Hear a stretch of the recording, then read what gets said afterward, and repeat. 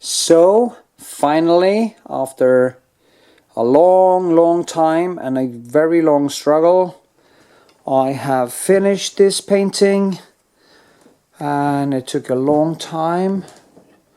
I started actually before I did my hips, so I started before I had my hip replacements, and because of pain and all kinds of stuff that happened, it took a few years to create these two paintings of the two sisters, and this is the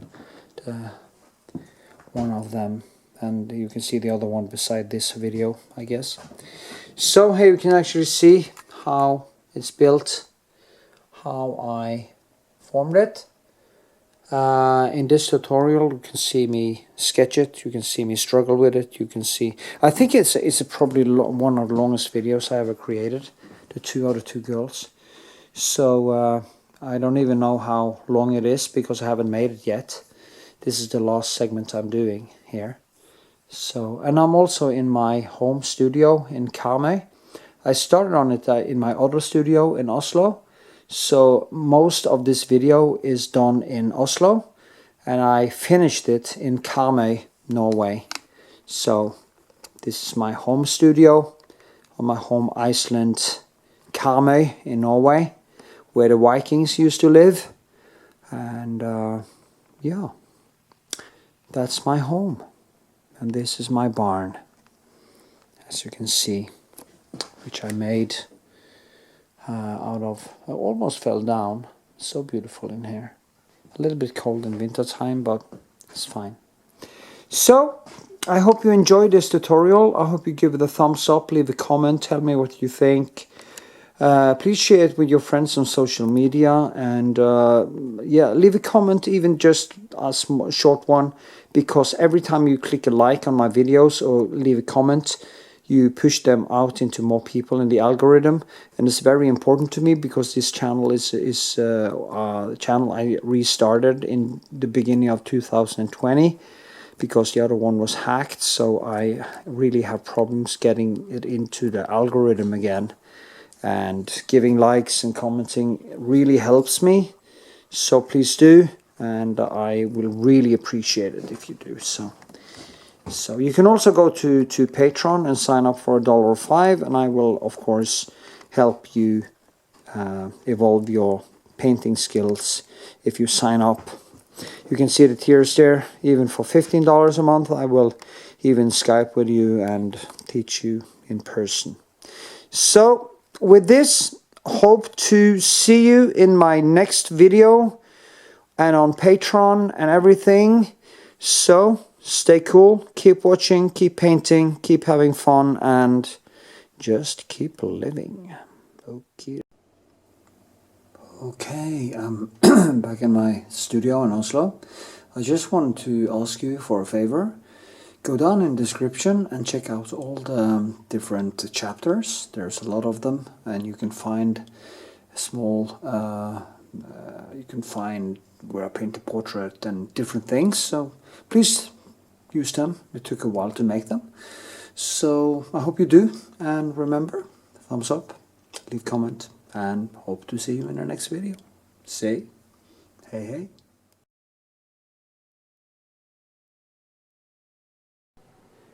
Okay, I am going to paint this sweet young girl on that canvas. It's like 70.70 centimeters. I took these pictures myself. Very cute girl. I'm actually painting two in the same dress. Is this one, the sister, and this one. Both of them are, as I say, sisters. And yeah, it's a commission work, and I hope that I'm gonna be able to make it good. There's not much color to work with in these, so I have to work a lot with nuance, and that will be a challenge. So with this, watch me paint. Okay, here we go. Here we go. So what I do is, as usual, I measure this one head and a little bit.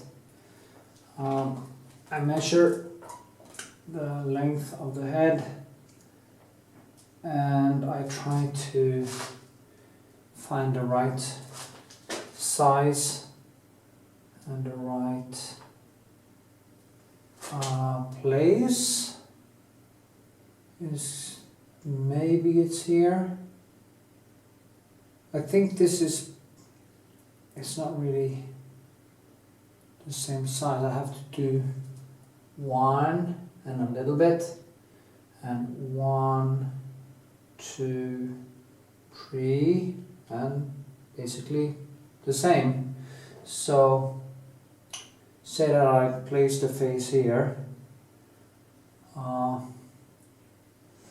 To see the lines going down like this, I have a down and up, down and up. And all the in the middle, basically a little bit to the, that was almost the same.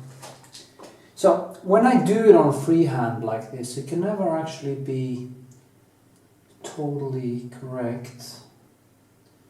Always will be an approximation, and that is one of the big challenges when you are not using any tracing or any diagrams. That was not right. Let me see. 1, 2, and 3. Of course, it has to be bigger. So I almost did it there now, and that would be a big mistake because then it would be too far up. So now 1, even bigger. Maybe then take it a little bit down here, because yeah, 1, and this little bit is so relative, really. 1, it's much less than that.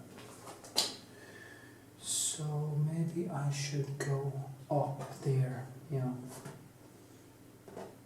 After all, go there, see. 1, now I was actually more correct. And 1, 2, and 3, and yeah, thank you. 1, okay, then it means I have to go a little bit up here, not that one.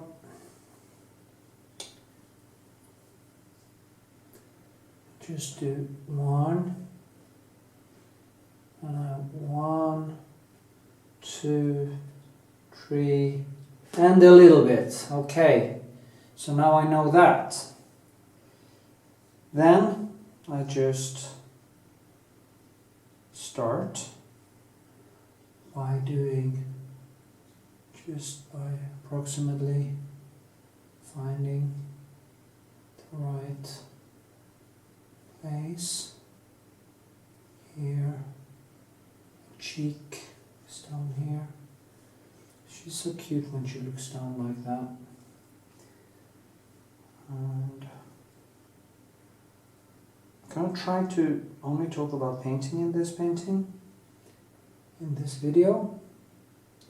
I always try, but it's hard because my mind tends to wander off into all the digressions, so hope you bear with me. Anyway, you see now, it just points, and her nose goes down. Also have to find the right directions, the right things here.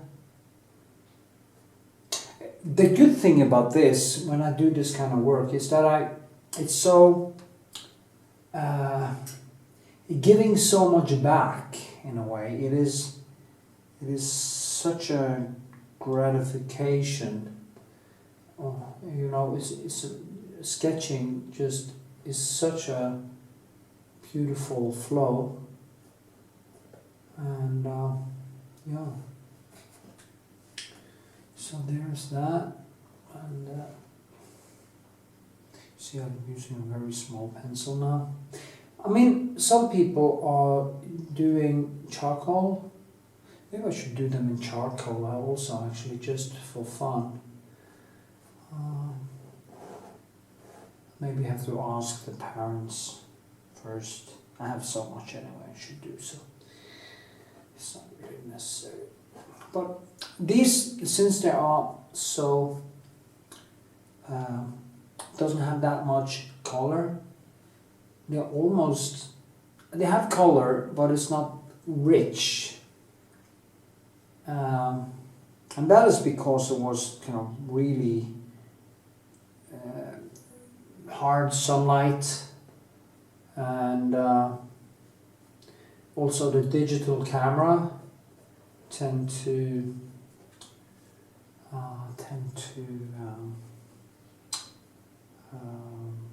burn out easily, or don't understand what to do with all the stronger neons. So, boom, no. Anyway, how was that? Anyway, so now I just go in, choose some of the pencil.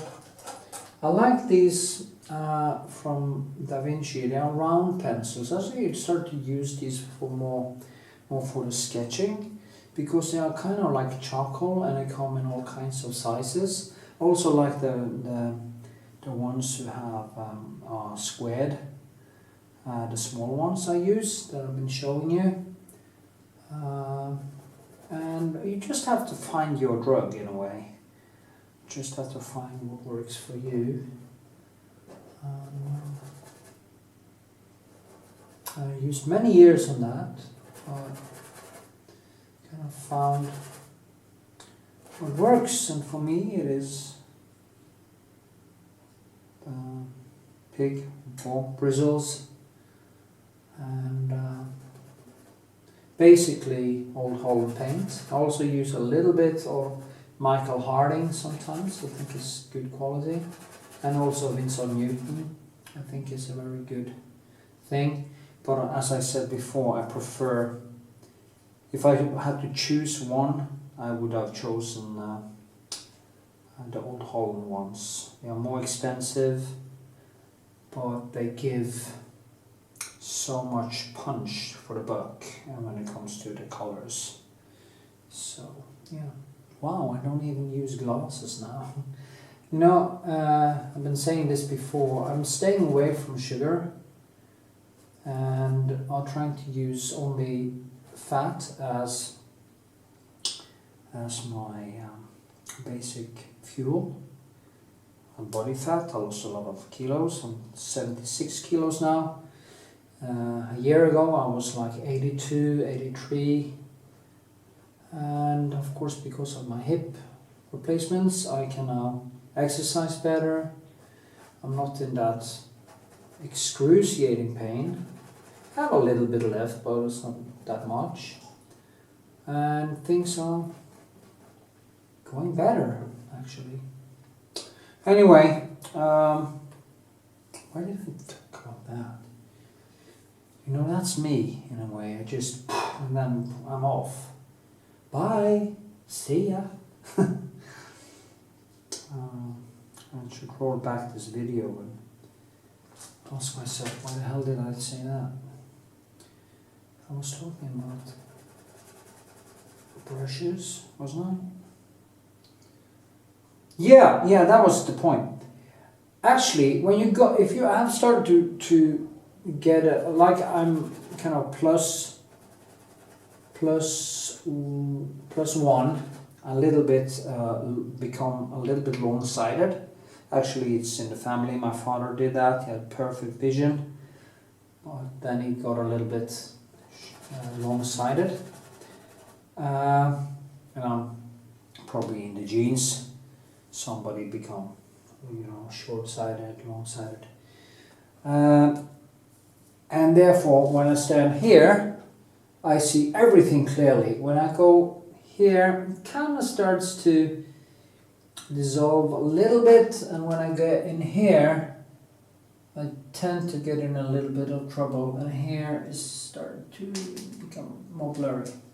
But anyway, after I started using ketones or fat as fuel, and I stabilized my blood sugar, and also doing intermittent fasting, I have a 16-hour window, basically 16 or 18-hour window where I don't eat, and then I have a between 6 and 8 hours where I actually take in food, and I try not to eat a big meal before I start painting, because that makes all the blood go to the stomach, so you can't really, and your insulin will also spike. Even on protein it will spike. So what I do is that I say stabilize my blood sugar. I had problems with that for many years, but because of this, the side effect has been my eyesight is getting better, much better, and of course I'm much happier because I'm not craving food, craving sugar all the time. So it's good, and I would recommend it. If you can get rid of all the carbs, then I mean bread, I mean rice, I mean actually you can have some carbs in the form of vegetables. You just, instead of eating potatoes and bread, you just throw in more vegetables like broccoli and asparagus and cauliflower and yeah, all kinds of vegetables. Carrots, and carrots is a little bit, has a little bit sugar in it, but it's much better than bread and stuff. And you get full, eat more protein, less sugar, and you starting to burn off your body fat, and you stabilize your blood sugar, and it will be easier for you to focus your attention on your paintings. Actually, if you have a good blood sugar, painting gets easier. So let that be the only digression, hopefully, in this video. Hopefully, knock on wood. But it's my advice to you. Maybe I make a big think video about these things, how to live as an artist, how to deal with addictions and all these things, so you get the most out of your arty life. Yeah. Okay, start with some shadows. It's so nice. I love this. This is the best. This is just the best thing. When I'm feeling happy, I'm feeling just fucking great, and just seeing how things starts to form. That is with me. You need to see other people on YouTube who paints paintings. They do usually do very rigid sketches and stuff, and I tend to enjoy to be a little bit loose and correct. It's almost like building. It's like building a. I see kind of this as somebody just throw me a lump of clay, and I'm just starting to mold the clay, and you just start to mold it. First it's rough, and then you start moving things around, and things starts to fall into place. And that is how I view the process. I didn't think like that when I was young. still young, I'm only 51, I feel 20 years younger than that, especially now with no pain. I'm not going to get into that again.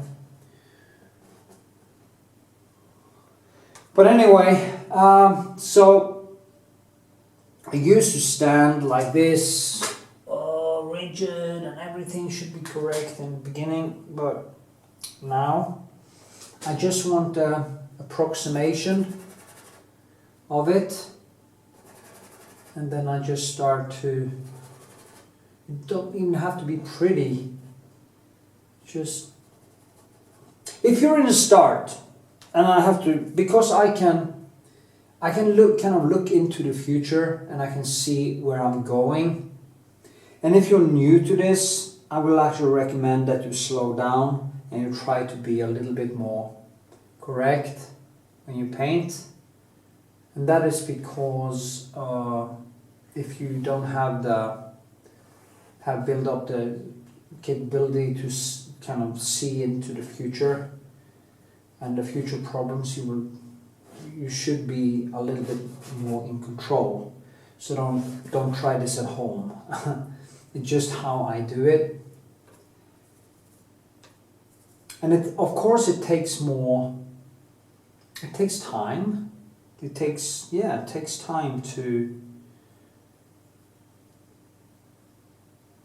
time to mold it like that. And maybe it even takes more time, because if you use a tracer like projector or something, and you just line it up, or you use a diagram and you do everything very concrete, it might take you a little less time to paint the paintings, but they won't be that painted. I like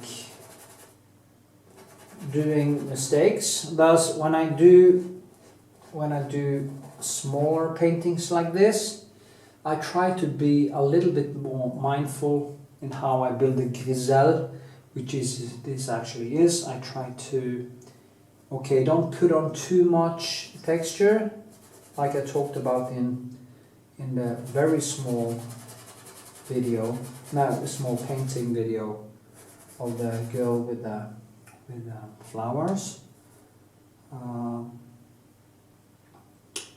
I saw there that I should have been more careful. I also have one other one I'm doing right now, which I got into some of the same problems, that I actually should have not poured in that much texture like around here from the beginning, because I got into if I should change something or stuff like that, I saw that it would actually affect my ability to correct stuff. So that's just a thing I learned. So yeah, the hard way. So in the smaller paintings, if it's a huge painting, I'm going to do some huge paintings soon. And then you can be, if the face are bigger, you can actually have more textures. And yeah. Freedom!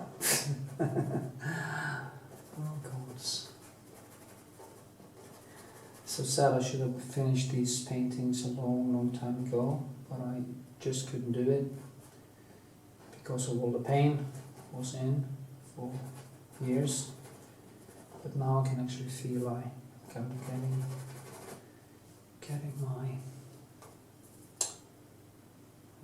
starting to get my energy back.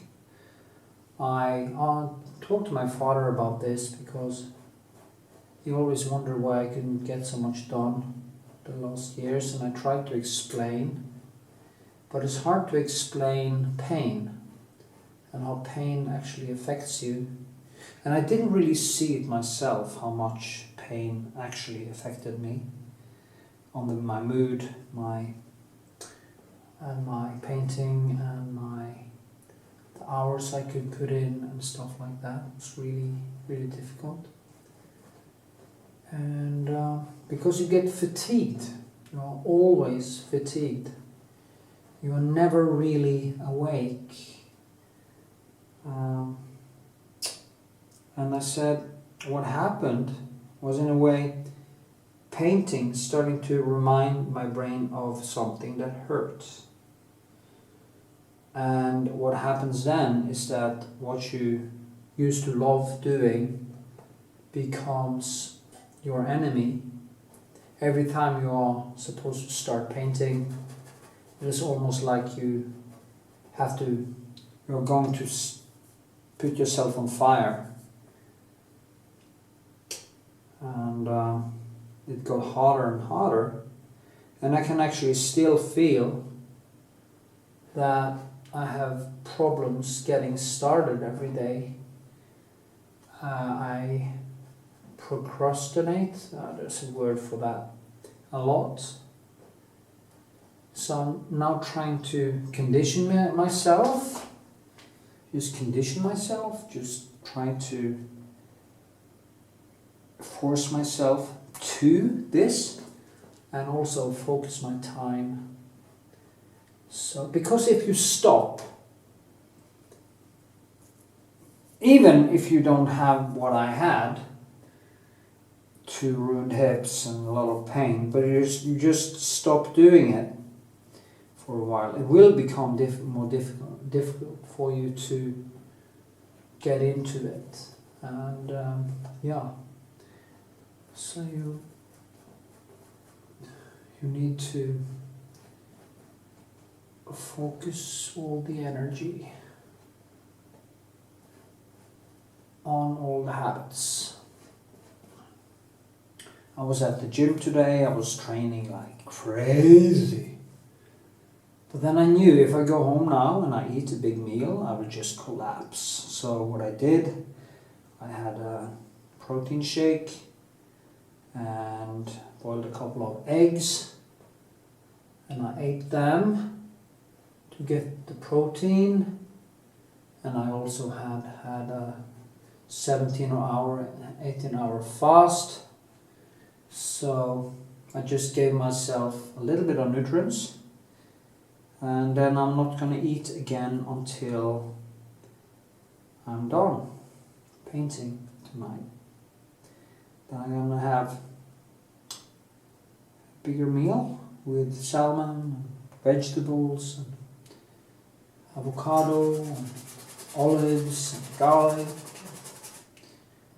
all kinds of stuff. And I'm going to write for an hour or 2, and then I'm going to go to bed, go for a walk or something. So that is it's going to be my schedule.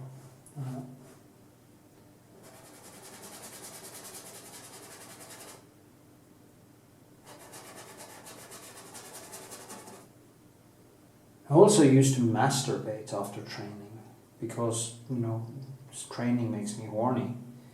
It increases the testosterone. And that is not a good idea. It's almost like you lose first you eat a big meal, then you masturbate. And then you're going to start working with paintings. Yeah, right. So, don't do that. It's basically like if you're going to go out on a Friday night or Saturday night with your friends and you're going to kind of hunt for some girls or meet girls or be social, and you masturbate a couple of hours before that, you're not going to be that interested in them, are you? Well, Joe Rogan actually had a good point there, because he thought it was a good idea to masturbate before going on a date. And if you have masturbated, you actually know if you haven't done that, and you're horny, you will of course find the girl more attractive. But if you have masturbated right before you go to the date, and then you will see her more objectively. There won't be a dick that is actually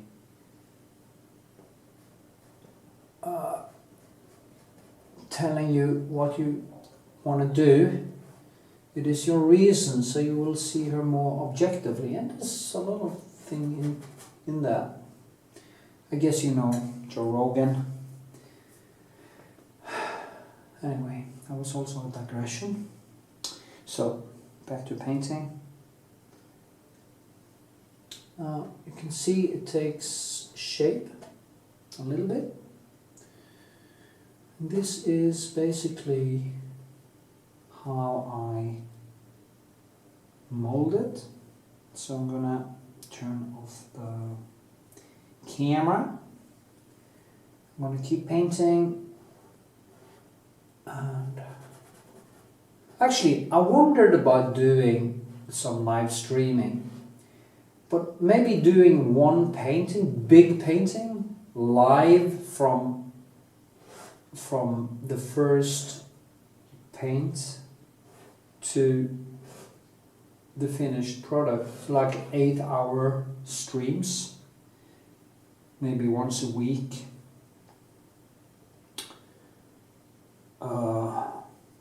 That would probably, a big paintings takes a lot of time. Maybe it's not a good idea because I have to go into that flow to really get into it, and it would be hard on a live stream, especially if I'm going to communicate with my audience. So, but I could do at least some long live streams of this one painting, and then maybe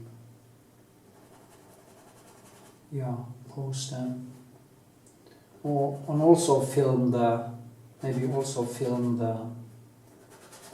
parts which I don't actually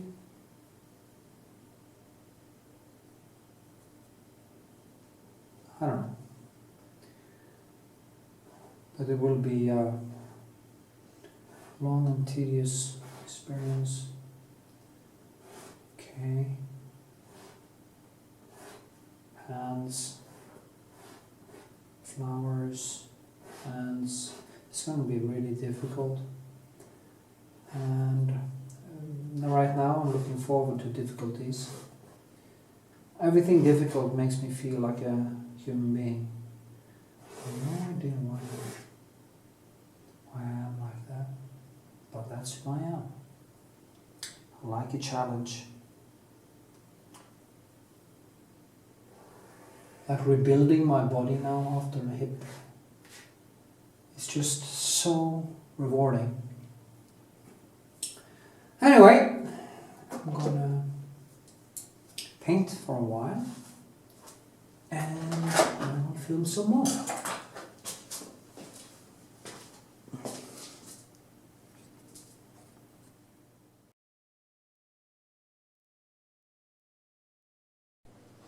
Okay. We'll try to do shorter bursts from now, like 10 minutes something, and just keep sketching because as you know, my videos always become so long and there's not really any point in that. It's kind of for very special interest.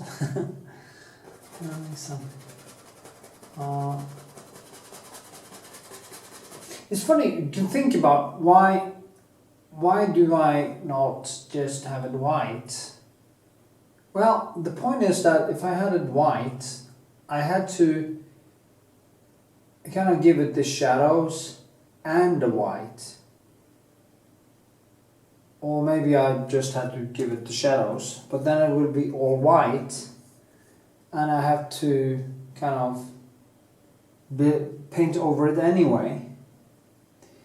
I tried it once and I absolutely didn't like it, because you see here I actually put in the shadow or the light here. Yeah, I can do that. I build lights, and then I have the shadows, like, yeah, I've been talking about this before, but as you can see, I can bring out the light in the here, and then it's dark here already, so I can actually see the drawing. If I had it white, I had to do this and this at the same time, and it would complicate things. I don't know, it's almost the same, but to me, I prefer to work on this darkened canvas. It's almost like I already have the shadows there.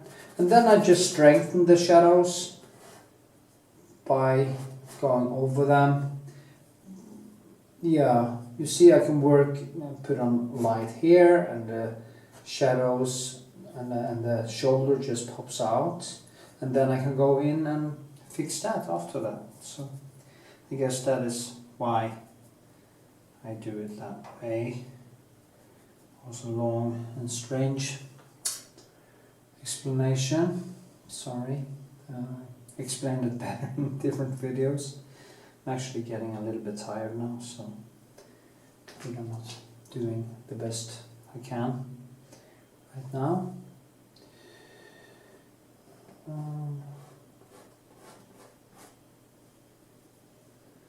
But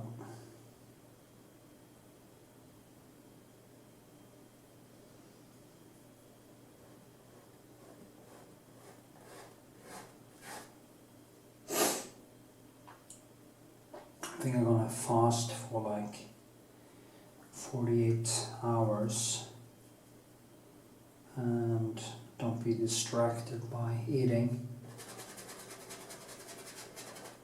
It's very healthy for the immune system. So, see now,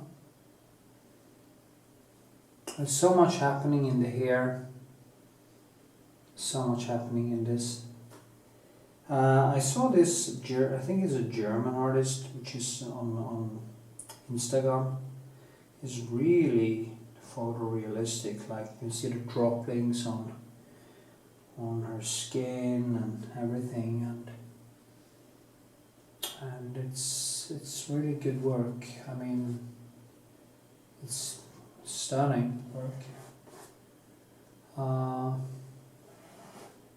When it comes to detail on that level, it's almost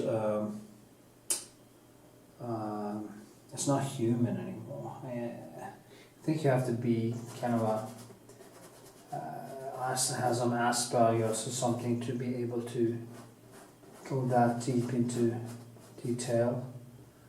You have to be extremely focused.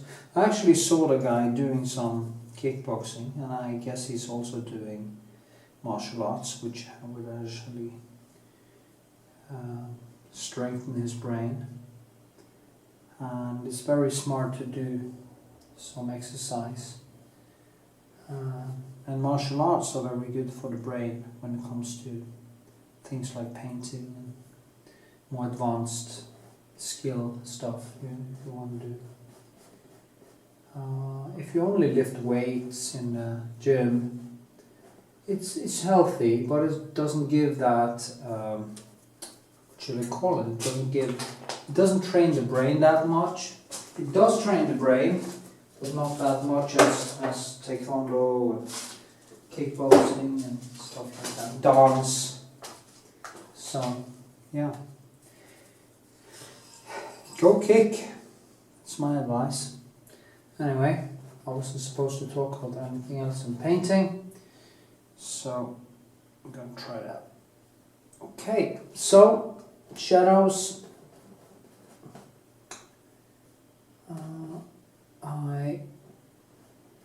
I will just correct it as I go along here. And I don't have so much to say about painting actually. It's kind of just what I do. You can see what I do. I just go over it and I try to find the right places to put things. It's very important to, as I say, get the drawing a little bit right, especially when it is figure painting. But you don't have to be a neurotic. If you want it to become very photorealistic, it's probably a good idea to be more careful. And if also, as I said in the first segment of this video, if you are not that skilled, it will be better to slow down and be more take better care when you sketch, because if you do something wrong, really wrong, you're gonna have a hellish time fixing it. So yeah.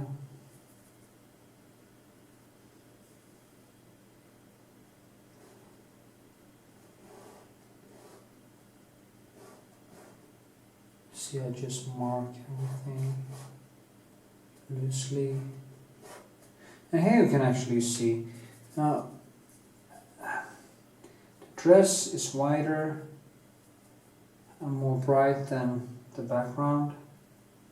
So since there are this dark here, I just go in and I start kind of building light.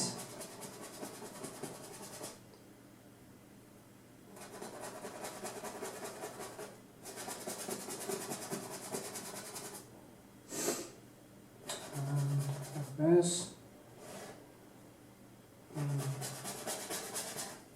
And then of course I can go deeper and find the right thing, maybe like this, something. It's all just approximately. I love this actually because it's so loose. It's like eating pizza. You know, you get instant gratification, and after a while it becomes more and more like eating salmon and broccoli, and then in the end it is basically only eating broccoli. And when you then manage to solve big problems and you reach your destination, or basically almost, I never actually reach my destination, but almost reach it, I can actually, I get this release, kind of release. It's almost like you're sitting on the toilet and you can't get it out, and suddenly it just comes, and then, ah, yes, I'm liberated. Yeah, it's not like taking a shit, but you know my point. So I guess, hopefully, it's like an orgasm. Not really. Not really. But anyway, it's a mental orgasm. Painting is kind of a mental orgasm. Keeps me in flow. So yeah, in a way it is like it's like having sex. Without the sex. It's a brain sex. Everybody should have a creative hobby.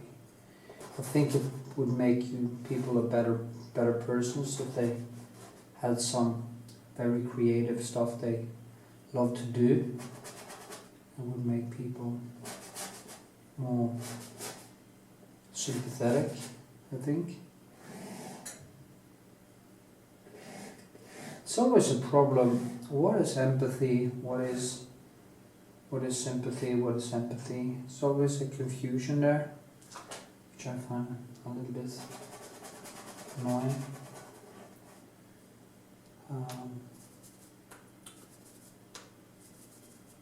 It's like me, I sympathize with every person on the planet because I can identify them as me. But empathy, is that empathy? It's not empathy. Empathy is more like a direct emotional connection to another human being, or another. People are full of empathy for their dogs and their cats and everything, but I do not have the sympathy for their fellow human beings because it's harder, demands more to actually understand the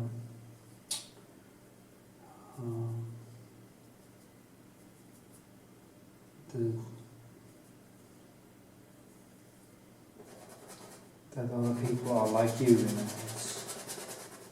it's difficult for people. It's like a friend of mine who has a lot of empathy for basically himself and his child. As a child, and he has a lot of empathy, but he doesn't have any sympathy for children in other countries. It's just blank. But I can see that they are as human as my daughter or my child. Of course I would save my own child before other children. I'm not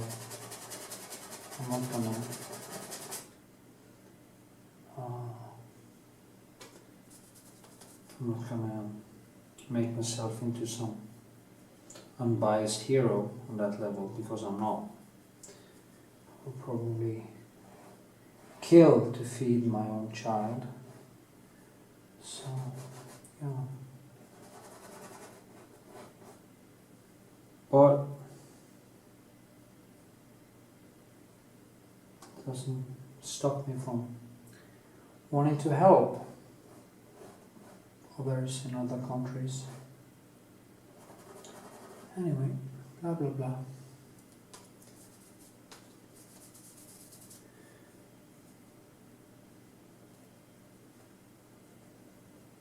I think empathy is, when I paint, it's kind of a empathic thing that happens. Now, Adolf Hitler was a painter, so, well, he basically stopped painting and became Adolf Hitler instead, which of course was too bad for humanity. I mean, Stalin was just a murderer and a crook. And, he kept on being a murderer and a crook. He wasn't an ideologue either. He just wanted power for his own sake. So,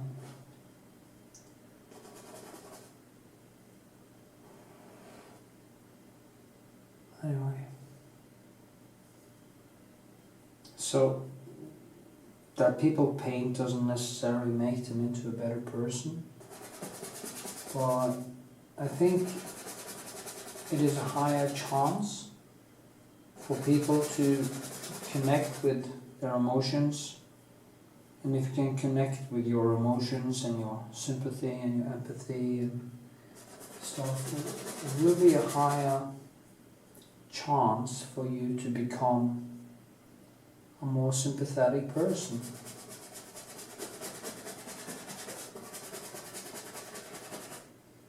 It's strange to me to listen to politicians who say they have to take care of their own first.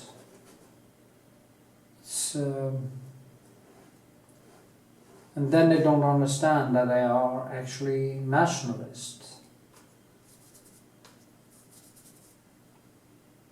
At least I would say, let's take care of the people who are closest first, and then let's expand it to everybody else, and we have solved the problems close to us. But at the same time realize that these other people are just as human, just as important as we are. So, yeah. Personally, I don't have the nationalist gene in me, so I don't even understand it.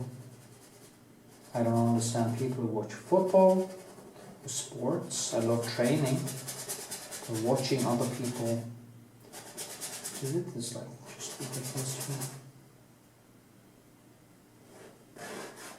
Anyway, that wasn't much about painting, but you see what I do. I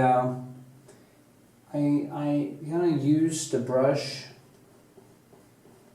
I will do that more and more as you see this gazelle progress. You will see more and more how I use the pencil more as almost like charcoal, and I keep on just building and building and building. Yeah, so I think I need some sleep actually. So yeah, I kind of like the sketch as it is now. Okay, see.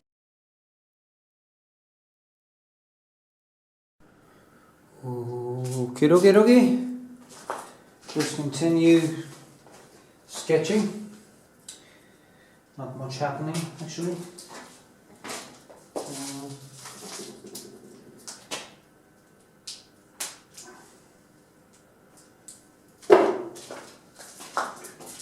So it's going to be a lot of work. You can see it now. What? That's how it is to be a painter. Not much to say about this, actually. Maybe I should start using some soundtracks or documentaries when I paint.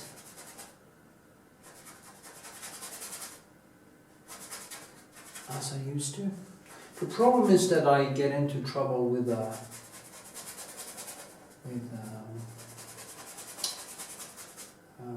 copyrights and stuff, so that is really no good. So why the hell did it drop over to the... I have no idea, something's wrong with the display on my camera. It's so annoying. So, whatever.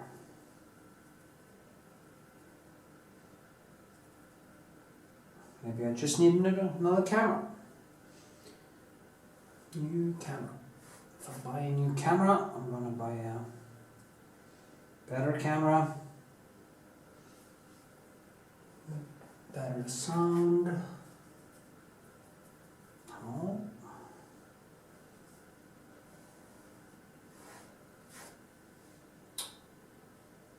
So much happening in that wall behind there. The texture, actually right behind there is kind of a cement and rock. So the way to paint that is just to keep on adding brush strokes and getting some kind of sand-like feeling to it in the end. Right now it's just the first layers anyway, so can just continue adding the basics, and I just want to put in some more lights there.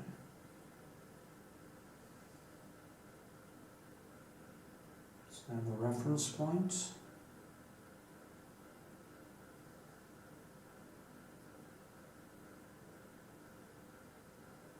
No idea why my camera keeps jumping over to the internal display. It's so annoying.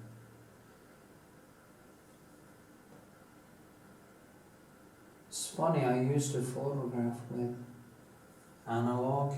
I even did some videos with film, or digital film.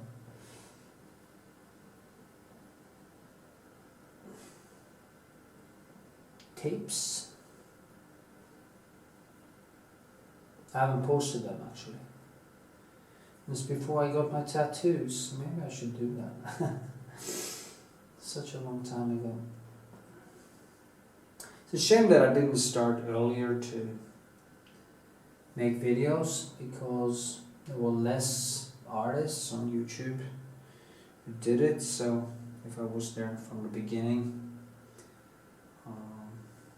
probably would have had more views and more subscribers, because I was growing quite fast, but then quite just even out. Now it's quite bad really, so I don't know, I'm just a bad video maker. Anyway, you can see what I'm doing. Maybe I should focus a little bit closer. Yeah, there it came back. So that you can... Oh, that went away again. It's unstable. I don't know what. Yeah.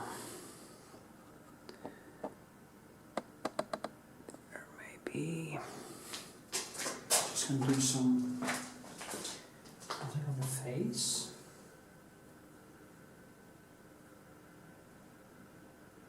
I should maybe have glasses when I do that. I was training quite hard taekwondo today, so I'm a little bit shaken up. Even have a little blue mark here today. It's nothing. Probably got snagged without knowing it. Anyway.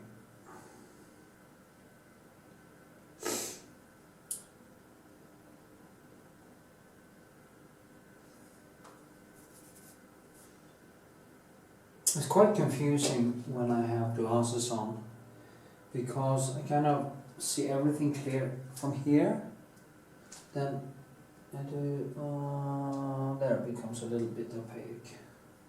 So maybe I should just start doing like this and keeping more distance to my palette. It tend to vary actually from day to day, depending on what I've been eating. I'm actually going to have a 72-hour fast now.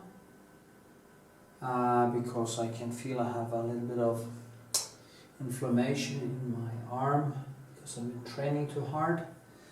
So I'm going to put my body into total repair mode, and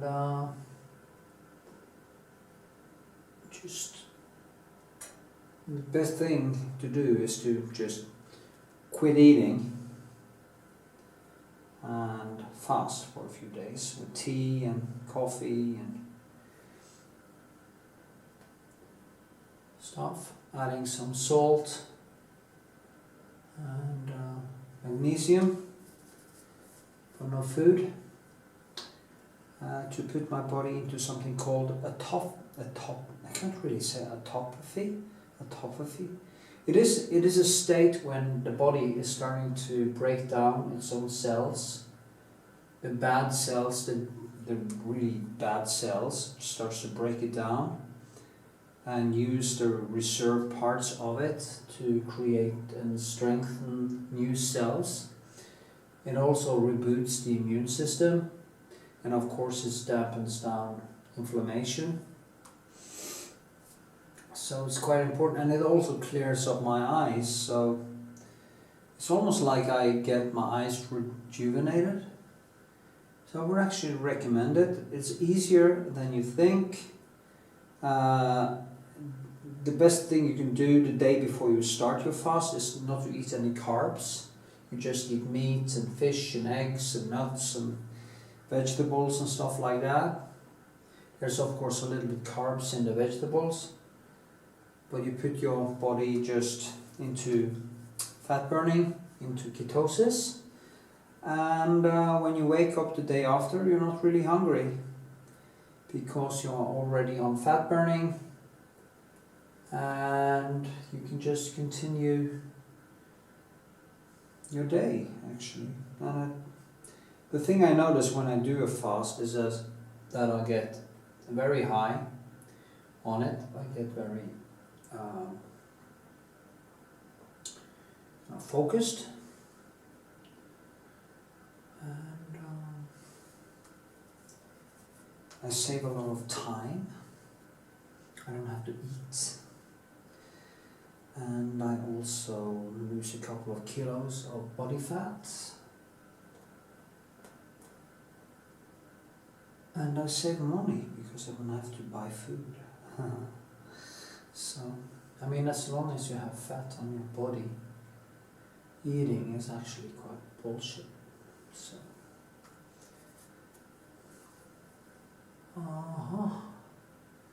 there's also a digression, which I promised not to have in this video. No digressions.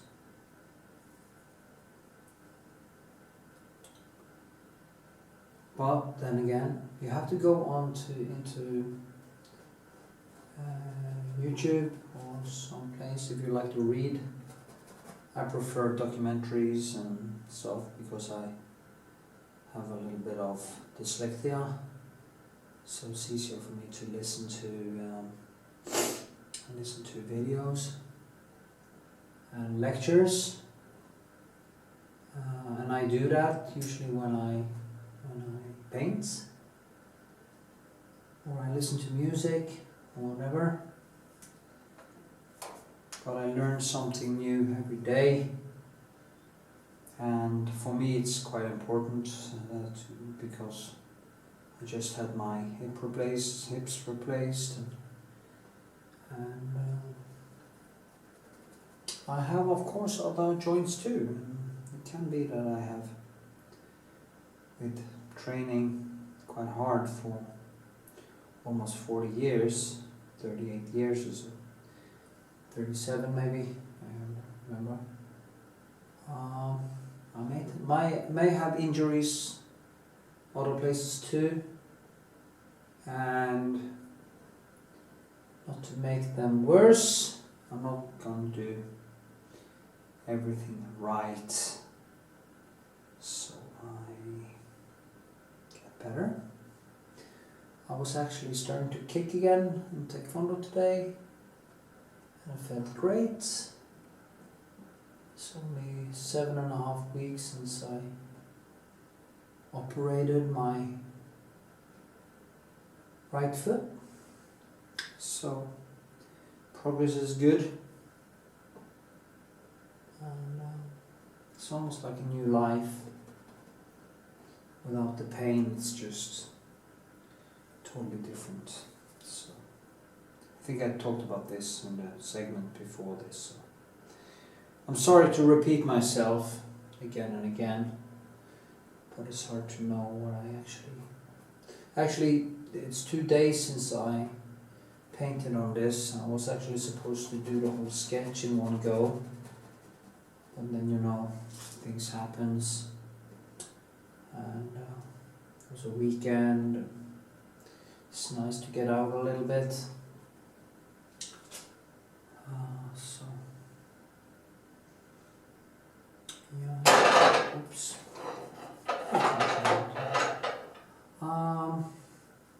to turn that face a little bit more that way. But that is the kind of adjustments that I do while painting. And it's not good to do mistakes like that from the beginning, actually, because I spend way too much time on corrections. But then again, it also gives it actually gives it more personality, and the struggle. You can actually see the struggle in the paint in the end.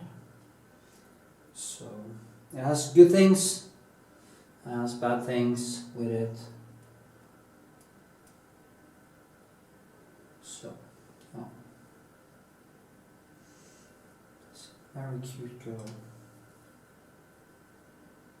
Really sweet.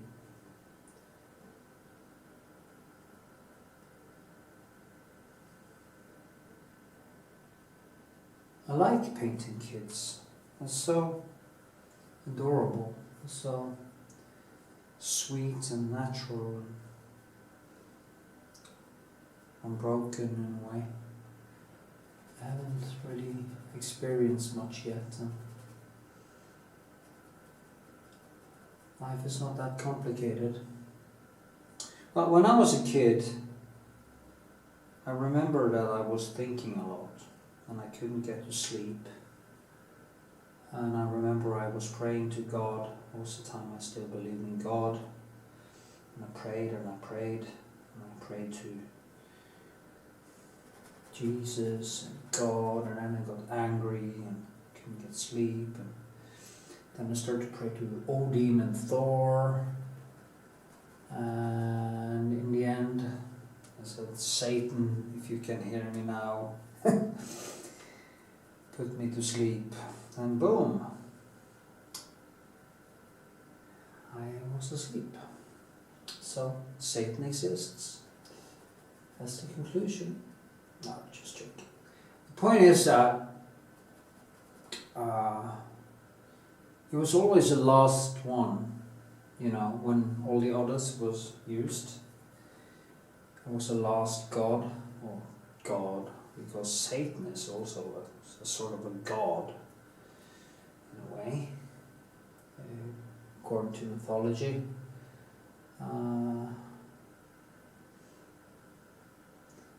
For some, I don't believe in any of this because I'm an atheist, so.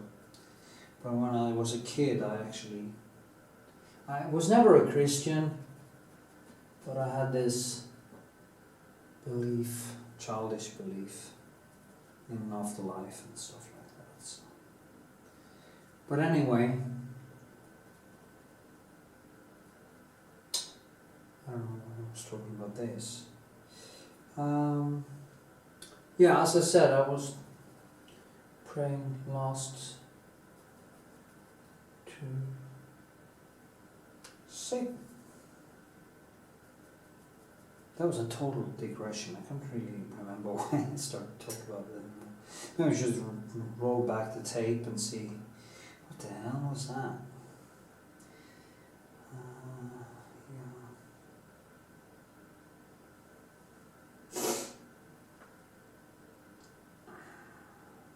Anyway, get back to painting.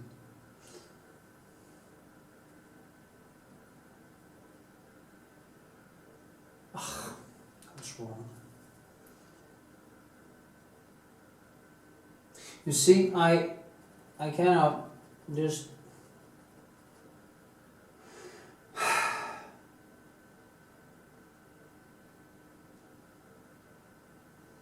yeah. I just make a shadow and light grisel of it, and then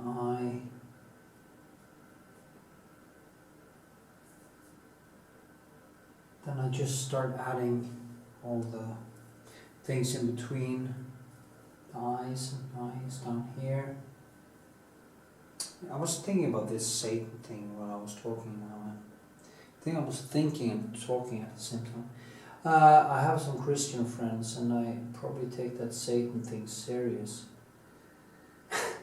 That's so strange to me that I can actually take. They actually believe that it would be a sin to do what I did. And actually, when I was a kid and I believed in this, I was always kind of bad conscious of having done that. I remember Christopher Hitchens, the late Christopher Hitchens, got asked once if he ever had, he was an atheist, and wrote the book God Is Not Great, How Religion Poisons Everything, which is of course worth reading or listening to. I'm actually going to make a video or a painting of him, where I play his book in the background when I paint. Anyway, he was asked if he ever prayed for anything, and he said, yeah, once I prayed for a hard-on. And he was asked, did it work? And he just replied tersely, I don't know. So it's quite funny because it seems like he got it up, but it is like when people pray for people to get healthy, or they're praying for people with cancer, and then he gets well, and they tend to, it worked. But then they don't think about the millions upon millions upon millions who die a horrible cancer death, which also prayed like crazy. And especially when children die of cancer, that is just crazy. There was actually a woman, a nice sweet woman, in my home island. I had an exhibition there a few years ago. She was so impressed with my paintings, and she came over to me and she said, it's a gift from Jesus. And I said, well, thank you, but I don't believe in that, and it's all about painting, what you do with your paintings, how much you paint, how much you focus. And in a way you can say God helps the one who helps himself.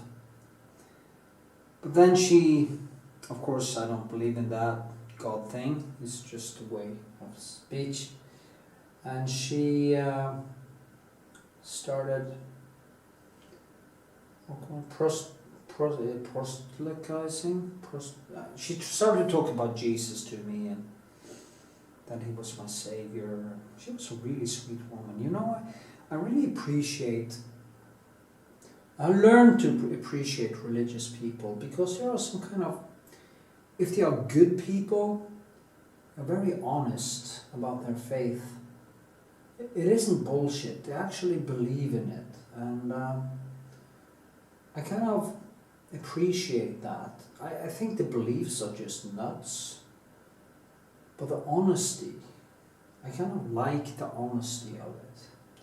But anyway, she started to talk to me about this, and I, of course, when she was inviting me to a debate about Christianity and religion, and I said, well, it is funny if God was actually helping me becoming a painter and stuff, but didn't take care of children with cancer. And I said, if God is so good, why do children have cancer? And she gave me the strangest answer I have ever heard. She said that,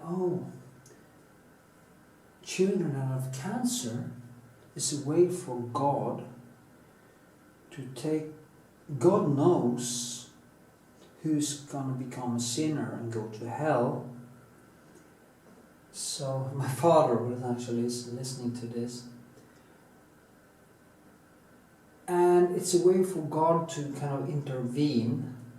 So since he knows that these children will grow up and be sinners and go to hell, he kind of kills them to bring them home before the catastrophe, before they become sinners and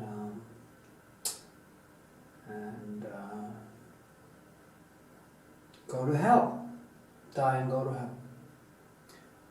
And I said, what? What? I mean, and then I just said, well, why would God, if God were almighty, all-knowing, why bring them into the world in the first place? I mean, if you knew that these would become sinners, why bring them into the world in the first place? Just to kill them off and leave the parents in horrible agony and pain over the loss of children.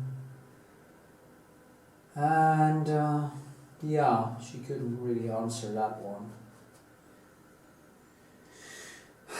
So yeah, it's kind of a strange experience. As Christopher Hitchens once said, he said, the funny thing about religious is it's never boring, because you're never gonna know what they're gonna say next. It's not really true. I think it's very predictable. But she actually stunned me.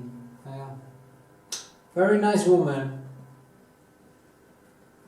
And I also asked her why God hadn't killed me, because I had become an atheist. And she just replied that was because he knew that I would become a Christian at some point in the future. And I guess that is why I haven't got cancer yet. I mean, it's too late to bring me home, so you can't give me cancer now. It's too late. Anyway.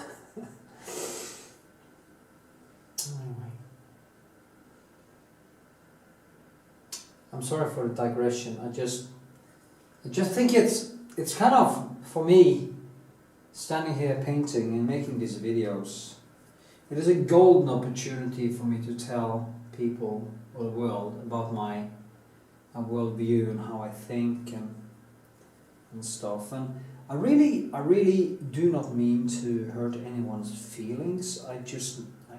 And the people who really are strong believers, they usually can take it because they have this, strangely enough, certainty, which is hard to understand, but which I actually understand because I've had opinions and beliefs myself that I took for granted were true, and that was actually disproven.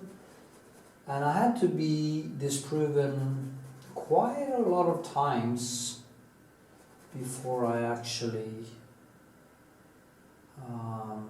understood that I shouldn't trust my own subjectivity but go for the objective reality instead. So I got the right kind of input before I chose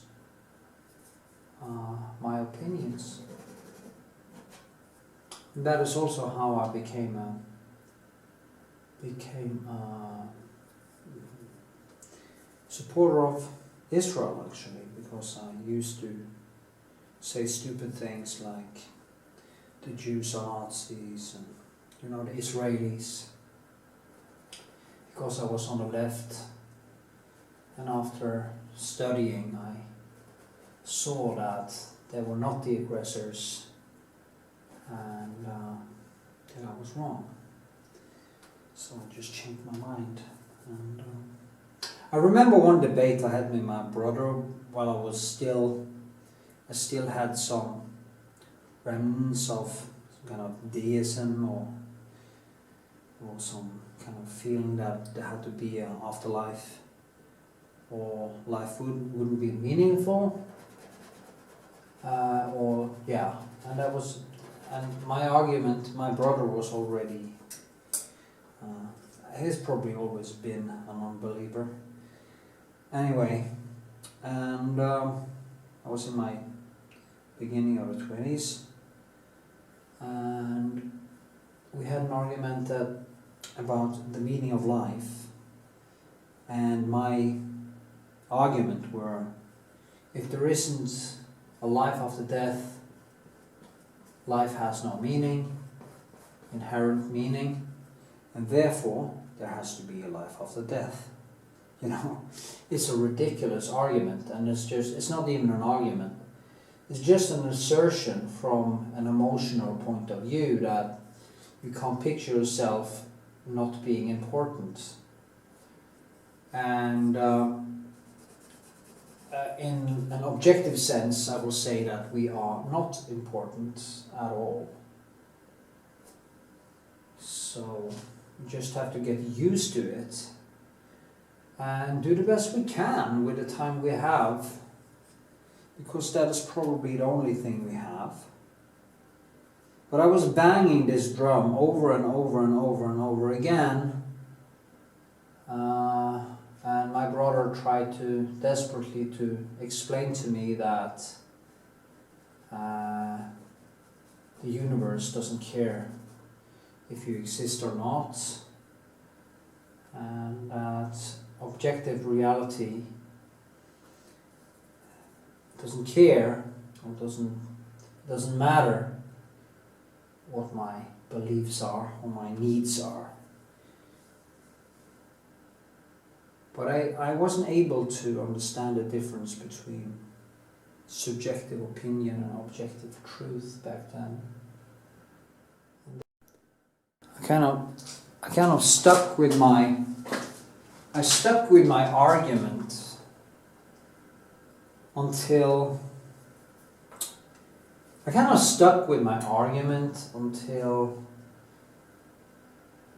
I basically convinced myself that I won the debate, because my brother just gave up in the end. You know, he just realized I can't penetrate this nonsense, because it was so emotional, it was so real to me that, you know, life just can't be meaningless, because I have such strong, intense feelings about it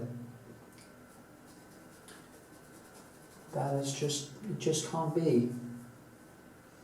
It's such a waste, you know. And it is a waste. It is sad that there's probably no goal or kind of cosmic goal with our consciousness, and there is no reason for us to believe that there is, in an objective sense. It's kind of strange, sad and strange at the same time. But that's how it is, you know. Someday it will be my turn to go, and I'm gonna take this breath, and then it's over.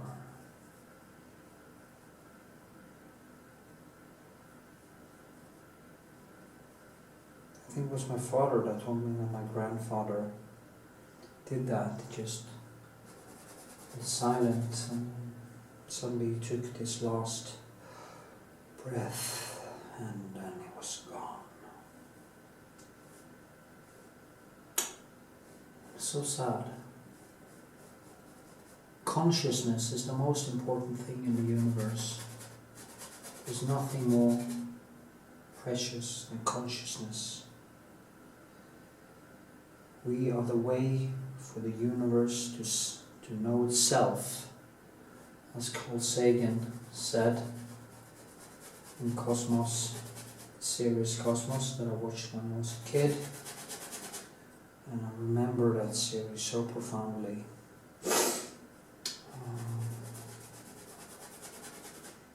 Because through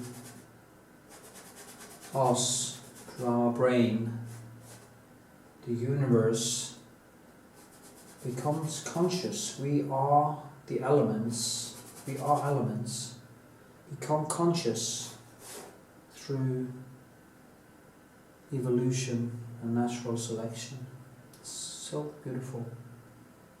It's also so sad that it's going to end.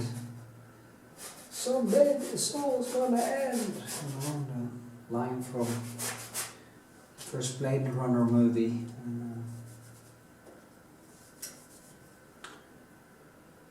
In the end, when he get to keep the girl, and the police chief just say, "Someday is this gonna end? Someday gonna end." So this is the things I think about every single day, in some form or another. I think about it when I'm happy. I think about it when I'm sad. I think about it when I'm painting.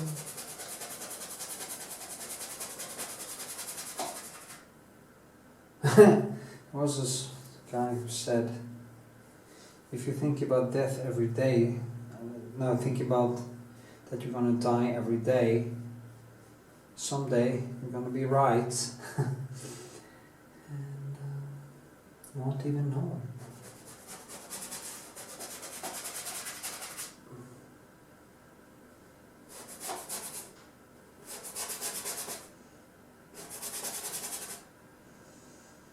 So, I'm sorry I can't stay away from my digression. It's probably why my YouTube channel isn't growing that much, because my videos probably become a little bit too much for most people. It's kind of sad, but that's how I am. As you can see now, I've been just filling in with the thicker colors, and I'm just gonna try to do this sketch. There's so much happening in the background and everything. This is really time. If these paintings are gonna become good, they need one extremely important factor, and that is time. Time, and time. Because time, as I said in videos before, is what gives the driftwood, if you have seen driftwood, its character. It's the element and time. Elements and time that gives things personality. Personality, okay, like this. Actually, when I paint, I take my personality into every brushstroke, and I do like this. I make choices. Choices I make is then tattooed, basically tattooed into the canvas, and it becomes alive. And the more I tattoo my canvas with my personality and my choices, the deeper, the better, and the more personality it gets. So yeah, that is why you have to keep painting on them. You shouldn't do a fast forward sketch and then just be pleased with it. You should try to go deep, really deep.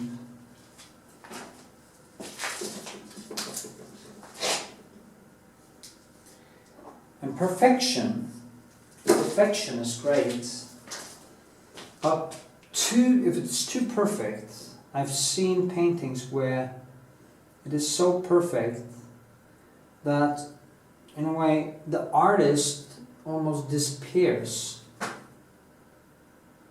You can't see the brush strokes, you can't see the choices. Everything is just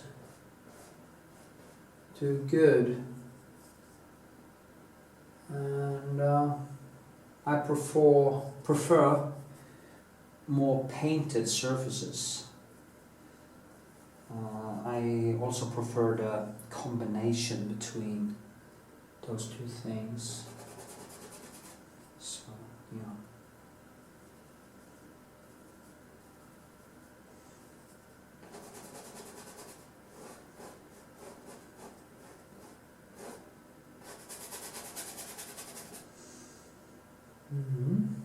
So, I'm just gonna keep on painting a little bit and then I'll film more later. So.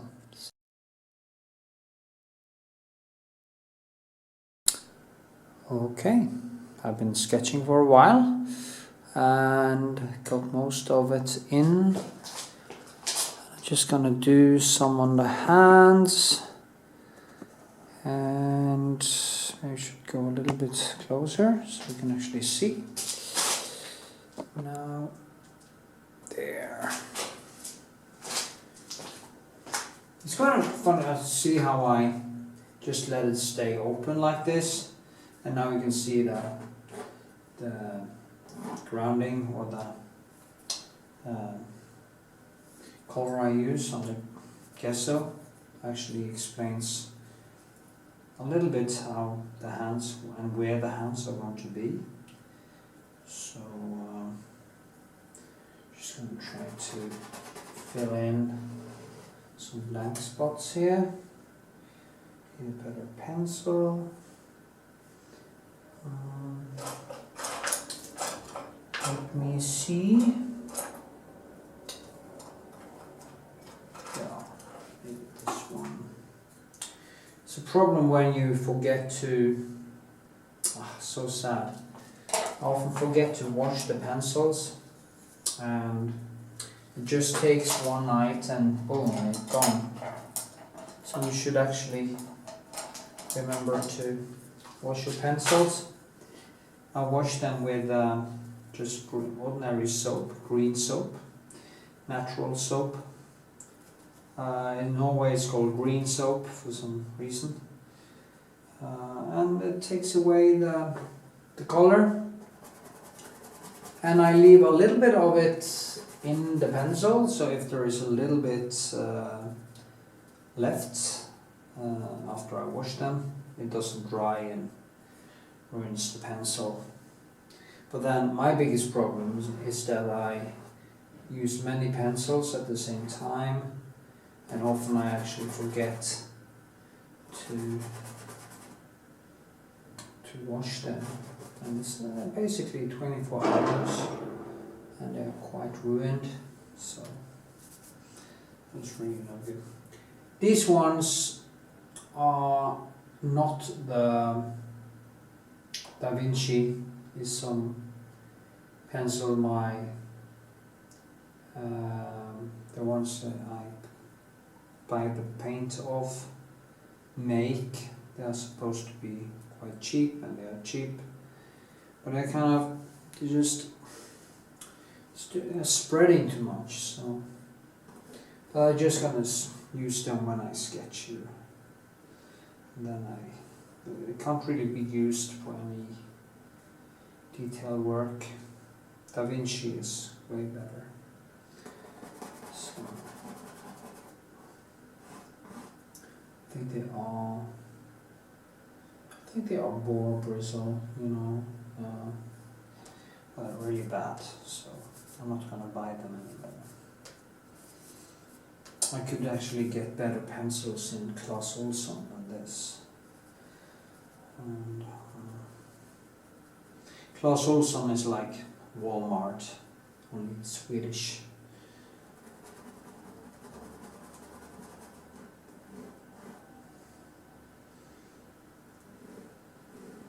Well, it's not food there, of course, but it's all kinds of equipment, building equipment, kitchen equipment and stuff like that. Anyway.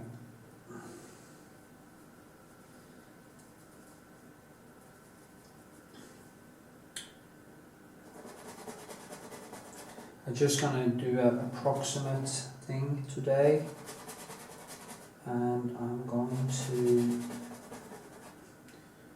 just, there's some flowers here, and the flowers actually send shadows right into this, and there's a lot of details like that I will actually work a lot with, so it becomes as beautiful as I want it to become. And it's going to take an effort and some time, but that's what I'm here for. That's why I love paintings.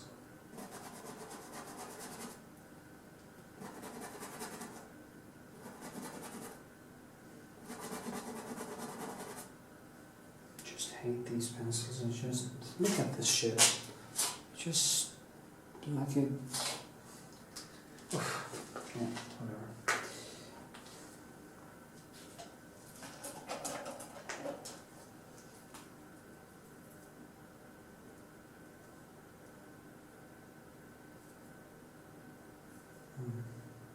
What's this?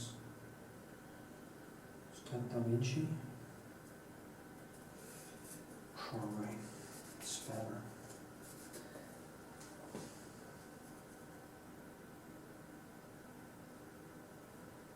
The computer is making a lot of noise. I need to blow some dust out of it.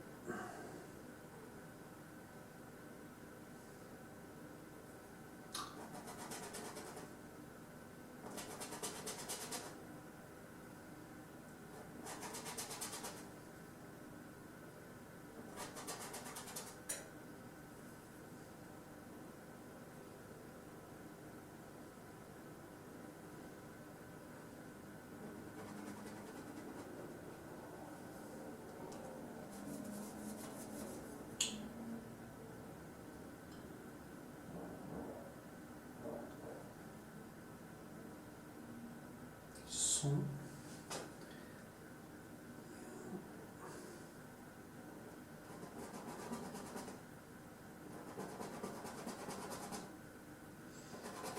I really need to finish a different painting tomorrow.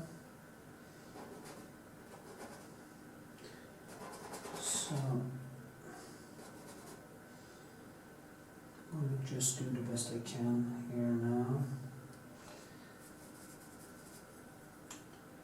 You know, the flowers, the white flowers, here, here, this. They're kind of sending shadows in there. So it is strange because I always believe that it's gonna be no sweat, it's gonna be easy, it's not gonna be any difficulties. I'm always wrong, you know. Just meets the wall. A skill wall every time.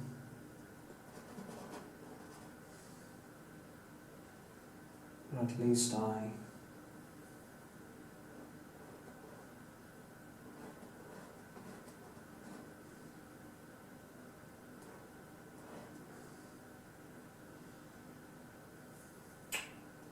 get better, actually. That's a good thing. It's such small hands, you know, she's so young.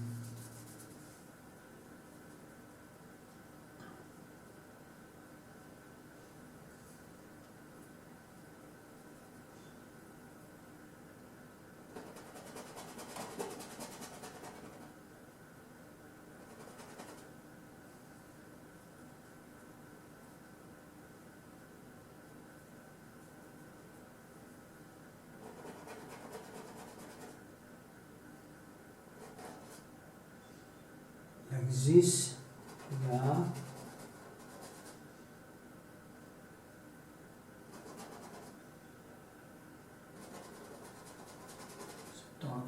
inside there.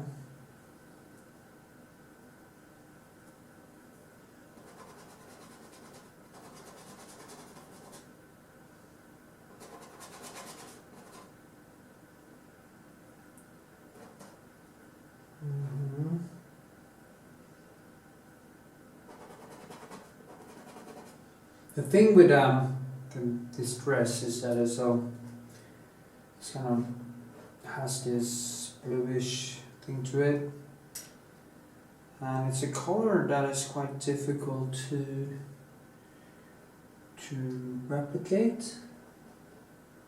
It has a yellow in it, and then it actually is quite. And has some reddish, yellowish reddish in there. But all the neons are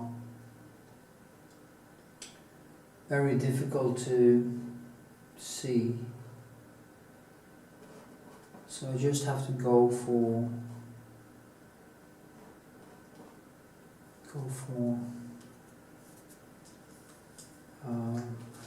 I have to put myself into this 0 stage and just try to replicate what's in front of me.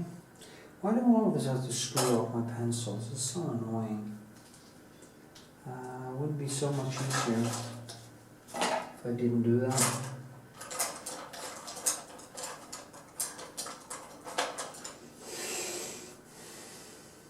This one too, it's fucked up, well.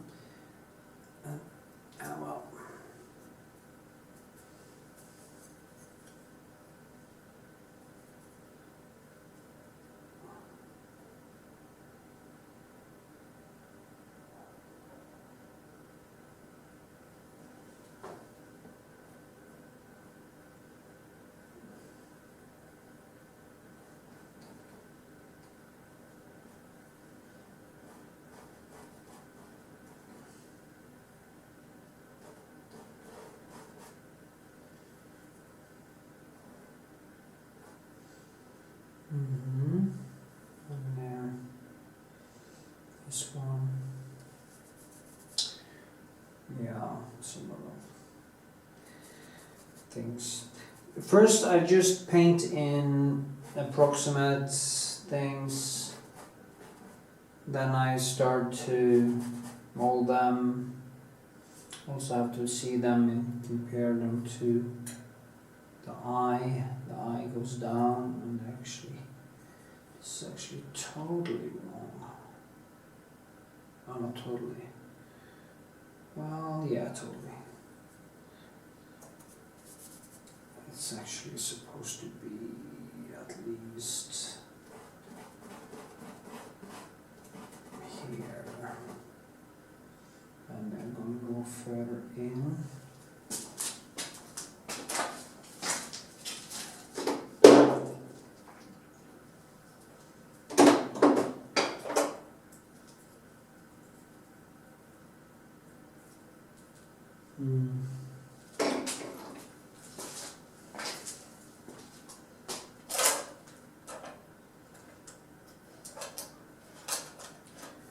Maybe I should just do some nice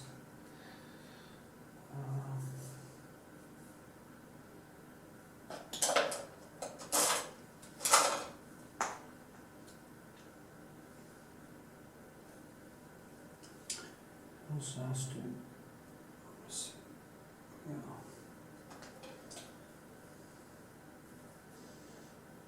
goes from there down.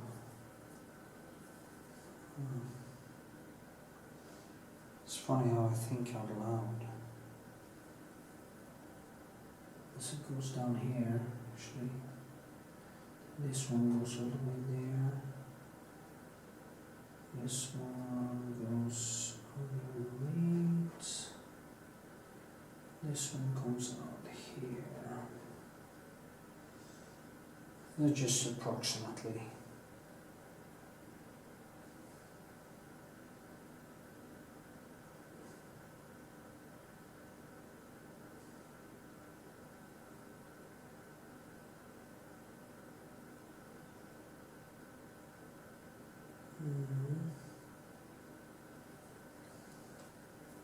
If my name was Edvard Munch, this would be a finished painting. That is why I don't like Edvard Munch's later production, because it's just too sketchy. I mean, sketches are nice, but they're not finished paintings. I don't even know, when I look at Munch's, Edvard Munch's latest paintings, I'm not even sure if I like to paint anymore. Fuck's sake, sometimes I don't even know if I like to paint anymore. But it's what I do. It is my life, so. As I say, if you find your thing, stick with it. Make it count. Let's see, this one is. Yeah, approximately. Like this.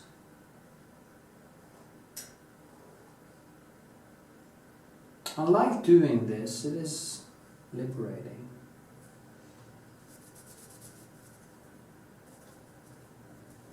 And I'm tired, so I think I need to go to bed.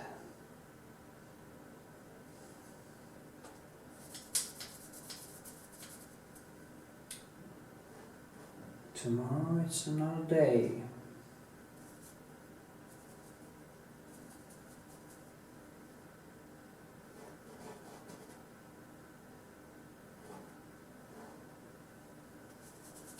Continue the sketching process tomorrow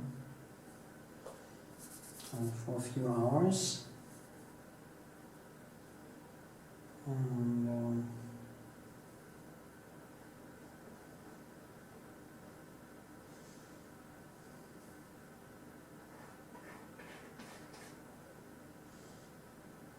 yeah,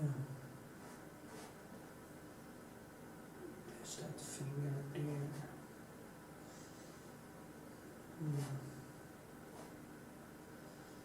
Yeah. Just to say, it doesn't have to be perfect.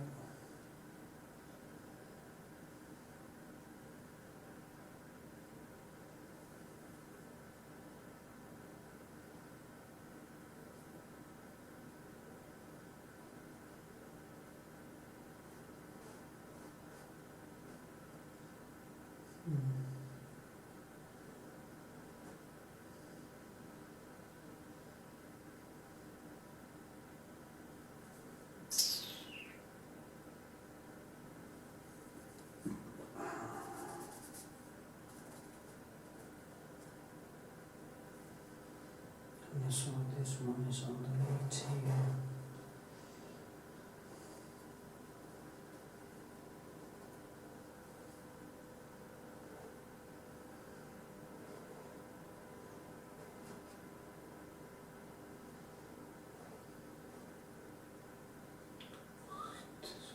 This.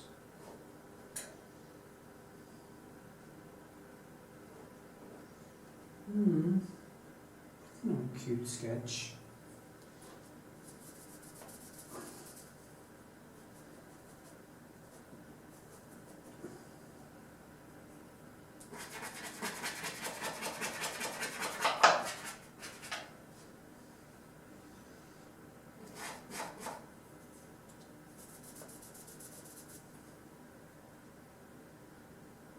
I kind of just mark everything in a way. Just gonna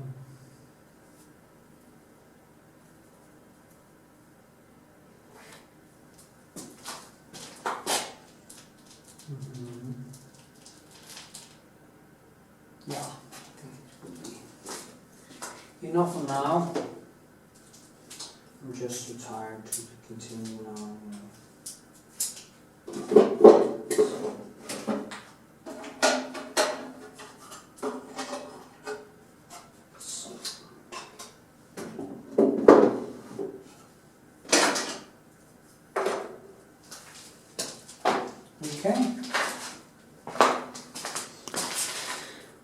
Let me see. So, that was the whole sketch. So, until next time.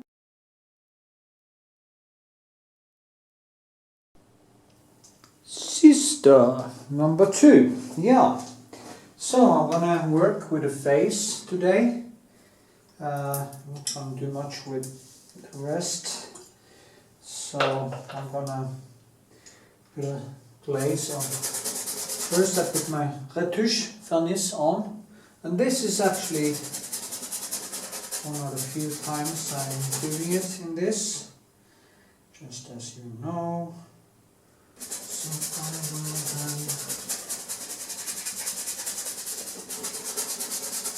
let it dry for a while.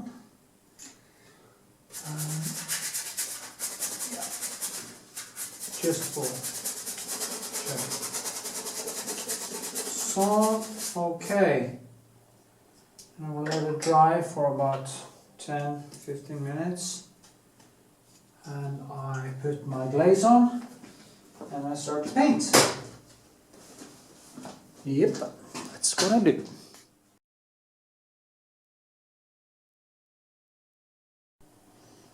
Yep. So, see what we can do.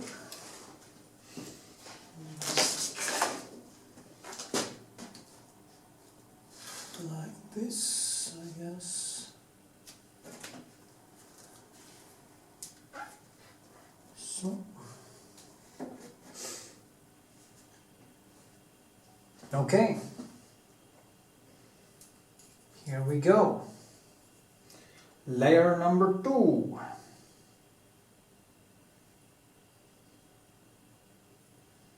Starting out with the whitest areas, the shadows, and here trying to build some more sculptural reality.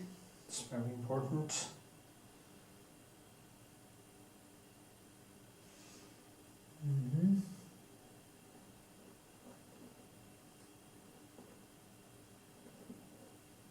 Trying to drag down like this, just drag the brushwork.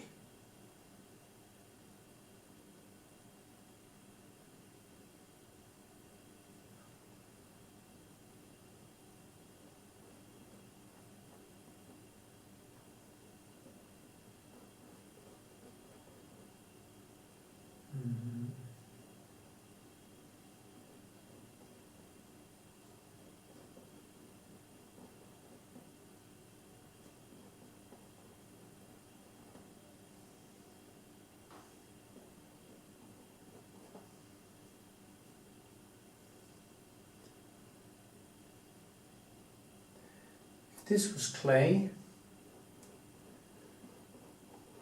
I would have touched or removed and added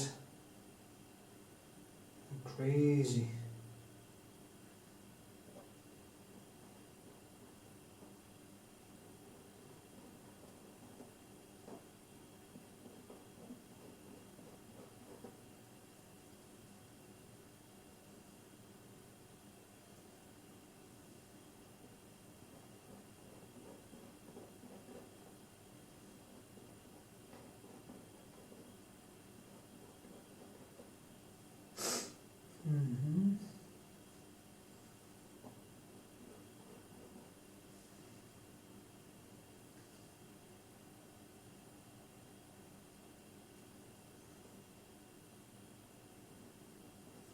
There's not so much skin color in this, but if I can get the neons right, it will be fine, I think. Let's see if I can get some closer. Is that possible? Like this. Yeah. Let's try that.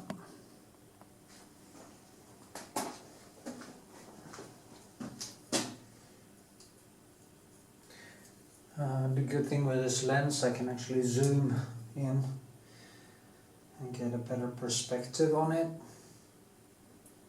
Maybe I should actually start to paint from both angles, but then again when it comes to my painting, I am basically right-handed. I can write with both hands, but the painting I do with my right hand. I guess I could train and do that. That would be strange actually, to just change sides and see what happened, just in case I lose my arm, because I can write with both hands. And when I was a welder, I could weld with both my hands. And I also, a little bit difficult to figure out if I'm left or right-handed when it comes to holding a fork and a spoon and shooting guns and doing stuff like that. You can do it with both hands, no problem.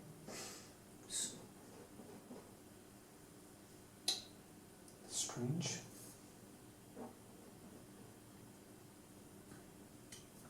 See if I can link that ear to the head.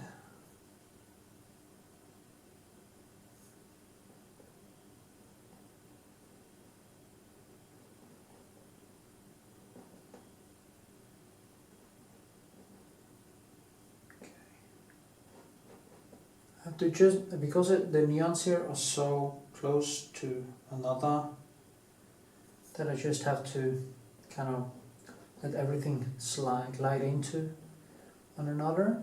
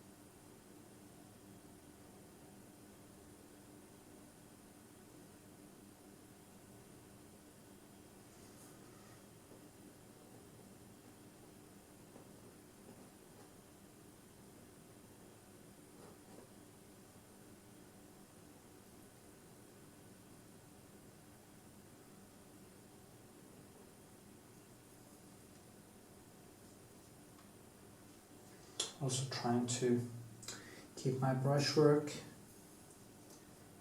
kind of in directions, and yeah.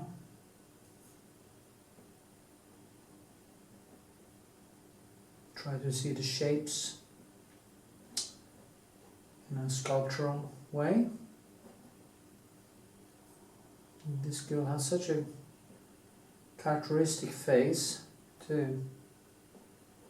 And she has this sweet smile on her face, kind of right before she looks up, something like that. So, it's kind of a Mona Lisa smile. That's fun.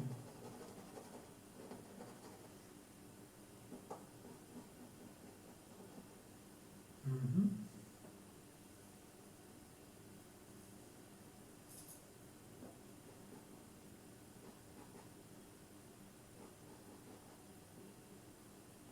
Maybe the cheek is a little bit more down.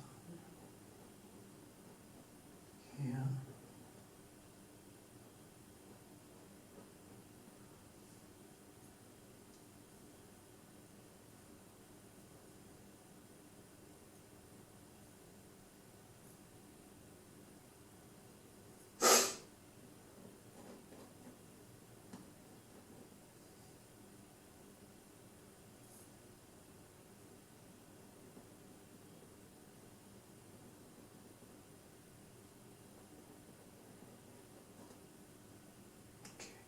So, just gonna keep painting for a while and then I'm gonna film some more.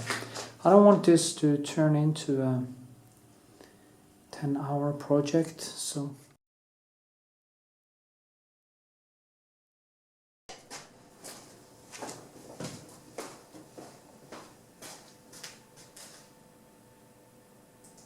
The Concise Meditations of Marcus Aurelius. This is a summary of Marcus Aurelius's meditations. If you want to understand meditations but don't want to read it, or just want a refresher, then this is for you. Meditations is essentially a scrapbook of thoughts written over a 19-year period. It's not ordered, and it repeats itself frequently as ideas reoccur to the author at different times. You shouldn't read meditations like a science textbook explaining how the world works. Instead, read it as a series of mental techniques and crutches to use to live a more tranquil and fulfilling life. It was the notebook of a man with the weight of the Roman world on his shoulders, a man struggling to be good and leaving himself notes and reminders on how to be so. I have interpreted and reordered what he says, but I've done my best not to embellish it. Since I've summarised 50,000 words down to 4,000, I expect some of the subtlety and most of the poetry has been lost. If you ever wish to listen to the original, there's a link to my full narration of the book in the description box below. 1. When you encounter unkindness. When receiving bad treatment or criticism from someone, either the other person is right, in which case you've no right to complain, or they're wrong, in which case they're misguided and have just made a mistake. Remind yourself how many mistakes you've made in life and feel pity for them. By all means, point out to them where they've gone wrong, but do so affectionately, not meanly, with hatred in your heart or to impress onlookers. Speak directly to them. If this doesn't work, ask yourself what qualities nature has given us to counter the defect. For example, as an antidote to unkindness, it gave us kindness. Put that to use and see what happens. Very few people can continually act unkindly to you if you show continued kindness to them. No matter what anyone says or does, my task is to be good. If you've mistakenly trusted an untrustworthy person, then turn the reproach on yourself. The fault is yours. Recognize that untrustworthy, bad, and even evil people exist in the world. To expect not to encounter them is foolish. Say to yourself, I have encountered one of them. This is to be expected from time to time. Then remember that any evil that men do you only harms your soul if you do evil in return. It is your job to be good and not allow their evil to change that. The noblest kind of retribution is not to become like your enemy. With that in mind, recognize that everything depends on how you interpret it. Everything is interpretation is a quote Marcus Aurelius cites from a Cynic philosopher. He notes that obviously this is not literally true, but that it is a useful mental crutch. If you take it for what it's worth, you can apply it to everyday life with amazing results. With that in mind, remind yourself that how things affect you is determined by your mind's interpretation of them, not the external things themselves. Whatever happens, you can choose how to interpret it, so choose not to feel harmed, and you haven't been. If it rains, you can choose to feel angry at the weather and pained by the sensation of the water on your clothes and body, or you can choose to feel grateful at being alive and being able to feel such sensations. How easy it is to repel and wipe away every impression which is troublesome or unsuitable, and immediately be in all tranquility. So work on gaining control of your mind to frame things positively. Ultimately, you are what you continually think, so take care which thoughts you allow to exist in your own head. Your mind will take the shape of what you frequently hold in thought, for the human spirit is coloured by such impressions. On that point, your mind should sit superior to your body and its sensations. You have a body and a mind. Your mind, your rational faculty, is the advantage you have over other animals. To follow nature means to recognise this and to make use of what nature has given you. Deep down, you already know the things you should be doing, and yet are not doing them. That's because you do not have control over your mind. Whenever you determine to do something and don't do it, it's because your body has given you some reason not to. Do not allow pain, drowsiness, fever, loss of appetite to alter your behaviour. When you're bothered by things like that, remind yourself, I'm giving in to pain. When you give in to these sensations, you make your mind the slave of the body, which leads to unhappiness, endless suffering, all from not allowing the mind to do its job. Gain control of your mind. It's only by gaining control that you can begin to act virtuously, and it's only by acting virtuously that true happiness, eudaimonia, will be reached. Once you start to follow reason, the difference will be night and day. Within 10 days, you will appear a god, even to those to whom today you seem a beast or a baboon, if you return to your principles and the worship of reason. With that in mind, stay mindful and take deliberate actions. Frequently, we go through life on autopilot. Most of the things we do, we don't even think about. Enough of this. No random actions, none not based on underlying principles. Do not wander without a purpose. Act deliberately. Observe your own mind critically as if observing someone else's. In every case, ask yourself to what you are currently employing your mind. What sort of soul are you displaying? Are you acting like a child, a tyrant, an animal? What's causing you to act that way? If you can control your actions and think and act systematically, you will have an untroubled life. If you do not observe the movements of your own mind, then you will be unhappy. Further, you can find peace from external events at any time by going within your own mind. But do so briefly. Don't retreat from the world. Humanity is born for cooperation, and we are constituted for one another. Do not allow yourself to become angry with those around you, fall into hatred, or give up trying to make a positive difference in society. If you conceive of all rational beings as constituted for one cooperation, then helping other people becomes a joy and not just the right thing to do. Learn to feel affection for other people, even when they make mistakes. You can do so by recognizing they're human too, and we all make mistakes, and that before long they will die, just like you, and that we're all in this together.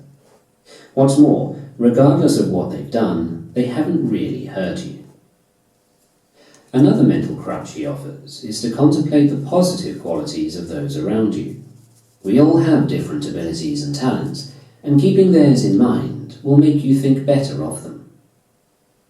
When you need encouragement, think of the qualities the people around you have. The energy of one, the modesty of another, the generosity of a third. Keep the thought of them ready to hand. 6. Your opinion of yourself matters more than the opinion of a stranger. It never ceases to amaze me. We all love ourselves more than other people, but care more about their opinion than our own. This is not an exhortation to arrogance. It's reminding you to do what you know is best regardless of people's reactions. You know what you're about, and you know the reason why you're doing what you're doing. You don't need to explain yourself to everyone. Even worse is when we fawn over and seek the praise of people we don't even respect. Think about that, seeking the praise of those who are worthy of contempt. As a crutch to avoid being too concerned with praise, Marcus Aurelius suggests contemplating what difference it really makes, and considering the insignificance of it in the grand scheme of things. Fame in a world like this is worthless. His conclusion from all this is that we should be honest and straightforward. We shouldn't prance about, keep airs, or try to portray ourselves as something we're not. We should abstain from rhetoric and trying to pander or curry favour.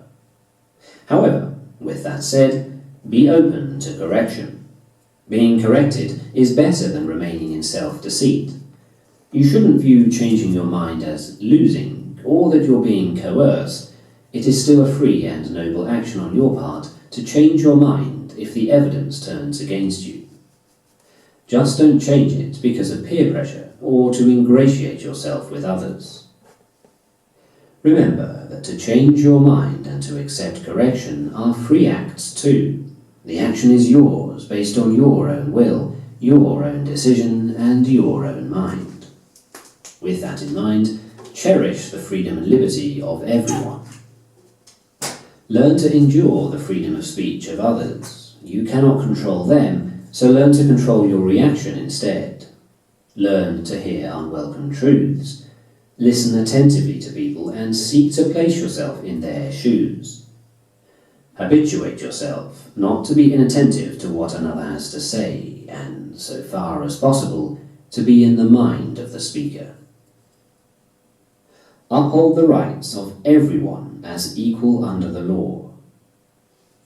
It was from my brother that I conceived of a society of equal laws, governed by equality of status and of speech, and of rulers who respect the liberty of their subjects above all else.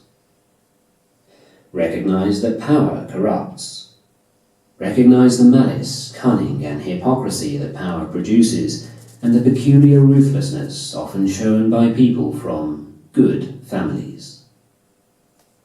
If you ever find yourself in a position of power, remember this and check yourself. Resist becoming despotic. Take care not to be transformed into a Caesar, not to be dyed with this dye, for such things happen. Fight to be the person philosophy tried to make you. With that in mind, have some self-respect. With every act, ask if you are respecting yourself with it, and if you will regret it inside. Watch for and erase any impulse to express things you don't truly believe. Do not view anything as beneficial which causes you to break a promise, lose your self-respect, or hate anyone. When roused to anger, remember that there's nothing manly about giving in to emotion. It's courtesy and kindness that define a human being and a man. He who possesses these qualities possesses strength, nerves, and courage, not the man who is subject to fits of passion and discontent. Make yourself neither the tyrant nor slave of any man. And whatever happens, avoid complaining. Do your job without whining. If you can do the job in front of you, then do it and don't complain. And if you can't, then seek someone to help you and don't feel ashamed. But still, don't complain, not even inwardly to yourself. Frequently in life, the obstacle is the way. If something bad happens, just say, "Good. What new opportunities does this open up?" In the same vein as recognizing how your interpretation of an event can affect whether it hurts you, you can go one step further and ask how your interpretation of it can even benefit you. The mind adapts and converts to its own purposes the obstacle to our acting. The impediment to action advances action. What stands in the way becomes the way. Of course, this is still very much a mental crutch, because had you wanted your car to break down, say, you would have broken it yourself. But now that it has, ask yourself what good you can make come from it. The obstacle becomes the way is a recognition that every event creates new possibilities, and saying to yourself, "Good," when something bad happens, and looking for the new opportunity is a far healthier way of living than complaining about it. There's a great clip from Jocko Willink linked in the video description below that nicely summarizes this. Marcus Aurelius used such mental crutches a lot. The meditations can be viewed as a series of practical psychological tricks to make life smoother. Such mental habits allow you to smile and remain happy even when things that would otherwise upset you have occurred. With that in mind, recognize that adversity is part of nature. The universe is indifferent to your existence. It will throw things at you that will rock your world. Accept this for what it is. Difficulties, setbacks, and even tragedies are part of life. They are even part of what it means to be alive. Everyone will experience them. Marcus Aurelius reiterates that since these events are in God or fate's hands, you should not hope and pray for them not to occur, but rather hope and pray that you have the strength of character to endure them when they do. Why not rather pray for the gift to fear none of these things, to desire none of them, to sorrow for none of them, rather than that any one of them should be present or absent? This puts your focus on something in your control, namely forging the strength of character to endure all onslaughts, rather than that which is in fate's control, the unfortunate events. And when they do occur, be like the headland against which the waves continually break. It stands firm and tames the fury of the water around it. But he takes it a step further again and points out that it's through adversity that we get stronger. It's unfortunate that this has happened. No, it's fortunate that this has happened and I've remained unharmed by it. There's an ironic beauty in life that it's these very hardships that give us the opportunity to test ourselves and grow stronger. In every event which leads you to sorrow, remember to use this principle, that this is not a misfortune, but that to bear it like a brave man is good fortune. In any case, he points out that for the most part, everything has happened before. The universe is in constant flux, but there's nothing new under the sun. Whatever challenges you're facing, others have met them before. Obviously, society and technology has moved on, but the human condition remains the same.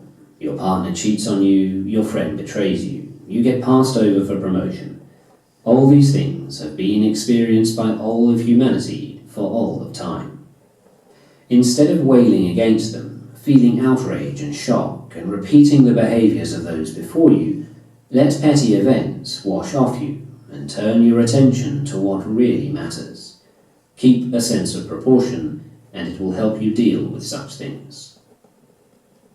In all that happens, keep before your eyes those who experienced it before you and felt shock and outrage and resentment at it. And now where are they? Nowhere. Is that what you want to be like? Instead of avoiding all these distracting assaults, leaving the alarms and flight to others, and concentrating on what you can do with it all. Because you can use it. Treat it as raw material. Just pay attention and resolve to live up to your own expectations in everything. And when faced with a choice, remember, our business is with things that really. With that in mind, stay practical and deal with what's in front of you. Stop being aimless and stop allowing yourself to be distracted. Maintain an unwavering commitment and focus once a decision has been made. If you seek tranquility, do fewer things better. Do everything as if it were the last thing you were doing in your life, and stop being aimless. Stop letting your emotions override what your mind tells you. Rid yourself of unnecessary thoughts and stop letting your emotions project into the future, fabricating worries for yourself. Master them and focus them on the present, on doing the thing that is in front of you as if it were your last. Wipe away the impress of imagination.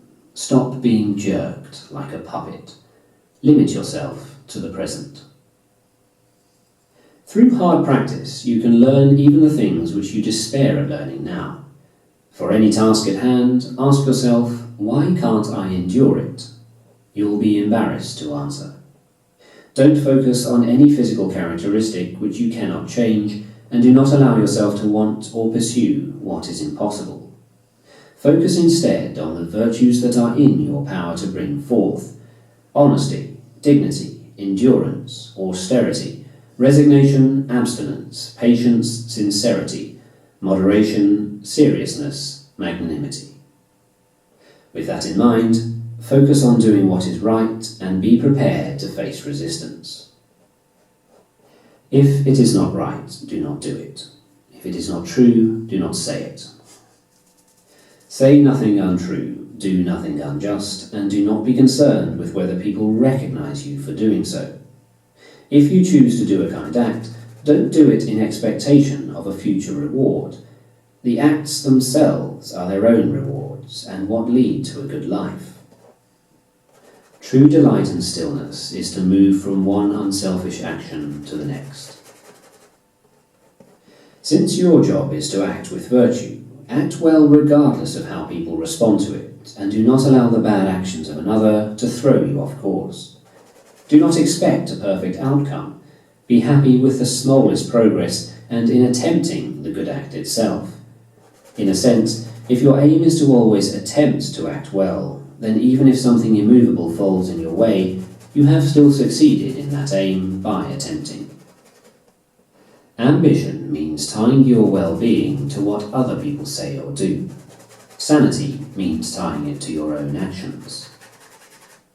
If you're in a position of authority, you may even be hated for your good actions.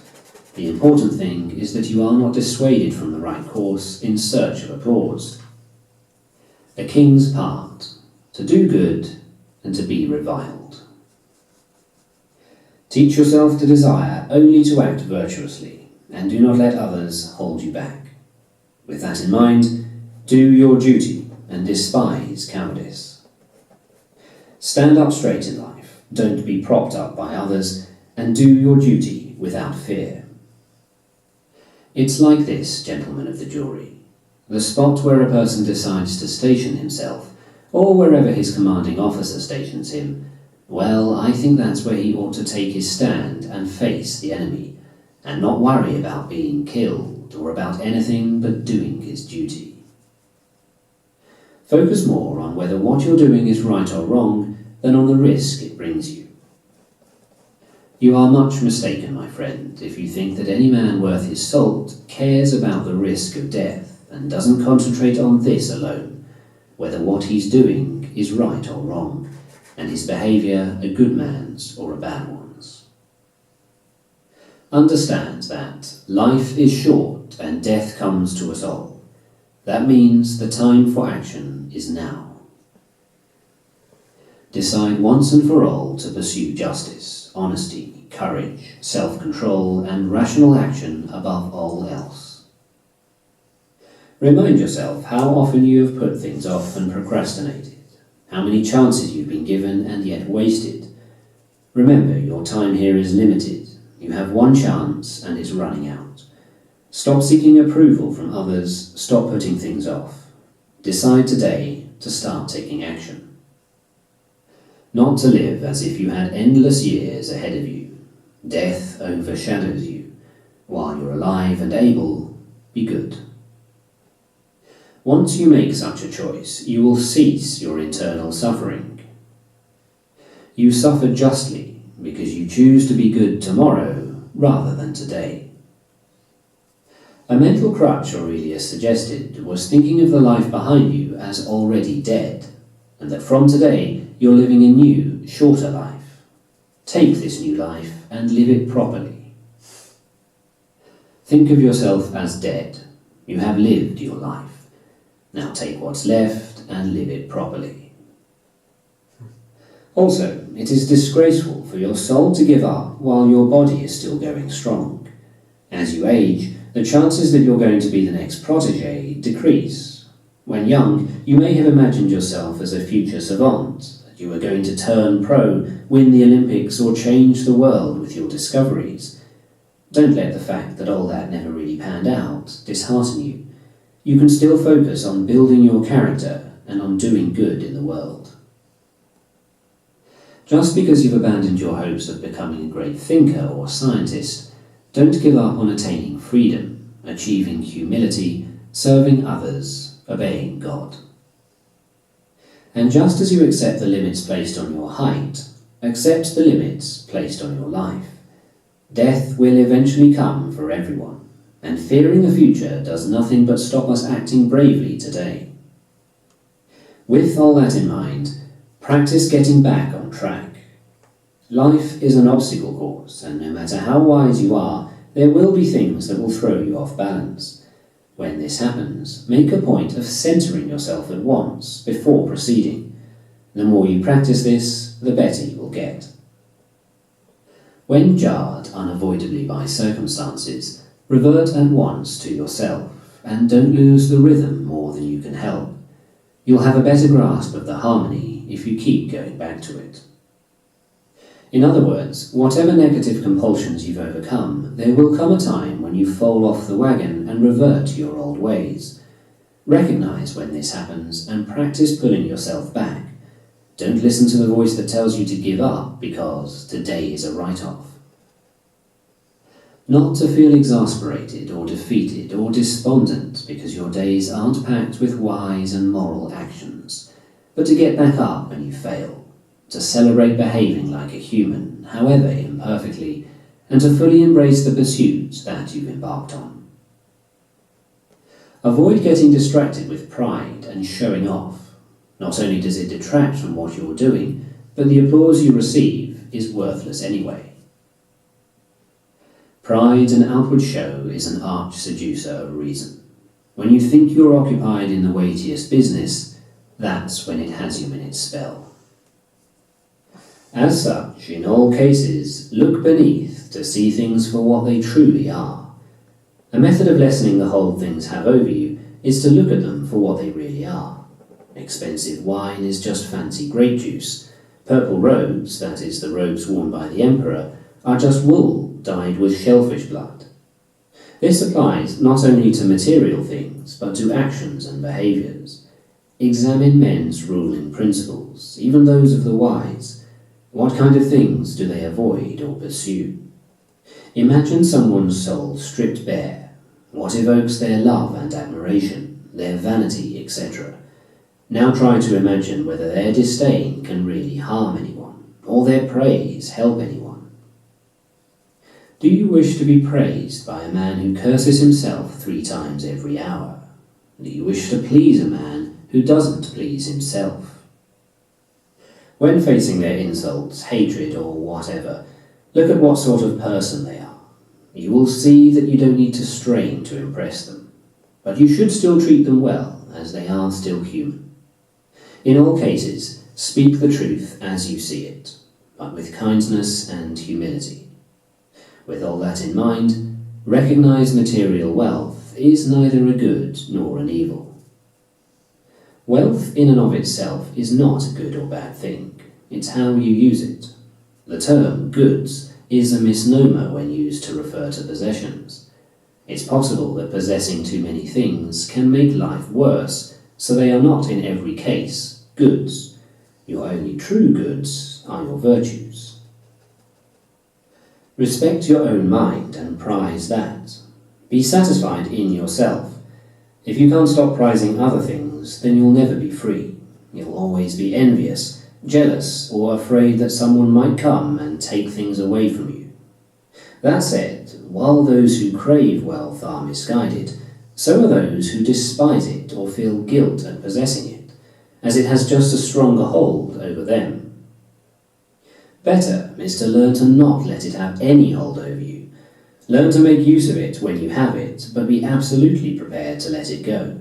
Use it unapologetically, but also without any arrogance. Treat what you don't have as non-existent. Look at what you have, the things you value most, and think of how much you'd crave them if you didn't have them. But be careful. Don't feel such satisfaction that you start to overvalue them, that it would upset you to lose them. With that in mind, express gratitude. Marcus Aurelius spends the entire first chapter of Meditations listing the things he's grateful for learning whilst young. Some of the things which stand out to me, and which I haven't already mentioned elsewhere, are that I needed to work on my own character, the government of my temper, developing a strong character, generosity, charity, and a sense of humour. The value of investing in education, enduring labour, working with my own hands, and learning to want little. Not to meddle in the affairs of others, and not to have time for slanderers.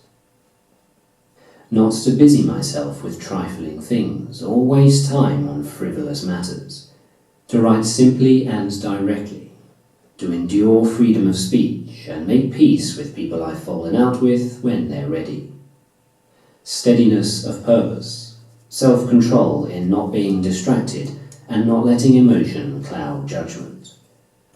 How to receive gifts graciously without losing self-respect or appearing ungrateful, and how to offer praise without making a display. Indifference to superficial honours, not to use the excuse "I'm too busy" to get out of doing things. To listen to friends' troubles, show teachers respect, and children unfeigned love. To treat people as they deserve, and possess a readiness to listen to those who have anything to propose for the common good. To refrain from nitpicking and constantly correcting people. To defer to experts when necessary. To display dignity without pretension. And finally, to stop talking about what the good man is like and just be one.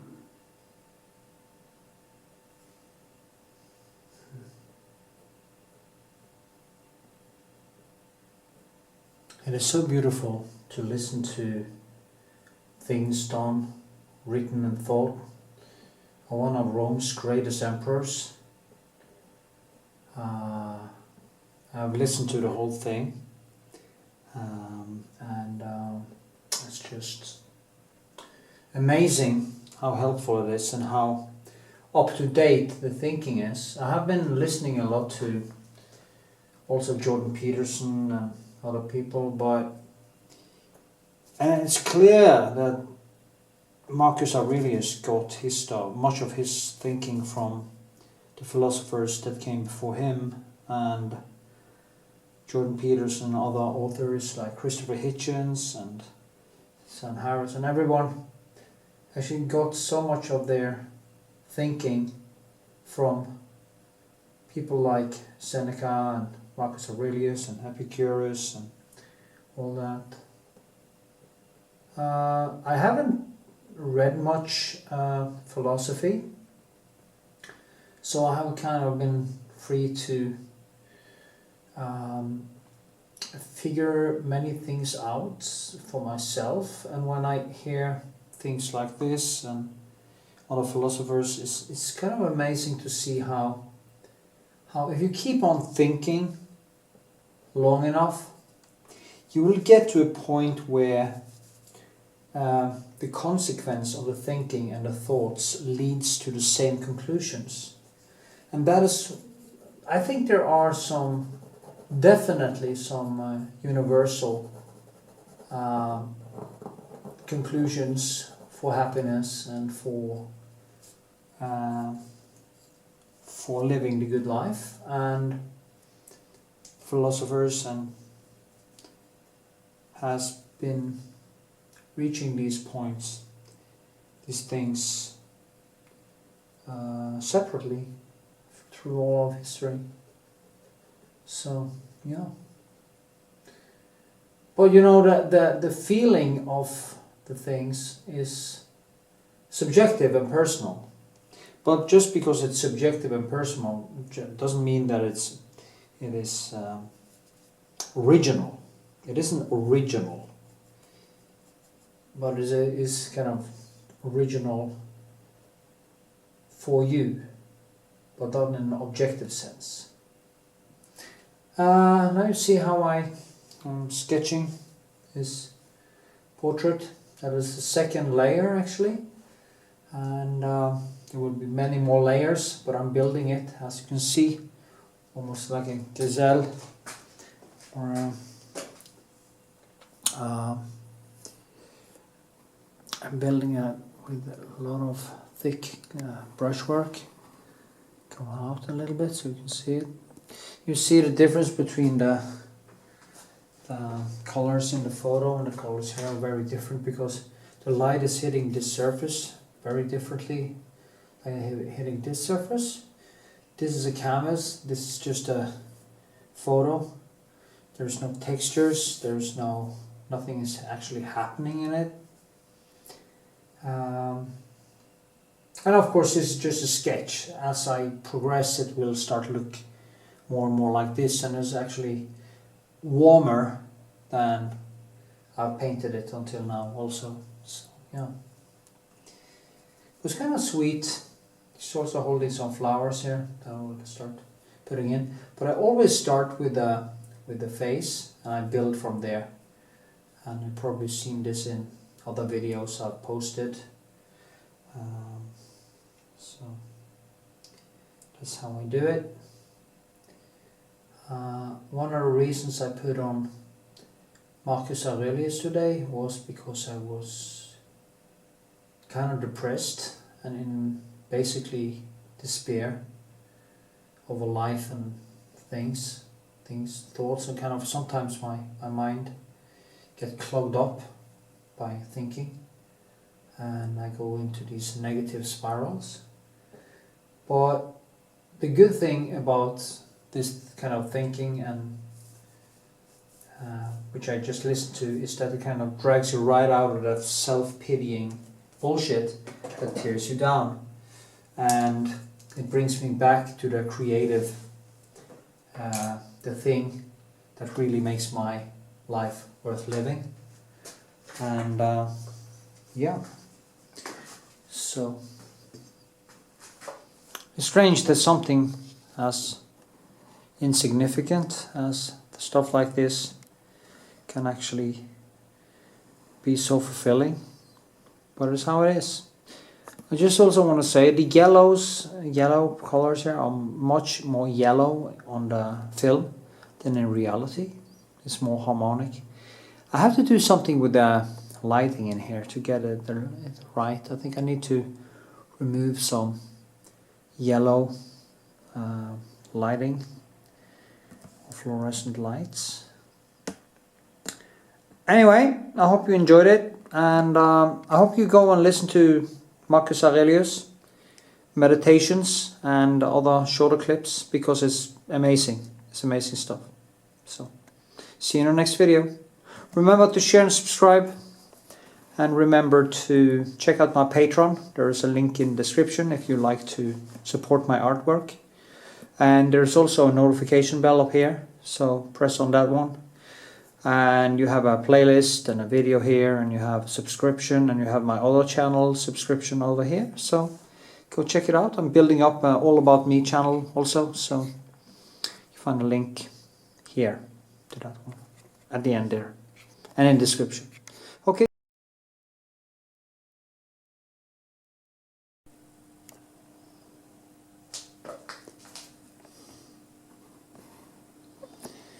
Okie dokie.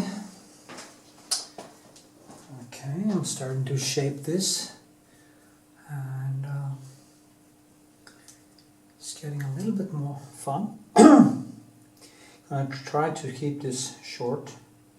I should actually have a watch here to look at. Okay, only 10 minutes, not 30, not 25.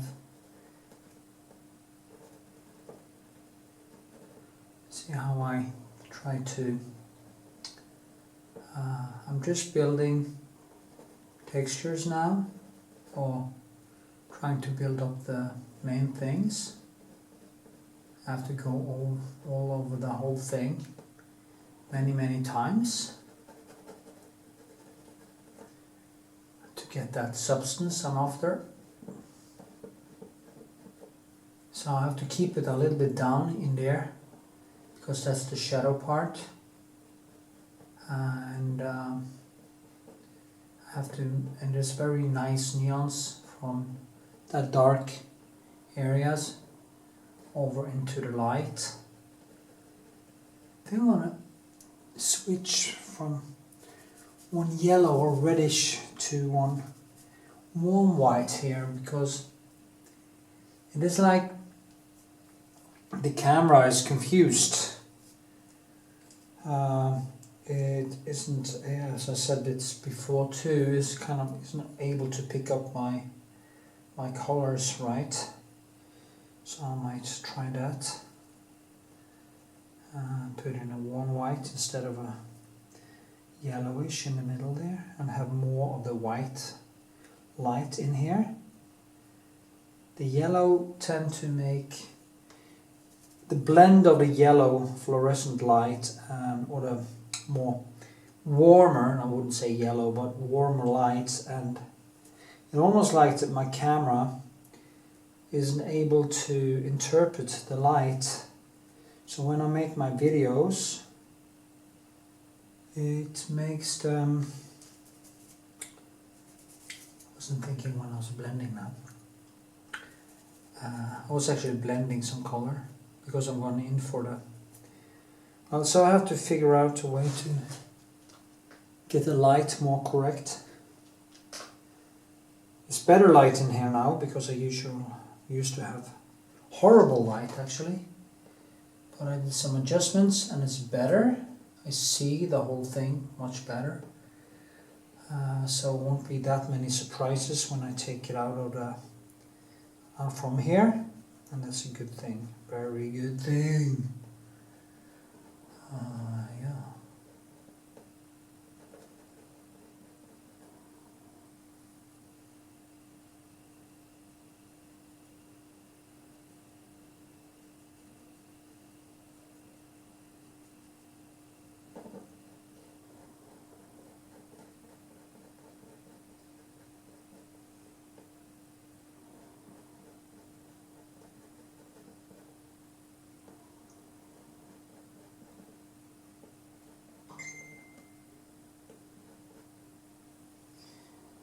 Okay, someone sent me a message.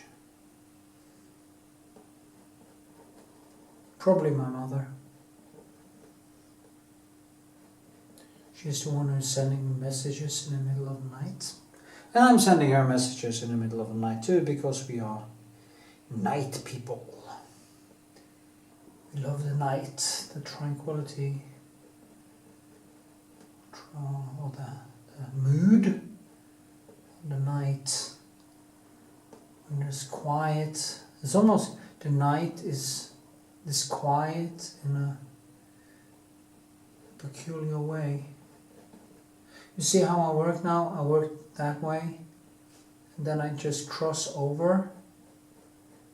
Okay, I mix a little bit of the same color into the background, but then I go back in, and I cross over again.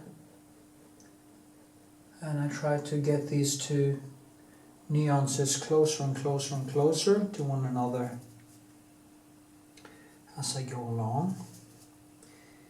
That's how I paint. That's how I do it. Tra-la-la.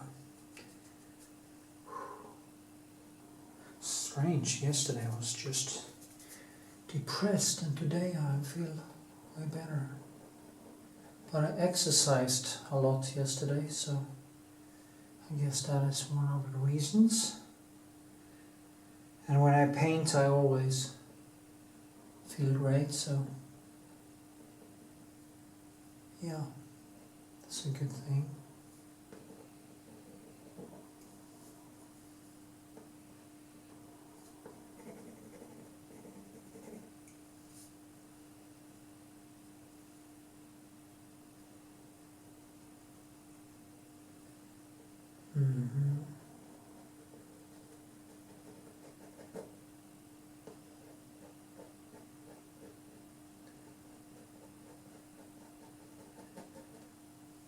Oh, this is difficult.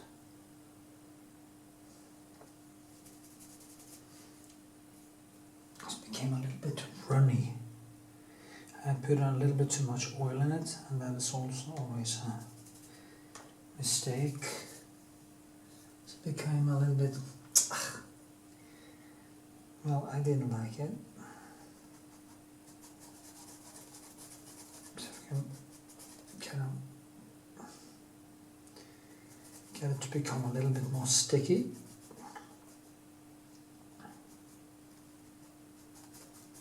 I guess the reason is that I started up now without putting any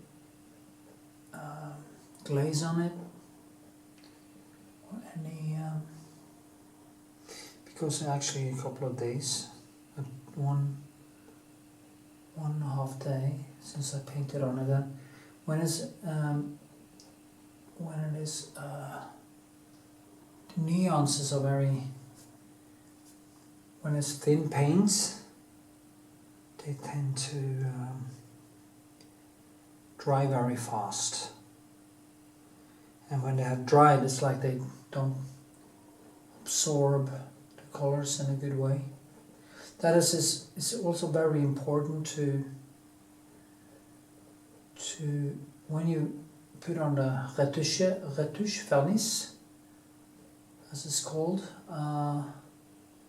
it's quite important to make a full paint over. So you paint wet and wet, or it will become a little bit kind of oily as it is now. That can lead to some problems. So now you know.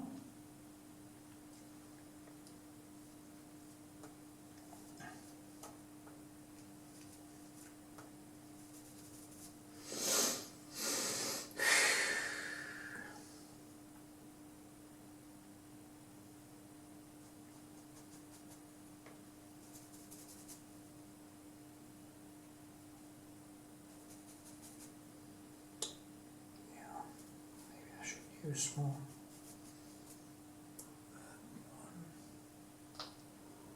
This is going to be quite difficult because the nuances here are so close together. I knew I would get into some trouble there, but I just have to deal with it.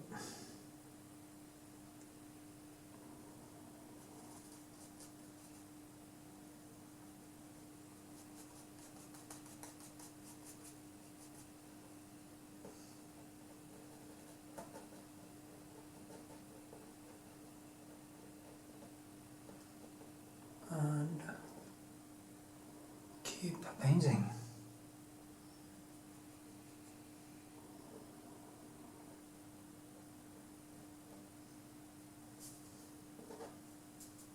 Always work this way, that I put in some colors here now, and when I go over there I start to bump into it and it gets smudged all over there.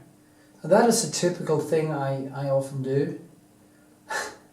A friend of mine is very good at having this thing that he is very controlled. I am not that controlled, and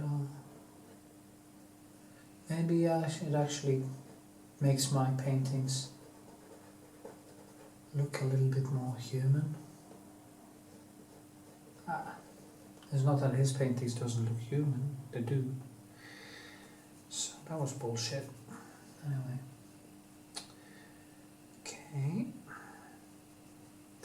Actually, it's not that much, it's quite limited actually, my palette here, what colors I actually use. Because it's not much nuance to get out of it actually. In this painting it will be her sister, which is basically the same colors. It will be more the nuances, and I try to find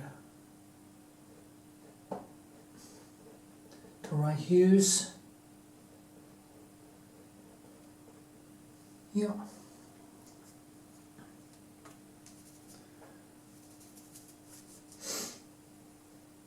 Put in some colors in there. You can feel that that's really. You start out. Always start out with a fresh start when it has dried a little bit, or the day after, so it's still quite wet, so you don't get into the kind of trouble that I did now. You want it to become a little bit sticky so that the color is actually sticks to the surface more.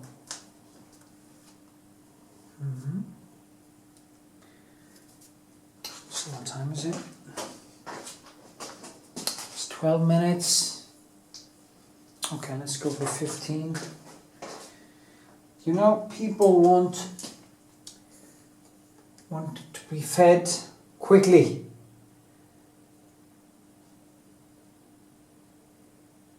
I should make videos. Somebody's told me I should put my long videos into many different videos, like part 1, part 2, part 3.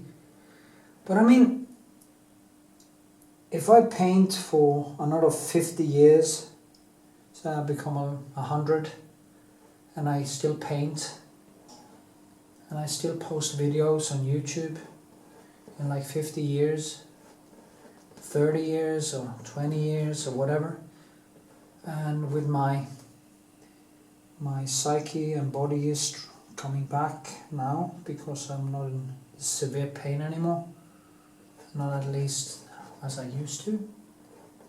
Just think about how many videos, how frustrating it would be to have a channel with thousands of videos.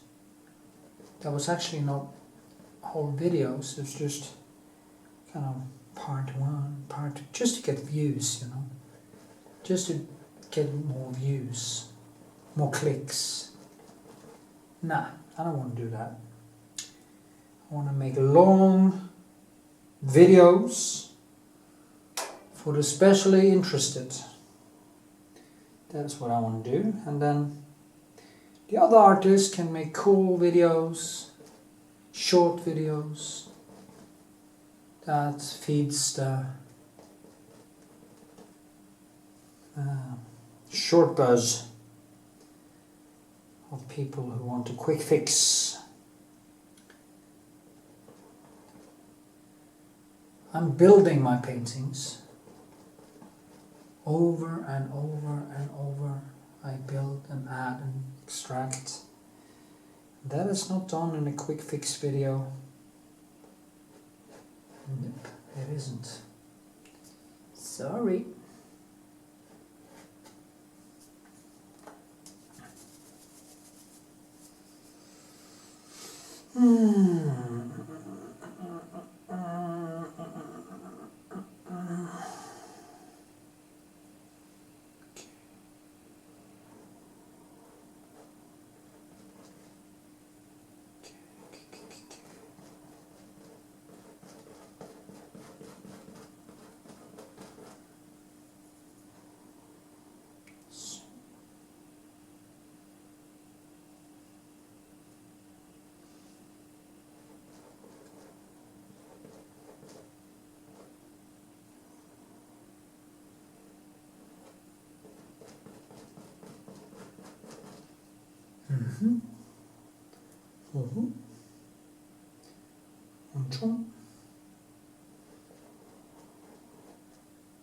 See, I'm building the textures now first, then I will glaze, then I will work on top of it, then I will build more texture, and this will fall more and more into it and give this, even this painting is a little bit kind of toned down. I will give it that relief feel that I'm after in all my videos, all my paintings I mean. And that is a thing that I think gives my paintings, so I've heard people that has them on their walls and they say, your paintings are moving all the time. It's like they are moving, it's like they are, the sun comes in and suddenly they are just kind of growing in front of their eyes. And that is because I'm using the same techniques when it comes to colors as the Impressionists did. You know, the same Goethe's and color circles, the color circle and the principle of the rainbow. You know, there is no black in a rainbow. There is no white in a rainbow. There is just color in a rainbow, okay? You don't find any shadow in nature that is black. It is all the colors in the universe, basically. And it comes from the elements, from how light lights up the elements. Like if you look at Mars, why is Mars red? Well, because it's basically iron and it's rusting in a way. It's iron, little iron.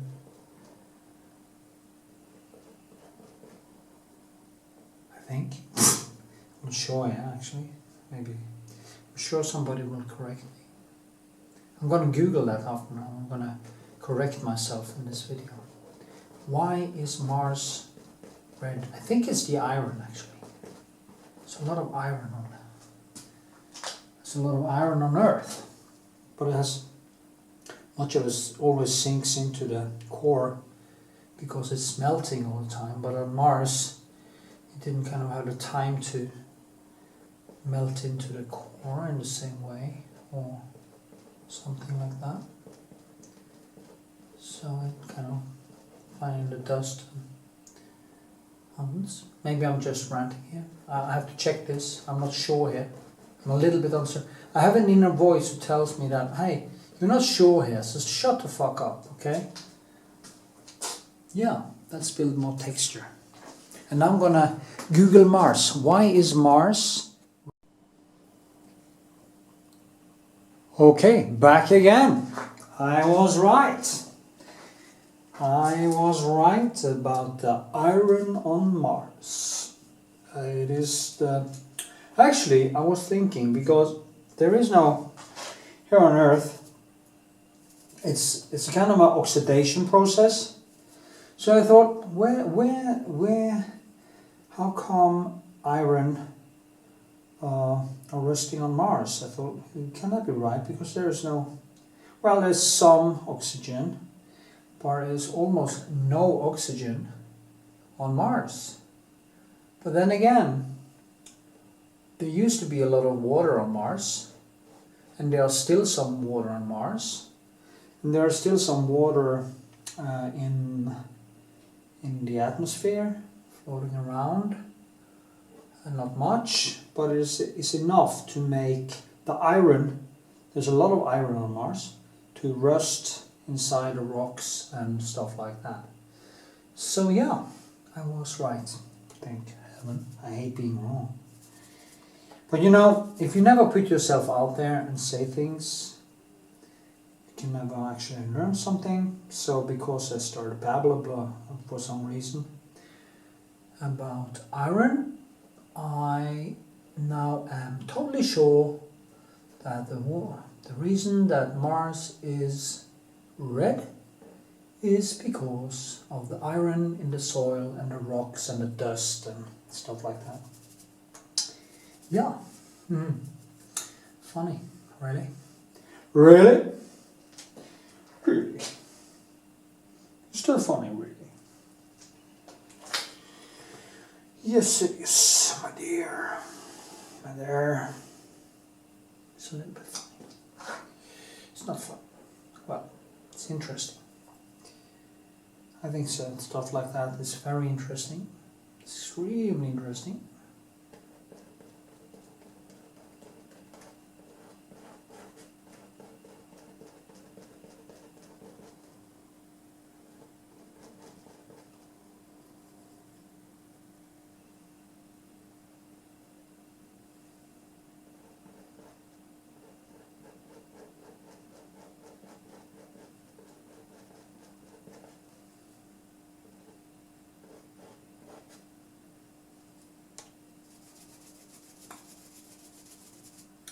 Okay, now this has to go a little bit more out there. Come back into the shoulder. And like this. Like this. And go straight into the shadow.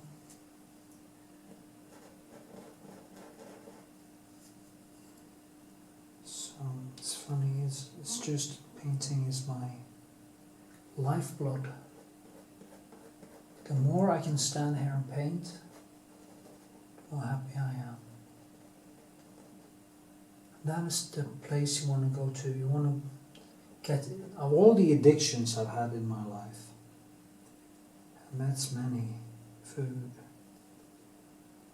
TV series, porn, almost alcohol, or at least then I drank, so it affected me badly. Now I drink a bottle of wine a month or something like that. Don't crave it anymore. So, of all the addictions,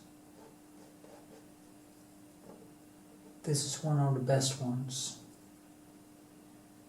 And of course exercise is good, but I also, of course, destroyed my hips with too much exercise. So, yeah. Always excess.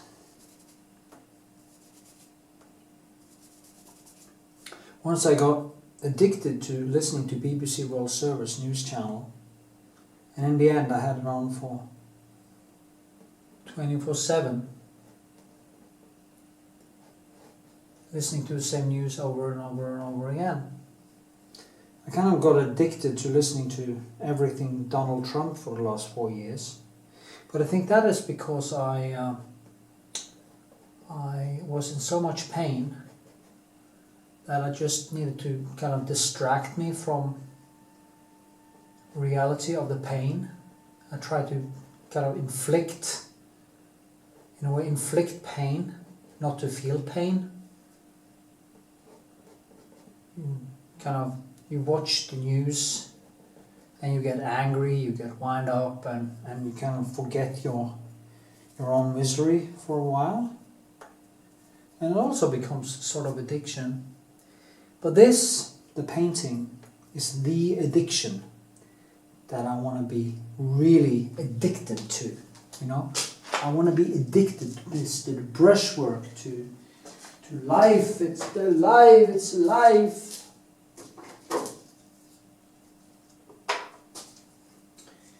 If you're depressed, it's really easy to become addicted to negative things that affect you badly. And that is why you have to be very careful to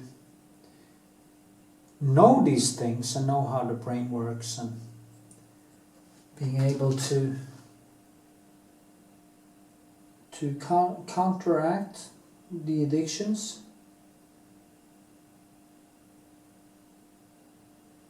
It's just standing like this, taking some color. I just kind of grab the color like this. I'm holding the pencil like this, and I see, and I just place it like this. I just build the texture.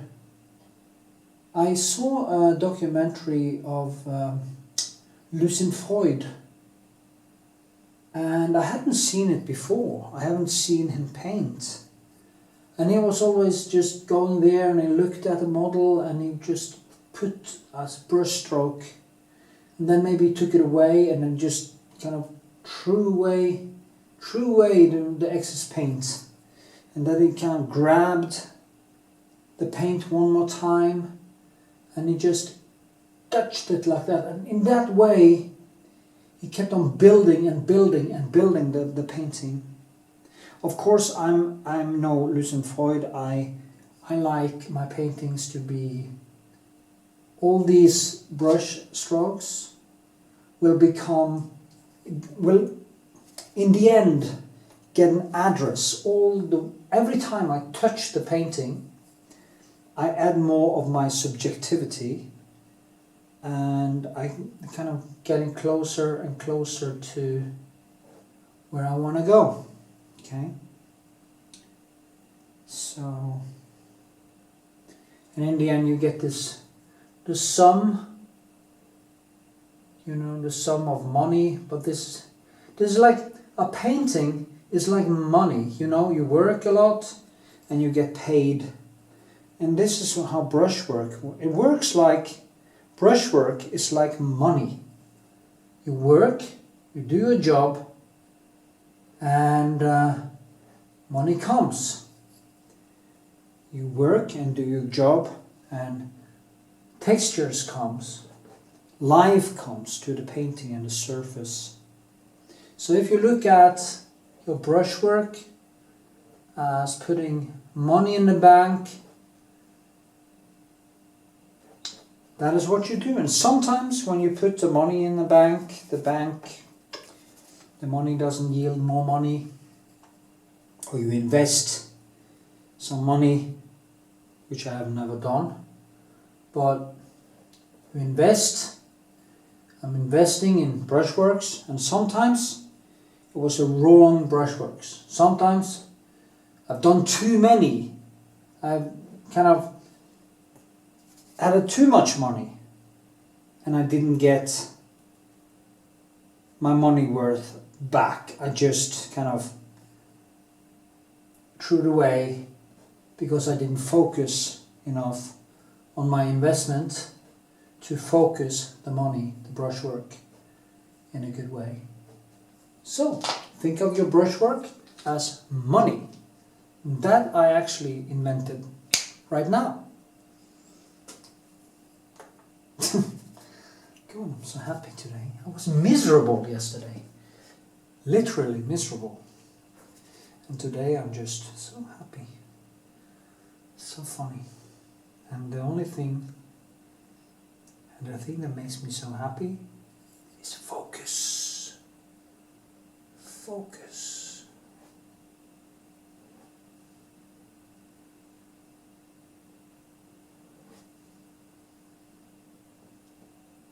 It's money.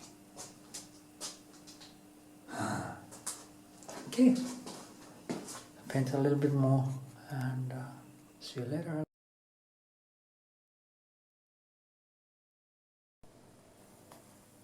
Okay, here we are. Where is my palette? There it is.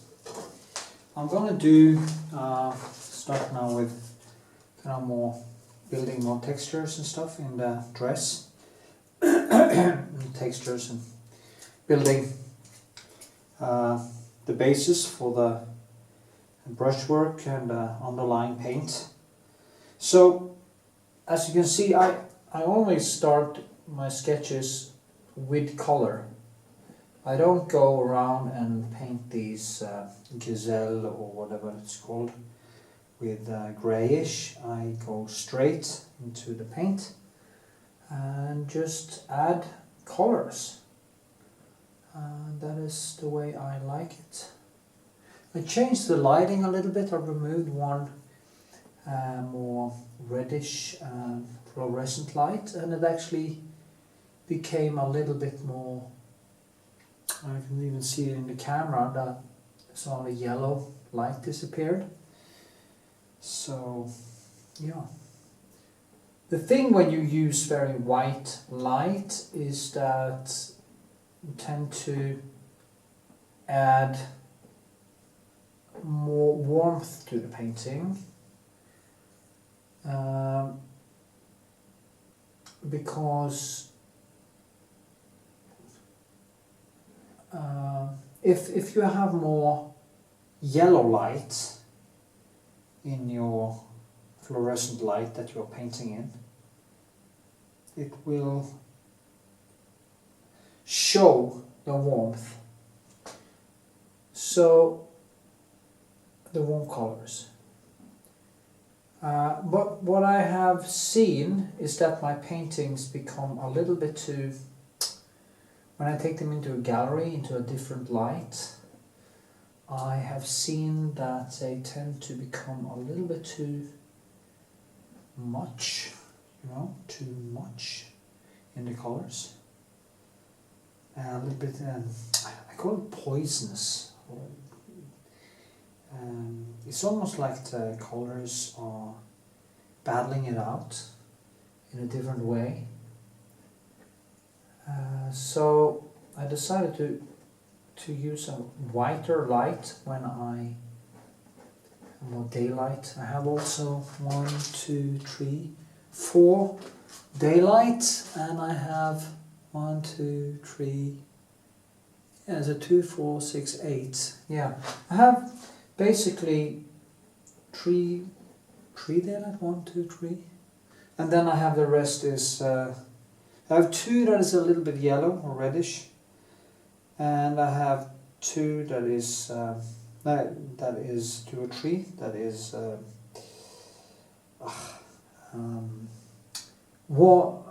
just white, warm white or whatever. Yeah. So that I get a mix, but it kind of goes over to the more to the white-ish light. So if you then put a spotlight on it in a gallery, it's horrible because it becomes way too warm. Because of course when I use the warm light, cold light, I paint more warm colors into the painting to get the warm places. So, but I don't like people putting spotlights on my paintings. As I usually say to the gallerist, my paintings wasn't painted in spotlight. I didn't put a spotlight on my palette on my painting when I did it, and it shouldn't be seen with a spotlight. And if there is a spotlight, it should be down to the floor or something, so you get a good spread of the light also. Or it kind of also kicks out the depth of the painting. When you paint figurative, you have these dark areas and then you have the warm. And if you put a spotlight straight on, it's almost like a mirror. You can't really see yourself in the mirror if you put a spotlight right in front of you. You only see the light and the reflections in the mirror. And the same thing actually happens with more classical paintings that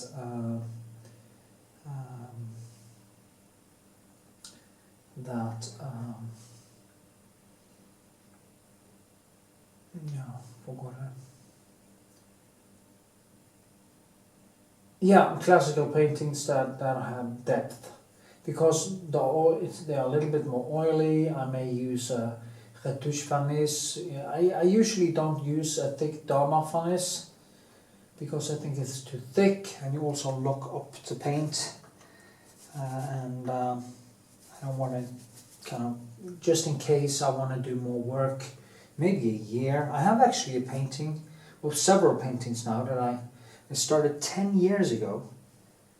I even had a couple of them in an exhibition, but I can see now that there are some holes in them, and I'm going to start up and refresh them and make them as new.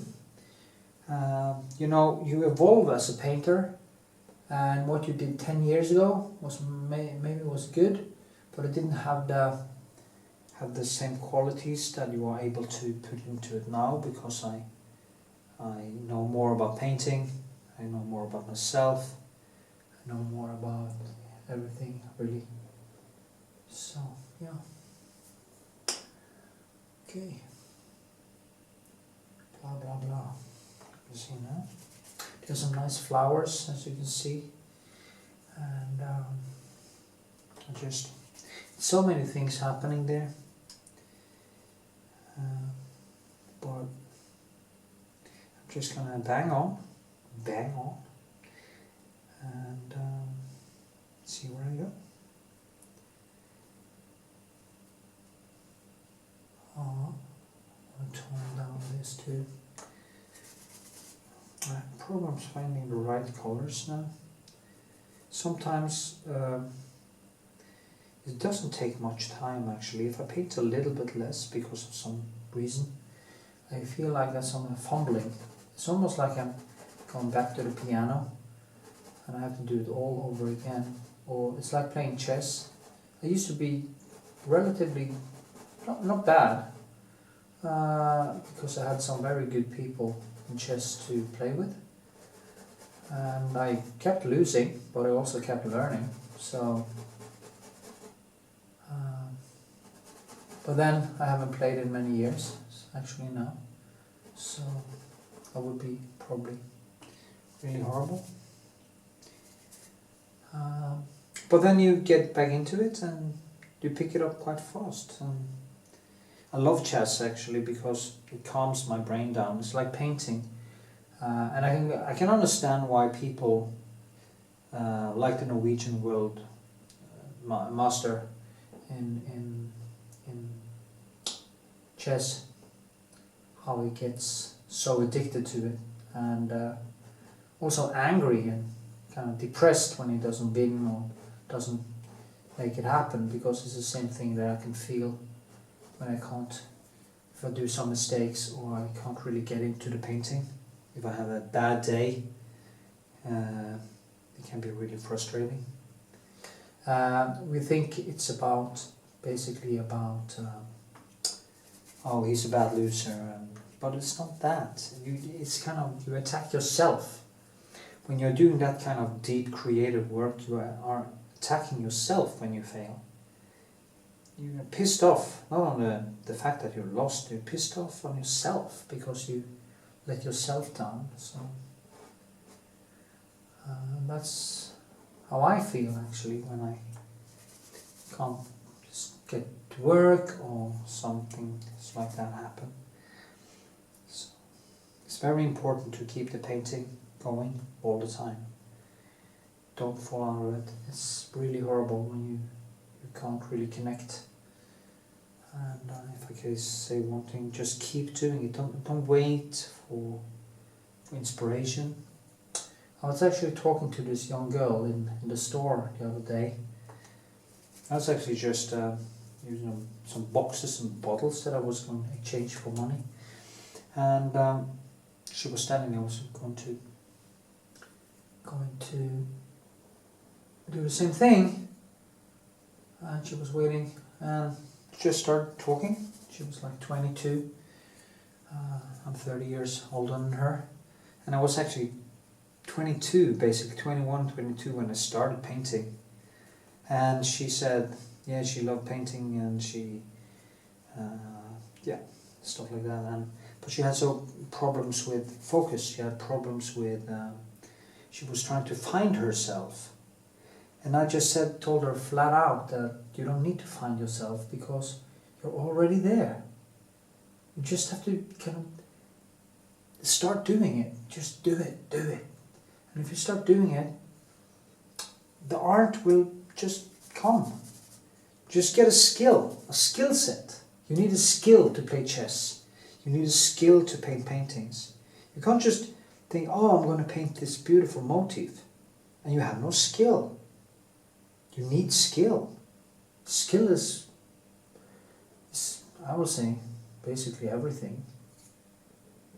And if you are able to learn a skill in a good way, I think you will be probably good in coming up with relatively good ideas or motifs, or not necessarily ideas, but just motifs. And so that was my advice to her. Don't think about it, just do. And whatever you do, do not wait for inspiration. Today I was going to start painting quite early, and then I start to clean, and I didn't sleep much last night because I had some meetings and I had to get up, and I was a little bit tired, so I started cleaning around, moving stuff, and then I watched some news, and then I blah blah bim bada boom bada bum. Then I had some food, and then I rested because the blood sugar goes up and down, so I need some rest after eating. And then I watched 45 minutes of Mike Tyson knockouts of everything. And now I'm painting.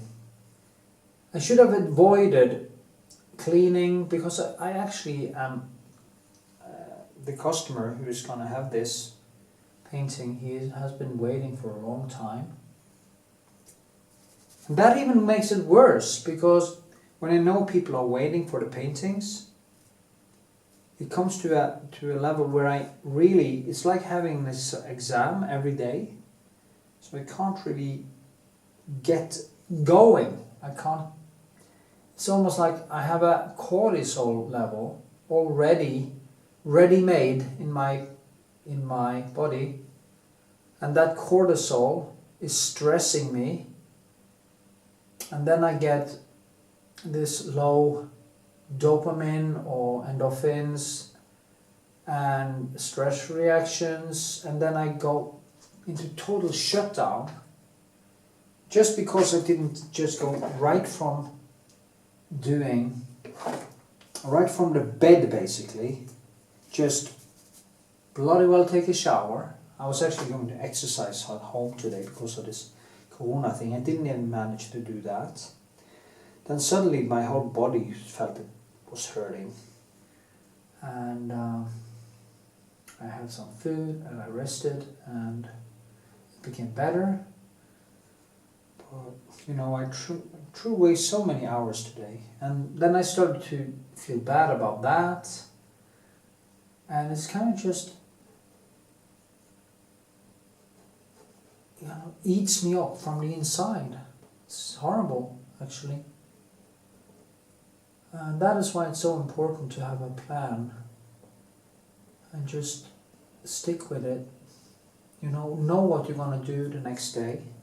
So that is what I'm going to do. I'm going to write a little bit in my diary every day before I go to bed. I'm going to force myself. Because when I lose contact with my deepest inner self, I also stop writing, because I fear, almost like I fear the writing. And in the same way as I fear the painting.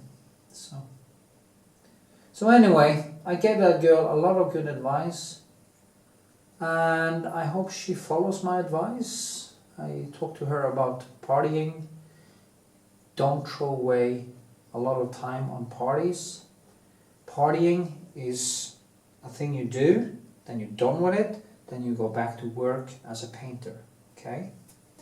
And then the less you party, or the less you drink, the less, the more healthy you are, the more you will get done.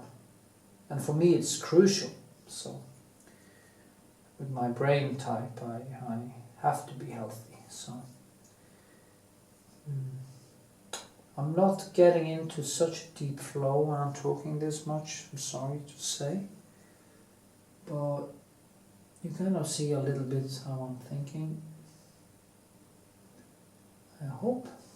So I'm going to turn it off. I'm just going to work around it a little bit more, and then I'm going to go back to it. Okay.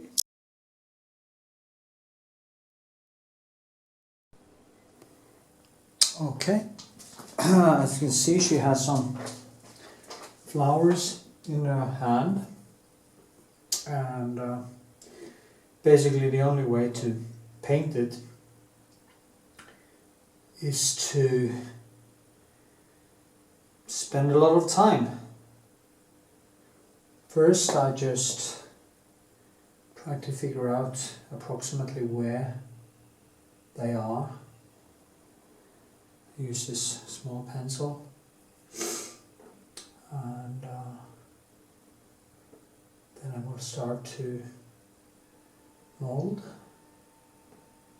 and paint. This. It's details like this that's quite interesting to work with. Also very difficult. So many aspects to it. And if you can place them quite correct from the start, that will help a lot. As I don't use projector, it is of course more difficult, but it's worth it, I think. Getting into trouble, I think it's absolutely worth it. Yeah. So that is my thinking of that. It's funny really, because sometimes I feel like I'm kind of overconfident. It's almost like sometimes I'm a little bit complacent, that I think I can do it with no problem. And what I experience again and again is, of course, that my skill wall is bigger and more alive than I actually think. But that is when time and correction comes in, and you just keep on working. And how I work is to just paint and correct and correct and correct. So in the end it's the summa summarum, as it's called in Norway. You get to result. I have to work around them, I have to work inside here, I have to build again and again. And in the end, I might get where I want.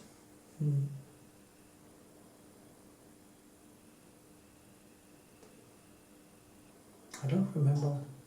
I think they are called snow clocks or something.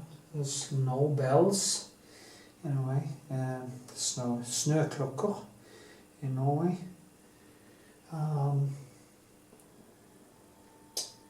They are.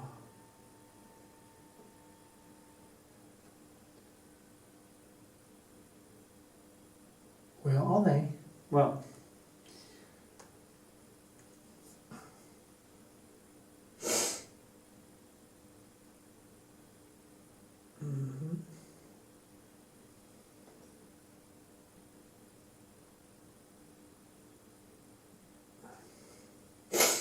right now I'm still trying to get it right, so it is. It's just in the beginning. To get these things finished, I really have to work long hours every day and get deep into the flow. And yeah.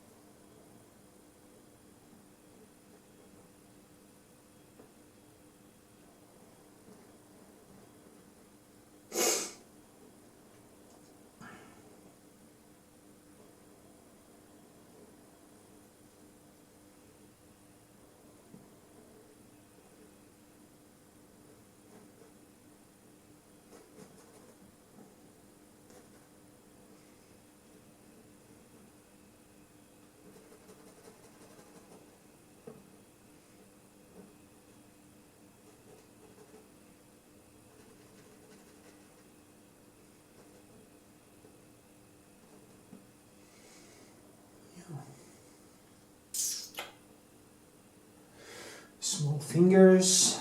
There's so many details here, so many aspects to it. How high up it is. This one goes up like this, and I thought I was higher, but this one is actually higher. And yeah, correction, correction, correction. So yeah, that's what I do.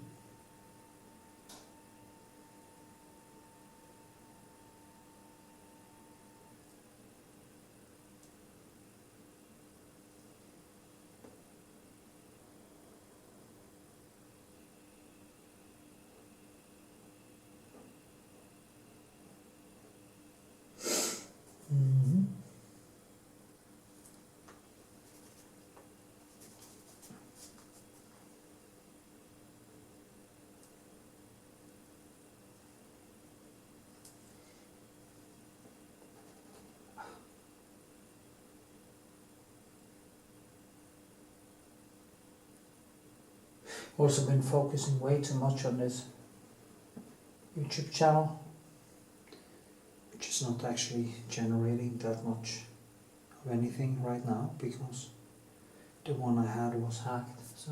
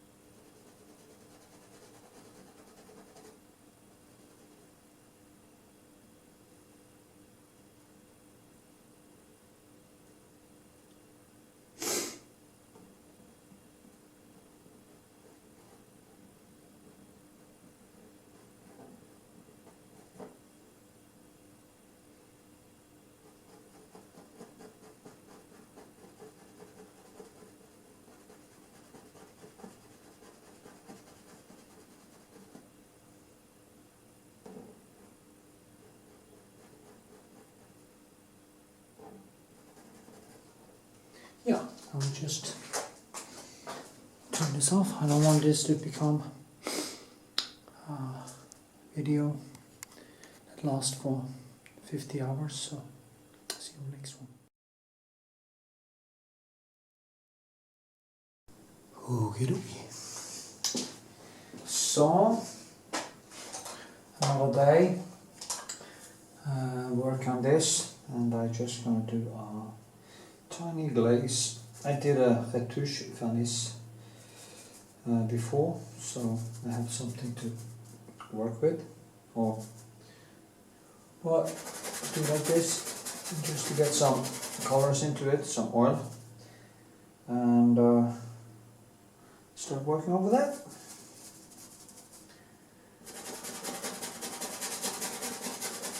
It's very grisel now. It's just some of the first layers, so just I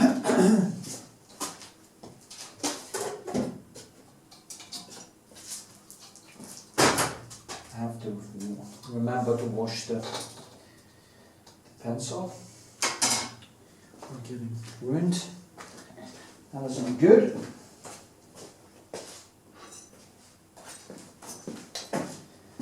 And there's so you can actually see here what I'm painting. Just gonna start doing some details and stuff, and just try to get into it. It's a while since I painted on it now, so it also always takes a little bit of time when you haven't painted on something for a while to get back into it. But usually it's quite quick. You don't have to work for too long until you just connect again. I guess it's like riding a bike. When you have done it for 30 years, it's quite easy to, or it's easier to get into it again. Just going to work with these shadows. The thing is to find the right, of course, find the right color. And in these paintings is actually two sisters. The photos doesn't have so much color, so I have to go on light and neons a lot more than usual. But it's also a challenge that I'm gonna be able to manage, I think.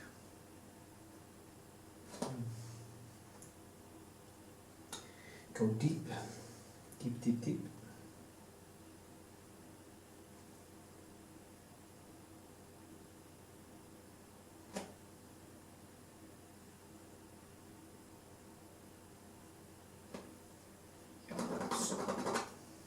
Maybe I should go a little bit closer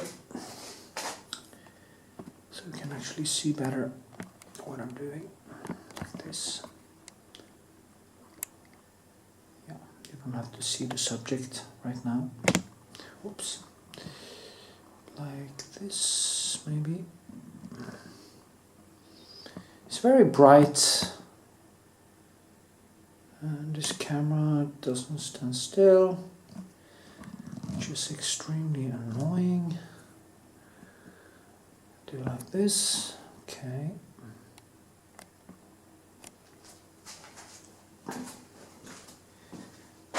Also want some flat pencils to do it. And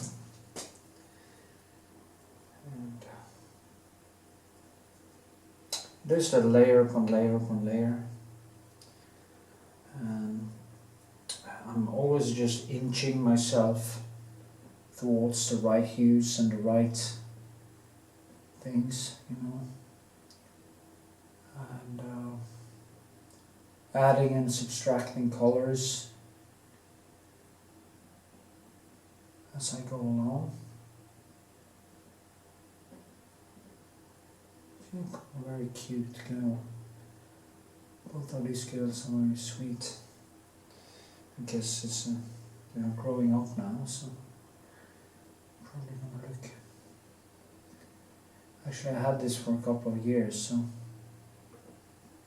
it should have been done with for a long time ago. But little shit have happened, so it takes a little bit more time.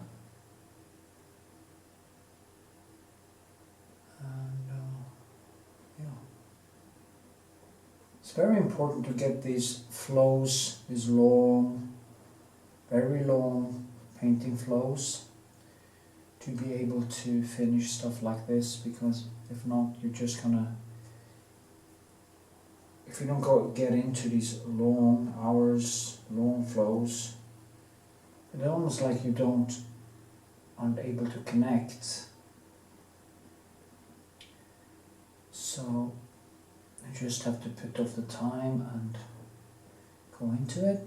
It's now, I think it's the 10th of November, and we just had the American election, and my preferred candidate, Donald Trump, lost the election. Maybe, I'm not sure yet, but hopefully not, but probably. So let's see what happens. And it has occupied way too much of my mental energy, because I follow things manically. I'm the kind of guy that's always going to have all the information.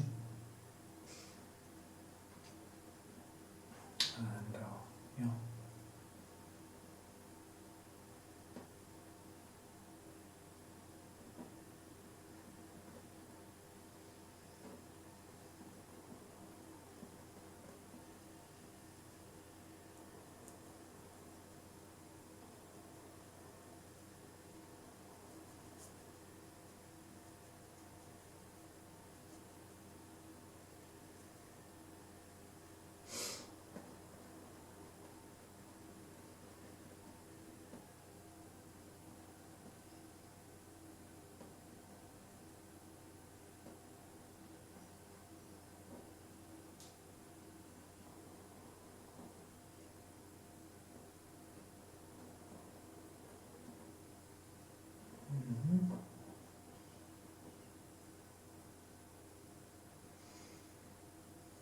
It's very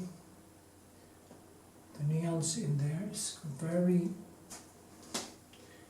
calmed down in a way. It's always difficult to find the right nuance when it is inside like this. But I'll just keep on working on it and get the right hue. In the end, it's gonna look great, I hope. It has to, because I will not give in until it's really good. Okay.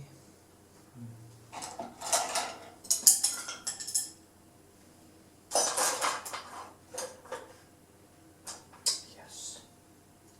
Well, you can actually see what I'm doing here, so I need some more of these tiny pencils. And yeah,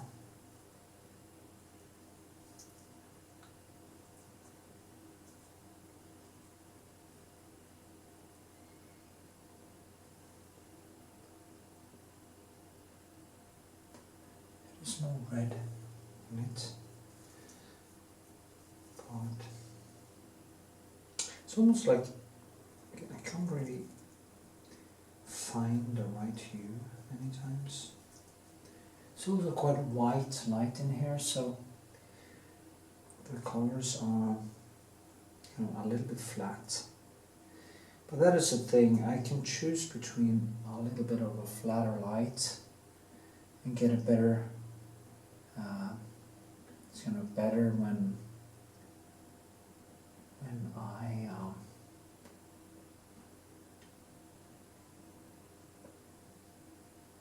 I see it in a gallery. It doesn't change that much.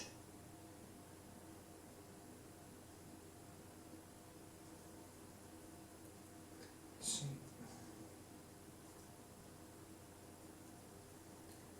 I wonder if I'm going to try some ochre in this one.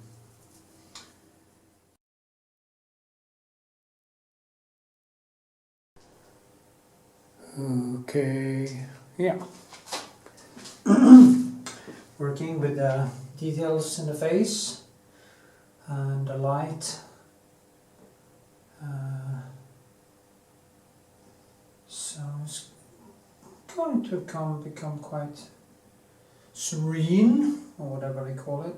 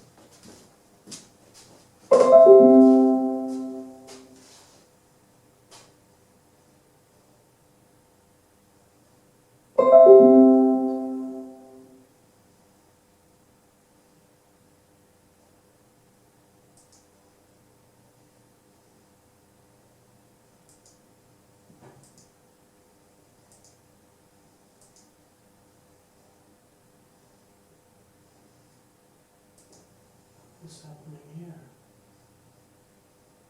Oh.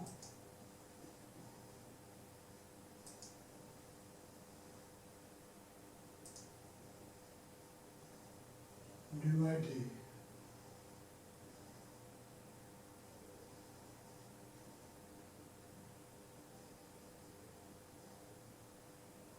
Oh.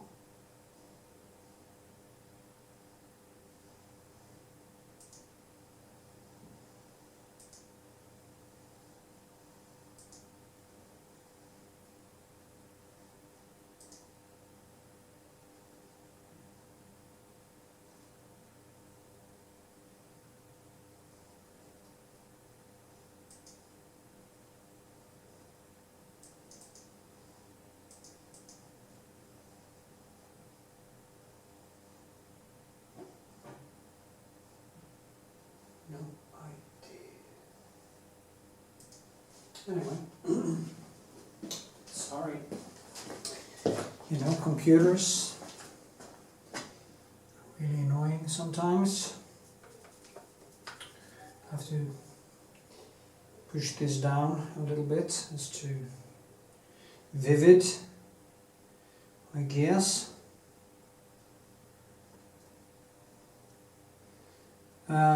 The yellow here is not perceived by me anyway to be that yellow when I see it in real life. And it's kind of a thing because I can't really seem to find the right light in this studio. In my former studio I had a little bit higher roof and I got a better spread of the light, so maybe I should try to spread out the light a little bit better in here too, so that it doesn't become this hard. I'm using fluorescent lights, daylight and warm white, so it's a mix, and maybe that kind of collides in the digital camera, and that is why you get this, I call it a little bit of poisonous, kind of a little bit poisonous feel to it, the light. It seems like maybe it sounds silly, digital light. So I'm going to try to spread it out and do some adjustments again, because it's very important also when you paint to have light that it's, you don't want the light to come down like this, bang, like hit you right in the head, and that is basically what it does right now. It comes right down and it hits like a freight train. So that makes it a little bit difficult to paint.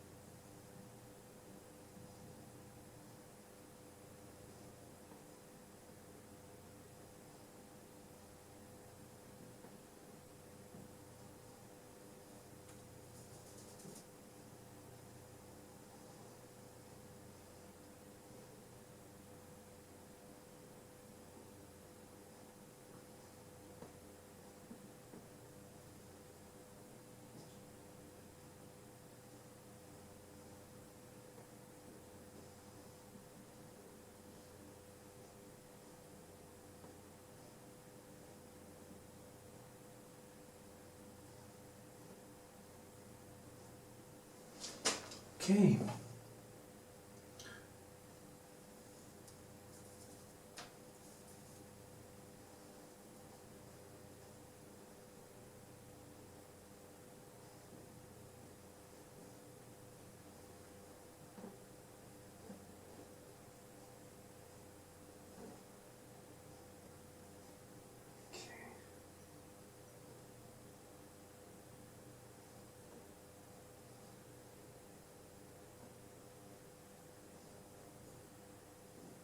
Okay.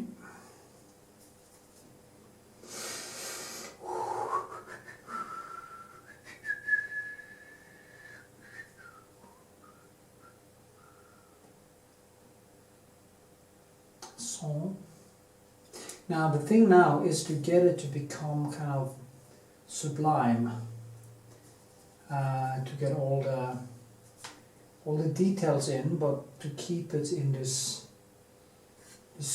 try to get both the shape and sublime. Go a little closer maybe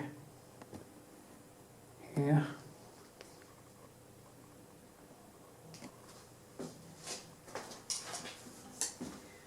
It isn't that hard to get it to kind of look a little bit like a person, but when you go further and you go into more detail, you can't hide your mistakes, you can't hide things, so you just have to go all the way. And it kind of reminds me a little bit of Vermeer. I saw some very small portraits that Vermeer had painted, and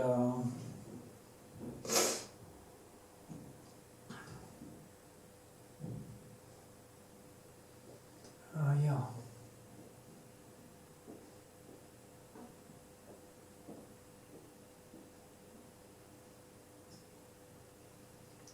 And everything in Vermeer's paintings are kind of gliding into one another. In the end, he has put in glazes that are so beautifully done that it's almost like he has been using aquarelle paint, like it's watercolor, because it's so subtle. It glides, everything glides into one another.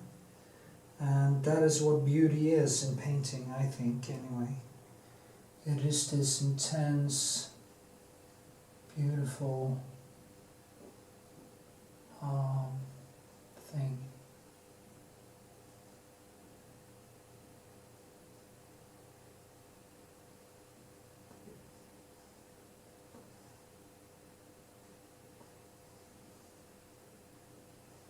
So, yeah. That is what I'm doing now, and that's how you get a natural feel to it. You just have to make all these nuances so close to one another that it's not hard, it becomes soft, and because we don't really see lines, we human beings doesn't really see lines. We're gonna see. I don't know if I need it. Yeah, maybe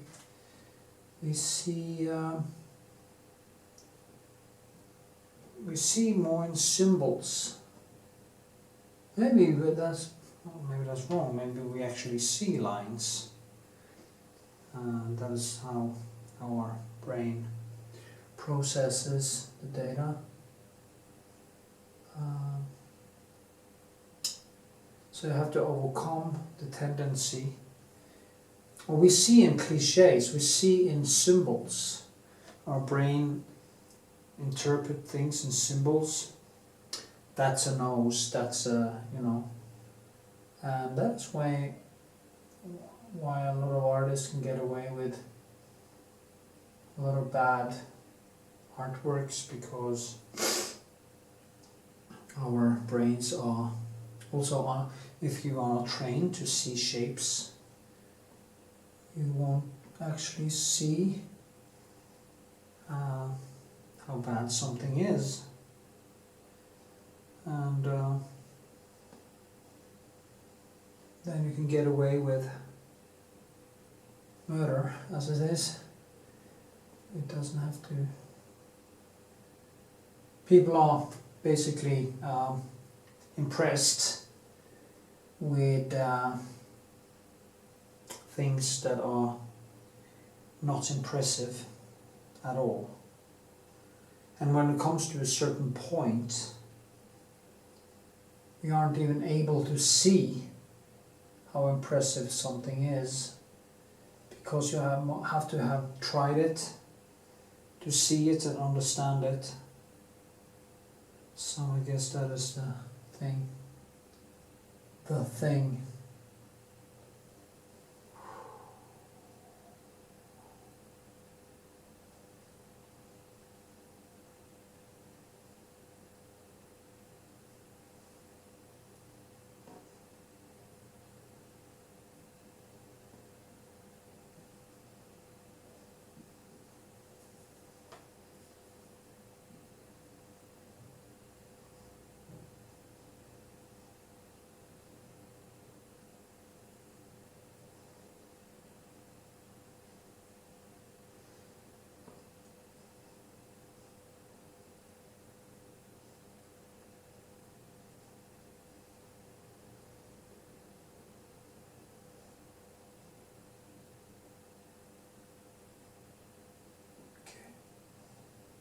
Okay.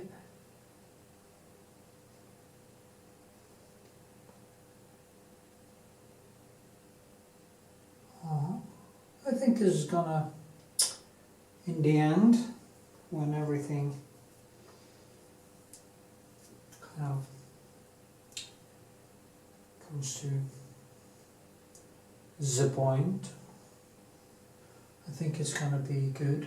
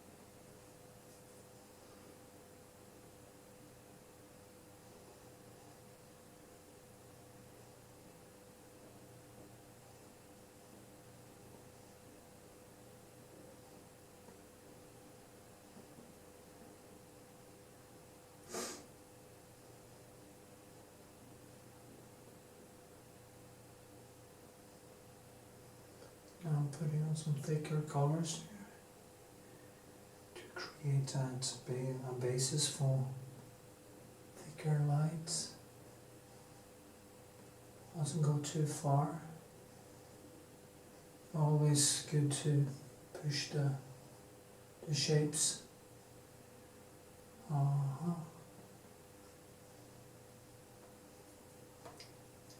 You know, I'm always looking for the sculptural dimension in my paintings. That is basically what I'm after. And she has such a characteristic face, this girl.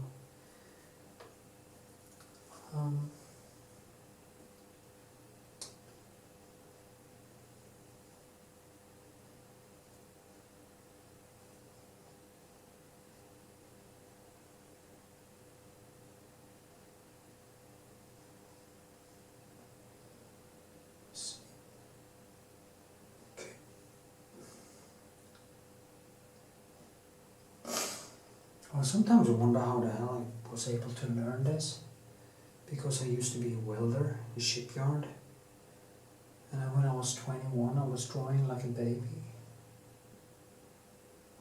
So yeah.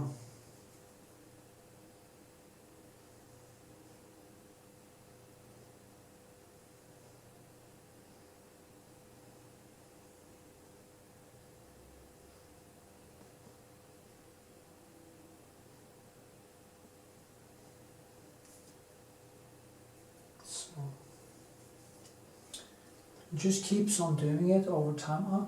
If anyone is a proof that anyone can learn how to paint, I should be the proof of that. Now, I'm not going to exaggerate my skills, because I'm probably half as good as most people think, but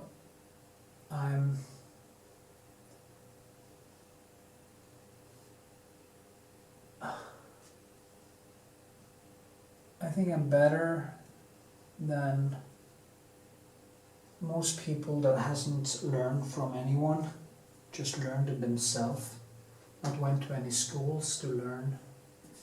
I went to an art school, of course, but you didn't learn to paint in art school.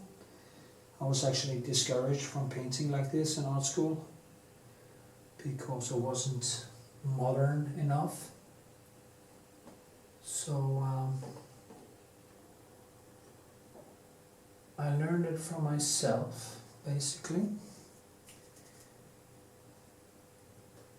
So it probably has some limits to how technical I can become. If you look at people like Rembrandt and the classics, and also modern figurative artists, they started way earlier than me. I came into this when I was like 21, 22, and I draw like a 10-year-old. Someday I'm gonna make a video about my works and I was actually going to do that this summer, but I was kind of worn down, so I concentrated about finishing some other things. But someday I'm gonna make a video from my home, maybe this Christmas, and go through the whole process. It's kind of an interview with myself.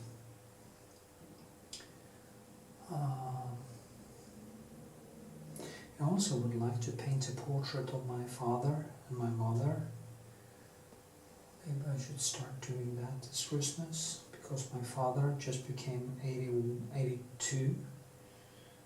And he's up and going, it's no problem.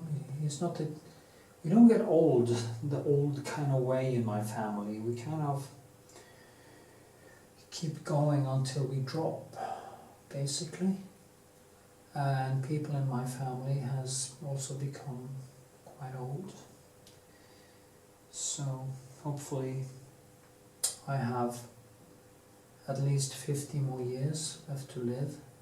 And as they say, if you can actually live 50 more years, you will have good medicines against the aging process and ways to replenish your cells and actually become younger. So David Sinclair is doing this research, so I'm following that. Yeah, that was a digression. Let's see what happens when I start talking. But the point is that I would like to do that video just to show you that if I could, you can. Because I hear it said, oh, I could never become as good as you, and well, the point isn't becoming as good as me or look like me, like my paintings. The thing is to just try to push yourself as far as you can, and use your life for something that gives a sense of purposeness. I mean, purpose is great. As one said, I think it was Seneca, in I think it was The Shortness of Life or something, there's an audiobook, and he said something very smart. If being rich was a good thing, why doesn't it make people better? That's such a good point. I mean, how many people has become better by being rich? Now, of course, you can do good things if you're a good person, if you're rich. There's no doubt about that. And if I got rich as kind of Elon Musk or Bill Gates or anything like that, I would give away. I would be into saving the world too, because I would take great pleasure in seeing poor children or poor people get an education and be able to live up to their potential, which they can't, often because they're poor. But I don't think people, I mean, if money would make people better, why do they keep killing themselves with drugs, with like Michael Jackson? I mean, all that money, and he died because of drug abuse. It is just sad, you know. And that is a very good thing. Having money gives you a lot of possibilities to make a difference, and it also makes it easier. If you're an artist, it really makes it easier. But if it becomes so easy that you become complacent and you don't find a pleasure in what you do, no amount of money can compensate for that. No amount of popcorn can ever make me happy. It can give me a short buzz. No amount of girls who doesn't love me, or girls who just want to fuck because I had money, or power, or whatever. These things doesn't make you happy. There's nothing to gain there. Nothing. So if I got basically all the money in the world, I would have gotten my better studio, better house. I have a nice studio actually. But there would be no need for more than a better studio. I would probably bought myself a piano, because I want to learn how to play the piano for no good reason.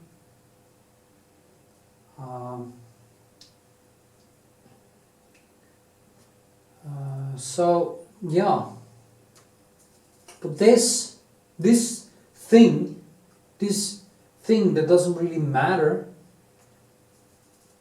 in the big scheme of things matters so much to me that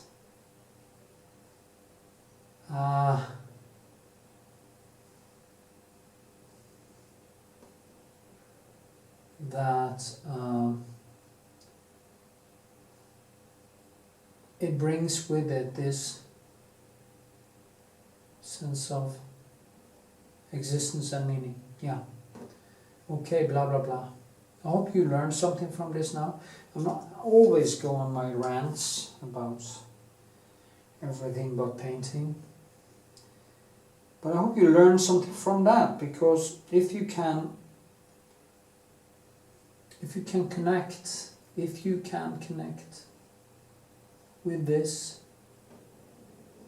it will be the most beautiful thing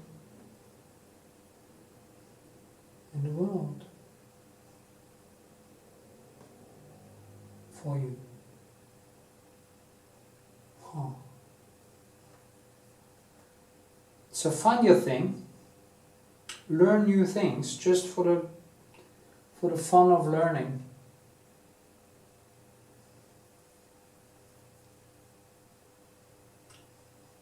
Find your thing.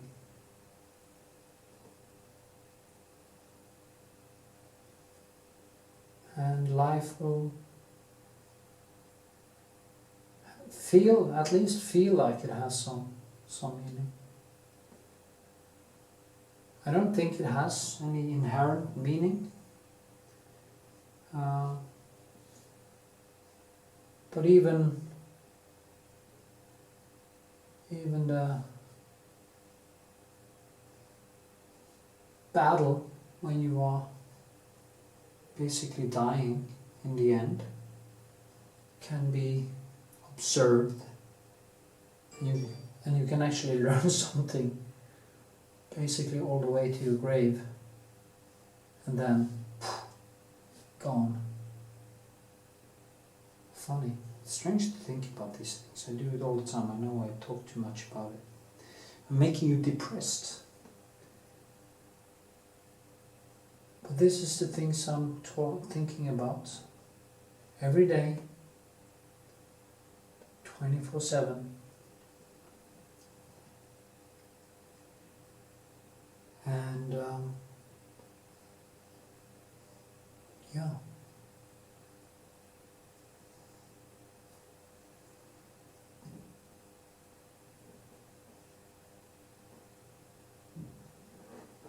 So, yeah, okay. I'm going to continue working, and I see you in the next segment. Okay, bye-bye. Also half an hour. Way too long. I think it became a little bit better, so just keep on.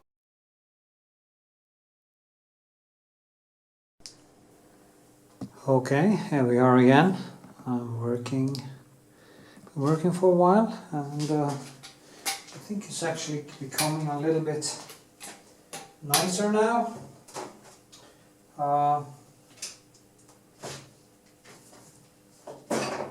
Trying to loosen up the nuances. Actually, my foot hurts today, but it's okay. It's not excruciating, as they call it. And yeah. So, I'm gonna work with this for a while, and I'm gonna start doing some more of the things around. It's also important for me to kind of loosen up the lines here. It's quite hard shadows. I built some more textures in this. I also have to do it on this side, and kind of tone it down so it doesn't collide too much with the rest. So I'll do that now. If you want the light parts, you have to kind of tone down the dark, the other things, and the hue in behind there is actually in the more bluish, greenish thing. I painted it more bluish in the beginning, but I can now see that that is not correct, and I just start to change it to get it right. And I just do like this first, tone it down. As usual, I do try to mix paint on the canvas. I think that is a very good way to do it. And yeah.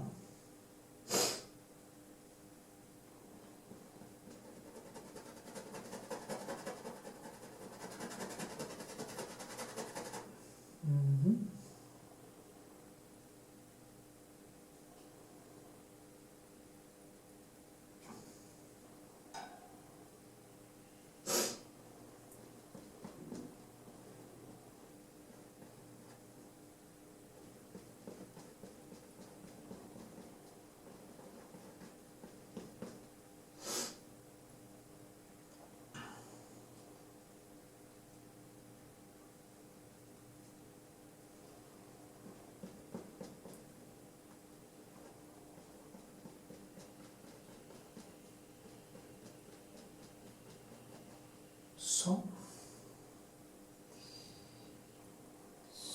here.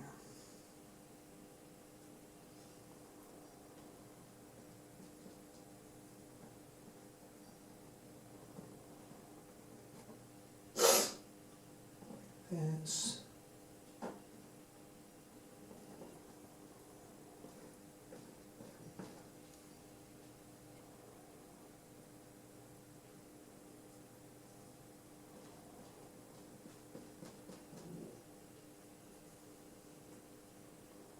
So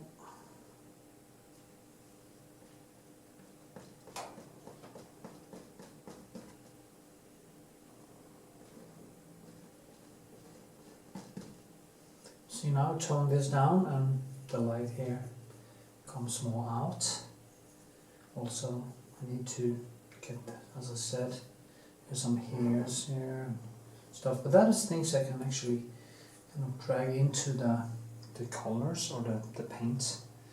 If you look at Rembrandt's paintings, you can see a lot of using his back, the back of his pencil to, and his probably his nails or whatever he was using to create. You kind of, you put wet and wet, and then you just kind of make some things in the paint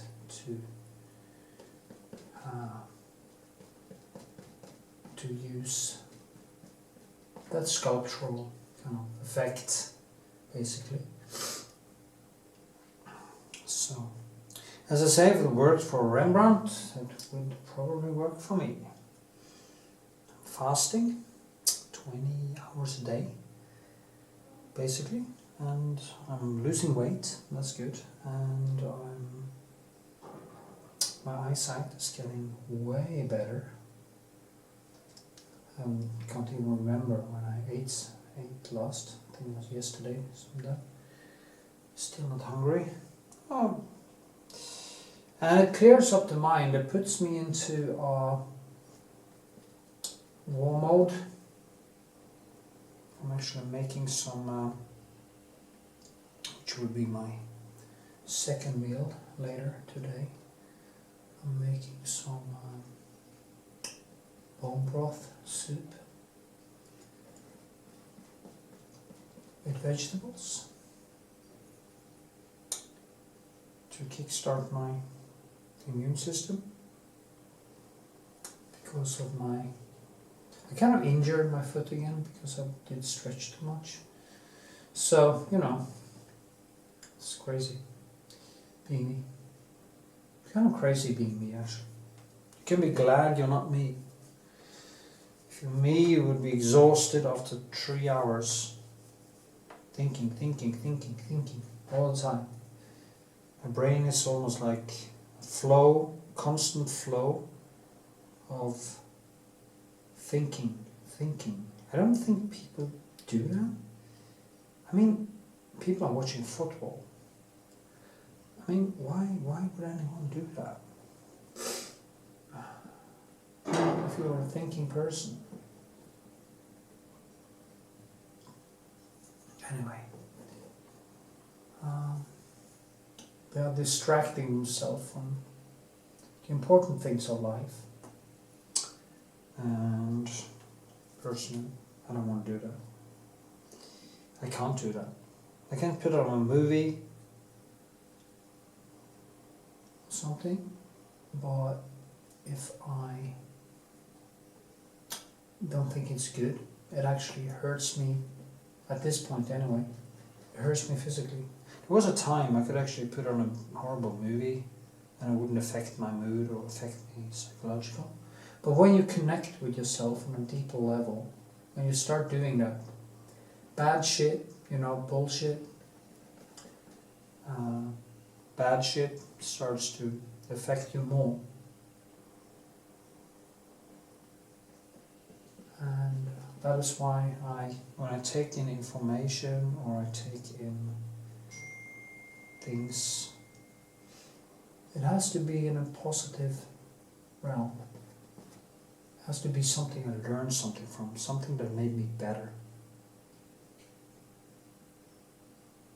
Or something that is so horrible that it actually makes me learn something about the human condition.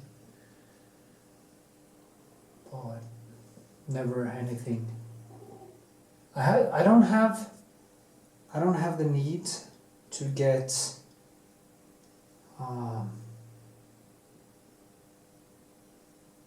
entertained anymore. Are you entertained? I remember that quote from the Gladiator. Are you entertained? And it's funny because Marcus Aurelius, who was one of Rome's greatest, absolutely greatest emperors, talk about this in Meditations, how the crowd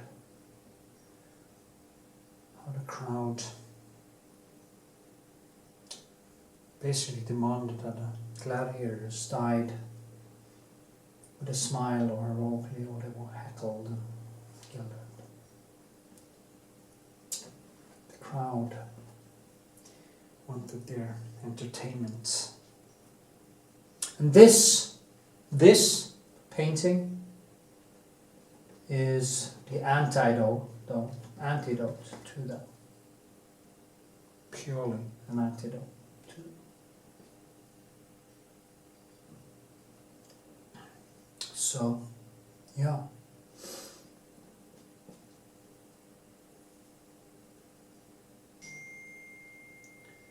He's sending me messages. Is that Tinder? Anyway, I think it's Instagram. Okay, so you see, I am now working with this, the hair and everything. And I'm going to start adding more neons.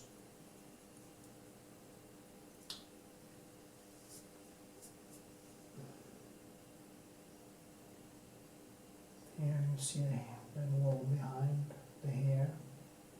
That's a way of doing it.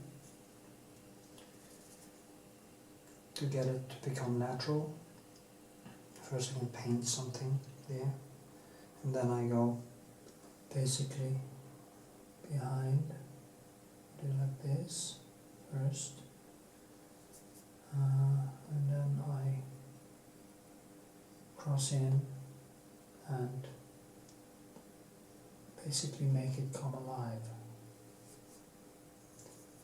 Do like this, even like this. You know, you can't paint every hair. I had a friend once who tried that, and it's really a bad idea. You have to find that thing, to find a way to create believable illusions. And well, if you're a total photorealist, I guess you can take that even further. But for me, as a painter, I'm kind of a painter's painter. I like paint on my canvas. I like to see my brushwork. I want to give my paintings the same thing as Rembrandt did. Really show how my subjectivity touches every surface and leaves the trace of my choices in my paintings. And the way I see it, it is all in the brushwork. Now my galleries say that I often paint too much sexy girls and stuff, and maybe stuff. But that is, or I also paint other things like landscapes, even some political stuff like my Muhammad painting.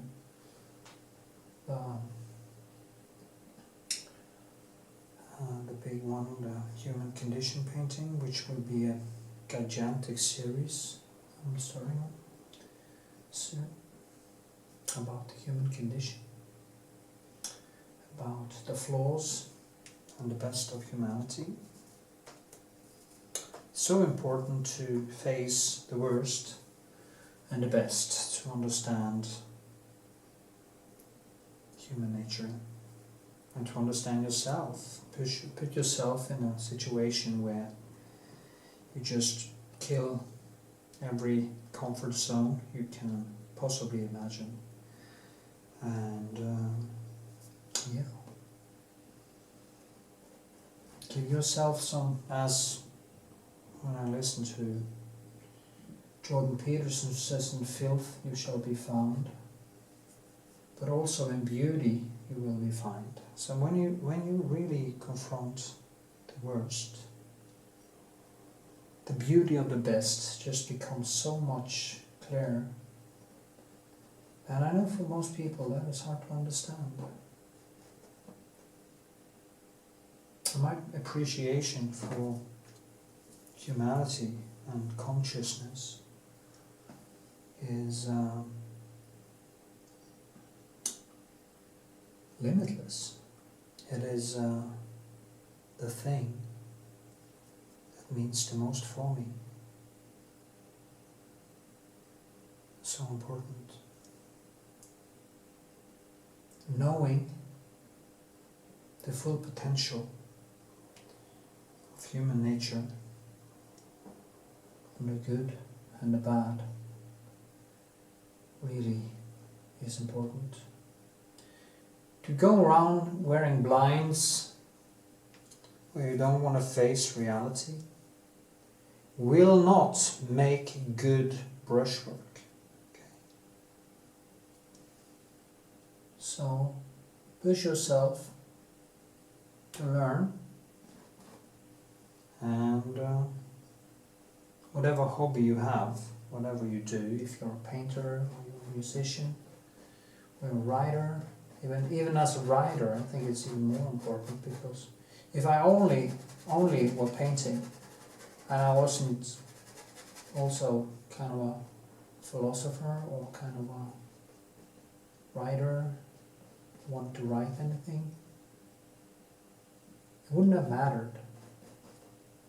It only matters if you want to know and want to think and want to maybe also express something more important than brushwork. The strange thing is that most people aren't even able to appreciate brushwork. That is how strange it is, because you have to learn to empathize and sympathize with it to understand it. So if you don't understand the battle that goes on between the artist and the painting, the artist's inner life, and the fact that he leaves his subjective self on the canvas, you will never appreciate it. You will only see the motif. You will get impressed by the motif. And that is not the point. If you look at people like Van Gogh, it wasn't about a motif. You might think so, but it wasn't. It was about the paint. Always the paint. And you see that. You see the struggle. It's real. It's real. Really real. Nothing fake with it. So, let that be the thought of today. And I will keep painting and listen to some beautiful piano music, some lecture that I can learn something from. And I see you around in the next segment. Let's see, maybe zoom a little bit so you can actually see what's going on. Let's see how I've done textures. Now it is very white and vivid, but I have to do something with my light in this studio because it doesn't give it justice at all. Anyway, See ya.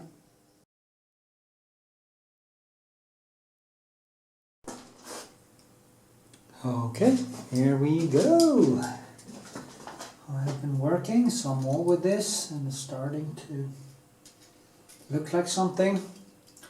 Now there is a lot of details left and stuff, but I can start going into the small stuff and just start shaping things. So the customer is actually getting quite anxious and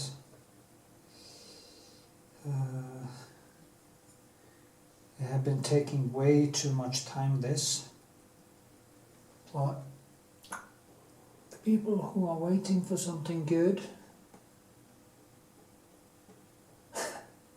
don't wait in vain. I really want this to become really nice, so I don't want to hurry up. I want to make it good. I'm going to try to do what I did with the bigger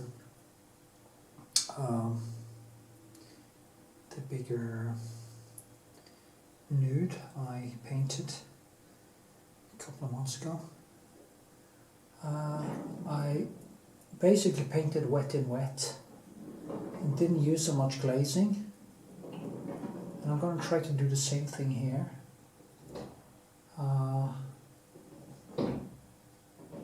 Because then I don't have to wait so long for it to dry and stuff. And maybe use some glazing in the end when it is basically finished. I think that is the best approach. So we'll see.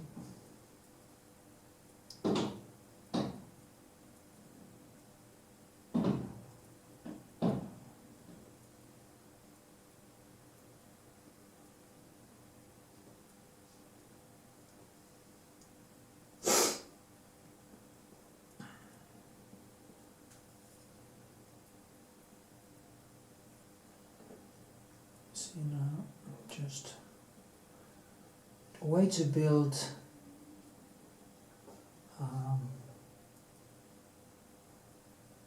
cloth and stuff is to work in directions. Like here, I'm working in direction to create this subtle, very subtle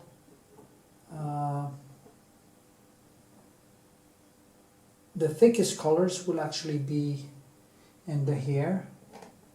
It will be in some places like here. I will keep this more down because it has a little bit different color and texture. Keep it down. And there will be these flowers which can pop out. So basically I'm using the same technique as Rembrandt was using when he made the Night Watch, when you can see the spear pointing out of the painting. They say, I've never seen that painting live in real life actually, so I really need to go to Netherlands and see that painting. I think that is the next goal I am going to have, to get myself to Netherlands. I've been going a lot to New York. I think that city is basically destroyed now by the Antifa violence and all the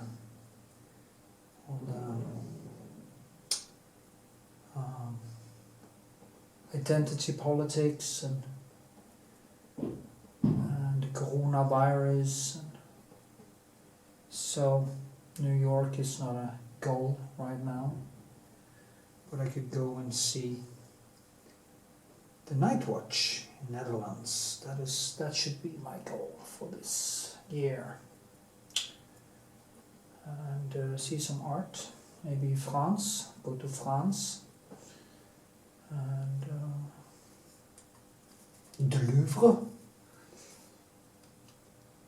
The problem with French people is that they don't speak much English,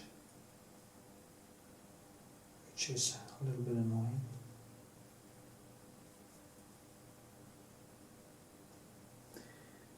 So now in here is a little bit greenish because the dress has this blue red warmth to it. It's kind of a strange color. It's quite difficult to figure out. So I just have to do what I do and go over it again and again and again and try to mix the colors on the canvas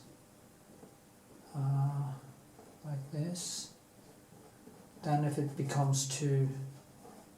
There's also some yellow in it, and there's a lot of different colors. So yeah, I need to do something with this hard light. It's too hard. Makes me look like shit. We can't have that, can we?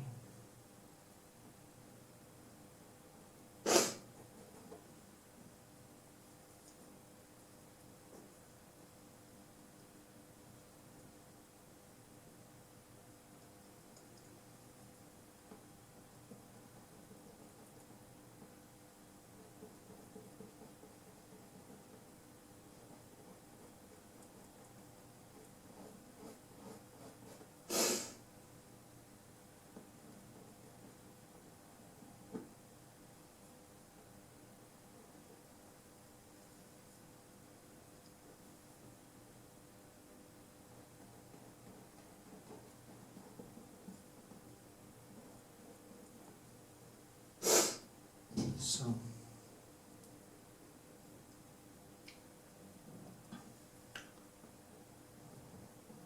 see, now just drag it, go down, drag. It's basically the same thing I do in every video. I'll try to... my foot hurts a little bit, sad to say. But you see, they are starting to look a little bit like each other. That's kind of fun. Go a little bit closer. Like this maybe. And we should do something with the hands. I can do that in the next segment. Just go a little bit closer so you can see.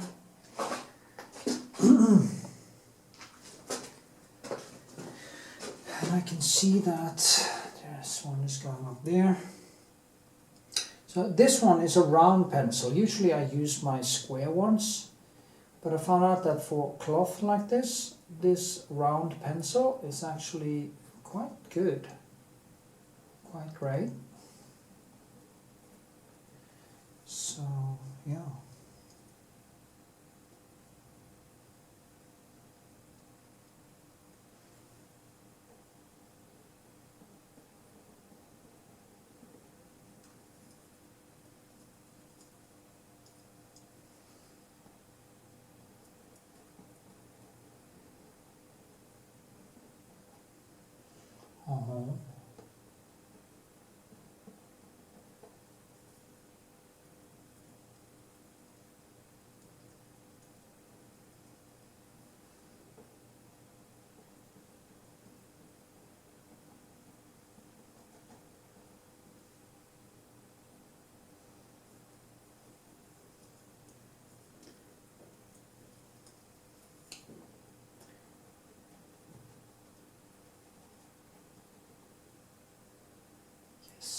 This goes a little bit more like that.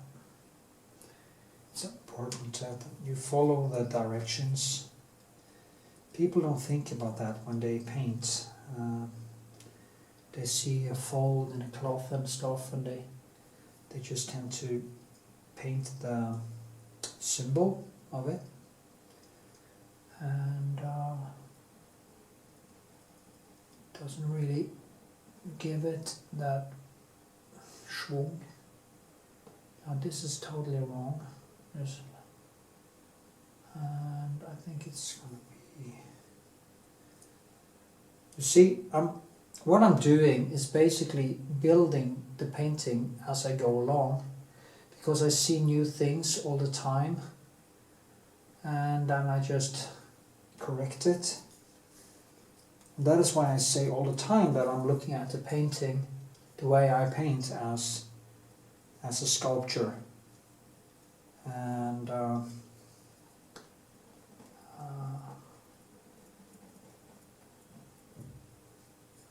should start doing more sculpture.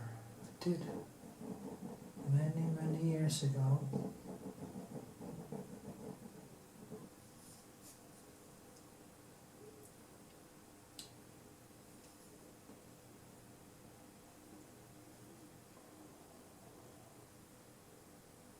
Okay.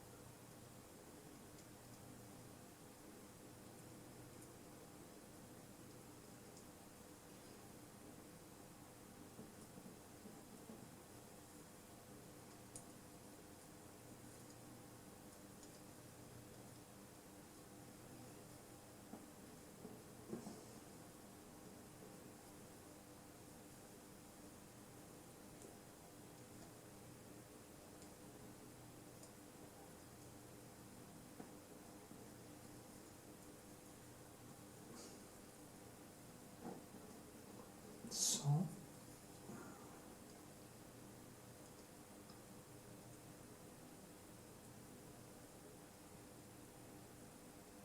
Okay.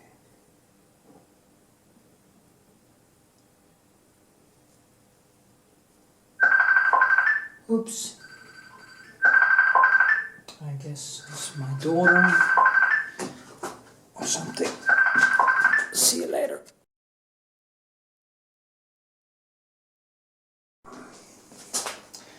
Okay. I am working with the hands and the details around the hands.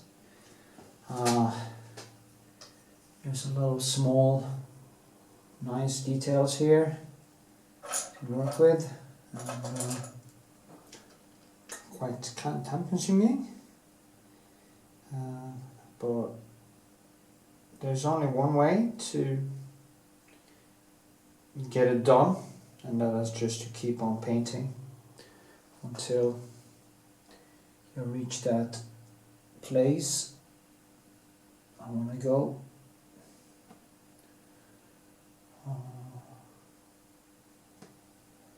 Like this, and the finger is kind of coming out, so it's a little bit bent over here, and it has all these small nuances in it. So yeah.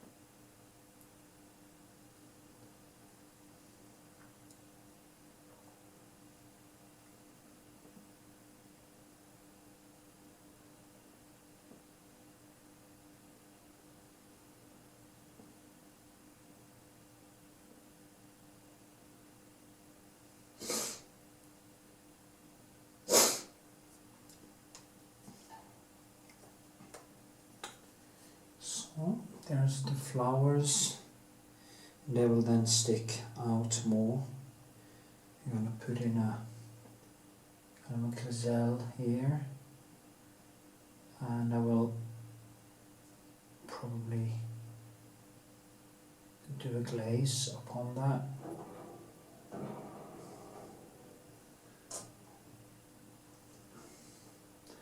I really have to finish these now as soon as possible, and I guess February is a perfect month to get these finished, and that is what I'm aiming for.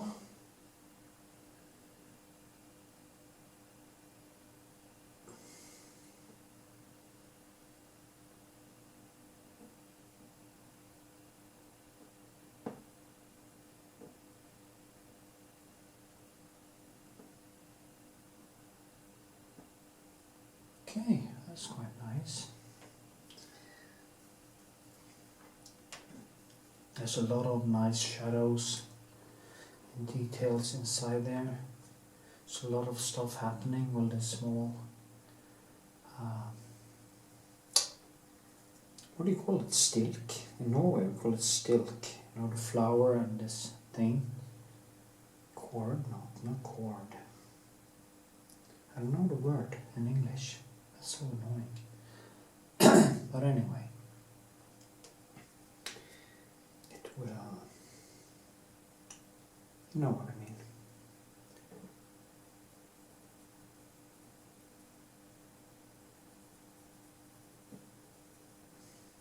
I've come to a point now where I'm gonna do the whole thing first, and then let it dry a little bit.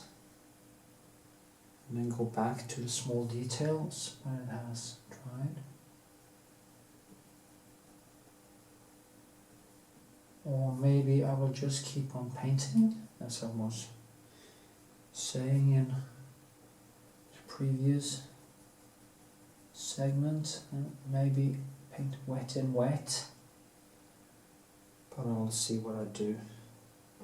I have 2 of these, so and the other one is not that far gone, so yeah, it's actually crucial I finish them this month, so that's exactly what I'm going to do.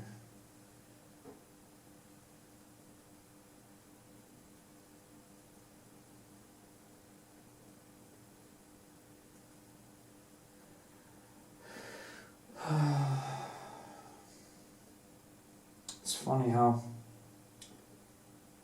these things take so much time.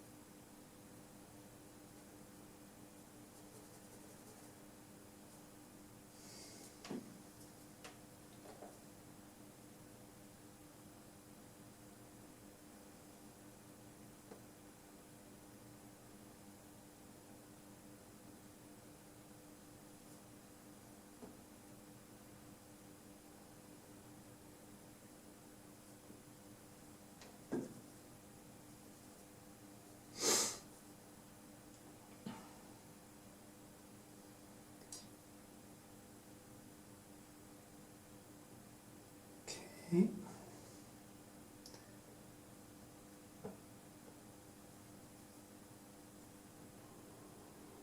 There's some light here, the hair, there's a flower there, the hair is kind of yellowish, and then you have the flower that is more in the blue, but it's so close together. The hues and stuff are so close together that it's almost impossible to see the difference. But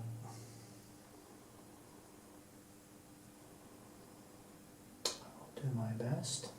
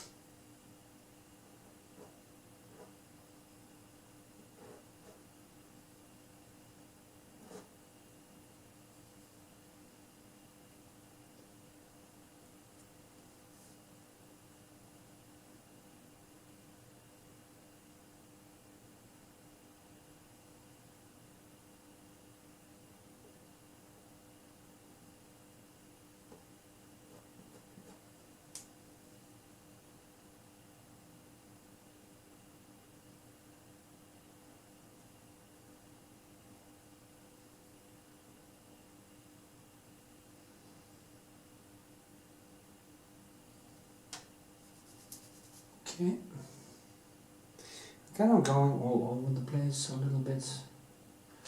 You don't even see what I'm doing because I was doing the hair. Yeah, stupid.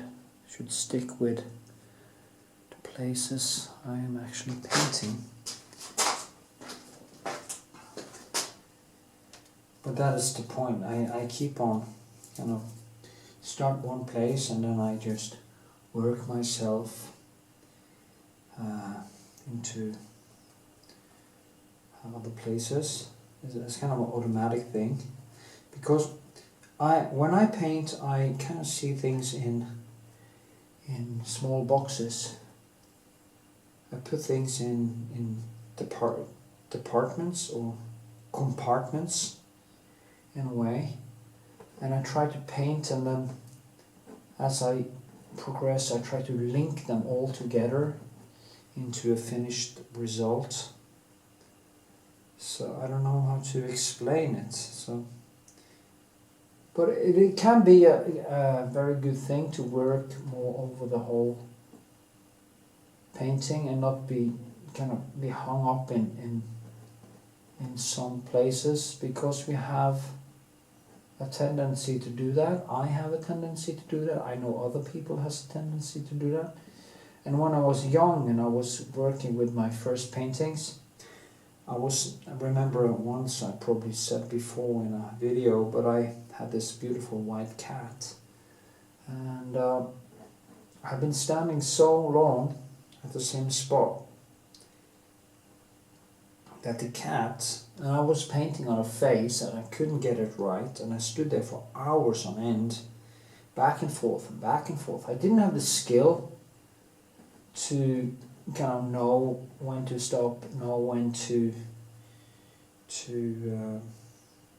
basically walk away, and I stood there for hours, so frustrated, and I had these kind of not wooden shoes, but we call them klogger in Norway. It has kind of a wooden, it's kind of wooden shoe. So, yeah. And I took a step back, and the cat had fell asleep behind me, behind my legs. I don't know why, probably a way to cuddle or whatever. And I stepped back and I stepped on the cat and I screamed and I jumped like through my... I was so shocked, you know, I didn't know. And a pallet was flying and a cat was running. And so I was so deep into the trance I didn't even know that the cat was there, and I have been standing on the same spot for hours and hours. And I try not to do that. I try not to get hung up in things. If I can't get something right, sorry, probably COVID, I try to walk away from it and paint on other places so that I can get a fresh start. Because at some point you will, if you stand there and you paint on the same spots over and over and over and over again, you will go blind sooner or later. And it's really annoying when you just feel you can't see anymore. And yeah. So, yeah.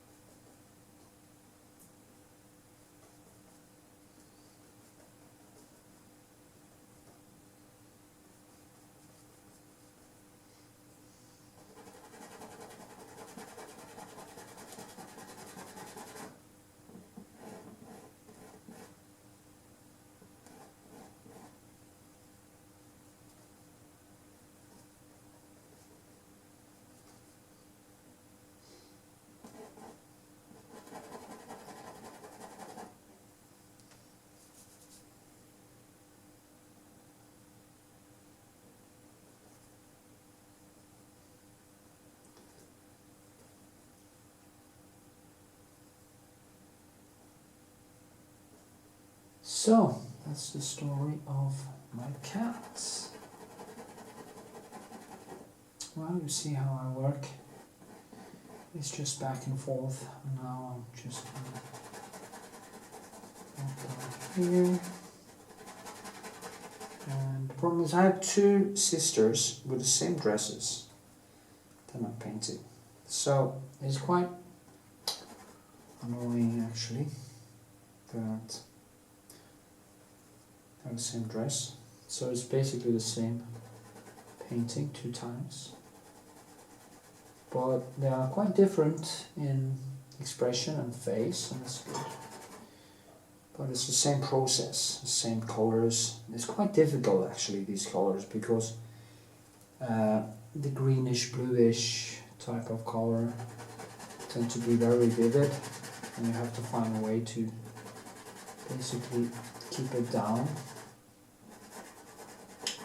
and make it feel natural. So, yeah, it's gonna be tough. Tough as a cub.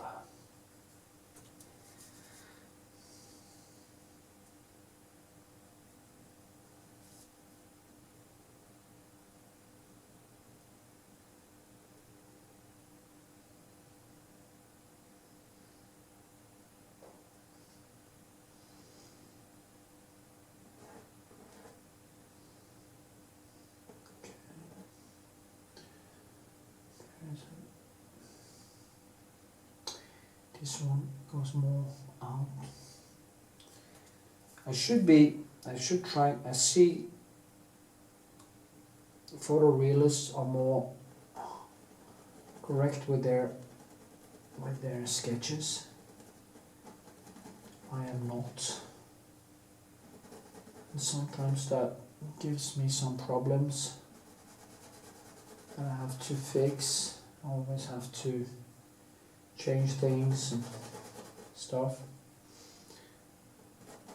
But it's also kind of worth it because I get this very nice texture into my paintings. The paintedness, the Rembrandt's paintedness. So I guess it's some kind of a give or take thing.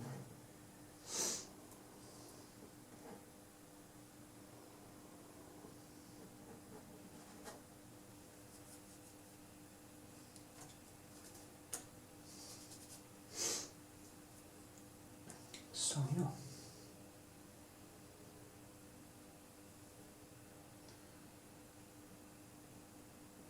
I'll go back and forth with this many times.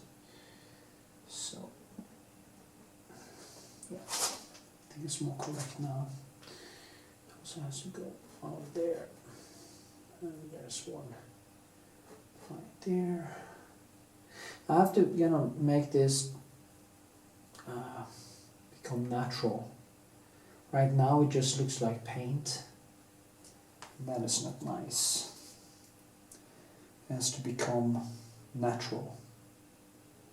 Feel like it's here in a way, and stuff like that. So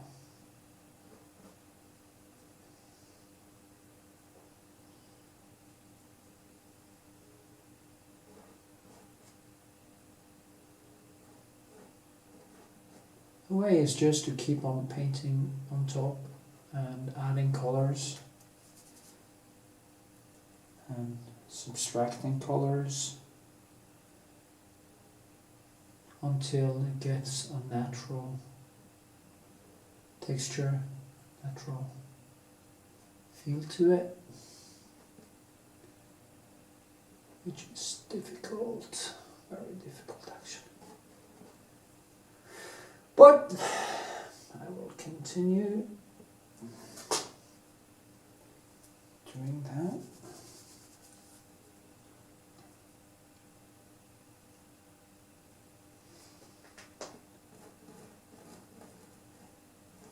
Okay, that's what I like it. Then I can start molding it. The shadows here, all kinds of stuff. So, see you later.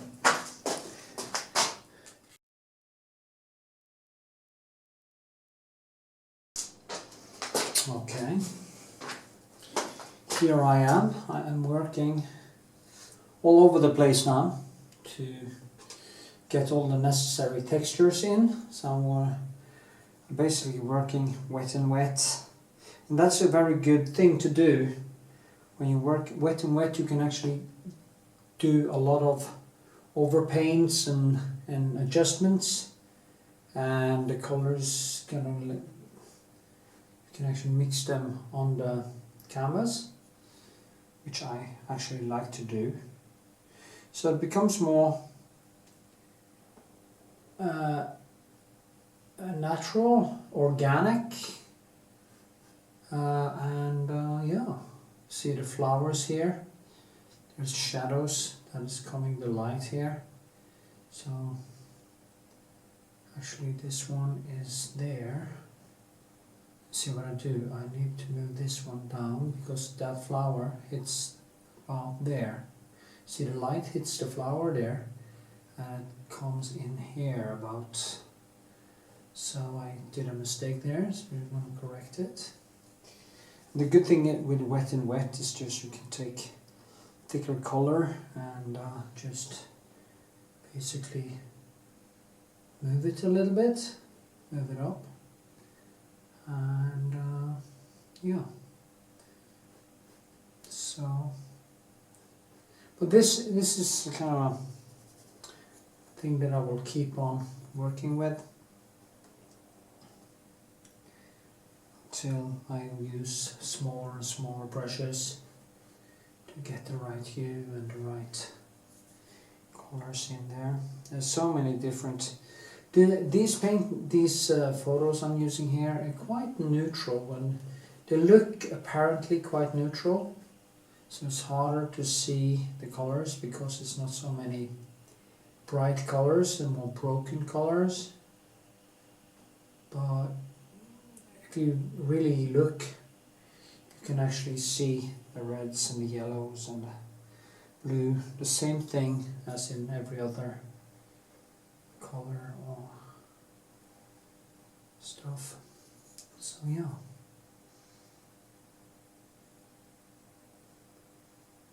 Okay.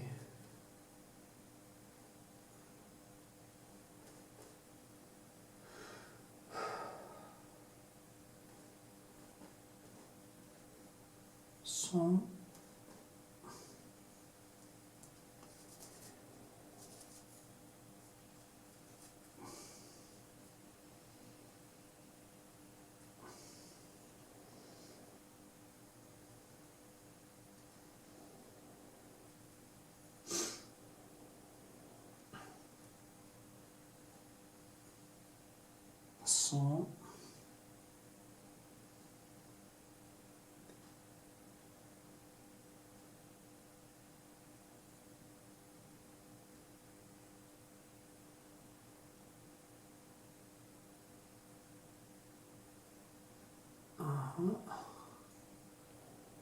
there, as you can see now, I'm starting to build, and then I have to go in there with a smaller pencil and start to mold the flowers.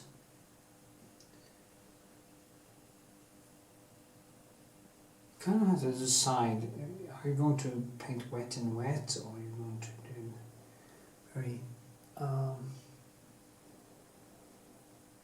flat? I don't like flat surfaces. I think paintings should be painted. I had this argument with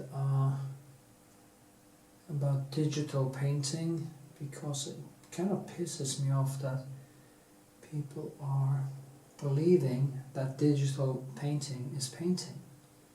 For heaven's sake, it is not painting. Painting with paint is painting.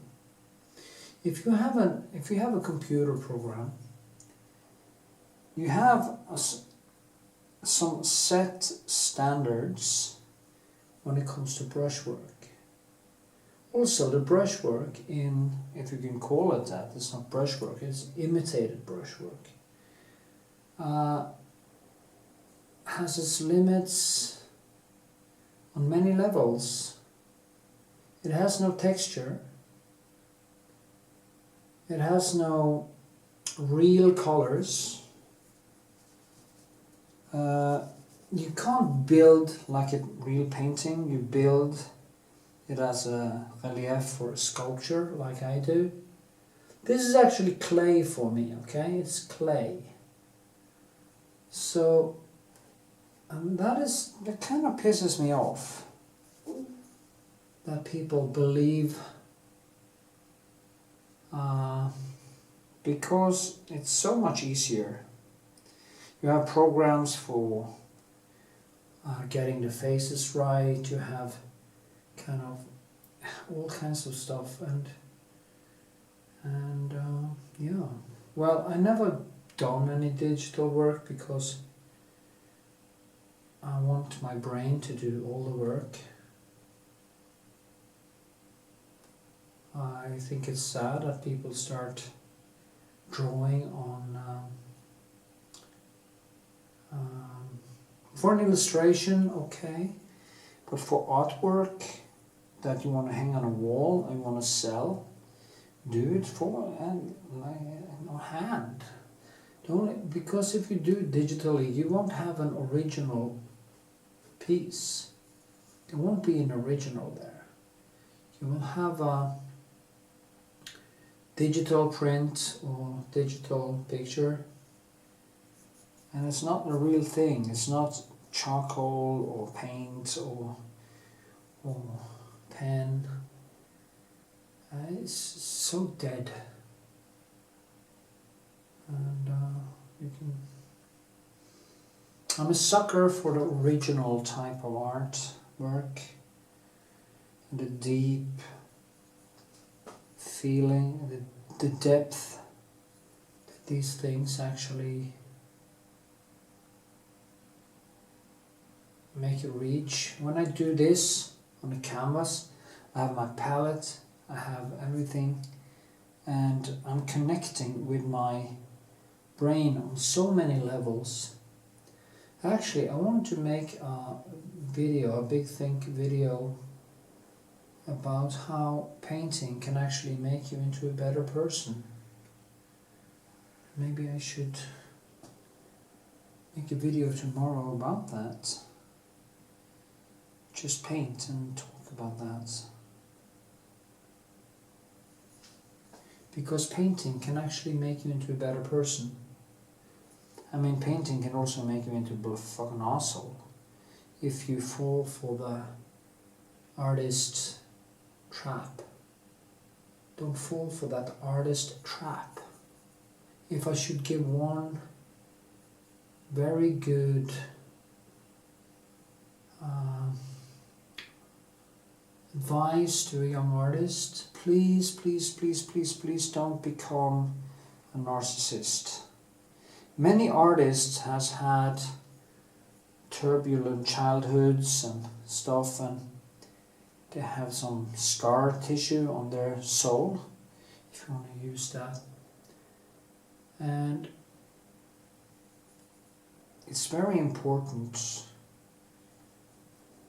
because when you have these scars, you become often more creative, and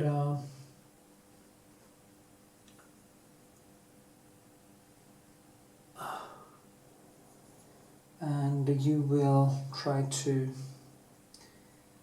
express yourself a lot. But you get into an environment in art schools that are very, very politically correct. They are very narcissistic. The artists are competing with each other. Friendships, I don't know. Real friendships, I don't know.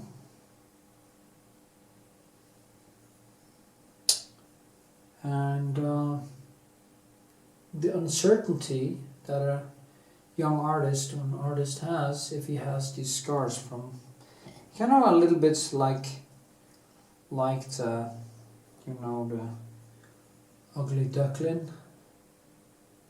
And then you get into an environment that is very, very competitive, and you get told what's in and what's out, and they can start to conform because they don't want to be the ugly duckling anymore, so they start to conform. And you start to conform, you start to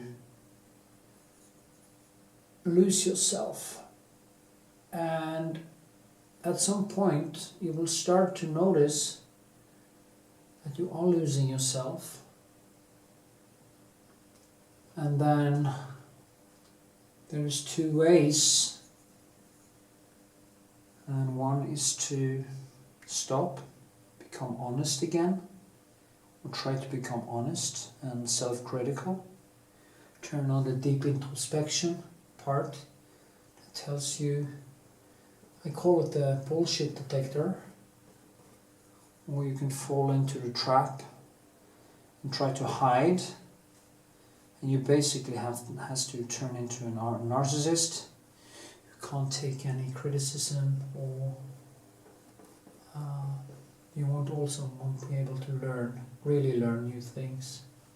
That is sad. It's very sad. I've seen it happen. People who were good and turned into conceptual artists and very arrogant, very self-absorbed.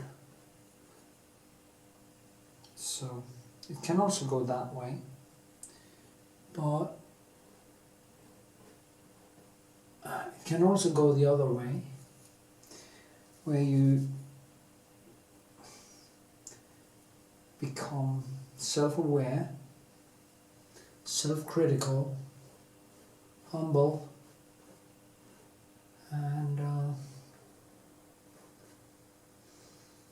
and real. And it's hard. Becoming real is hard. You have to kind of meet all your demons, and you have to get to know yourself. And it's much easier not to do that.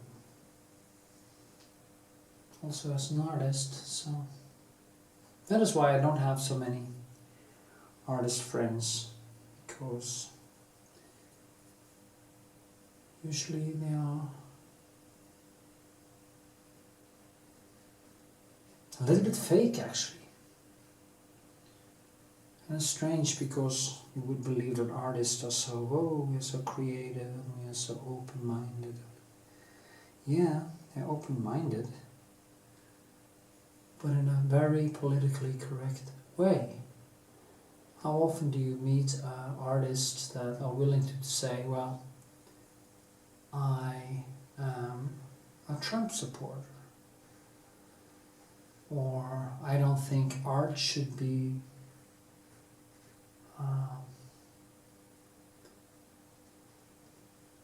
paid for by the state,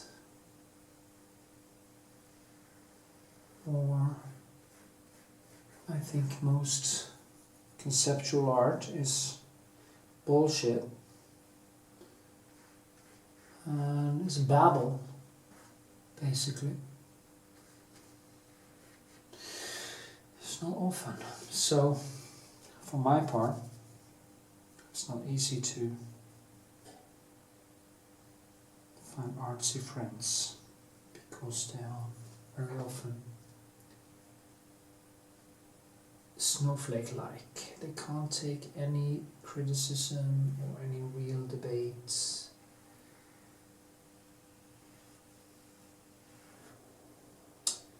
And it's sad. So, maybe I make a sit-down video about this. But, yeah.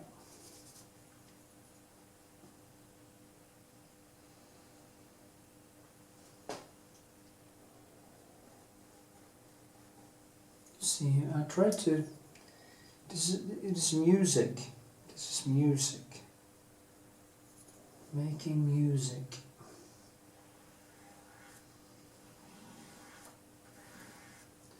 Then I go, oh shit, this way, this way and that way.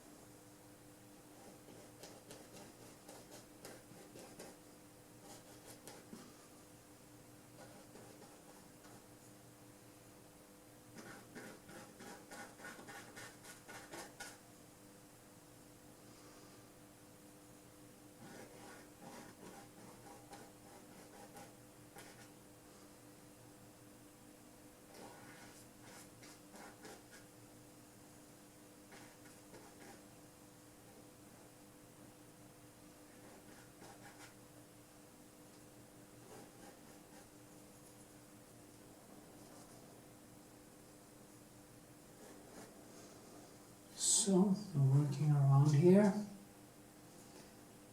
and I'm actually quite tired now, so I'm going to stop for now, and I'm going to continue tomorrow. So many things to do. I'm going to go through the whole thing. I'm going to do as much of the texture as I can, and then I'm going to go back to the details here because I have so much to do all around. Then after a while we start to do these small things, strengthening the different hues and the different subtle, linking the background and the foreground together to make that subtle, like almost aquarelle-like feeling between the different. What do you call that? From when it disappears, I can't really remember. It's so annoying. I keep on forgetting words. I always forget that. In Norway, we just call it overgang. Overgang from there to there. There has to be the line between there and there has to be invisible. Basically, they have to glide into one another. A lot of amateurs, before you actually, I done all the mistakes myself. Before I knew better, I didn't know shit about how to get these lines to kind of just suddenly just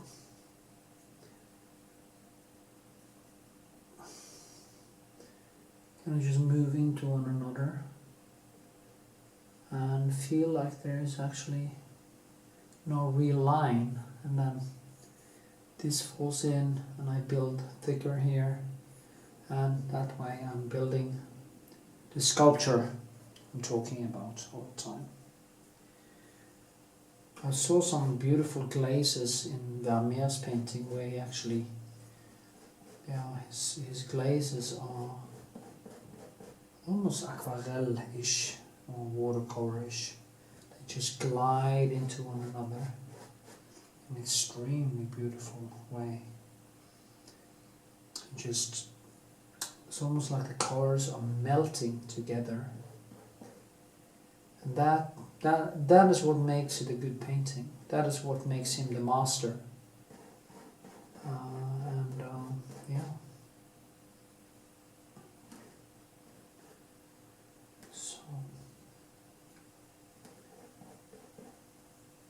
I can't understand why people will use their time on digital painting instead of doing things like this, smelling it.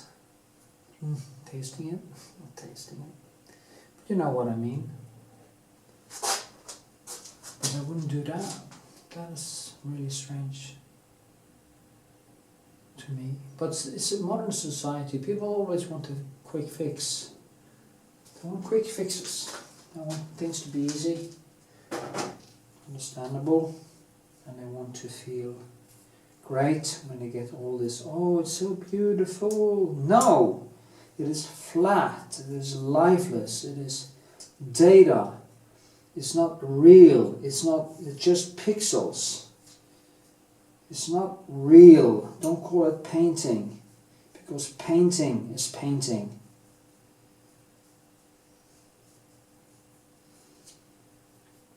So.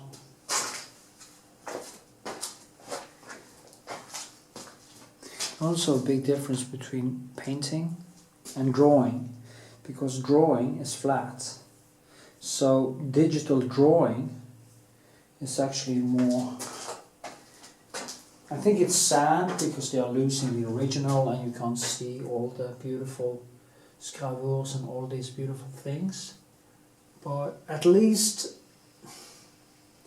you can't have you can't make a relief. Well, you can in some sort of, with the pen too, and with charcoal you can actually build some higher parts, but yeah, you know what I mean. Okay, see ya.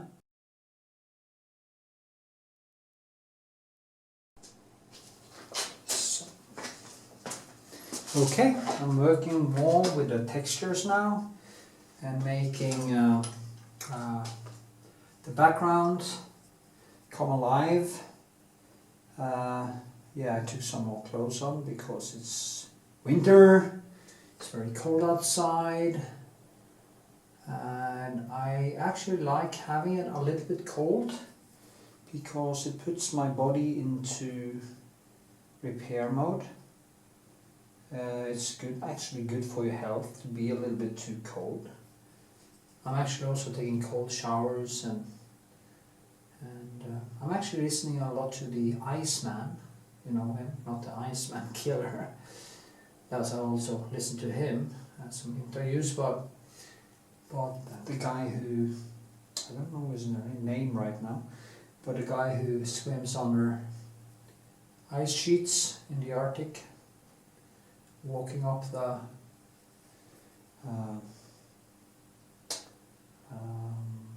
mountain, what's it called, the biggest mountain in the world? Mount Everest, in sandals and shorts without oxygen. I mean, if he can do that, I can paint without too much heat.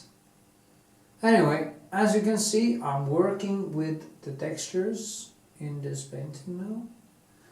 And it's basically, what I try to do is, I'm working wet in wet. I'm not using any medium unless I kind of put it in here and I dry my pencil. That is basically the medium that now comes into my pencil. I use it more as a way to clean between layers, but when you do it again and again and again, some of the medium comes into the colors anyway and makes them dry a little bit faster. It's also cold now, so it's harder to get a painting to actually dry. If it's summer and it's hot, it's actually never hot here because I'm in a cellar, but it becomes like 20-22 degrees Celsius. Now it's like probably like 19, 18, 17 maybe. And that's good for me because I'm used to cold now. Yeah, so it doesn't dry that fast. But I don't like to put too much medium into it, as I say, and I also wanted to keep it a little bit wet now because I'm trying to finish this, and I want to paint wet in wet, as I did in the bigger nude I painted a while ago. So yeah, that is what I'm doing right now, and I have two of these, so two sisters, I already told you that. You see what I do, I just try to, I see things in departments as I was talking about, and just putting colors on top of each other. The good thing about wet in wet is that you can actually mix the colors on your canvas. And in this particular painting there is not much color. There's not much to go on. It's actually a digital photo, and digital photos tend not to have the richness of colors that I have in my analog photos I'm working from, with a tungsten film and stuff like that. So yeah.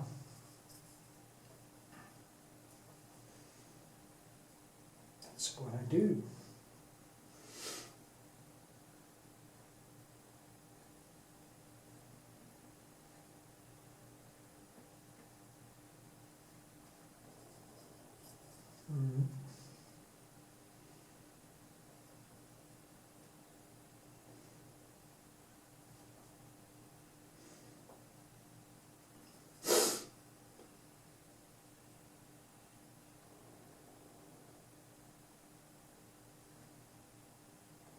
Okay.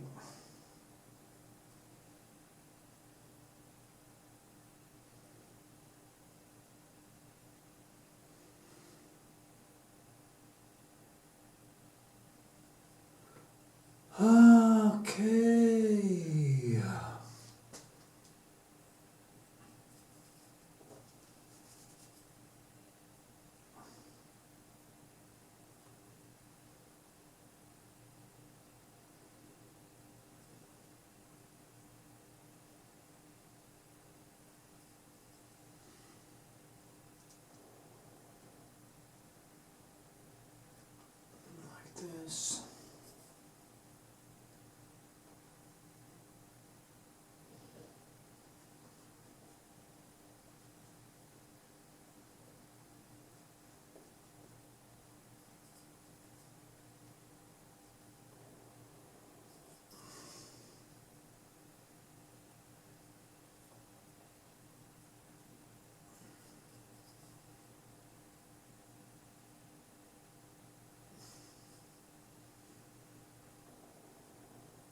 You see now. I just this is basically a church, and these are stones. And I tried to build that stone texture, which is basically trying to cross over the colors in different directions until I get that texture.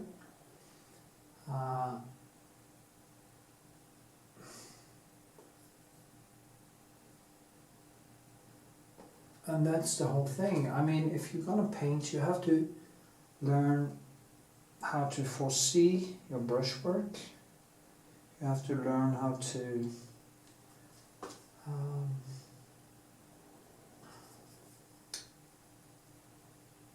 you have to learn how to do a lot of things. Mix your colors. As you can see, I don't mix my colors much. There are some videos where I show you how I use my palette. Maybe I should make one long video of that only and show you the whole process. I actually had an idea of painting one of my palettes on a canvas, so you could actually see both my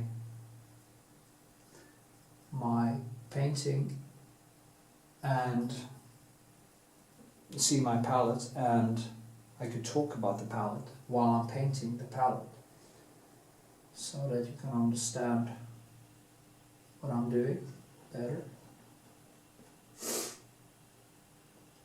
So, yeah.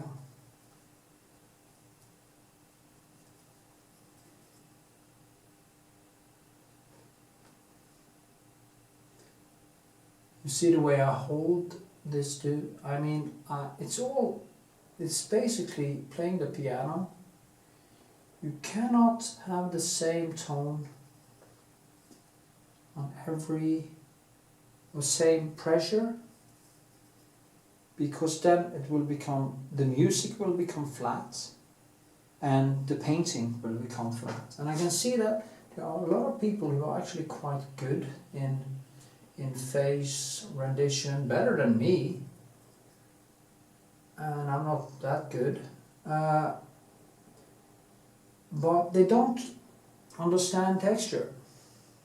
They don't understand that the reason, what makes Rembrandt and these people good painters is the brushwork and how, and the overpaints and the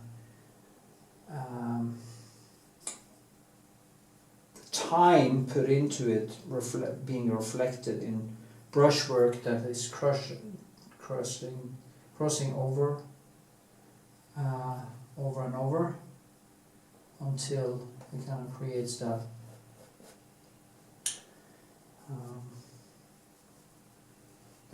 that feeling of things coming alive. People are usually stopping after maybe one layer, and then you will never get that sculptural thing that Rembrandt get. Of course, nice brushwork that seems very nice, but you never get that substance, the substance of things. So yeah. Oh.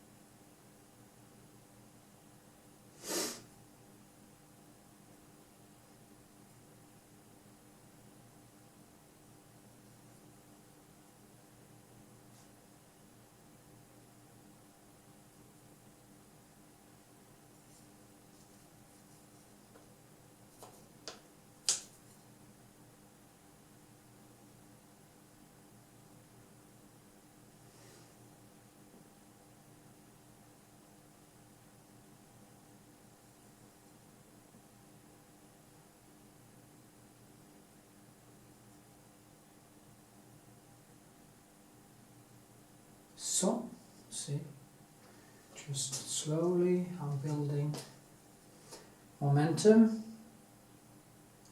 in the texture and the structure. I'm also going to do some up here. It's quite important.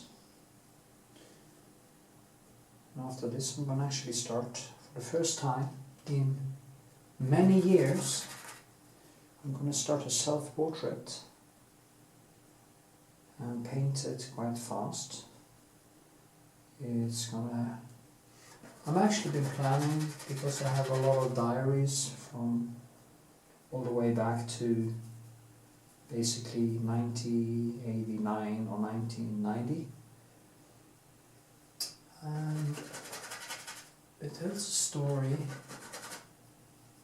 about a young man, young boy, young man, naive young man,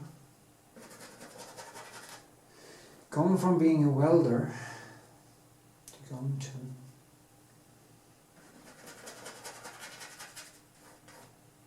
this art school or drawing school first. A little bit narcissistic, self-absorbed, naive, quasi-religious, not religious, but just, oh, there must be a life after death, or life is meaningless. Basically the argument for most religious people. Life can't be a coincidence. Well, it is a coincidence that we exist. It's just the possibilities for this is just mind-boggling low. So low that it's not even any useful. It's not even useful to think that if you roll back the whole universe, probably wouldn't happen again because of chaos. A lot of other shit would happen. So, yeah. But anyway, I want to tell my story in a self-portrait. All my struggles and how we can evolve as a person. Also, how painting definitely made me a better person, and how brushwork and introspection can go hand in hand. Now, Rembrandt was horrible to his women, so I guess, well, so he got this girl admitted to a madhouse because he didn't want to marry her, and that was nice, I guess, but we don't know the whole story, so maybe she was crazy, you never know. You know, girls, some of them are quite crazy. But I mean, getting admitted to a hospital back then wasn't like it is now. So it's quite a horrible story. But I think that being creative can actually make you go deeper into introspection and make you a better person. There's no doubt about it. You see now how I build? I build. And will more and more turn into a brick wall. Not brick wall, but stone wall. And she will turn more and more into a soft human being. Young girl, ready for life. It's going to be nice.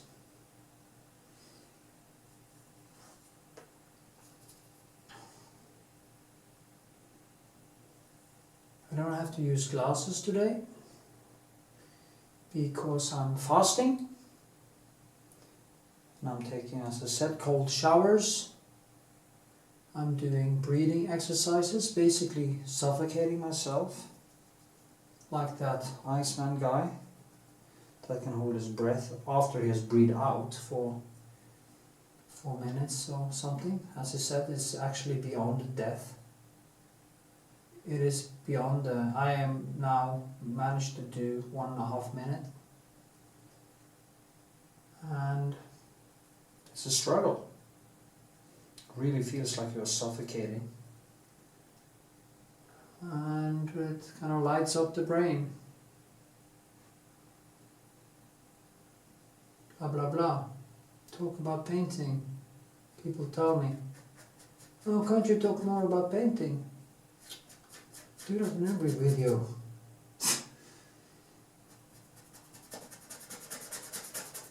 Just give it some shadow there. You see, I'm working here is a little bit more blue, then I give it a little bit more red, because it is blue and red here too. It's just more, it's hard to see.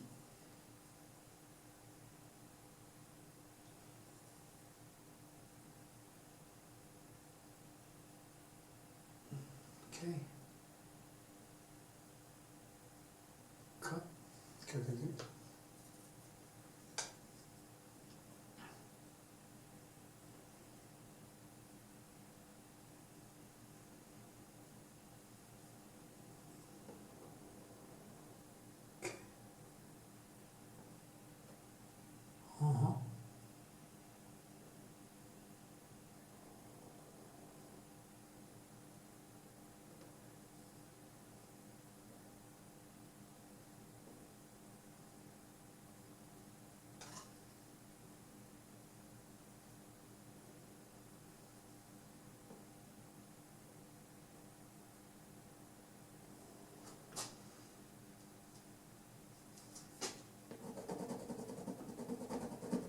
Okay, I will fill more later.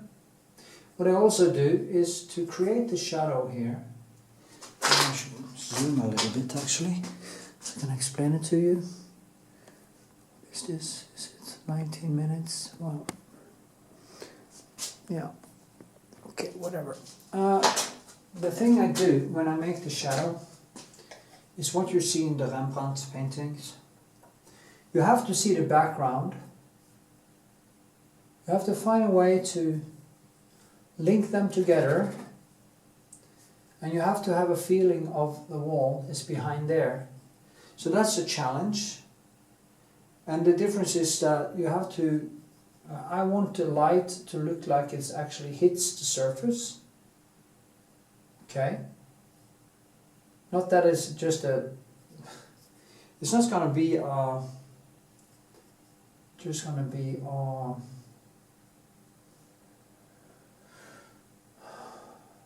a dark and light thing, like bright colors, dark colors. It has to get this feeling of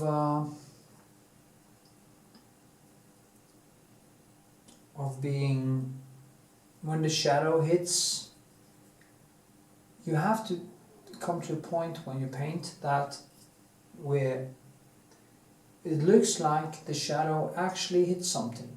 And there are several ways to do, two ways to do that actually. It is to paint the whole surface the same color as this, and then glaze over a shadow. That could work. I'm not doing it that way here. I'm doing kind of both things, but I will maybe put in a glaze all the way at the end to kind of push some more life into it. But I will just paint, and then to get this thing to come alive, I will basically do like this, so that it feels like the wall continues underneath. And the only way to do this is to go back and forth and back and forth and back and forth, and cross cross over the brushwork over and over and over and over and over and over again until you get that feeling. And it's also always a thing where you have to find exactly the tone that makes this look like a wall and this look like a wall with a shadow hit. And the closer you get, the more difficult it becomes, because it's so little. If I paint this too hard, it will seem like this coming too far out. If I do this too hard, it will feel like it just is an empty hole, like people using too much black in their shadows and doesn't know that actually the shadow is basically a complementary color or tertiaire or third mix color compared to what's in the main light area. And that's very important to know. So you're basically using the same colors there as I use here. I just turn them upside down. Okay, here I use more of the light colors, and there I use more of the darker colors, which I also mix in here, like blue and a little bit of black and different,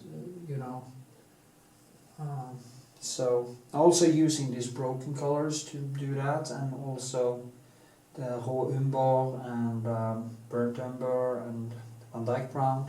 All these things will give this, in the end, more texture and more life. So it's how you actually approach this. Now this is quite blue here. I can see in the picture I'm painting from that it is kind of a little bit more reddish in it. And then I will add my Kaplak into it to get it up to become a little bit more reddish, or violet is more.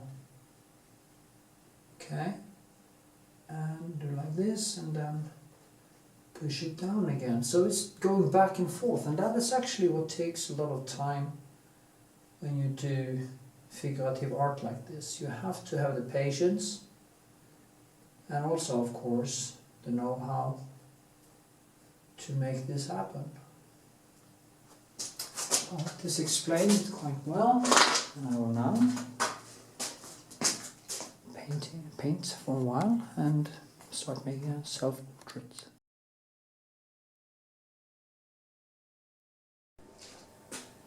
Okay, here it is. I'm going to put on the Retouch Varnish. I'm going to work with this painting until it's done. It's going to take a few days, but I'm going to do that. I've been putting it off for a long time, and I just need to start to finish some unfinished stuff, and this is basically, yeah. I don't know basically why I said that, but you can see how I do it. The Retouch Varnish has the great thing with, when you, as I said, when you paint with oils, the oil tend to become a little bit, as you see, what do you call that? When it dries, it kind of loses its potential in the shadows, because the whole surface becomes the same level when it has dried in a way, except from all the, of course, textures and stuff like that. So when you put on the Retouch Varnish, the shadows are coming back, and you can actually more easily work with the whole thing, because it kind of gets easier to see where you have to work and where you lack some. You get more oversight. I would say you get more oversight. Now, I'm not I don't know if maybe I'm gonna glaze over the parts here, but I'm gonna start out with doing the face today, and then I'm gonna work myself down to the other things. Then I will work myself out into the other things, and then I might do some glazing here.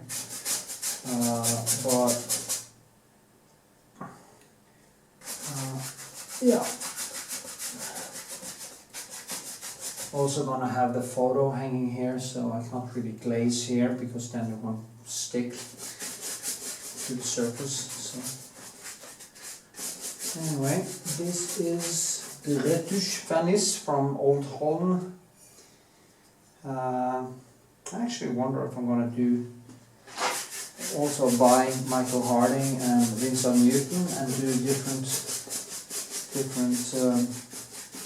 paintings with different colors, but let's see what happens. Yay!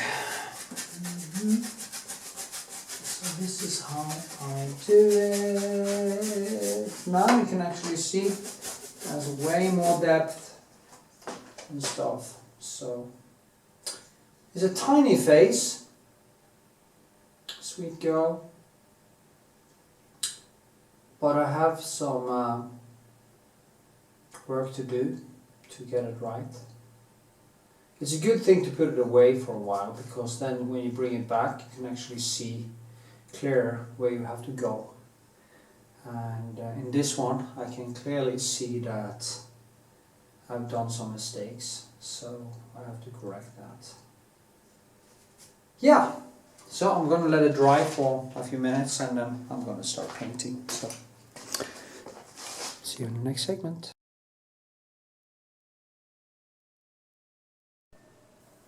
Okay, here we are. Time to get going with this. And doing some more close-up here.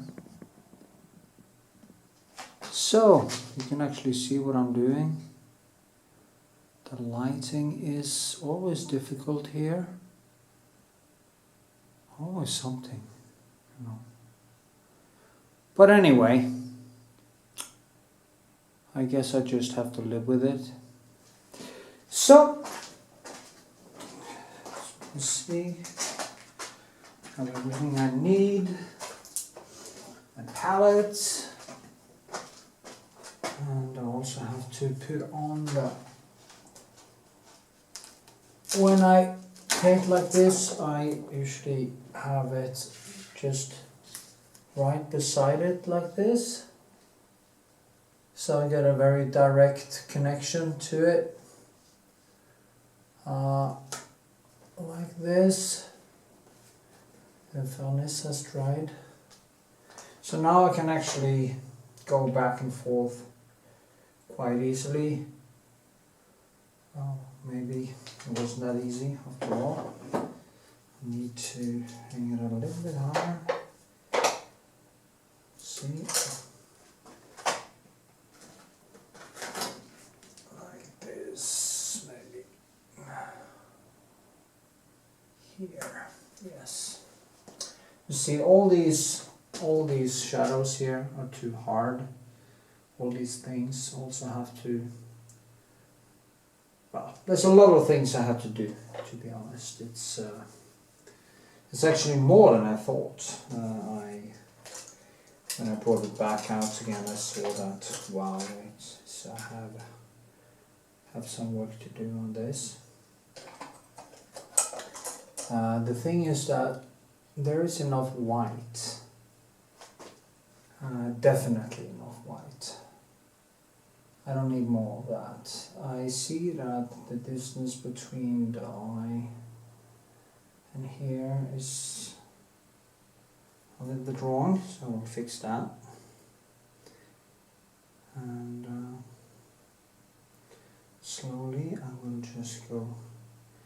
I'm going to try to do shorter segments now, like maybe 10 minutes instead of 20, because these let me see, I'm going to do down here. Yeah. Face is a little bit broader. I painted it like this.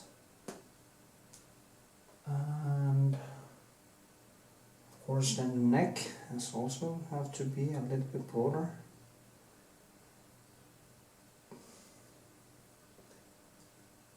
Here.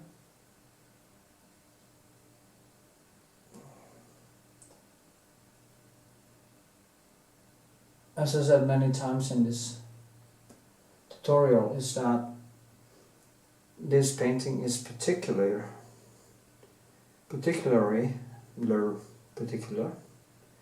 difficult because of the lack of colors actually, and that is the thing I have to deal with. I also see that this one is too far down, and yeah, there's a lot of stuff here that I have to fix. The good thing is that I now see it better. Also changed the lighting in the studio since the last time I painted on this. It works a little bit better. I have had great problems with my lighting.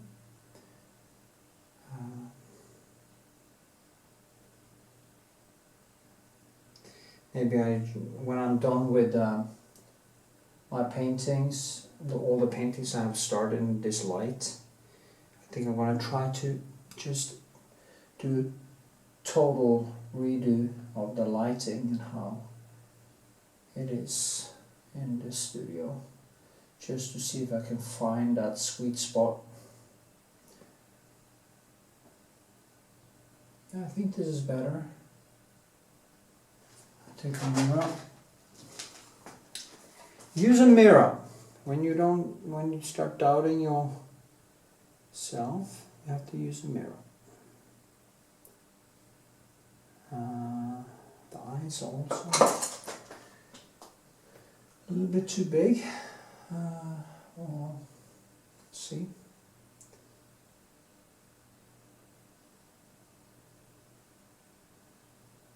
See now.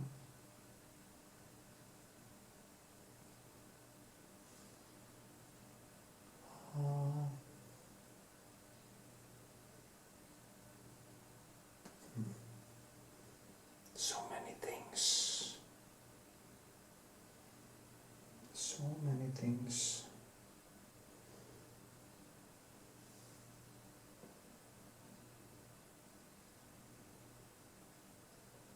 Just edit that. Yeah, that was actually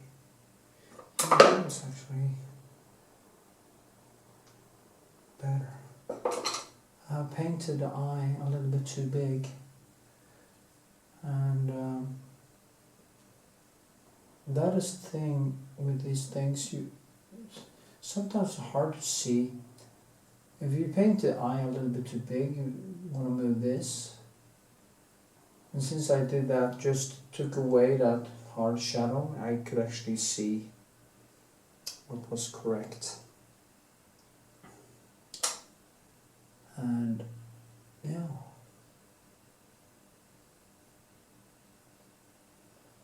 Now I'm gonna make all these subtle, very subtle nuances and shadows, make it all kind of come together fluidly, like Vermeer. That is the goal. The goal is textures like Rembrandt and nuances like Vermeer.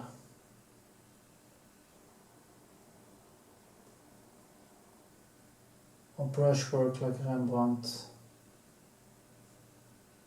And I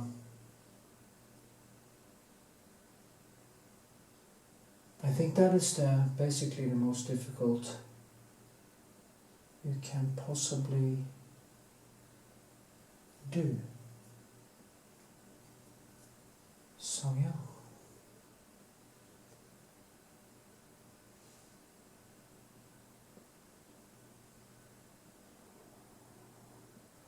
It's better light now, I can see that. I can actually see the colors.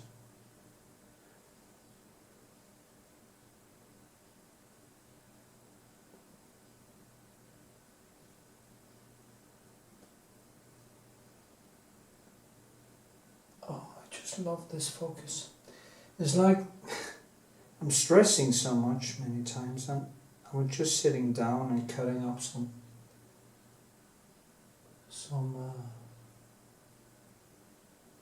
business cards. And when I sat down and did it, I just felt calm. Because I've been running around all day like crazy. And then I just sat down and just said, oh, I can just relax. Oh, somebody sends me a message. Okay. Now I will just keep painting for a while, and then I'm gonna come back to you and do some shorter segments. This was 9.5 minutes, and that's actually good. So see you in about an hour or two.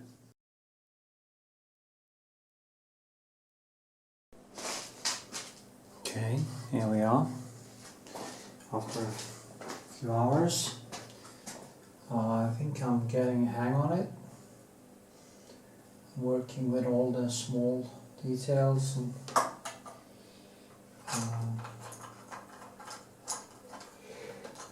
it's early in the morning and I'm getting tired. I see that I need to push this down. I thought actually it was brighter than I made that mistake, so I need to push it down again. Now I've been doing so I can cross over. It's very important to link these two together in a nice way. And that is a challenge actually, because it's a warm and cold contrasts. It's very easy for it to become too hard and stuff. And you want a shadow, you want it to feel like there is something underneath. You just don't want it to be just kind of a black hole in the canvas. And here the light kind of hits the canvas. Well, first there's a nice little here, but first I need to get this right, and then I will add in that hair in the end. I can't really work around it, so. But that too was kind of a wrong tone. It's really difficult to find the tone. I basically mix the colors on the canvas now, as you can see. Getting that subtle work wet and wet, and I will make this even darker as it goes over there. It will be darker and darker,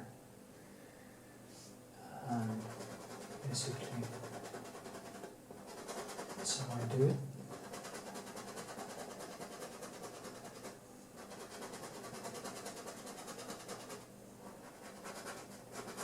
There's a lot of stuff happening in the background in the wall there, so I need to find a way to get all these nuances in there so it actually looks like a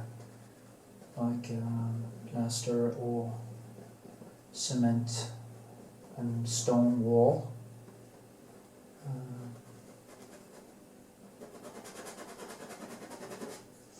We'll pull out the light and do, maybe it's a little bit more red. This kind of, it's not that easy to see. Look at this.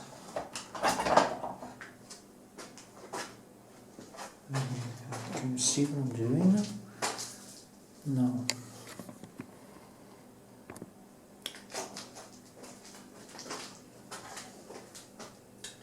I'm actually supposed to work on the face. I just want to tone it a little bit.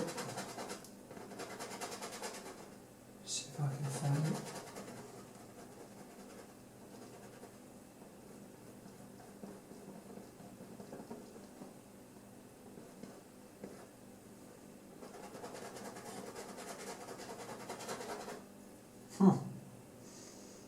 It's not easy.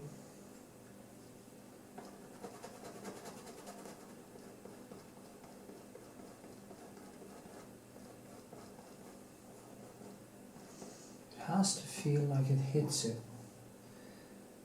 That's so difficult.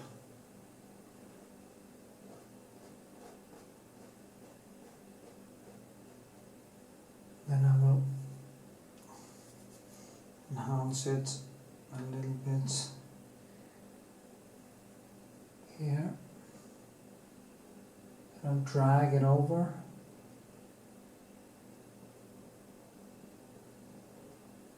I'm gonna mix it back and forth on the canvas. And hopefully get a natural feel to it as I go along.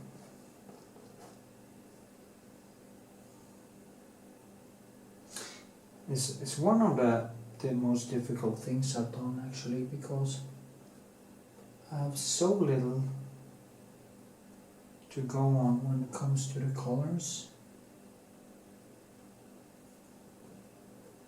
It's kind of interesting.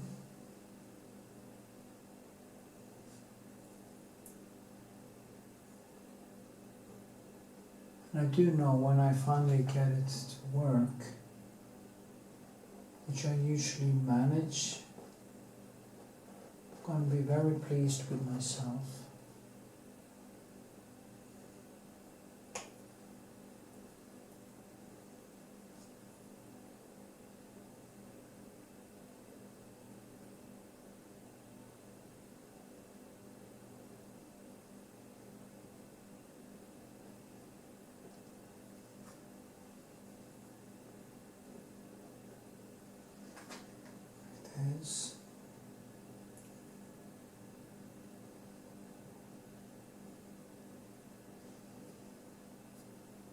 There's just one problem with working there now, is like when I start working here I will touch into this. But I needed to get this down in tone before I work here, because it is a little bit important that I get some of the nuances right. If I try to get this to come alive, and I need the background to kind of be toned in the right colors to get that light I'm after. And it's not often I call something grey, but it is actually hard to see exactly what color it is, because there's no real color here. This isn't a red, isn't really red. You know, it's like,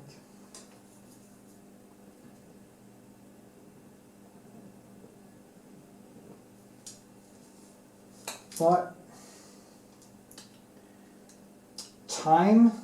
over time, things happens. And that's the good thing. You just inch it a little bit closer every time.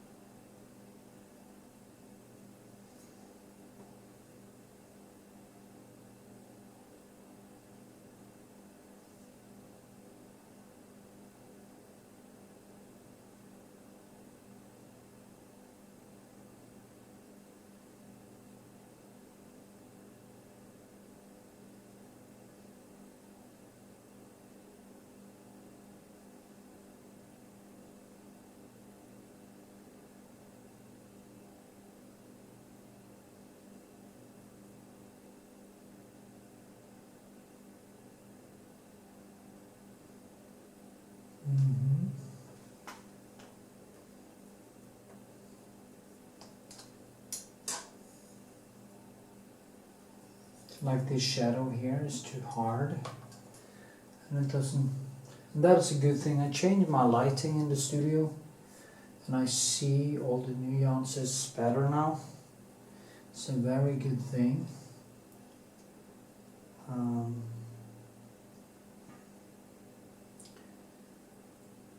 I don't like hard shadows. Kind of has to be something underneath it.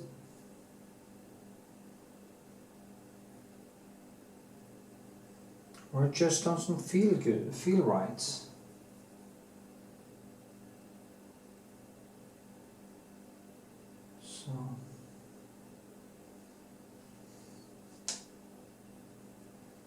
but what color is pretty. It is kind of yellowish around here, so it has to be some kind of violet tone.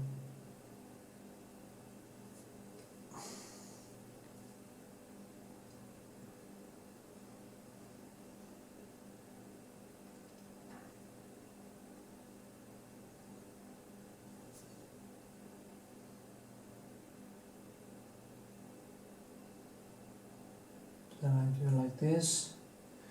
I'm gonna link them together.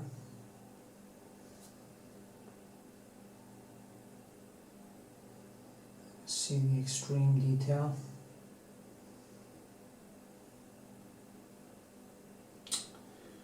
It's so hot. It's summertime, so it's hotter, and paint is drying way faster than I usually do.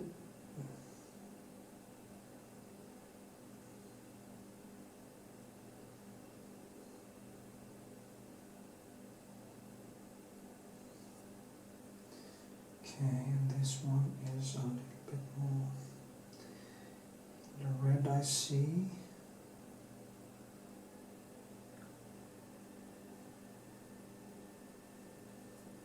Paintings like this demand that you stand for many hours, and that you kind of go deep into the flow.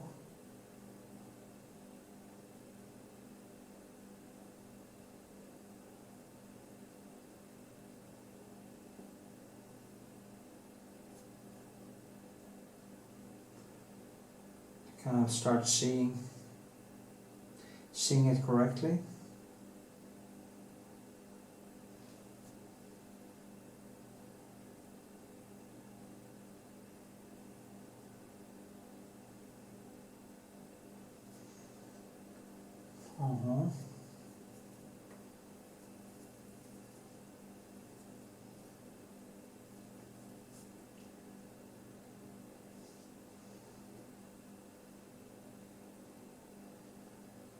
Need to do some flesh tone here. See, I'm mixing more on the palette now. Has to be here, but it's going to be way more light.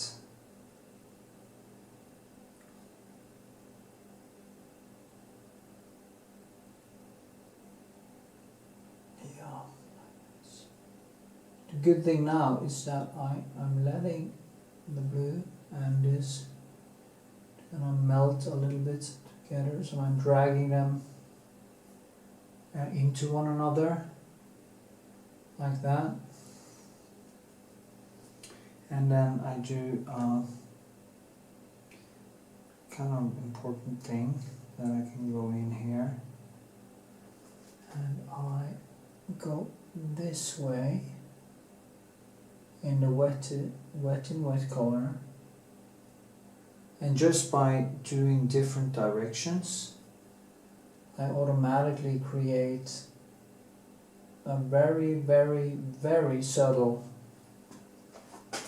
difference between the skin and the cloth.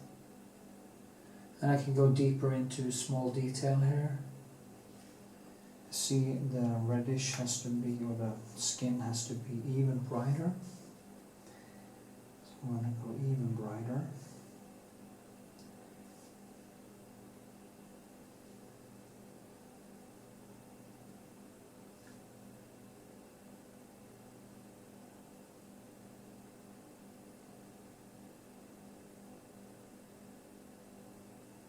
like this. And there's a lot of texture, but yeah, there's some violets. Right here, there's more violet and a little bit darker. And that one, of course, enhances the skin more.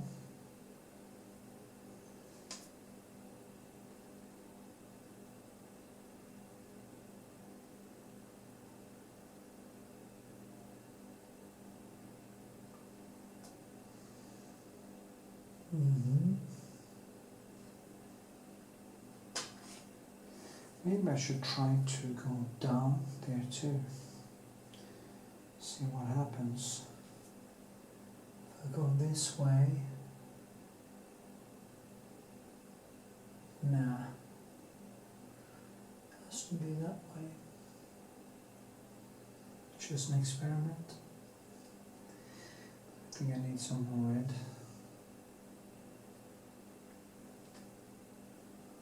Is it yellow, orange?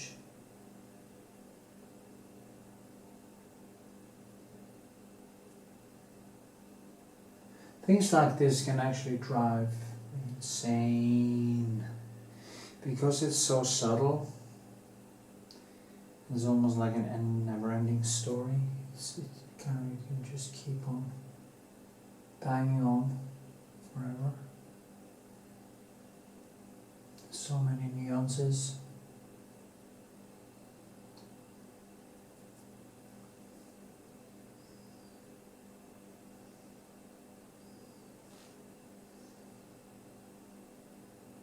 And there's that.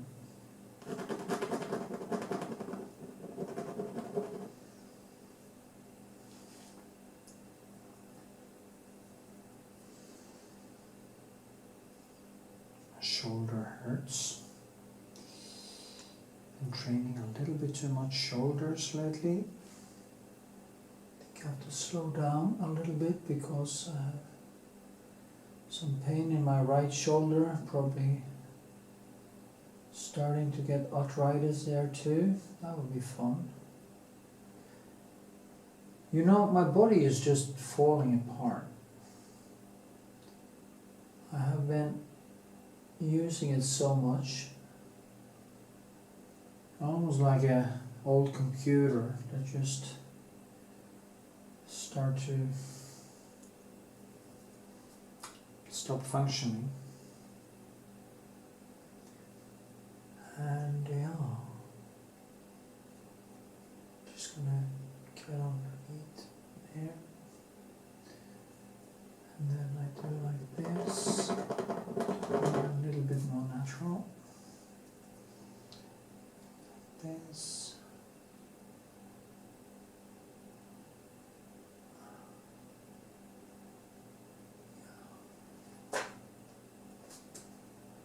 Huh.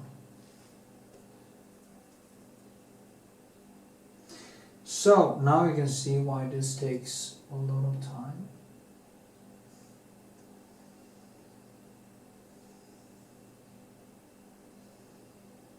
But anyway,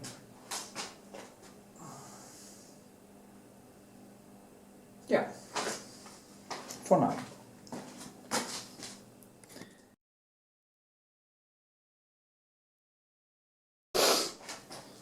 So, another segment.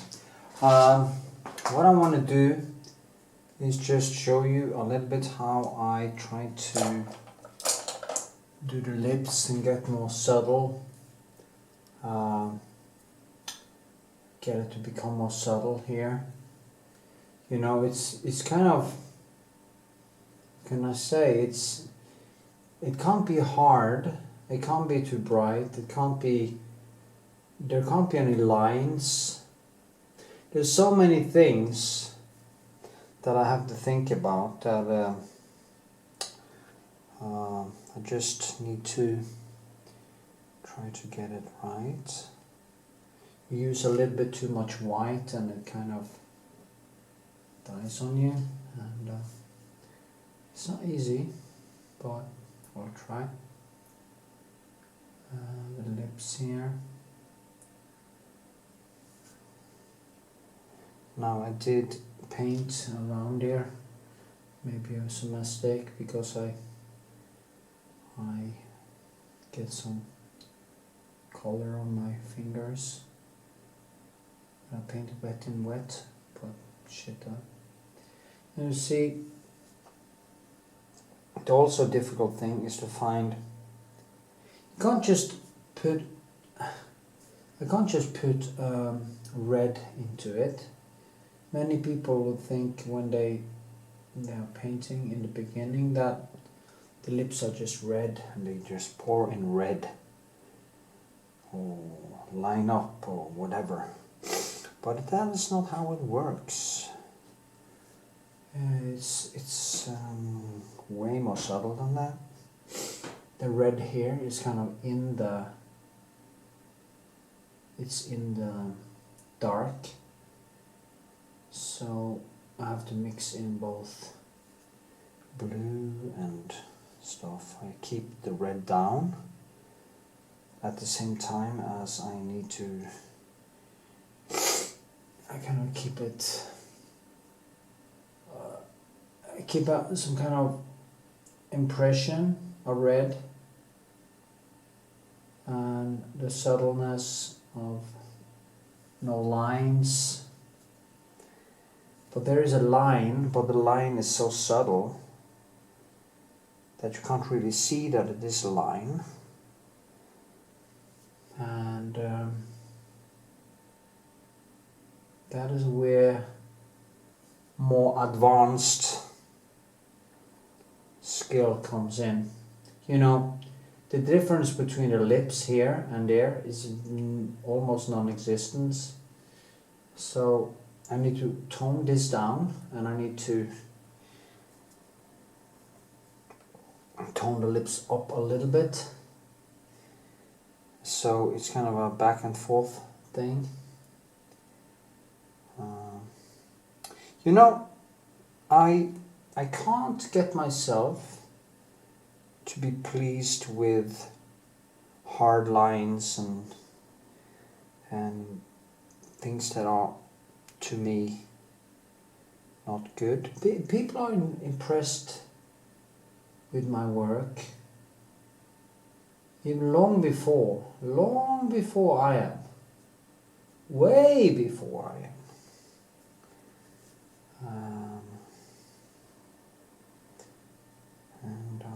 Yeah. So I also have to enhance this.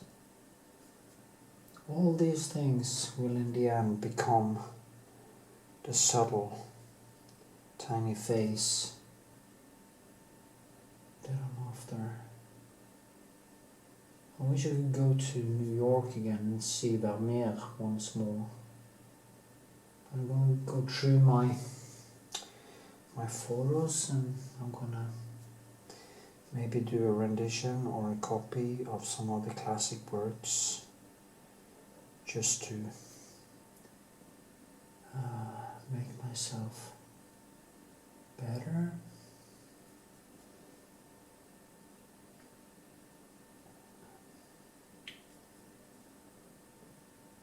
You know, this is kind of rounding in. So these things has to be so almost invisible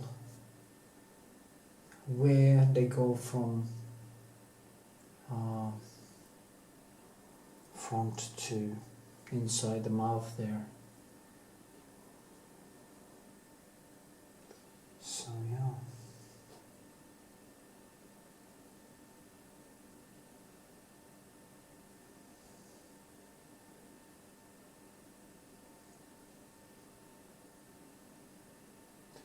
We're just going to tone it all down like this, and then I'm just going to use some of my blue and black and push it down again, and that way basically mix the colors on or the shadow on the canvas. But now it became too dark again. Then I just take my, I use a lot of a color called brilliant gel light. No, yeah, that one too. That wasn't the one I was going to show you now. Yeah, Naples Gel Extra.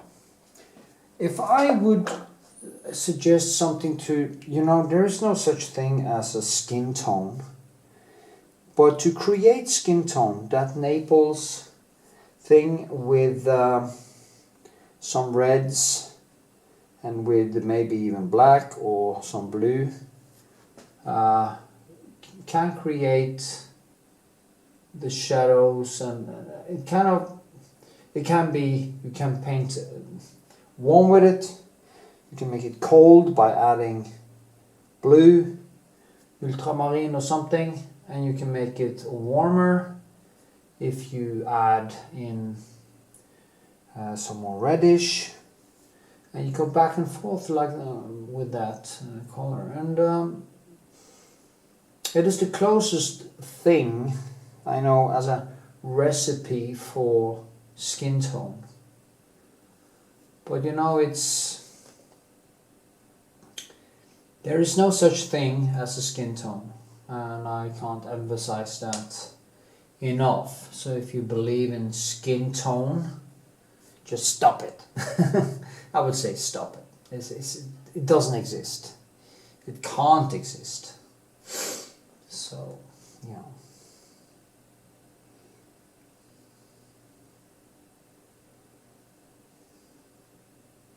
And it's also totally relative, like the blue skin of a redhead. Almost bluish skin, green, yellowish skin. All the violet and yellow. And then you have the dark skin person. And so yeah, you just have to figure it out and kind of find the right tone. In a sea of different colors. I'm gonna do a small portrait of, I'm gonna paint a portrait of my daughter and of a young boy, and I'm gonna make a video only focusing on these things, maybe explain deeply how I think. I was actually in the park today and I was just talking to a guy about painting, and I explained it to him and how textures and how these things make the paintings come alive. And he was just, he didn't paint himself, but he kind of started to understand what I was talking about. And I hope that you, the viewer, actually also get something out of this. And yeah, so many things happening here, so much subtleness, so much beauty. So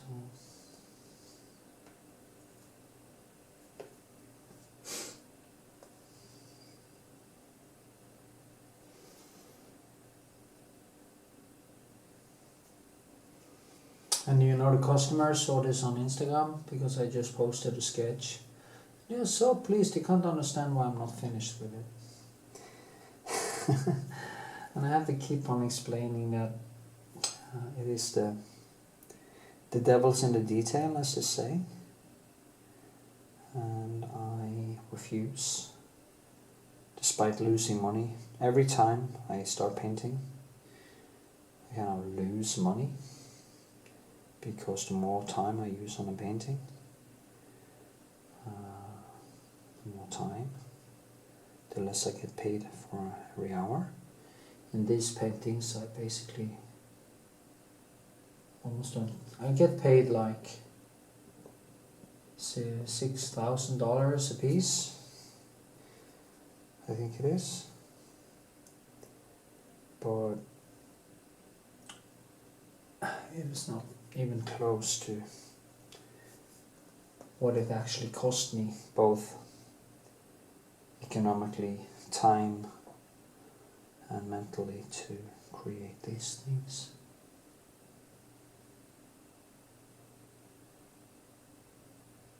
So I kind of have decided to not do any commission works unless it is at least over $12,000 from now on, because it just isn't worth it.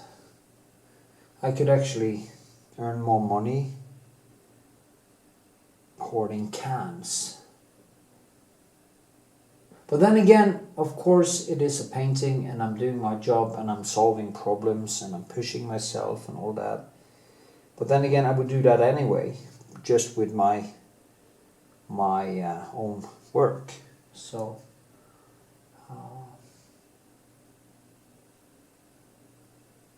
but I like this. I like it anyway. Don't misunderstand. It's not. But I it is better to maybe say no, unless you get a hell of a lot of money for it. And even $12,000 for a thing like this, the amount of time it takes, it isn't that much. But it's kind of more than most people would pay for a painting. So, and I have had commissions more expensive than that. And my most expensive commissions, and when it comes to portraits, have been, what was it? It was so $16,000 or $17,000. That was a bigger painting though, but so yeah. But painting isn't about the money for me. It is about the flow. It is about the challenge. So, but of course, you're an artist and you need money to survive. You need money to work. You need money for frames and stuff. So, anyway, back to the lips. I have to round this a little bit too.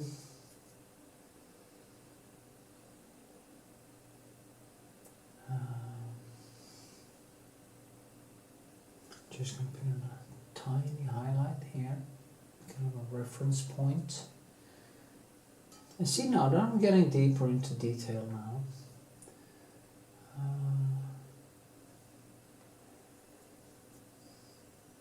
And kind of it's easier and easier for me to choose the right things to do, because it's not that much of a mess anymore. That is also one thing I would say to you as an artist. When you try to clean the room, try to do much of the surroundings, much of the space finished, not finished, but that is not too messy around it, so it's easier for you to see where you're going to go next. Because if you have a lot of disturbance around it, like all these things that aren't finished, it would actually block you from seeing where you want to go here. So if I should give any advice, that would be one of them, to say the least. So, yeah. See now, I'm going to try to put in a very nice shadow. The shadow goes down here. It's one of the hairs.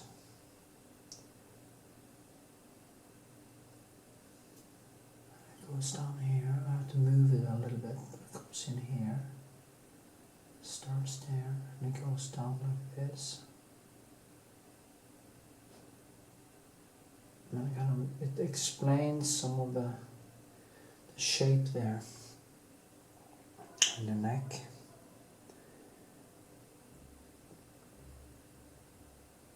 Like this. I feel so calm today, strangely enough.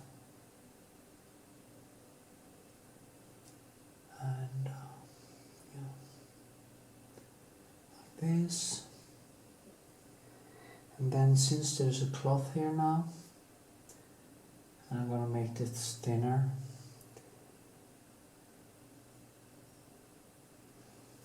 You see, then it comes like this. See, it's wet now, so it kind of merges with the wet color,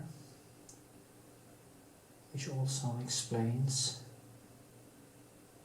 Now it goes up in that fold, and it drops down here, and it keeps on going out here. That is the kind of details that will actually make the painting come alive. These small things. And yeah.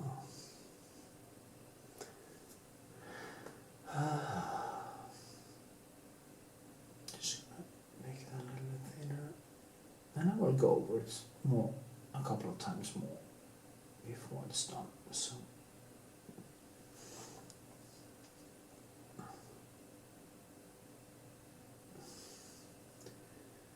Okay. Doesn't matter, it becomes a little bit of a mess. Actually, maybe it's good because now I'm kind of just messing it up a little bit. And then I can just enhance some of the few things later. It's good. It's a good thing. It's a very good thing. Yes. See. I'm going to zoom out a little bit so you can see the face. Oh, you can actually see. You can do it like this. Now, well, do it like this. Now you can actually see that shadow. Didn't know that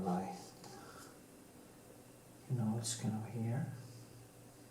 Since this goes in here now, this has to be a little bit up and goes down like this. And this wet and wet is one of my favorite ways to actually paint. Is wet and wet, and then you have to control very much the pressure on your brush, because you don't want it to kind of be messed up together. You want to wet and wet if you're going to put on new color, and you want it to feel good. You have to be light on your hand, and yeah. See now. Yeah, that's just difficult. I think I need a different brush and a different direction, which I was talking about in the last segment.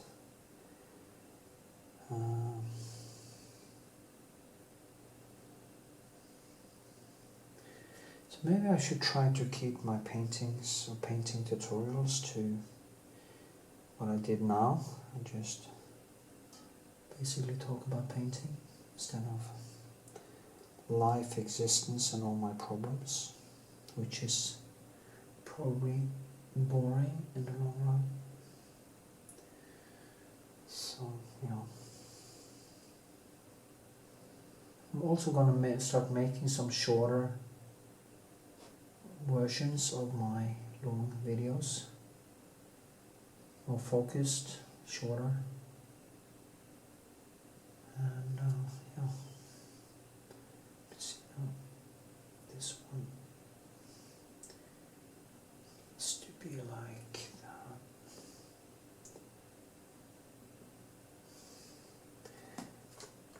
And there is this beautiful shadow going kind of behind here. This. It's a totally wrong color. Right. That I can fix. That is a good thing. That is what I love with oil paint. You can just paint over stuff. So, yeah.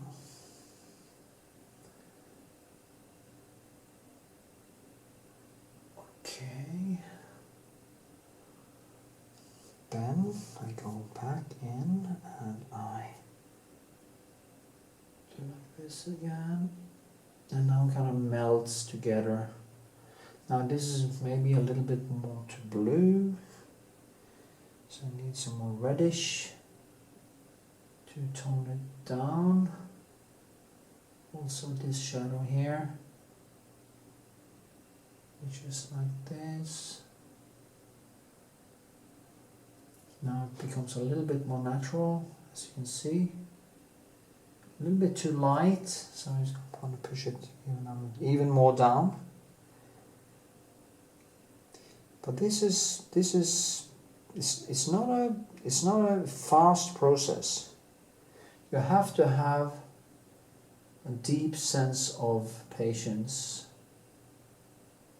So, yeah.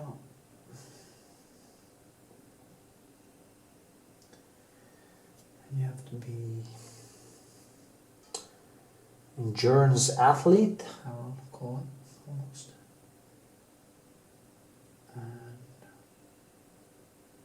big bada boom. Now it becomes more subtle.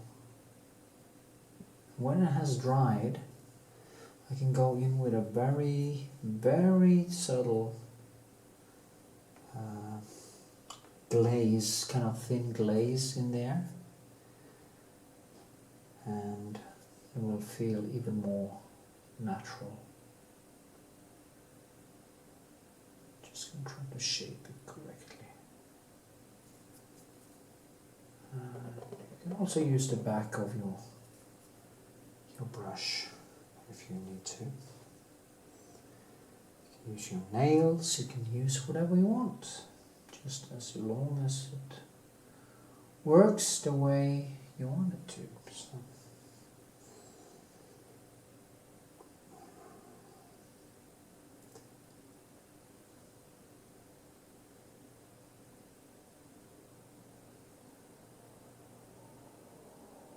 So there's darker in there, maybe a little bit. That's fine too.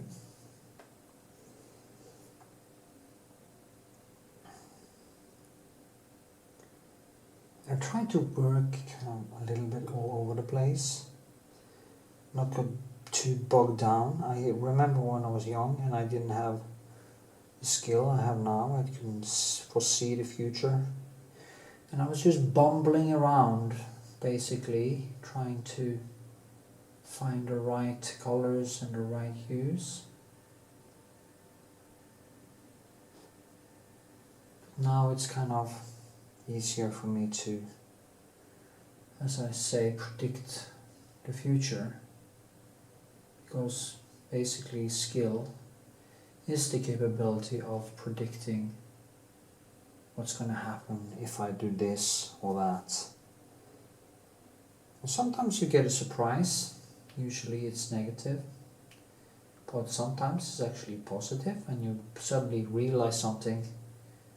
You suddenly, that is how Rembrandt did that, or that is how Vermeer got that thing. And then you kind of see it in your own painting, and boom, you're one step closer to your ideals. You have to have the most accomplished artist in history as your objective standard. If you have a conceptual artist as your objective standard, there is not much to grow in, is there? Because there is no real skill. There is no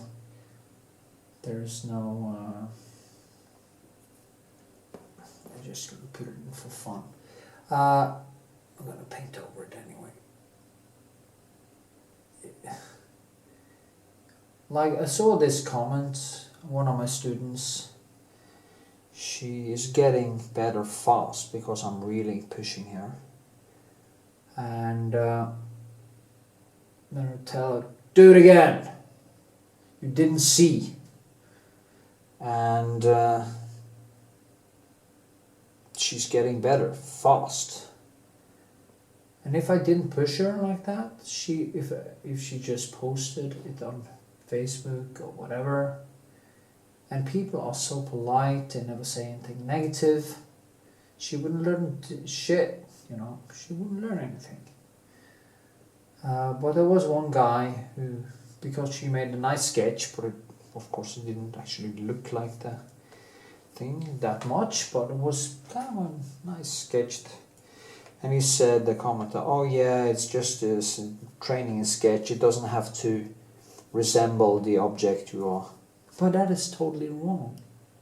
Because if your artwork if this doesn't resemble the girl I'm painting, it might be some nice textures and it might be some nice painting and some nice colors and stuff, but it won't be good because I didn't manage to reach the goal. And the goal, if you are painting after a sculpture like she did there, or you paint of a human being, if it doesn't look like the object or the human being, you have failed, period. Because if you get the texture right, if you get the lines right, if you get the shadows right, it will automatically resemble the object or the person that you are actually trying to or use as a reference point. Likeness is a sign of accomplishment. There is no doubt about it. But I do see, and I kind of pisses me off sometimes, because there are people who are very good at likeness, but they are horrible painters. They are painting them very stiff and very, very... There is no doubt the likeness is great, but the textures and the colors are just so bad. And it's kind of plastic-like. It's not good. So you can actually fail when it comes to the painting or drawing. Even I see drawings that are, oh yeah, it's Brad Pitt or it's blah blah blah. There's no doubt, and it looks like them, but there is no life in the brush strokes or in the gravure textures or whatever. There is no. It's lifeless. It's kind of good but lifeless, if you know what. It's not good actually. But people are tricked to believe that it's good because it looks like them. And I'm sorry, it's not good. A good painting has both. It has the whole thing. And you see, if you hear somebody just, let's say you hear somebody play Beethoven or something, and you can hear that is this and that symphony, but there's something missing. There's something missing. There's no texture. There's no personality. There's nothing there. So actually, I would prefer if I should choose between total likeness and bad painting or bad textures and colors, I would actually choose a better painter over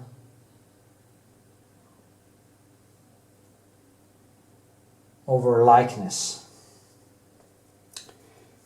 And it's basically the same thing with somebody playing a piano. I would rather that the pianist did some mistakes and were more personal in the way he touches, in the way he is dancing basically with the music, than he or she, of course, than a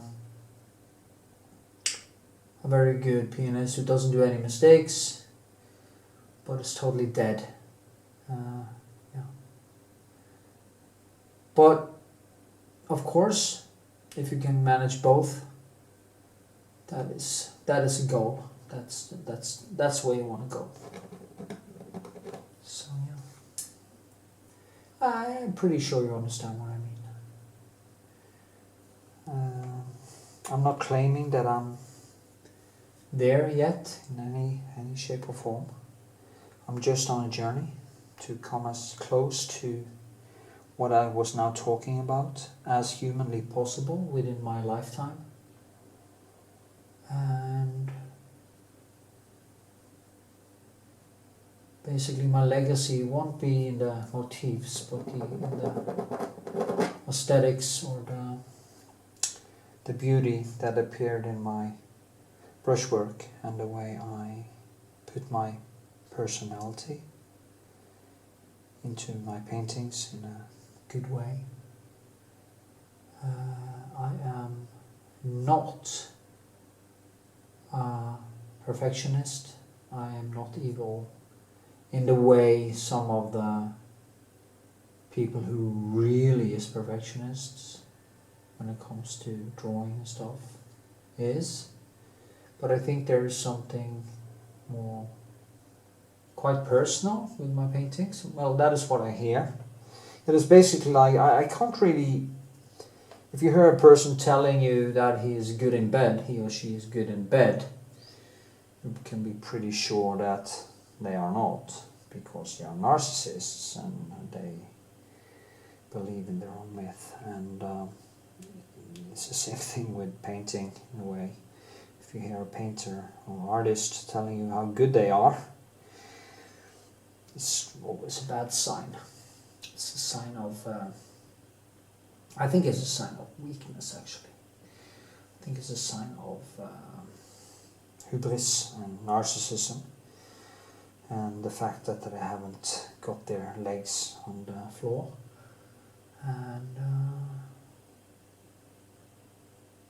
I think mostly their art would actually suffer from that hubris.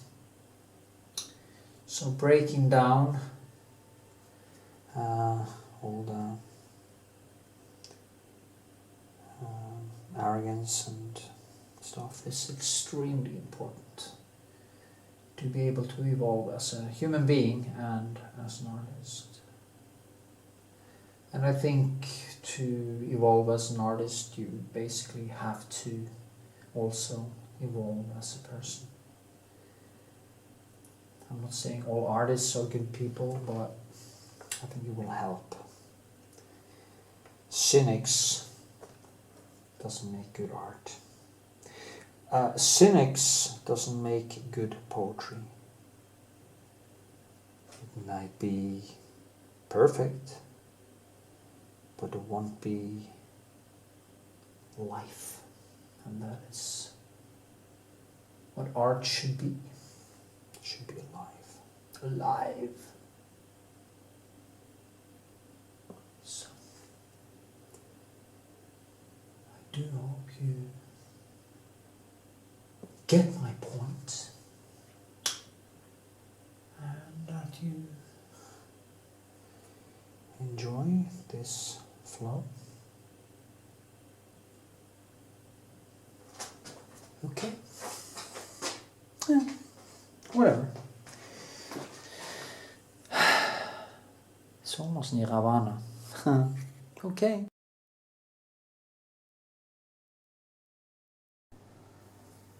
Okay.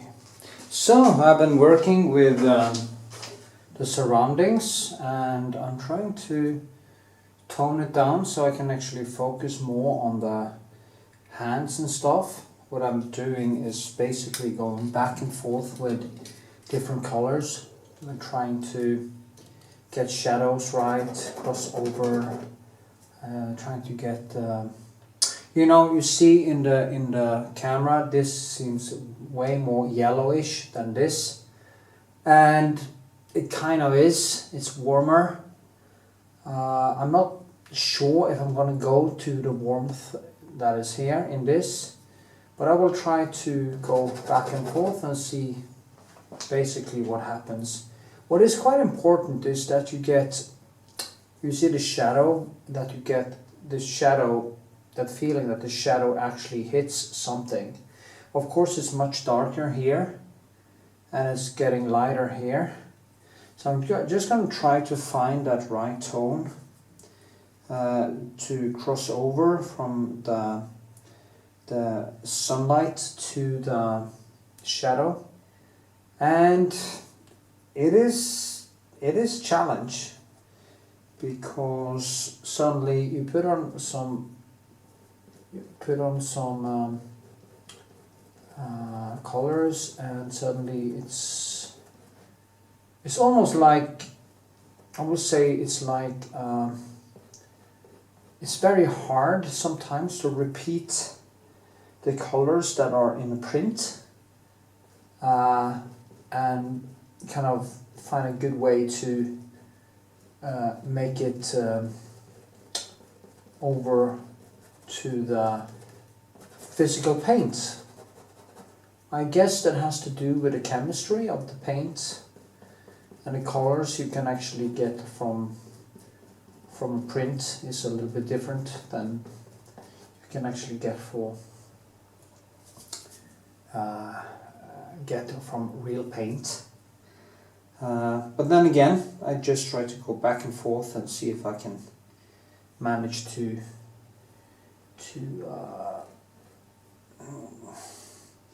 hit the bullseye, as they say.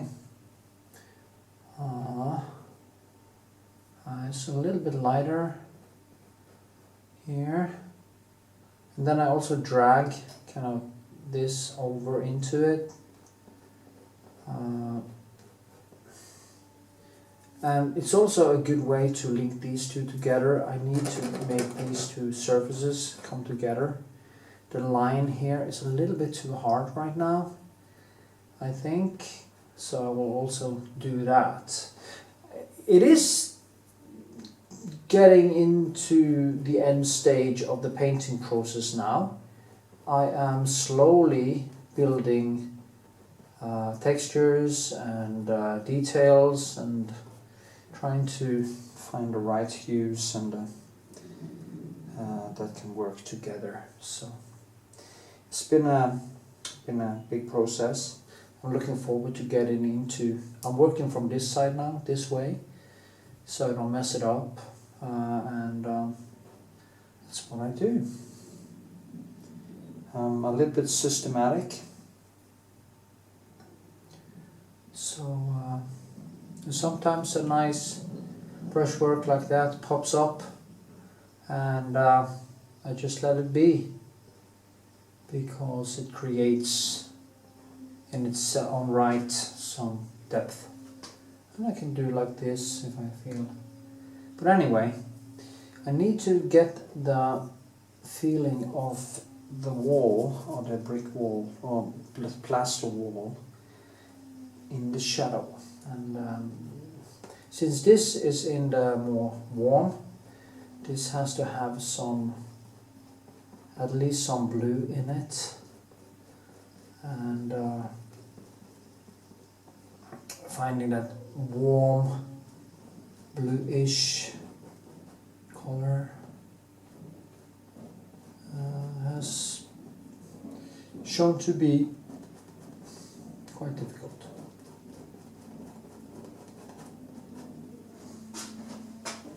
I think that was a little bit better.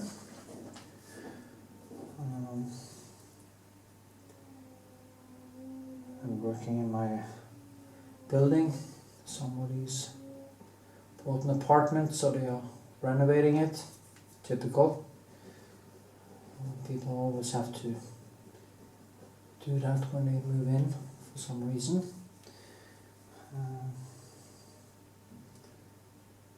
So here,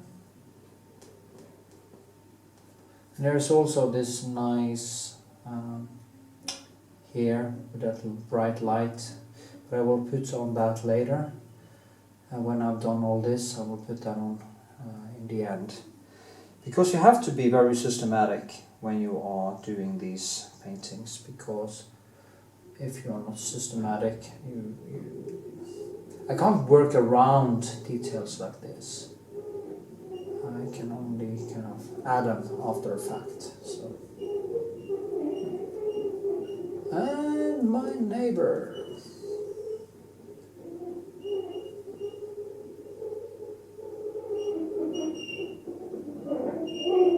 Listen to that.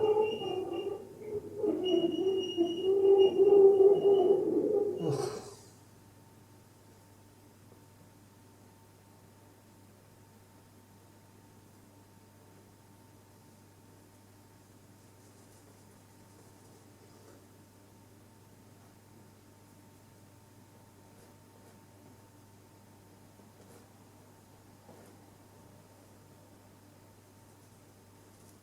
So I think I'm gonna go upstairs and tell him to stop using that because it's just making too much noise.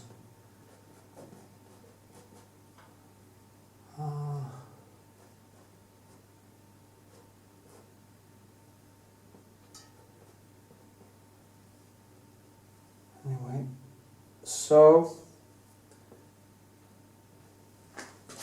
oops. Yeah, maybe that was a sign.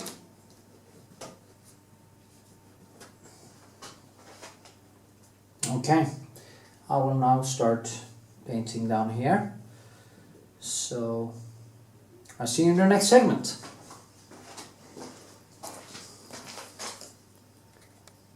See what I've done. Just kind of getting these more together. And I'm gonna work with this and the sweet hands and details now. So.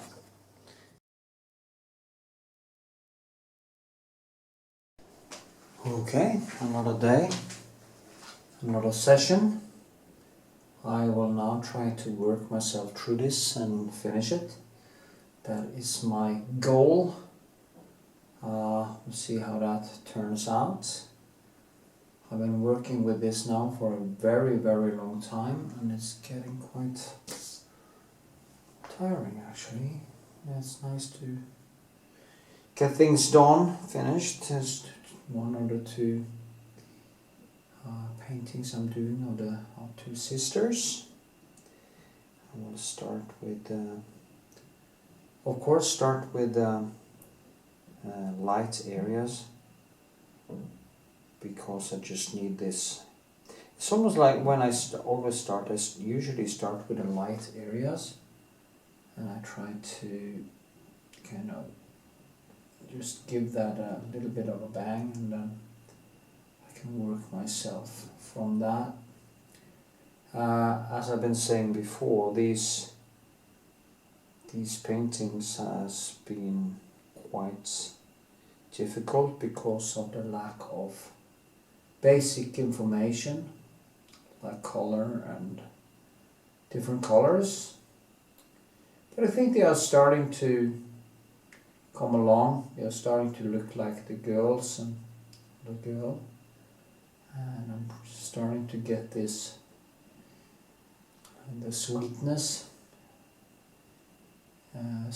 into it. Always some small mistakes I have to correct and need to get the lips to kind of fall in and make this translucent or whatever you call it. You know, all these small nuances where you can see all the sweet sculptural things that makes it really look like the person. So that is a difficult thing I'm working on right now, and hopefully I will be able to close the deal soon and give the paintings to the new owners, and yeah, I will do it this week. Hopefully I will be finished in 4 days with both of them. That is my goal, to be finished now.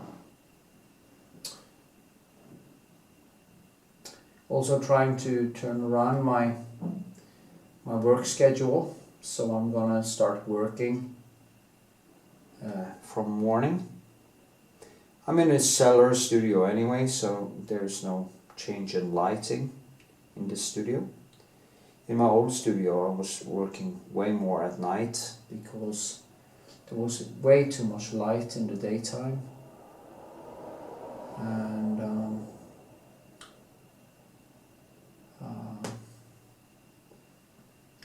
so for me it's actually better to work at night in the old studio, but here it doesn't matter at all because, as I say, it's a cellar and my windows is basically on the ground, so I get a little bit of daylight but not much.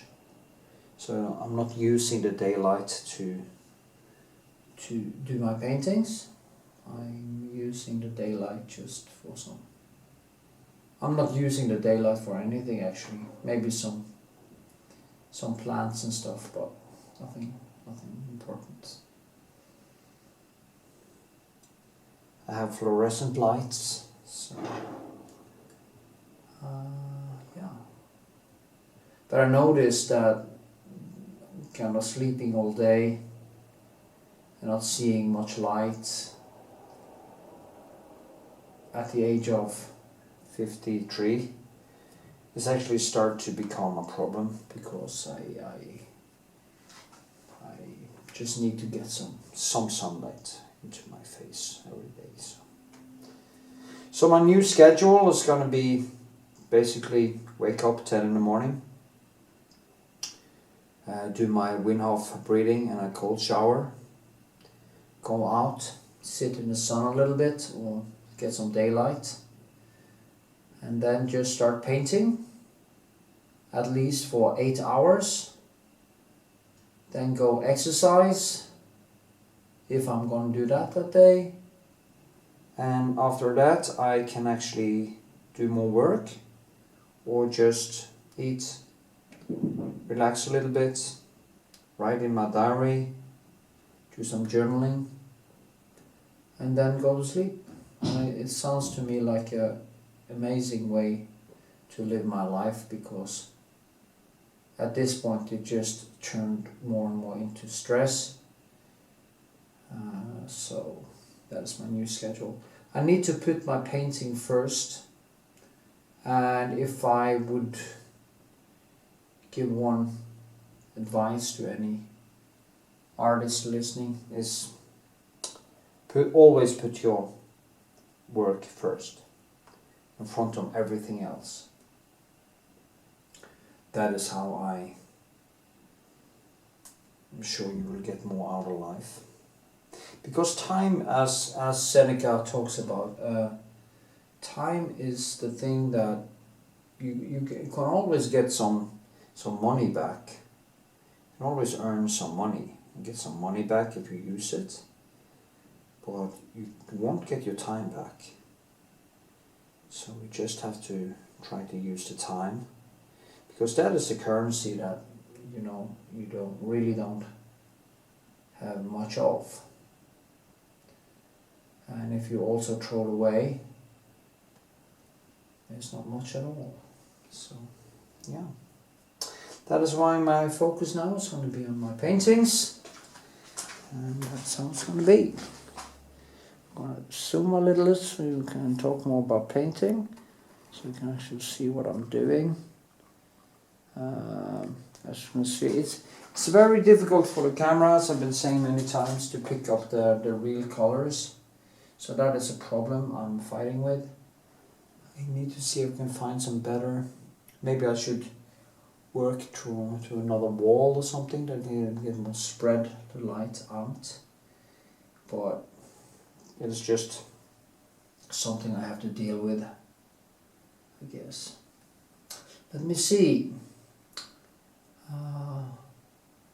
This is a little bit too broad, and I have to kind of close that in, because I did change the lighting in the studio, so it's a little bit better lighting now, and that's why I can actually see better the shadows, and it's easier for me to work with it. In a way I can see why I painted this face a little bit broader than it was in a real life. Because she has kind of round chin there, stuff. And it is actually quite hard to see because of that side is very dark. So it is a little bit difficult, but I can actually see better now how it is. So, you know, it's very difficult when you get a new studio and to adjust your painting to the new light. It's really hard. But you know, you just have to try out different solutions. Even find out the right balance between the blue light and the orange light, because you don't want to, the way I see it anyway, that is my opinion, you don't want to paint your paintings in only kind of white or blue light, daylight, because it doesn't really have much of the warm colors. And that can easily become a problem, because if you don't have any warm colors, you will try to, or I do try to create more warmth in the painting. And when the light in the studio is very cold, I tend to add way more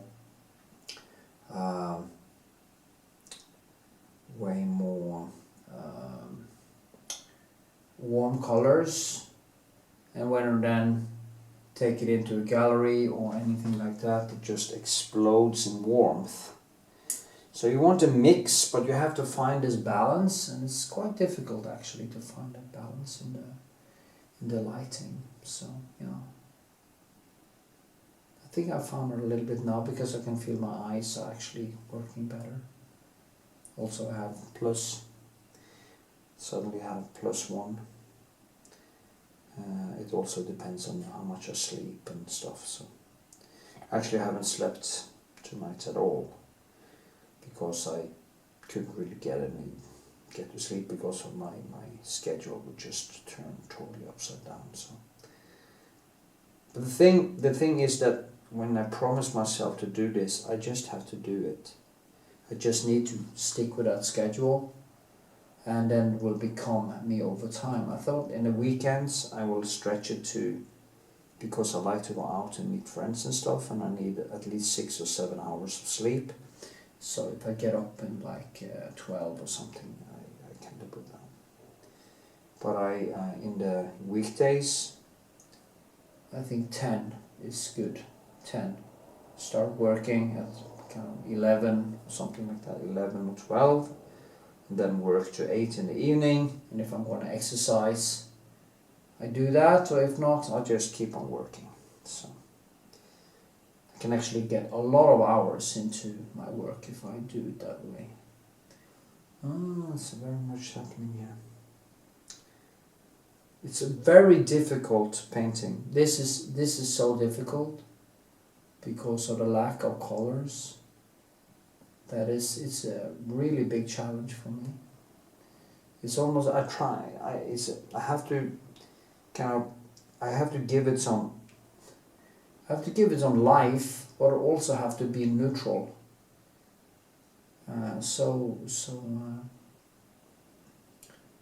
And you don't want it to just die. So it's a kind of a struggle.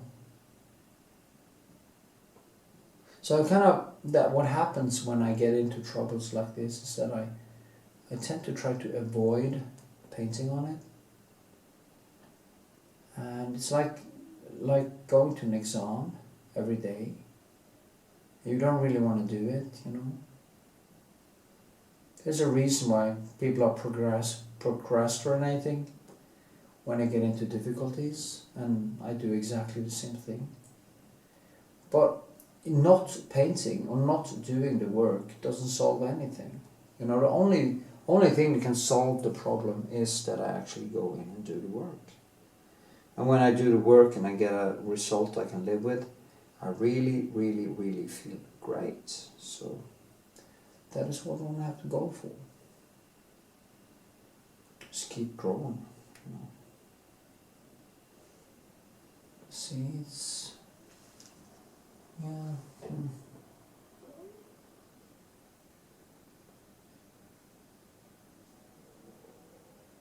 So I'm going to tone it down. Just need to tone it down, and I'm going to try to bring it back up again with some extra colors, and I just keep on banging on until I find it to be okay. You know, the thing is that the customers that wouldn't really, I don't even think they would see the difference. Sometimes that is actually a little bit depressing, because you know that people would be pleased with way less, and it is strange because I'm not actually doing it for the customer. I'm fighting the battle for myself. It's a battle against me or my skill wall. That is the whole thing. You know, it's not that I know that the customer would probably think it was great already, but it is about me. It is about kind of looking myself in the mirror and knowing that I did the best I could. So that is how I think. It's more honest. I think it's honest way to look at it. And honesty, I think, is very important in painting or in art in general. The too much easy peasy conceptual art out there, and I don't think theory can actually hold up a painting or artwork. I think that is nonsense, total nonsense actually. Yeah, that is my opinion. Of course it's my opinion, so it's a subjective opinion, but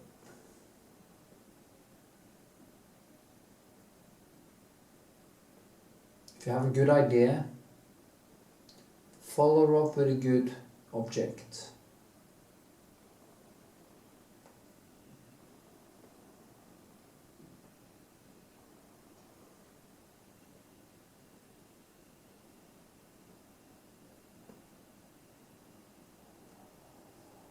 I think it kind of looks like her.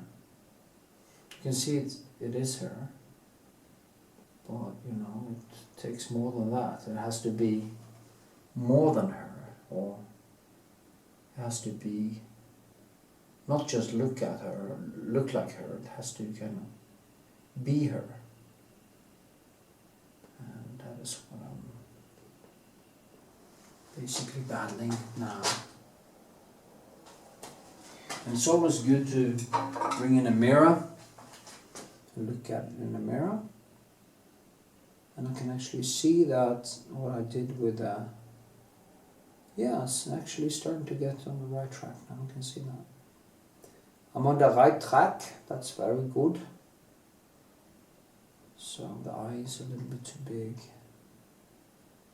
stuff, but yeah, I'm on the right track. So that's good. Just keep on painting, and I'll see you in the next segment, I guess. Okay, a little while later. Still I'm working with these things, same stuff, and I just have to keep doing that until I get it right. Such detailed work, and also all the nuances. The reds here are way too red. I can actually see it when I see it in the camera. I have to tone it better, tone it down, neutralize the colors. And that's also one of the difficult things, to kind of neutralize the colors, because as I said many times before in my videos, I tend to, when I see a color, I kind of see it brightly, so I tend to exaggerate the colors. Basically, I guess I'm in a way an impressionist without actually being that. So I need to get that under better control. And but it's one of the struggles. Here too, I need more of the yellowish colors, and then you see it becomes a little bit too harsh. And as I said before, it's a problem in this painting that all the nuances are so close together. If I took these myself, I don't think I would have chosen to. I mean, the photos and the motif, the girls are very sweet and stuff, but if I should choose what I was going to paint, I would go for something with a little bit more punch in the colors, so I had more to work with, if you get my point. But I just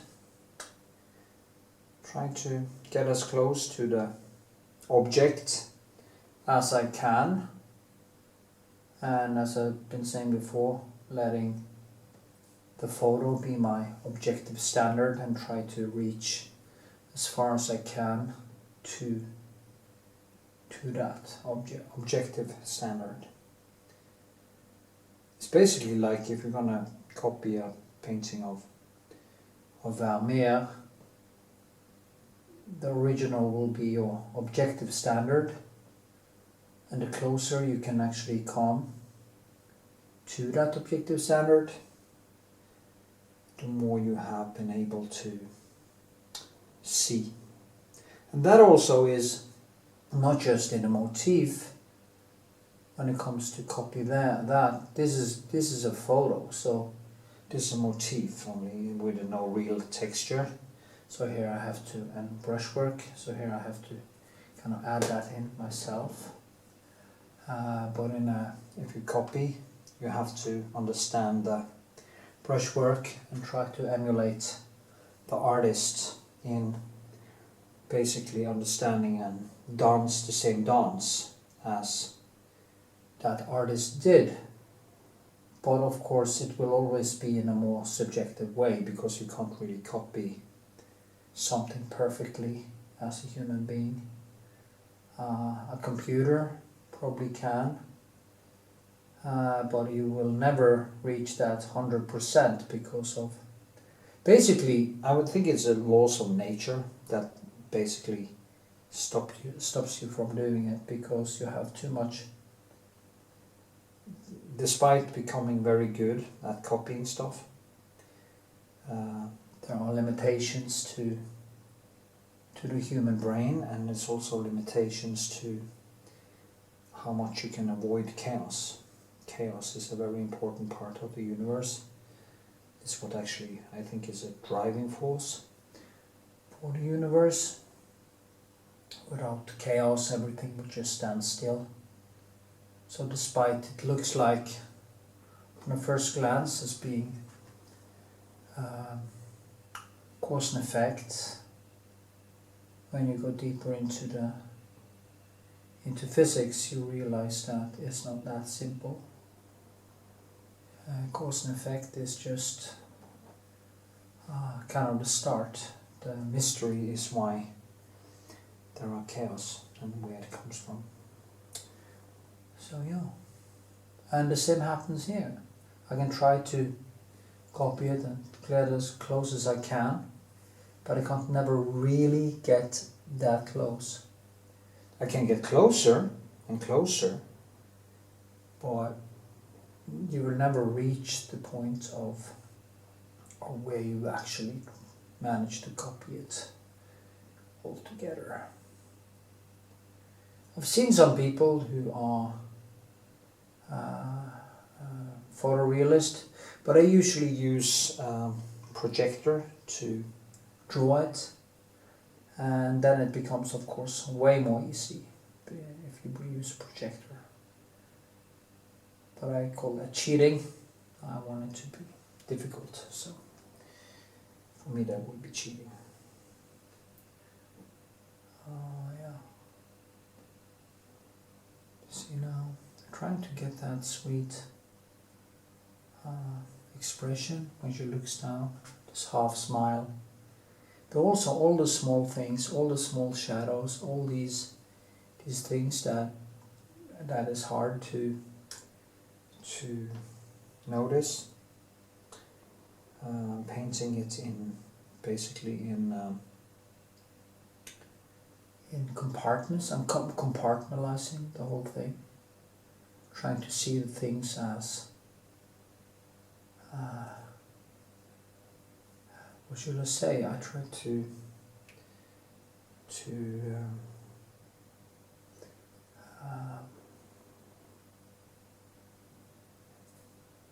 partition it so I can actually get a more rational view of how the shapes are and stuff like that. So yeah.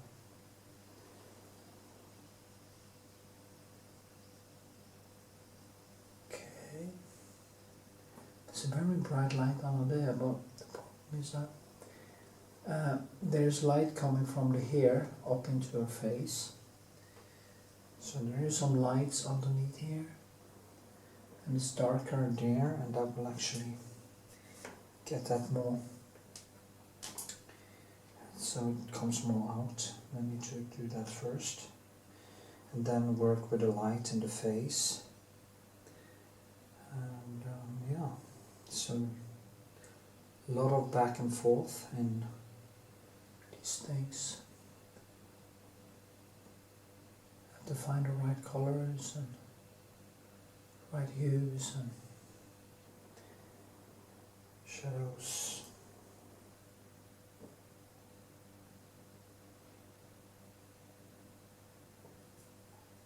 After so many years, we should believe that it would be easier for me to do it, but it kind of just keep getting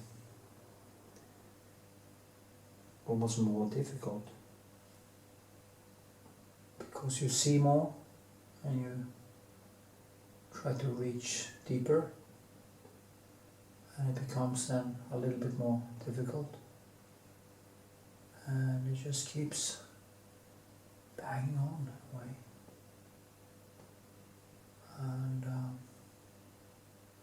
need to make this more open, opaque. You know, when I paint, I should from the start look more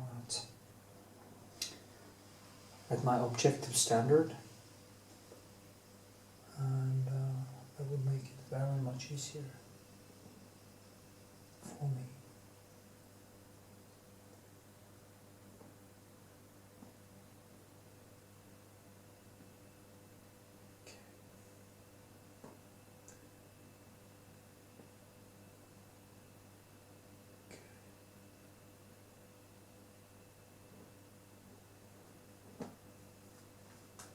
I have to make that hair much softer.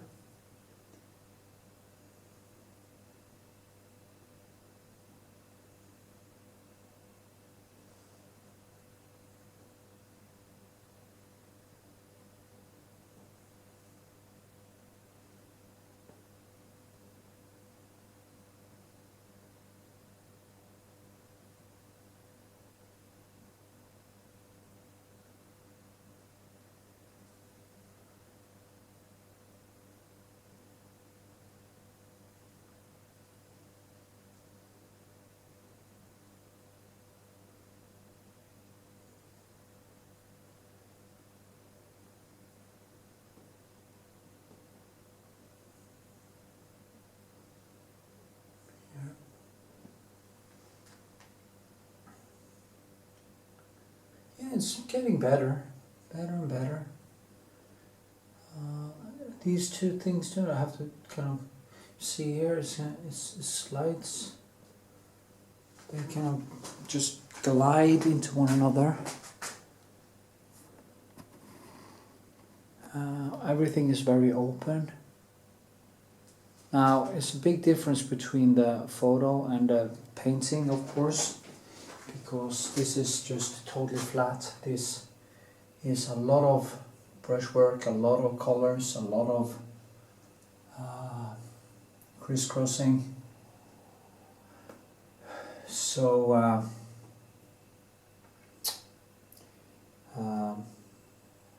the light and the camera reacts very different to the photo and the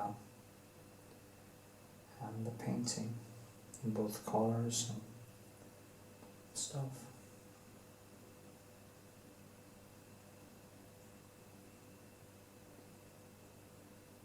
But I think it's becoming quite nice now. It's starting to shall I say, open up.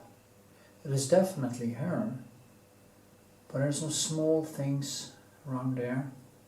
There's a lot of small things that I have to work with.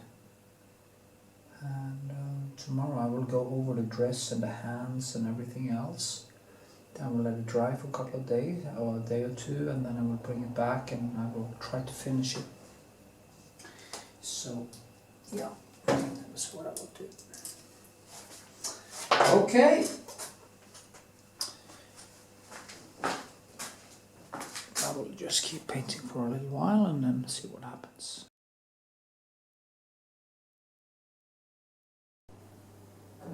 Okay, here we are.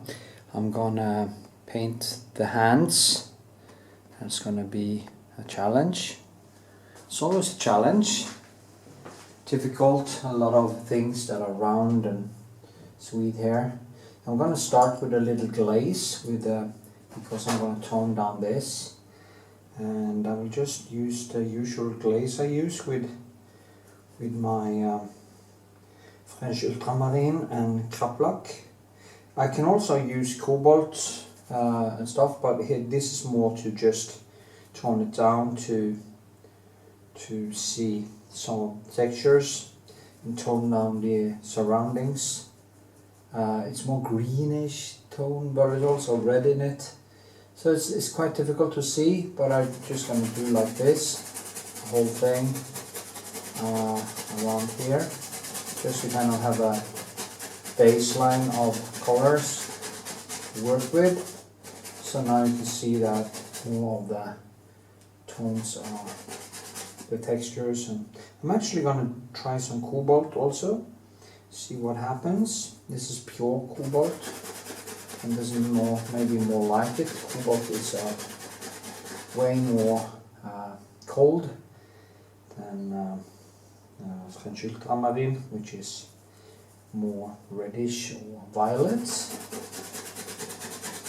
But you know, all colors are all over here.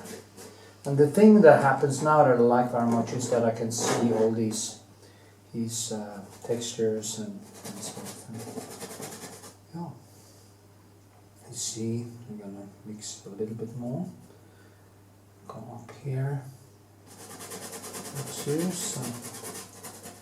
Oh shit, I painted there yesterday, so it's not totally dry. Doesn't matter. And now you can see, because now I can start pulling out. Actually, the light here and in the hand, if I squint my eyes, it is basically the same tone.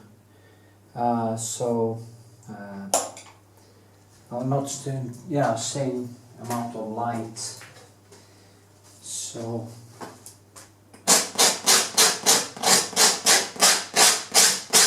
okay, let's see. Let's take away some here. Get some textures in it. Down here is more greenish. I'm gonna put some glaze into that too.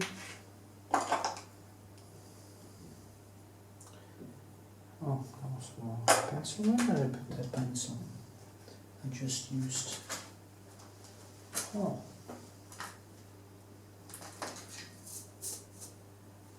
Strange.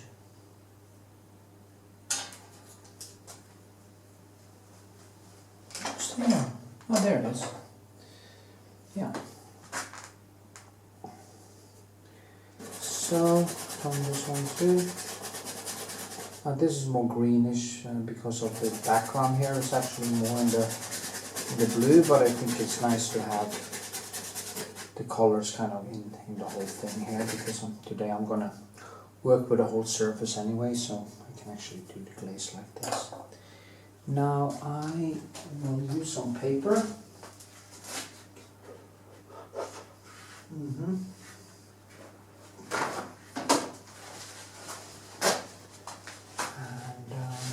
Away some of them behind, a little bit here, and yeah, you can see the bluish there.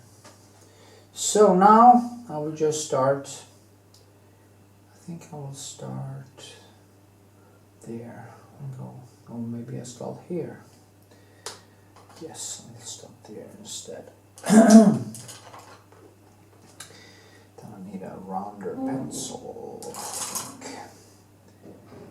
This one, if it's not, you know, they start to kind of spread like this, and it makes it a little bit difficult. So maybe I'll just use this one, no, this one to beginning. It's a little less. I want a flat one actually. This one, yeah, flat one. Okay, you see if I can put some colors into it, get some more light. That's the whole point. This.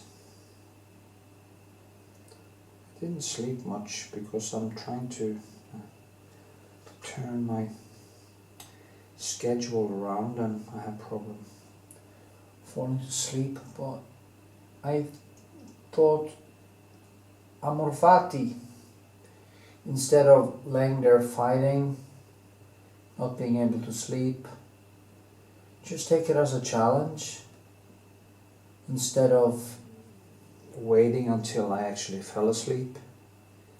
I just did some meditation, some Wim Hof methods, breathing techniques, and cold shower, and I rested a little bit during the day, and now I'm painting. So I think it's a better way to, because I need to get a real schedule, or I won't make it simply. It is just totally clear to me. So I need rules. And from now on, the rule in the weekdays is up 10 in the morning and do stuff I need to do and paint. And then I exercise in the evening after I've been doing all the work.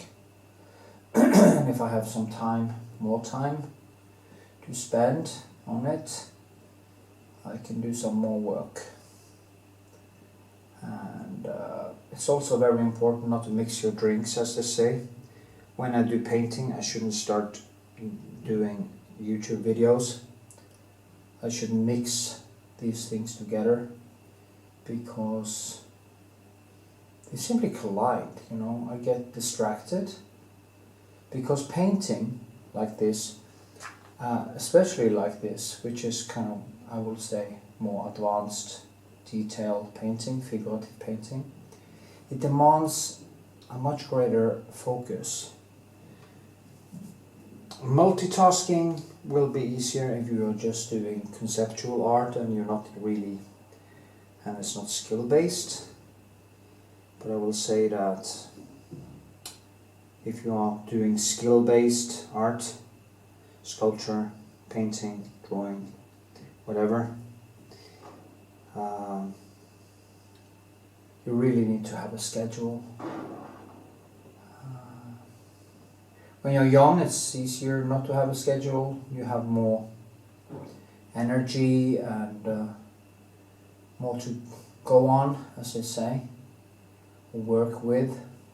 But as you age, it's clearly not possible for me to live as I did when I was 27. or 37 for that matter, or even 47, because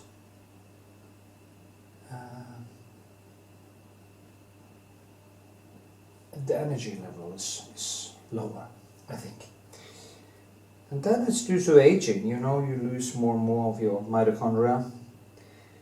You can enhance it again with fasting and intermittent fasting and ketosis and stuff like that, and I'm doing all that, and it works.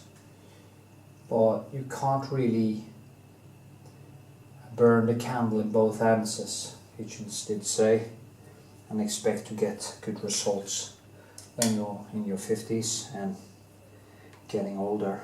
So from now on, I'm gonna have a schedule, and I'm gonna write up what I'm gonna do the next day and stick with it. I was listening to some Stoic philosophy, and I think it was Marcus Aurelius or Seneca or something that said that it is strange with you know, time is the currency you have the least of. Time is kind of the currency that you will never get back. I mean, if you use your money, you can always earn some more money. At least if you, usually you will be able to replenish the loss after a while if you do the right things. But time, the time you used will never come back. So it's strange that time is actually the thing we are throwing or wasting most of, the thing we have the least of. The currency we have the least of, that is time, in my view. Our time in existence is very, very short compared to infinity. You can't really, you don't have any time at all in a way. But so wasting that time on people you don't really care about, and partying, stupid movies, and procrastinating and stuff, it's just silly. So I'm gonna do these changes because my main focus, except for my daughter and my parents and my brother, and basically the people I love the most, my daughter and my parents, of course, basically on top. Yeah, my brother too. I really like my brother. I shouldn't say anything. But anyway, they are. You shouldn't waste your time. I know some digression. You shouldn't kind of waste your time on people that you don't care about. So, and that too, you know, there will be a last time for everything. There will be a last time I paint. There will be a last time I have sex. Now, painting will probably last longer than the sex because, you know, I can paint until I drop, but I can't expect to get sex until I drop. So there will always be a last thing, and that is why you have to realize that conquering new things like girls, or using a lot of money or whatever, is not what's gonna make your old age good. What will make my old age good is if I have built so much skill that still at the age of 100 years old I'm capable of actually doing some artwork, write and think. And it's going to be interesting getting old. Now it's going to be interesting it's something I don't really want to get old. I would like to be young forever.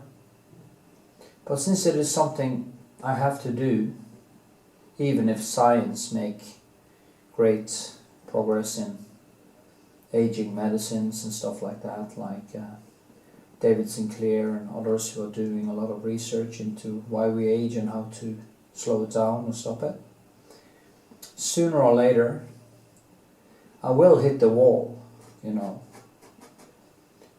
So it's going to be kind of interesting to see it, because I've seen it until now, but because of a greater amount of introspection at this point in my life, I'm actually become way more an observer in my life than a passive contributor or passive, passive driver. I'm actually watching myself from the outside, looking in, and studying myself from basically, it feels almost like it's a little bit from the outside, and that is what introspection is, that you are able to take a step back and see yourself more objectively. So it's going to be interesting. It's going to be interesting to see myself basically get old and die.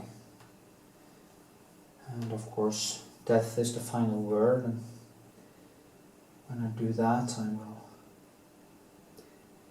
think about what I said now, maybe, if I'm not senile or something. And I will look back and think. And the thing is, if I've done the right things, I can think, well, at least I partly hit some goals, I did some good, and maybe even left the world a better place when I leave it than when I came into it. So yeah, anyway, that was another digression, today's philosophy. I mean, that is why Stoicism is so great, because it kind of tell you so clearly what will make you happy. Not happy, not like, happy, I'm so happy, but just calm, just focused, just this silence, the sweet silence, the creative silence. That is what I'm after. So, building. First I added some more colors. Now I'm just going to try to add some shadows or some neons, so I get more shape. Since I slept, I didn't sleep so much, as I said, and my eyesight is a little bit worse. So even with the glasses on, it's kind of not blurry, but you can see that. Tonight I really need to get some sleep, because I have been basic sleep impaired for 2 days in a row, because I'm turning around this. And it was so tempting this morning when I couldn't sleep that just, okay, fuck it, I sleep until 6 in the evening. But then I thought, no. You stick with your schedule, you accept being tired, you do your job to your best ability, and tomorrow it will be better. So that is why I don't regret it. Anyway, as you see, I'm just building. It looks like a fish pudding right now, but sooner or later it will become hand. Yes. Okay.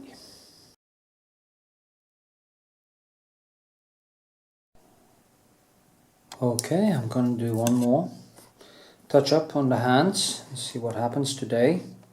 Been working for a while on them, as you may see, and I'm gonna try to finish them today. So just gonna zoom in a little bit and get the whole thing like this, the flowers and everything, and we'll see what happens. Okay. Now it is difficult because it's only neons. It's very subtle, and I might have to do some light glazing first. I just had to make it dry for a while. Been drying for a couple of days now, 3 days, 4 days, and then maybe I'll be able to. You see, I'm glazing now, just to give it a, then I can actually put some color on top of the glaze, and the glaze is mixing into the new color, so it kind of gets a more natural feel to it, which I find to be very important. I'm quite exhausted now of this painting because I have really problems getting to finish it. It's almost like you just don't want to play ball with me, or maybe I'm not playing ball with myself. I'm not really sure. But anyway, I will try to get this done as good as I can. Yeah. You see, just scrape away a little bit.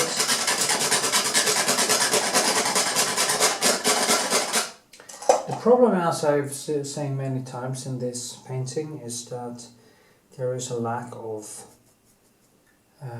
colors, and that is why it can be a little bit difficult to see all the nuances and stuff. And there's just details in the flowers and everything. We just have to kind of take one's time. I've seen so many beautiful paintings in my life, and I know basically when painting should be called good or bad. The thing is that I've seen these. I was in the Louvre many years ago, and I was flabbergasted by these 1700 more realistic paintings, not the Rembrandt kind, but the things that came after Rembrandt. That was more realistic, and the enormous neons and the naturalism in these paintings are just stunning. But then again, I'm not that kind of a painter. I'm more like a impressionist kind of painter, I think. It's very difficult to say. Also, my technique is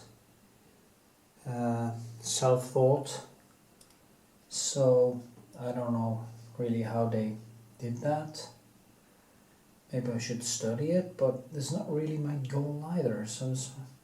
But then when I work, I actually tend to wanted to become both the Rembrandt type of painting and that realist type of painting. So tend to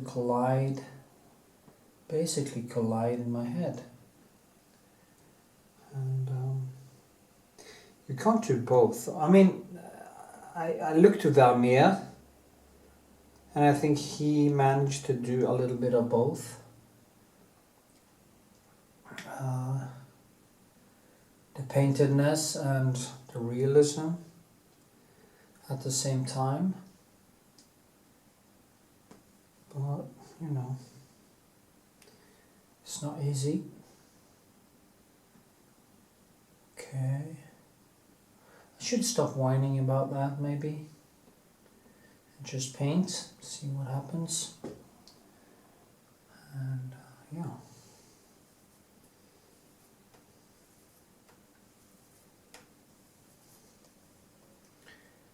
It's impossible to paint every nail here anyway. So there it is more yellowish.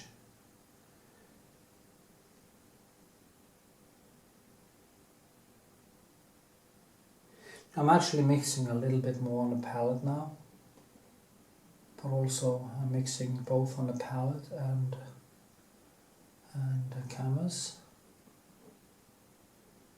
More or less like a back and forth dialogue.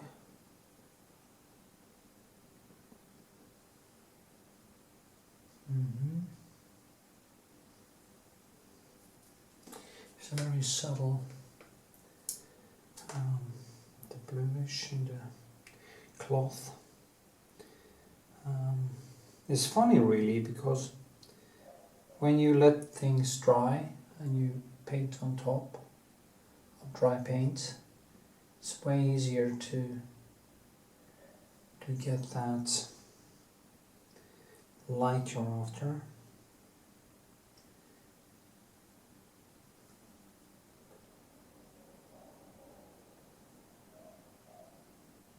I guess it both increases the sculptural dimension as well as the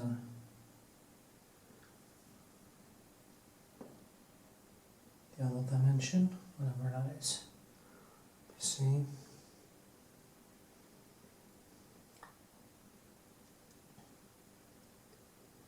I was dumb, I had some sugar and I shouldn't have had that. You can actually feel how I get into trouble painting when I have been eating. It's almost like my brain is just bloody well falling apart. And I need to both exercise and paint in a fasted state. So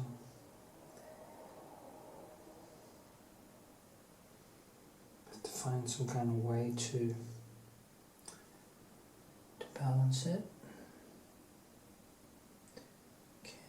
This one is further up here, like this, and then this one is further up there actually, and in like that,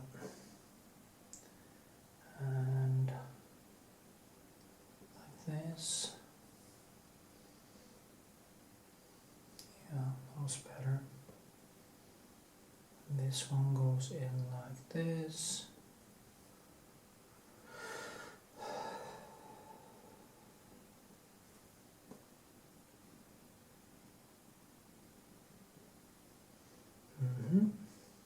It's a little bit different here.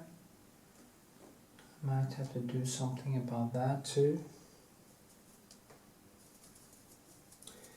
That is the thing, I'm trying to itch it closer and closer to how it actually looks. And of course that is demanding of me, because I have to change stuff all the time through the whole process.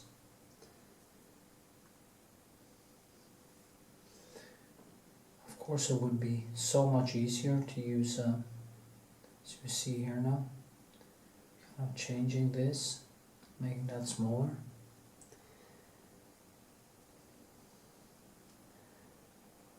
Like this. And if you have a projector, of course you do all this work from the start. You don't use your, basically you don't have to use your brain much to do the drawing and proportions of things, because you have already done that from the beginning, and if you just stick with it you will be good. But when you paint like I do, you constantly have to change things and correct things, because it's impossible for the brain to get it all right from the start. It's just not feasible. if you do it on freehand. But then again, I feel I get some more paintedness out of it. I think it gives more than it takes. Maybe I'm wrong about that, but you know. Because people tell me all the time, oh, your paintings looks like photographs. Yeah, maybe.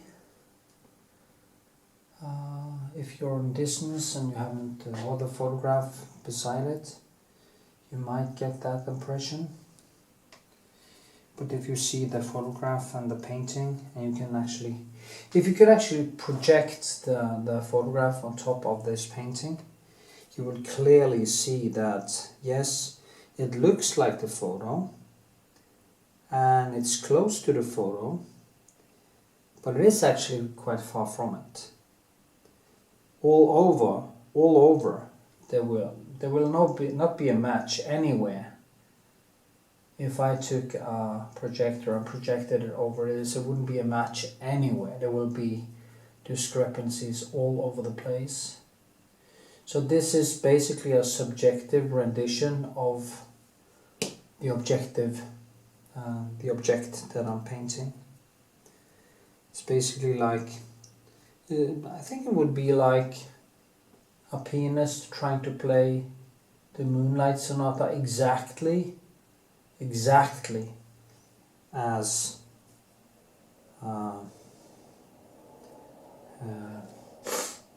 Beethoven did it. And even if you had a recording of Beethoven, which of course you don't have, you will never ever be able to get even close to it. Of course, we don't know how he played it. You can only write about it and be told about it, how he was doing it. So you don't have any objective standard at all, and therefore there is, except from the notes. When it comes to a painting or a photo that I'm painting, I have an objective standard right in front of me here, and the closer I get to that, the closer I actually get to the painting, not to it being a good painting, both in nuance and in shapes and everything. But then again, of course, as I say, it's the objective photo a few minutes after, or a few seconds, or after she had been moving in a way. Hello. So, yeah.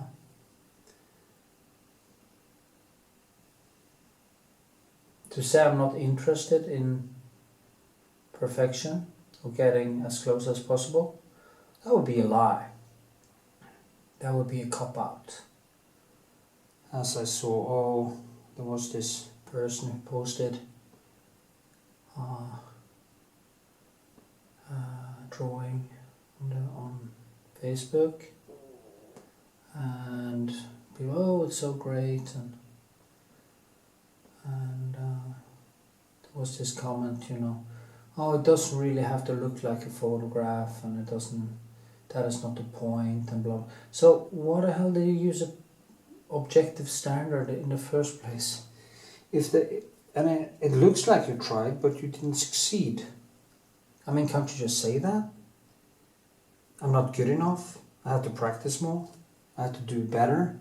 I have to focus. I have to go deeper. Can't you just say that?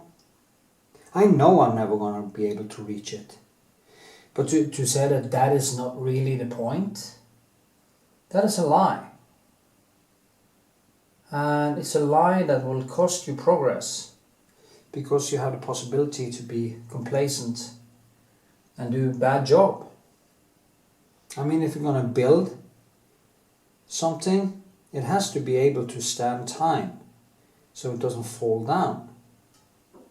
And it's the same with paintings, the same with everything, art. There has to be There has to be some objective standard. If not, there will only be relativism. All quality, all the possibility of measuring any quality at all will be gone. And who the hell wants that? So yeah.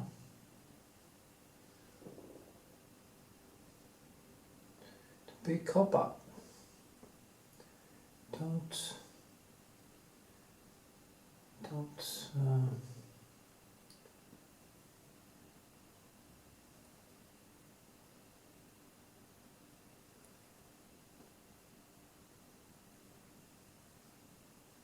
tell yourself lies just because you can't really make it right.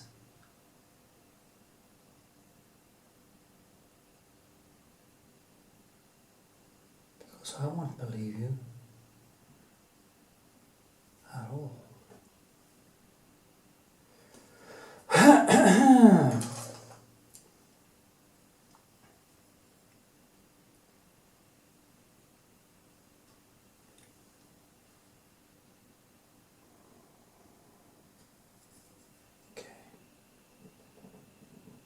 So, see what I'm doing.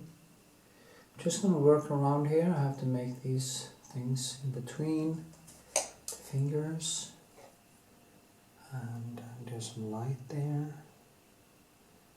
And if you look at Rembrandt's, you know, if you look at Rembrandt's hands and stuff in his paintings, it's just swoosh whoosh. It's not that much detail. But you see, he has kind of hit the target. He has he has been able to explain what is important. And the thing is, when you are not good enough, when you don't have that skill set that he had, because I don't, and you probably don't either, you don't really know when to stop, because you don't accept relativism. But it could have been finished long before, because you just couldn't let it go, because maybe it's self-esteem, maybe it's that you haven't really decided where you want to go with it in the beginning. How detailed do I really want it to be? But then again, creating is hard. It is not easy.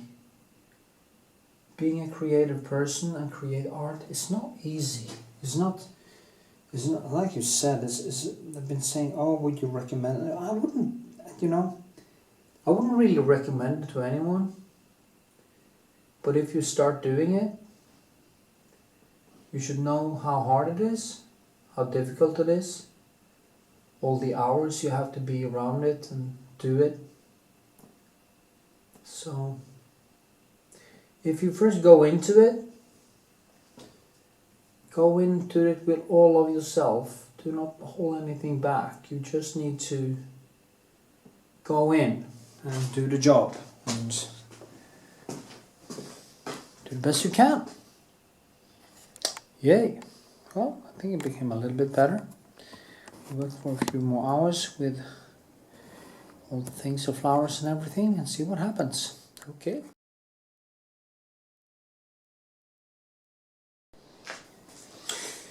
Okay, here I am again and again and again. I'm trying to finish this beauty. This sweet little beautiful girl. And I was actually supposed to be finished already, and I was going to hand it to the family this weekend that comes, but I'm not sure if I'm going to make it, and there are many reasons for that. One of them is that every painting seemed to grow. It seemed to kind of take on its own life. It seems like every time I actually get some pressure, I tend to avoid it, almost like a person who is going to have an exam. You know, you procrastinate away your time when you have time, and then they desperately trying to catch up a few days before the exam, and it's basically some of the same things that keep happening to me. There can be a day or two where I only basically look at it and I can't really get myself to do it. People wonder why Vermeer, Jan Vermeer, was painting so few paintings, and I'm pretty sure it was the same thing. The challenge of the level of skill and focus that is needed to create art like that is really, really trying. It really pushes you. It is not easy in any way, shape, or form, because you are coming to will always come to that point where you basically ram your head into the brick wall, and it's not fun at all. It's kind of crazy, actually. So yeah, that is basically a little bit of my problem too.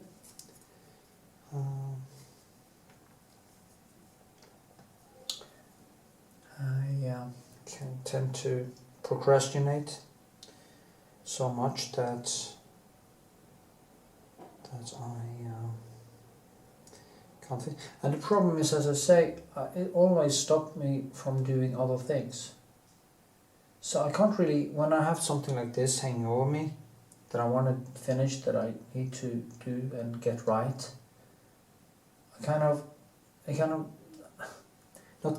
it's a stupid thing to say, but it stops me from doing other things. There's so many other things I want to do. And then it was again the okay, fuck it,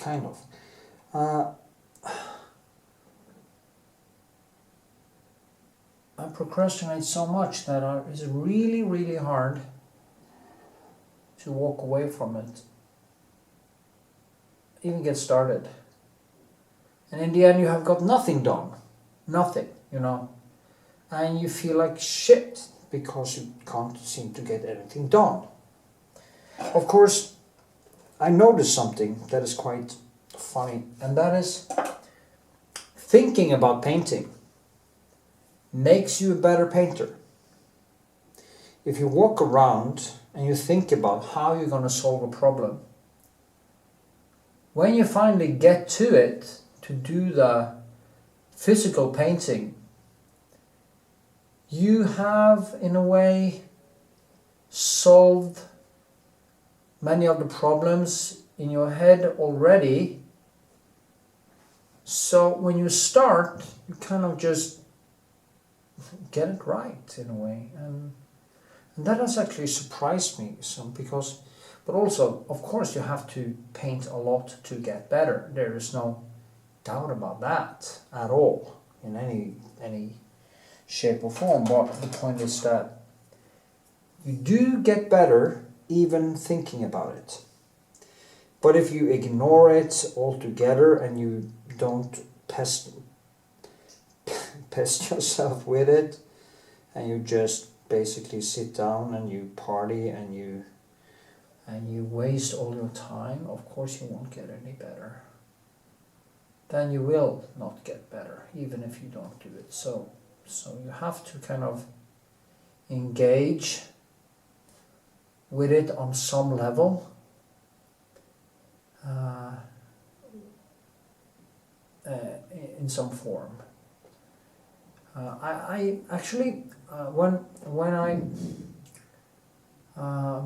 basically training a little bit taekwondo still, but because of my hip replacements and stuff, it has been less, and then COVID and stuff. But even pomse or kata, as it's called in karate language, I get even better in that. Despite not, that wasn't really correct. When I was training, if I was meditating and thinking about what I was doing, it is basically the same thing for the brain as doing it. It is very hard for the brain to know the difference between doing it and thinking about it. And that is why dreams, for the brain, dreams are basically, in the dreams, you are basically doing what is happening, despite not moving.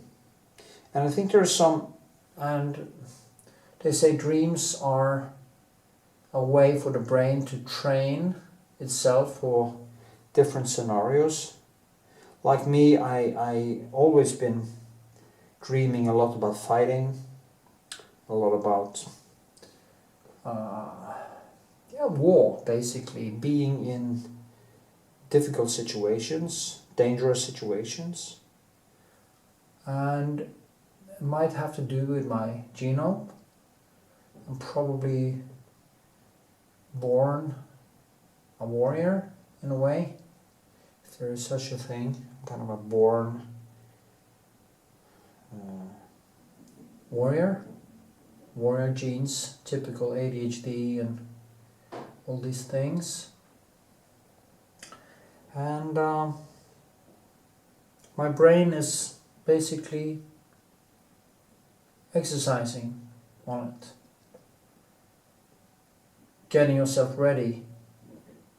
I mean, if you never have been in a fight, you never have experienced some hardship, when shit happens, you wouldn't even know what to do.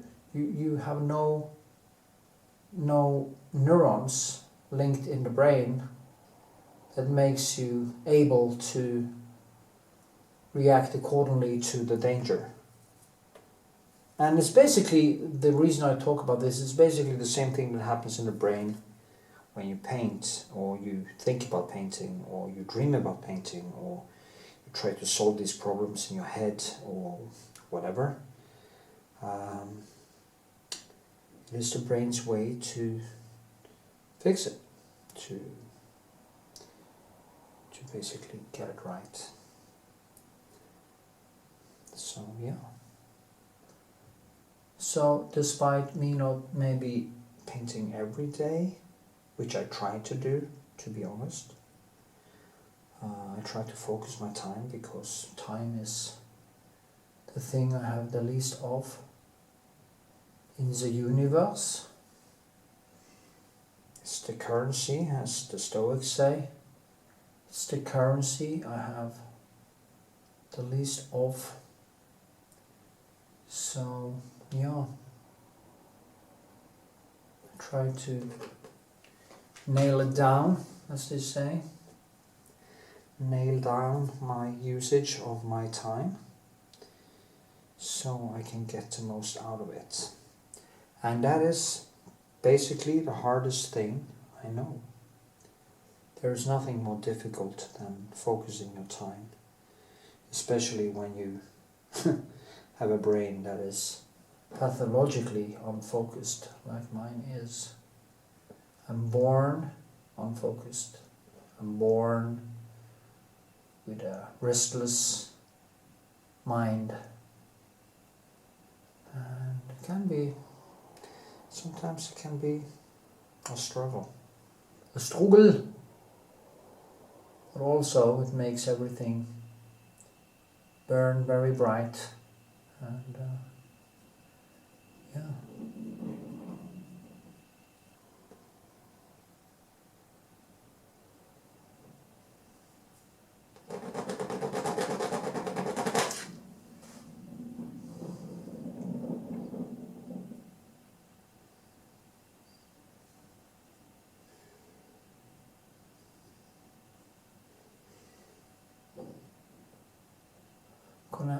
even out some of the lines here, so it isn't that hard. It's very difficult because it's kind of yellowish.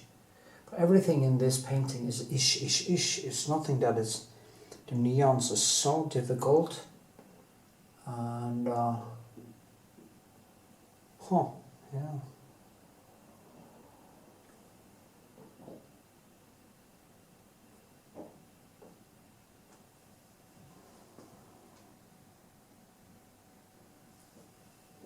I want this to become perfect. So it's annoying. It's very annoying that I have to deliver, because I want this to become as good as humanly possible. I want to be proud of it when I deliver it.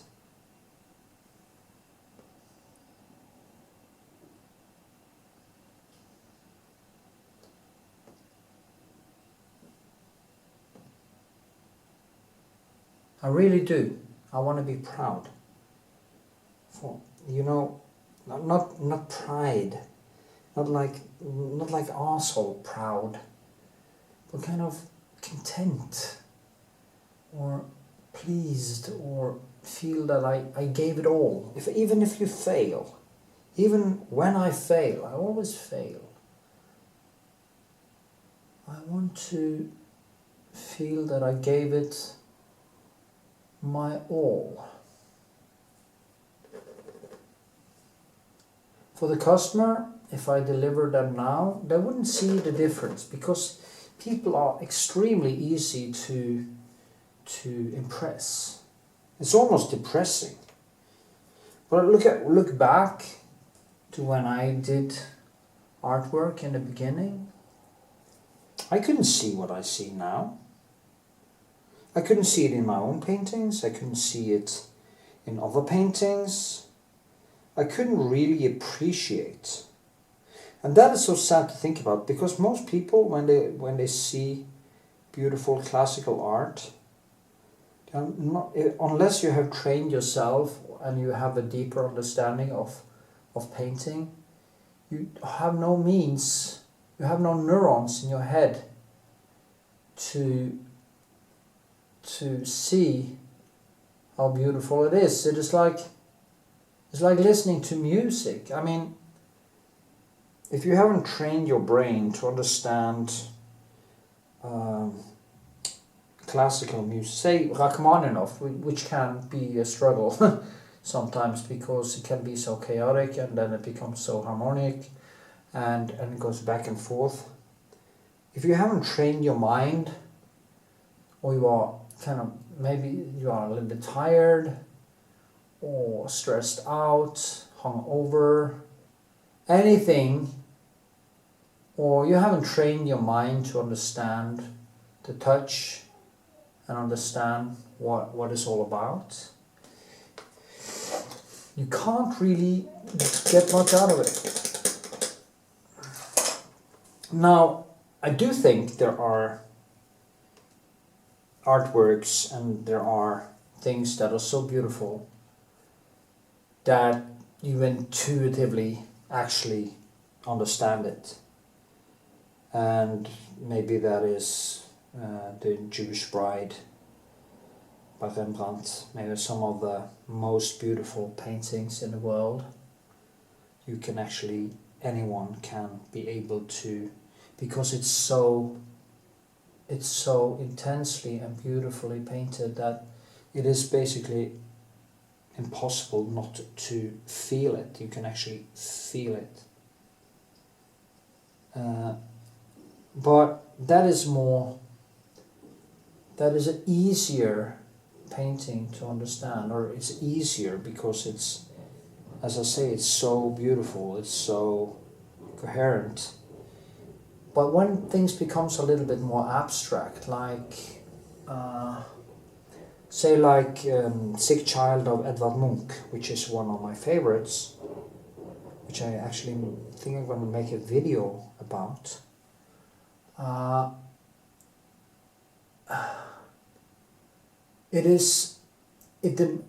That's a perfect example, because when I saw that for the first time in real life, I thought it was just some, all that texture, all that color, oh, it's just so bad. As I hated it because I didn't understand brushwork. I just didn't understand it. And as I became more and more, I would say, a painter myself, I just started to see. I started to see his subject. I started to see his battle.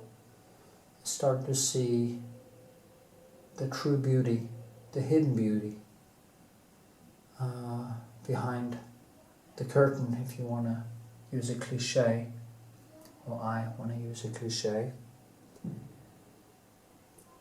And the painting just exploded.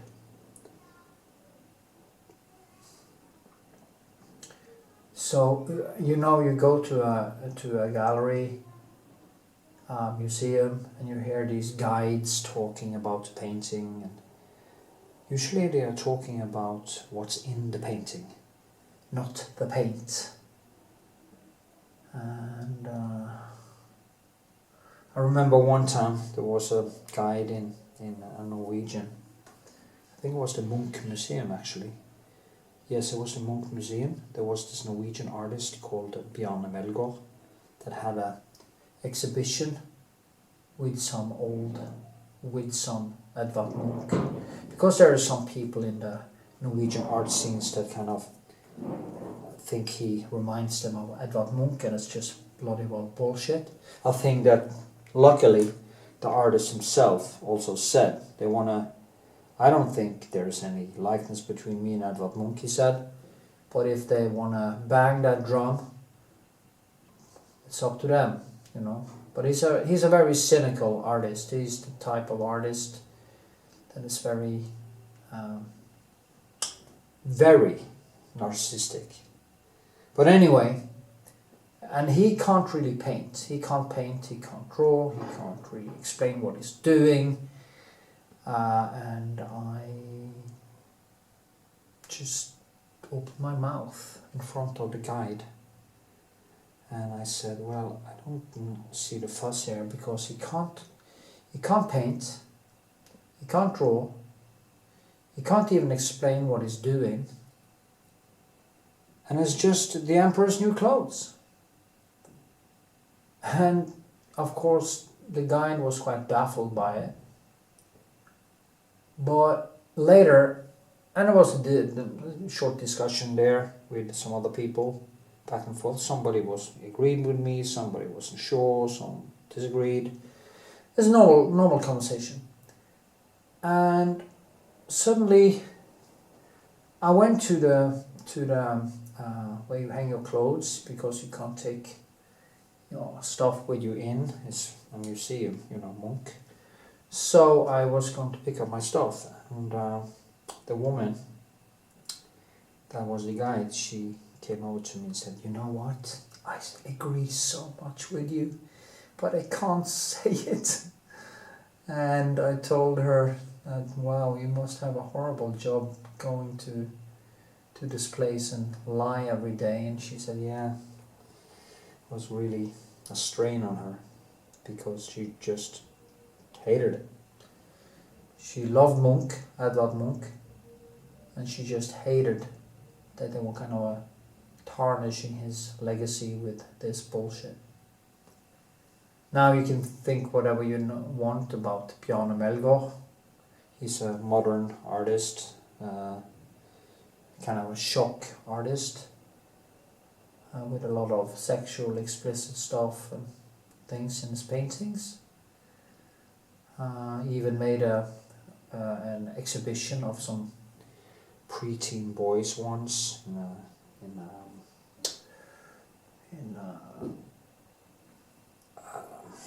that he had found in some old magazines in New York, he said, which was about grown men having sex with young boys.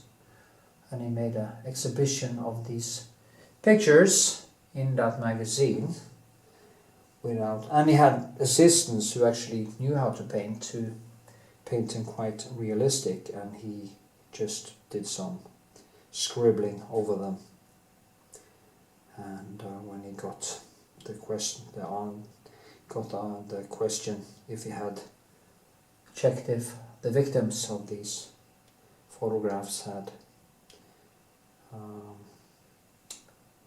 was okay or survived or whatever, he said, they looks happy to me. So that is the kind of cynicism you have, you know. It's all about me. It doesn't matter if there are victims. It doesn't matter if I'm using other people's misery. And yeah, it really pissed me off. So anyway, I think even artists, I mean, yes, art should have very broad limits to stuff, but I think we have, because I was planning something similar myself, but I didn't do it because that was actually in a different context. But the point is, it was kind of an anti-porn thing, but I didn't do it because of ethical reasons and moral reasons. And I think even artists, despite you getting a good idea that could have a shock effect and stuff like that, I don't think it's right. I don't think it's right to use other people's misery for art. You know, if it's kind of war situations, stuff like that. You know, I'm gonna do this huge exhibition called The Human Condition, or something in that line. Maybe I will find another title at some point, but it's gonna be about everything that is great with humanity and everything bad, the worst and the best. And of course, it could be tempting to paint one of some screenshots from the videos where somebody gets his head cut off or whatever, stuff like that. But I don't think it's right to do it, because these are pictures. There are pictures where there are actually victims being killed, and one has to think that these people that are dead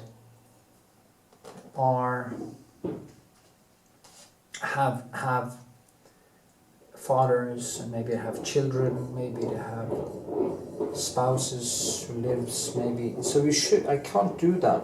Maybe you can make a portrait of the person, just a portrait of the person, but not the killing, if you know what I mean. And that will maybe be my solution for some of it, because a nice portrait of a person who was killed by the same people that is now basically taking over Afghanistan. I mean, that is basically a way to remember. And yeah. So, but there are different things you can't do. You can't really use other people's misery to create shock art. I think there's a limit there. I know in arts they say there shouldn't be limits like this, and there are different laws for that, I've heard, but you have to have some inner guidance where you are. If you're a total narcissist and you just don't give a shit, and you pretend that you care, like many artists do, I think anyway, it's easy for them to do it. It's no sweat at all. But for me, it is not possible. And I think actually I've proven to myself that I'm quite a good person, actually, choosing choosing to be ethical.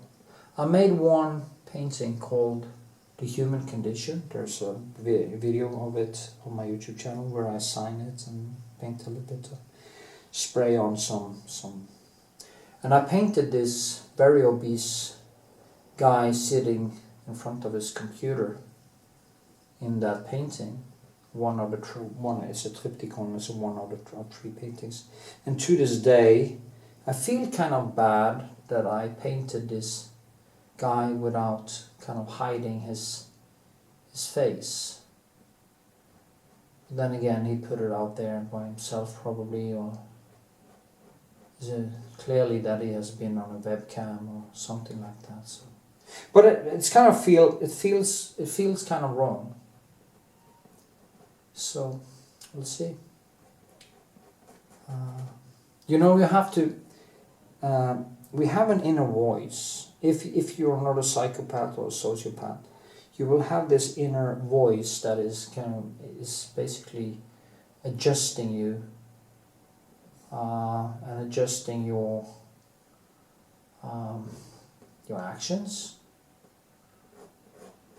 And for me, it is way easier to do the right thing, not to hurt others, but it's been very difficult for me not to hurt myself. My actions that led to a lot of stuff, and I didn't really listen to my own inner voice when it came to my own actions that affected me. But you know, it only affected me.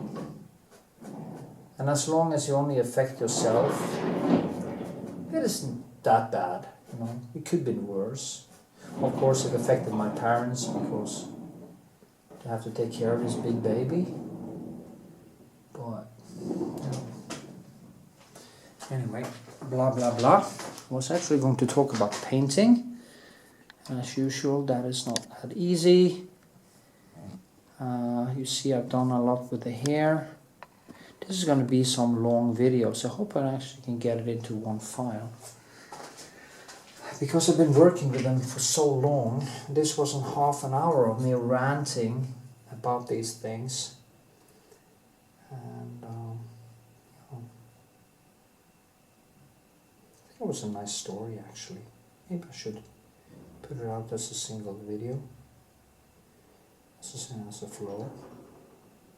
But anyway, I think artists also have this ethical thing that we have to follow.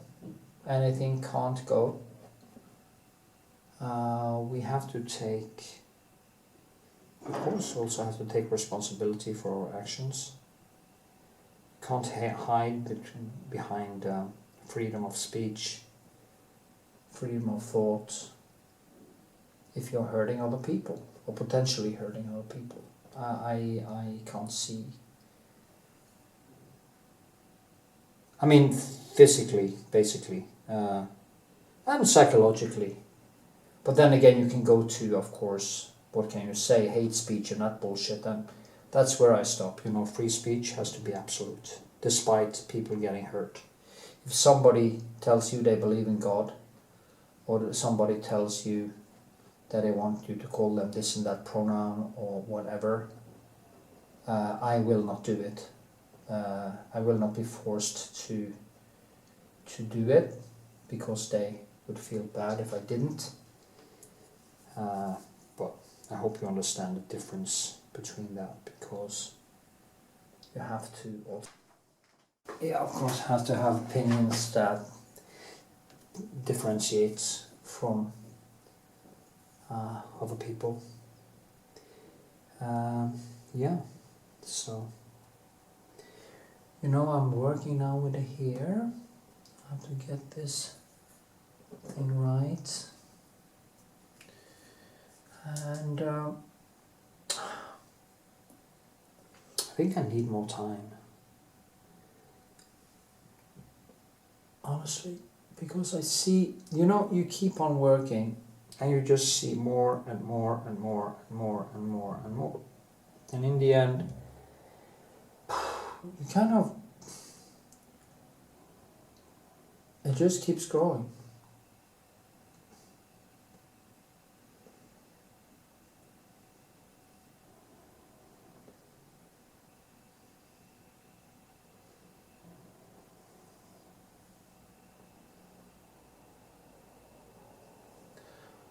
Okay, have I made it a little bit better now?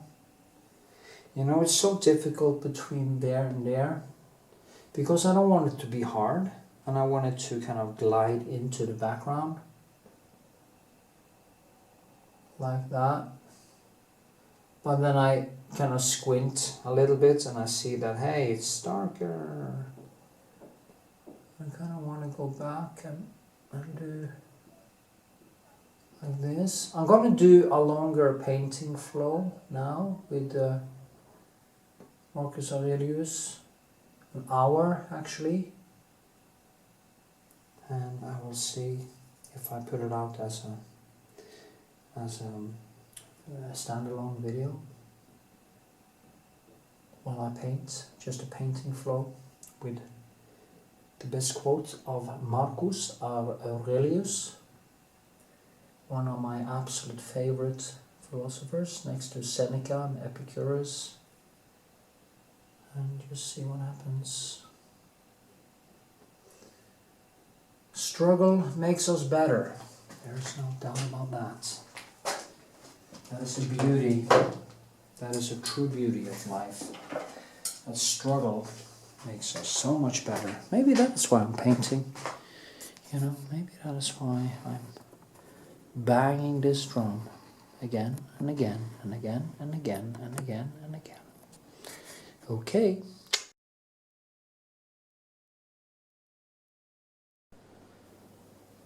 Okay, hi my fellow earthlings. What I'm going to do is to do a longer painting flow with quotes of Marcus Aurelius, one of my great heroes, the Roman Emperor Marcus Aurelius, from Meditations by Marcus Aurelius. And I will do painting on details and close up, and I will go further and further and further away as I paint. So that's what I'm going to do in this video, and I will start here, and I will just put on go a little bit close. I'm gonna start with evening out some nuances. As you can see, it's too hard in a way, and the different colors. Anyway, hope you enjoy, because I will. Greatest Marcus Aurelius quotes. Not to be driven this way and that, but always to behave with justice and see things as they are.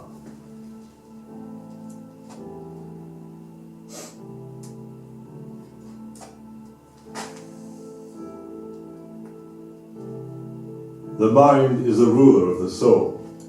It should remain unstirred by agitations of the flesh, gentle and violent ones alike, not mingling with them, but fencing itself off and keeping those feelings in their place. When they make their way into your thoughts, through the sympathetic link between mind and body, don't try to resist the sensation.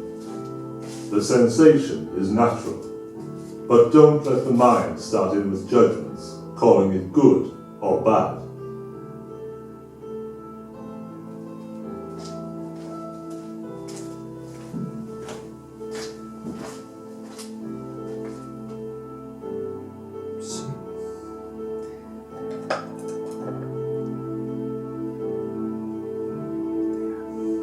Not to live as if you had endless years ahead of you. Death overshadows you. While you're alive and able, be good.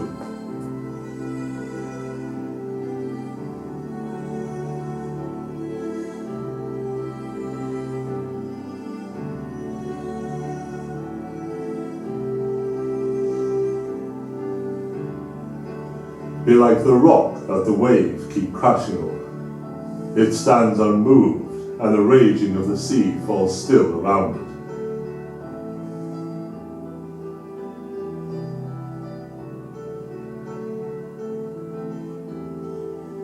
Concentrate every minute like a Roman, like a man, on doing what's in front of you with precise and genuine seriousness, tenderly, willingly, with justice. And on freeing yourself from all of the distractions, yes, you can, if you do everything as if it were the last thing you're doing in your life, and stop being aimless. Stop letting your emotions override what your mind tells you. Stop being hypocritical, self-centered, irritable.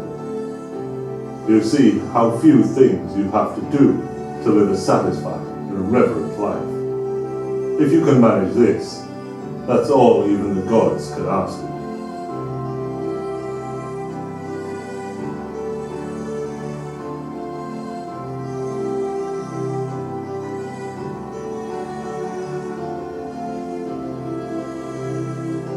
The tranquility that comes when you stop caring what they say, or think, or do. Only what you do. Not to be distracted by the darkness. To run straight for the finish line, unswerving.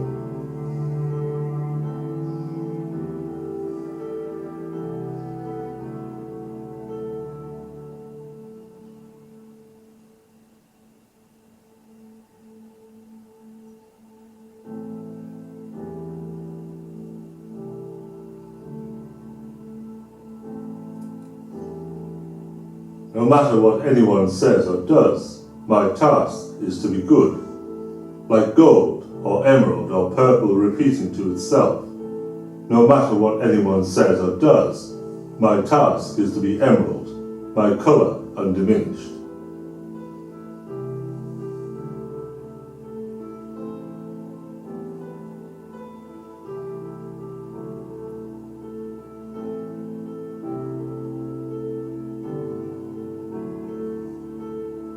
You've given aid and they've received it, and yet like an idiot, you keep holding on for more, to be credited with a good deed, to be repaid in kind. Why?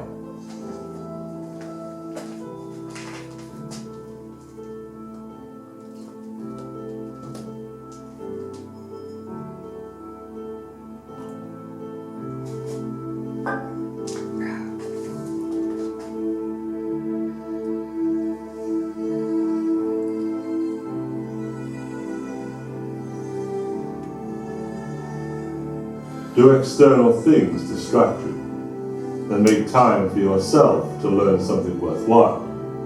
Stop letting yourself be pulled in all directions.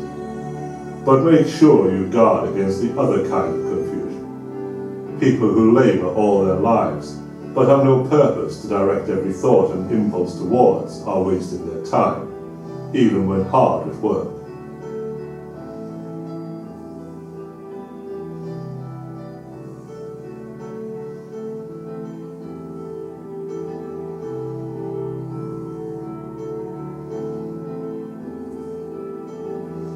We have various abilities, present in all rational creatures, as in the nature of rationality itself.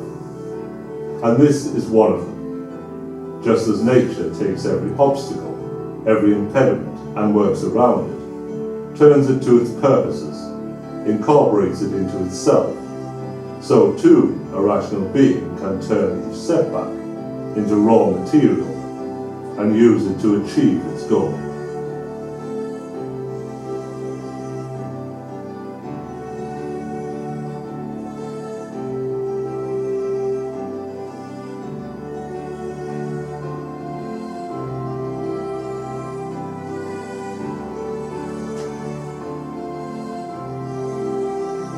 Why all this guesswork? You can see what needs to be done. If you can see the road, follow it, cheerfully without turning back. If not, hold up and get the best advice you can. If anything gets in the way, forge on ahead, making good use of what you have on hand, sticking to what seems right. The best goal to achieve, and the one we fall short of when we fail.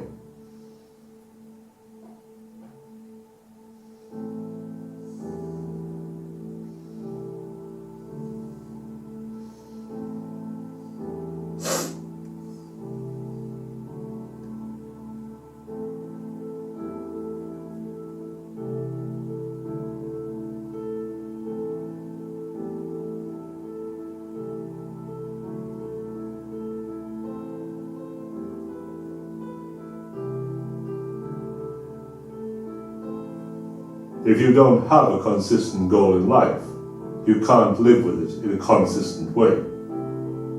Unhelpful unless you specify a goal. There is no common benchmark for all the things that people think are good, except for a few, the ones that affect us all.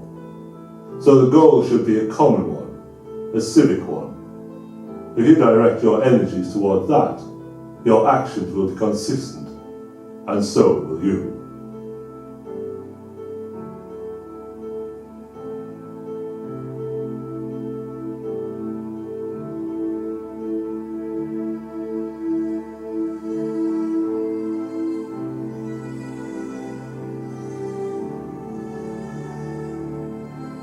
Practice even what seems impossible. The left hand is useless at almost everything for lack of practice, but it guides the reins better than the right, from practice.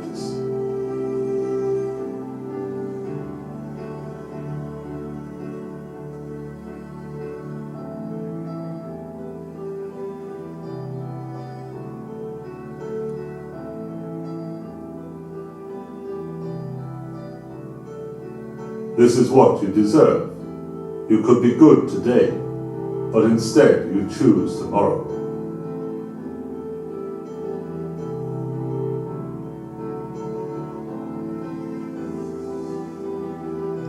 Don't be ashamed to need help. Like a soldier storming a wall, you have a mission to accomplish. And if you've been wounded, you need a comrade to pull you up. So what?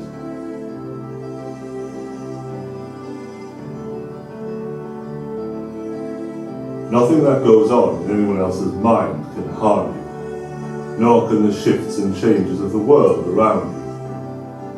Then where is the harm to be found? In your capacity to see it. Stop doing that, and everything will be fine. Let the part of you that makes the judgment keep quiet, even if the body it's attached to is stabbed, or burnt, or stinking with pus, or consumed by cancer. Or, to put it another way, it needs to realize that what happens to everyone, bad and good alike, is neither good nor bad. That what happens in every life, lived naturally or not, is neither natural nor unnatural.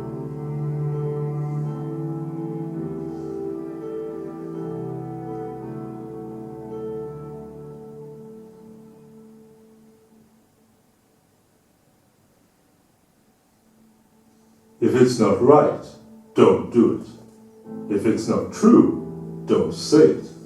Let your intention be.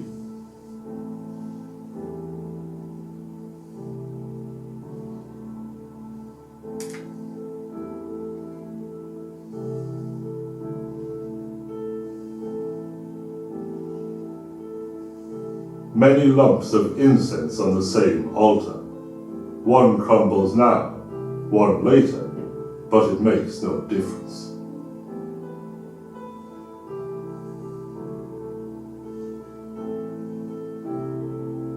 It was for the best, so nature had no choice but to do it.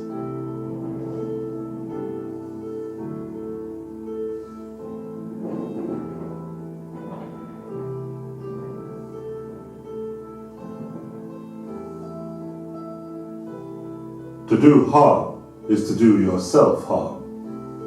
To do an injustice is to do yourself an injustice. It degrades you.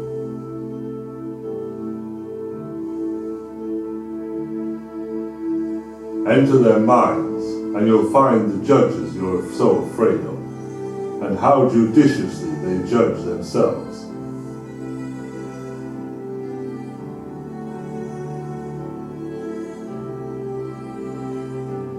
How to act, never under compulsion, out of selfishness, without forethought, with misgivings. Don't gussy up your thoughts, no surplus words or unnecessary actions. Let the spirit in you represent a man, an adult, a citizen, a Roman, a ruler, taking up his post like a soldier and patiently awaiting his recall from life. Needing no oath or witness, cheerfulness, without requiring other people's help or serenity supplied by others, to stand up straight, not straightened.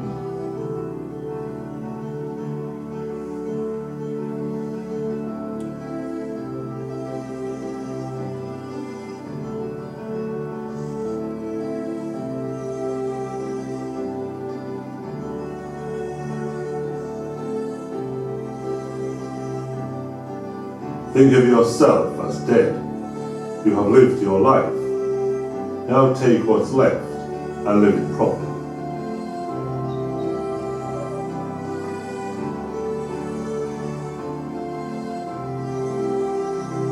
Disgraceful for the soul to give up when the body is still going strong.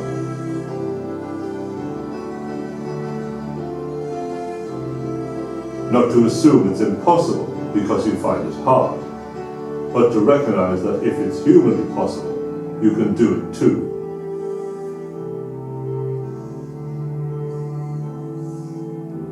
Practice really hearing what people say.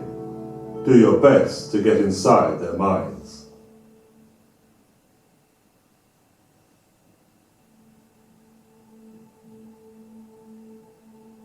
You don't have to turn this into something. It doesn't have to upset you. Things can't shape our decisions by themselves.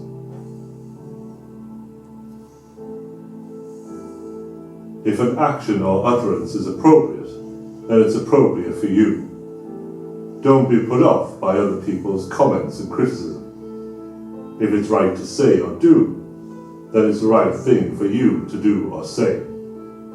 The others obey their own lead. Follow their own impulses. Don't be distracted. Keep walking. Follow your own nature, and follow nature along the road they share.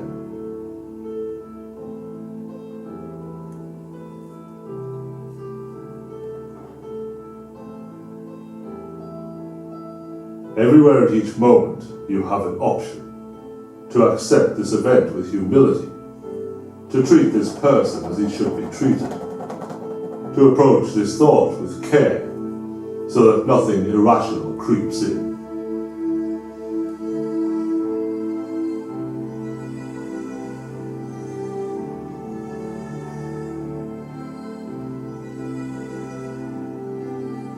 When you wake up in the morning, tell yourself, the people I will deal with today will be meddling, ungrateful, arrogant, dishonest, jealous, and stern.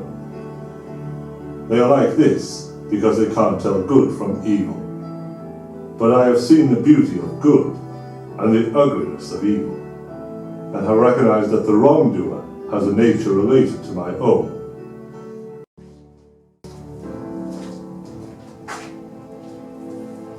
Remember today to always be honest to yourself.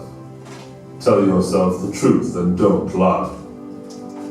You know what you should and shouldn't be doing. You know what is best for you. We have all been guilty of lying to ourselves to make us feel comfortable. We might say we tried when we didn't. We might say we are better off playing games than going for a walk. We might say they wronged us when they didn't. Be honest with yourself. Face your flaws in order to grow.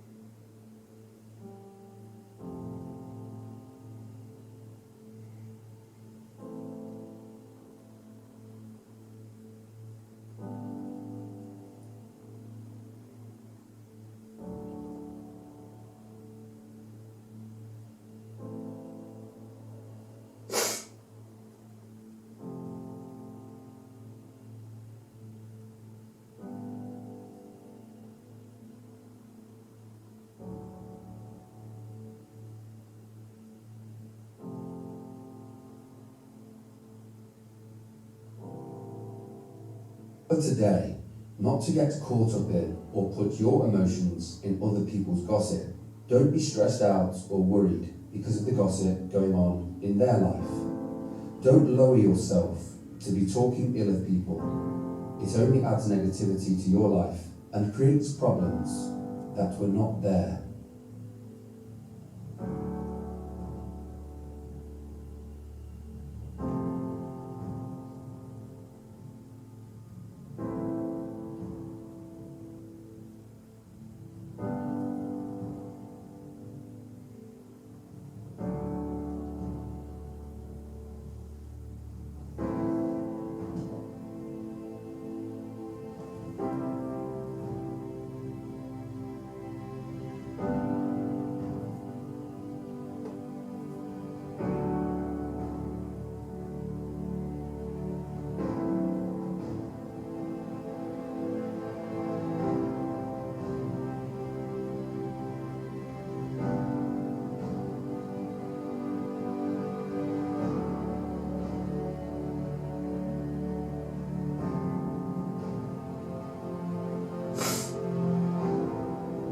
Remember today that it does no good to speak badly of people. It only reflects your character to the people who listen. You paint yourself as a gossiper, and they will see that you talk ill of others. Look for and talk about the good in people. Those that listen will grow confident that you have good intentions, and will believe that you see and talk good about them. It is possible that you will start to see good in everything, including yourself.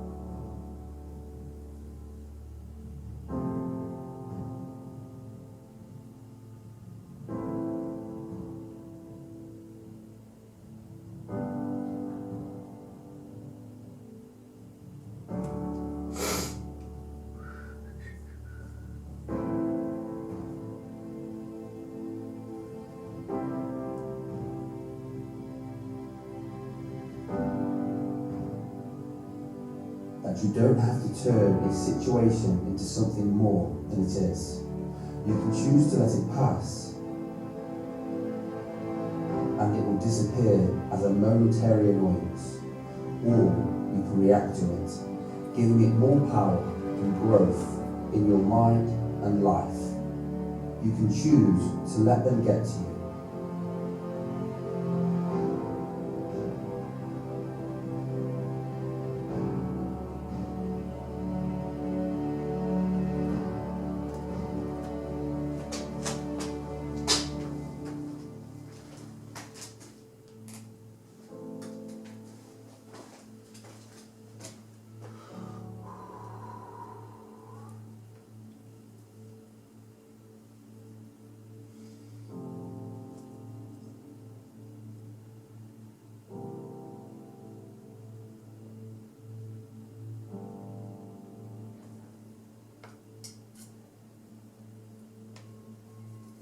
Remember today that the more we value things outside of our control, the less control we have.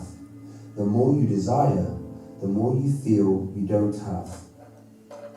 They are rich who are content with the least. Bob Marley once said, "Money is numbers, and numbers never end. If it takes money to be happy, your search for happiness will never end."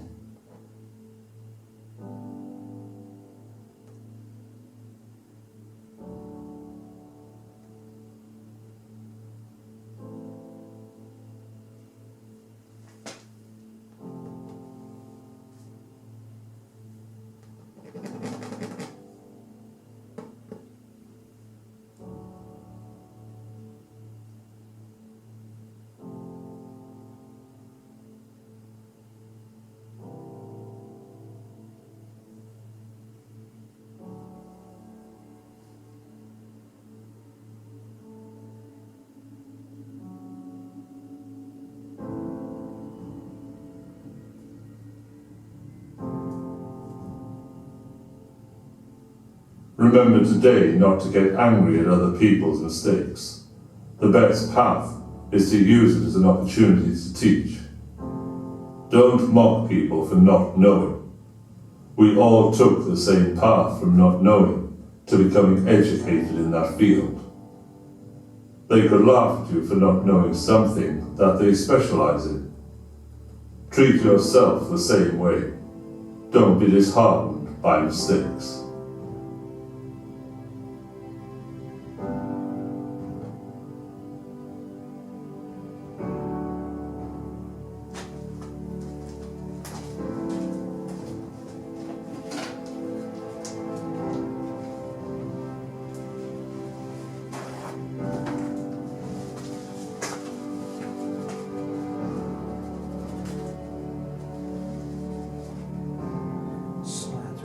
A little bit.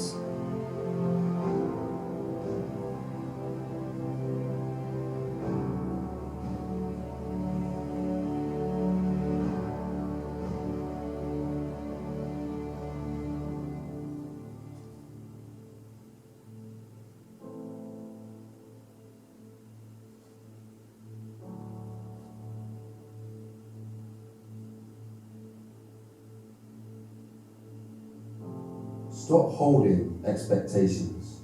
They can only lead to either it happening or to be let down. In the case of being let down, you receive unnecessary sadness, emptiness, or resentment. If you remove expectations, then you won't have those feelings. Whatever happens will still happen, but your emotional investments haven't been shattered. It's true, I think.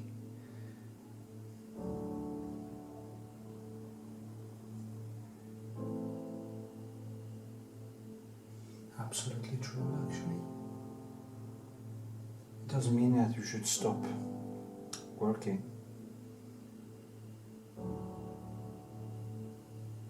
Stop trying. Remember today that when you feel like procrastinating, you should first question yourself and your actions. Do you really wake up every morning and go to sleep every night, excited at the idea of scrolling through Twitter? What then is it that does bring you fulfillment? Learning, helping others, teaching, or anything else? Do these leave you feeling good? Why then waste your time scrolling through pages of models who digitally manipulate themselves? This does no good for you. Well, that's bloody true.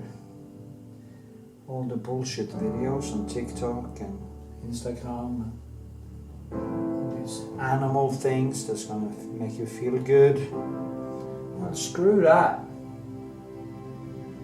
Try saving people instead. Why isn't there any videos of people saving children on TikTok? Like 3 children in Calcutta? No, it has to be a cat. Or a stray dog or something like that.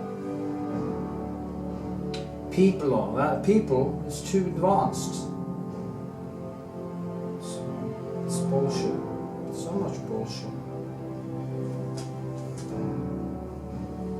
You know, this is really hard. Remember today that holding on to hate will never help you. Like a great weight, all it will do is hold you back. All times the hatred you hold on to will hang on to you. Make efforts to let go of this hatred, not for them, but for you. Let go of this burden, clear your mind. Stay positive. Sometimes you don't even realize you're blocking your own blessings by thinking negatively and holding on to the past. Learn to let go. That is very smart, despite that Christopher Hitchens actually said that hate was a good motivator to get up in the morning, do something, but you have to choose your hate advisedly and not spend time hating other people, because it's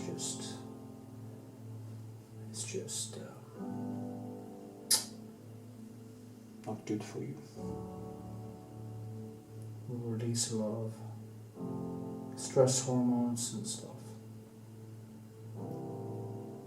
Choose what matters. I hate religion, but I don't let it devour me anymore. There are people that I don't like, but I try to ignore them.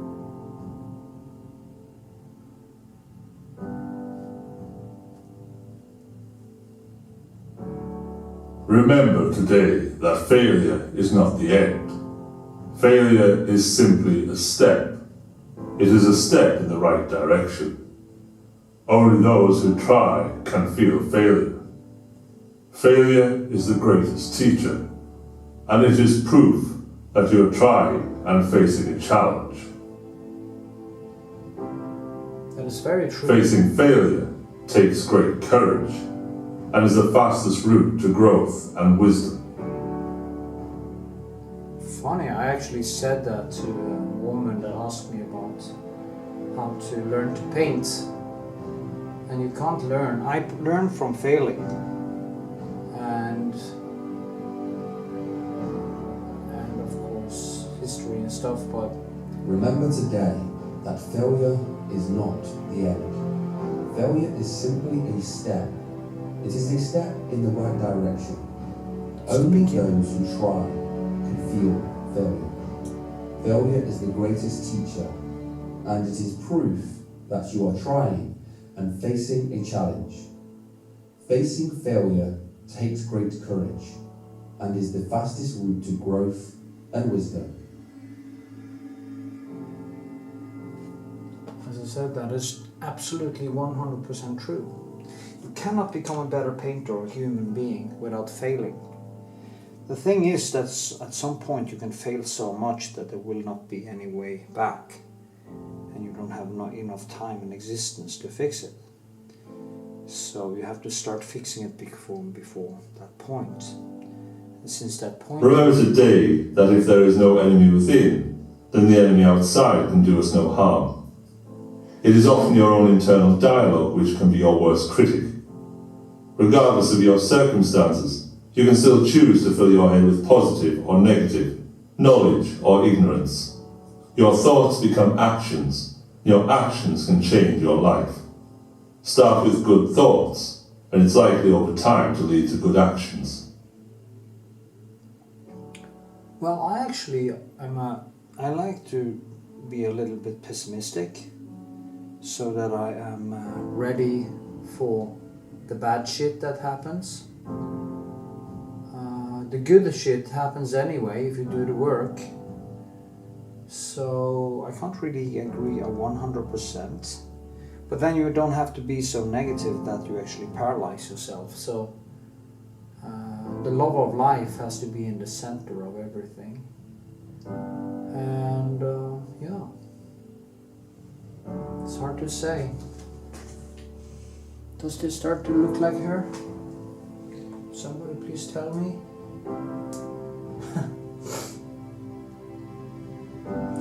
For me it's like building sculpture. I've been saying that for many times. And I did something stupid there.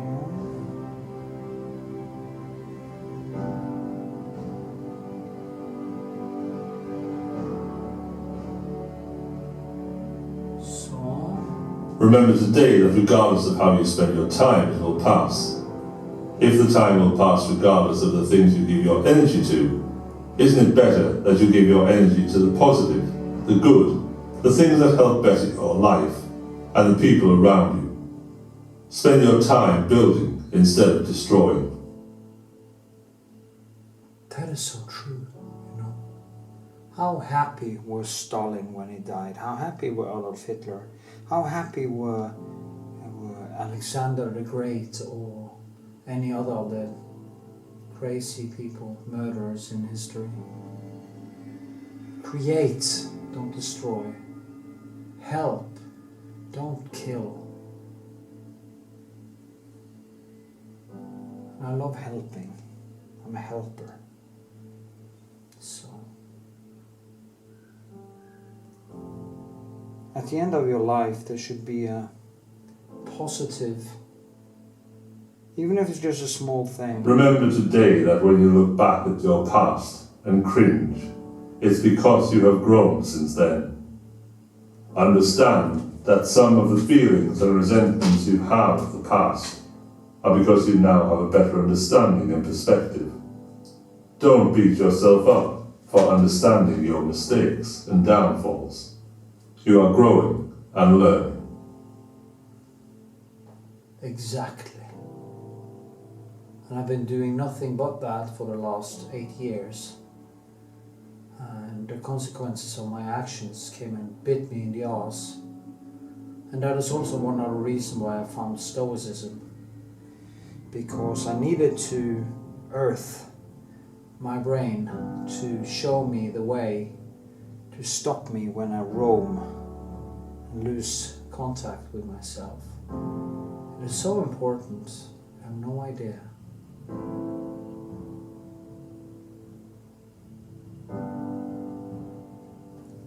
I can't really take any pleasure from distraction anymore. None at all. It just feels empty, meaningless.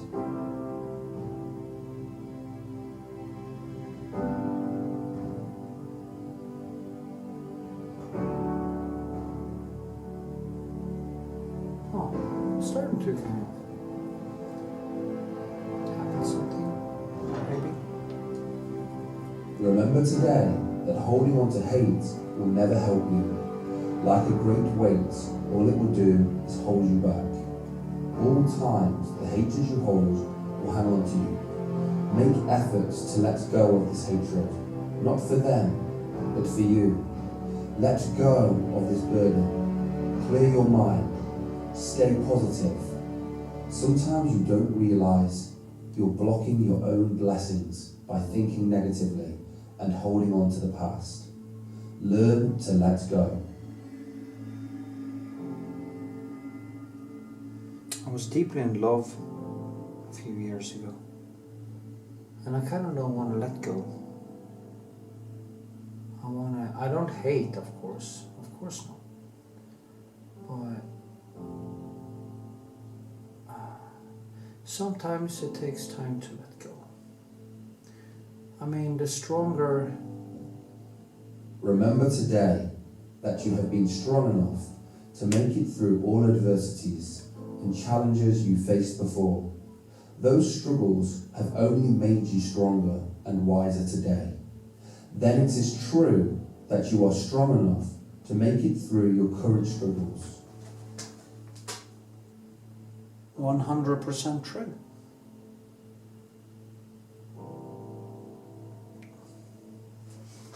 I'm doing that, and I'm still growing.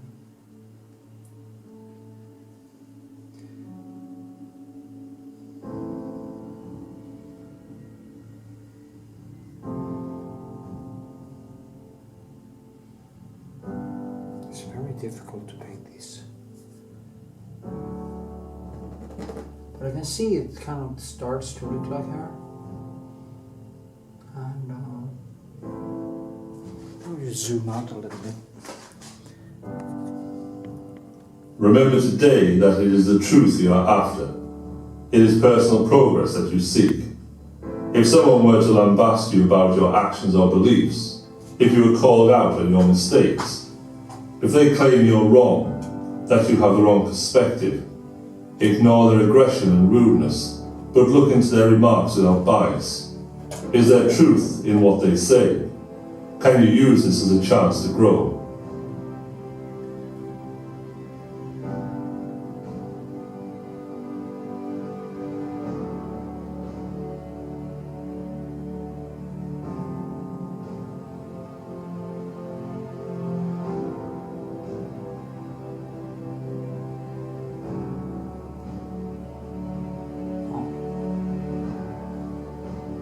That is also very true. Don't be so biased that you can't grow. And that's a problem. You have to teach yourself the difference between objective truth and emotional bias and Remember that the people you will face today may be rude, ignorant and dishonest. Don't expect to never encounter these people, and don't place the balance of your well-being in their actions. Instead, seek to learn patience, honesty, empathy and kindness. So encounters with these people will leave you with wisdom and experience. At the day's end, you may have encountered 3 people who taught you patience by attempting to irritate you.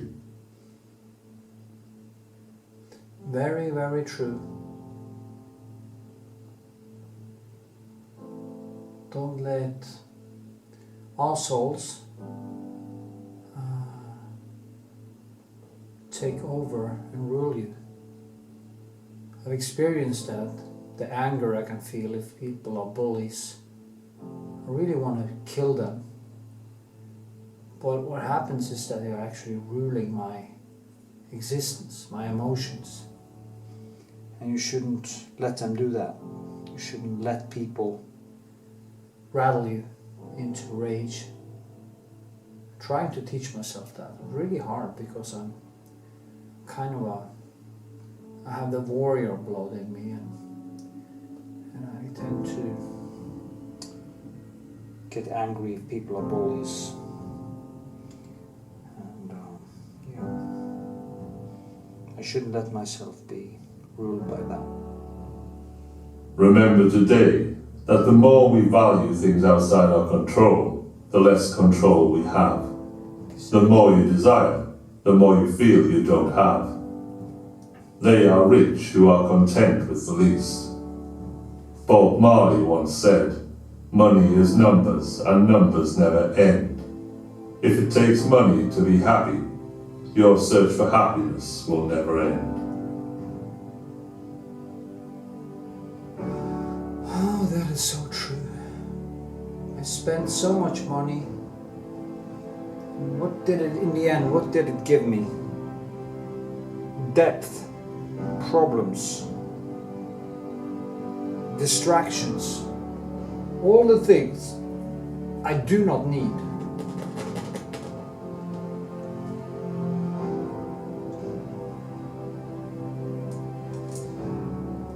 So from now on, I'm just gonna build.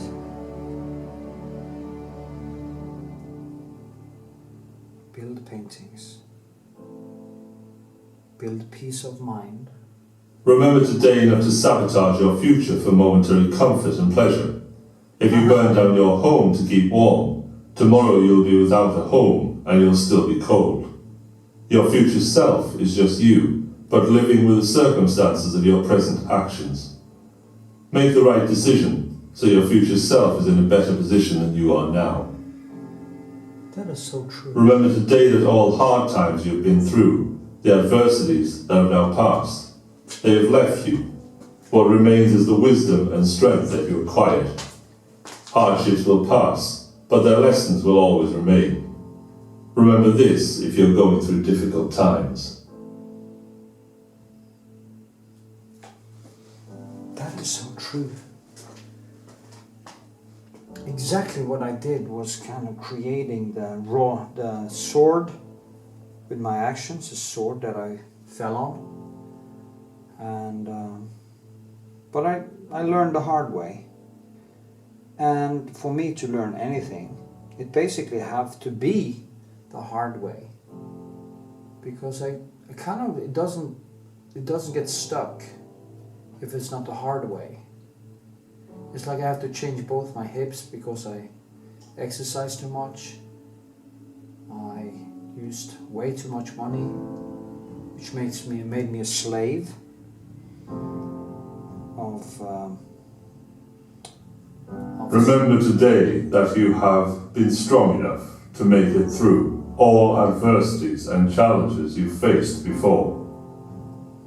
These struggles have only made you stronger and wiser today. Then it is true that you are strong enough to make it through your current struggles. Exactly.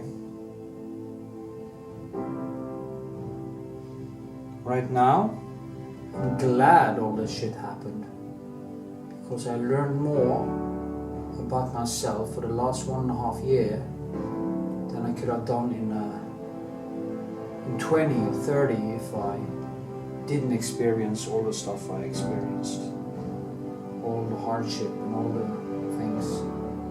So at this point, I'm glad it happened.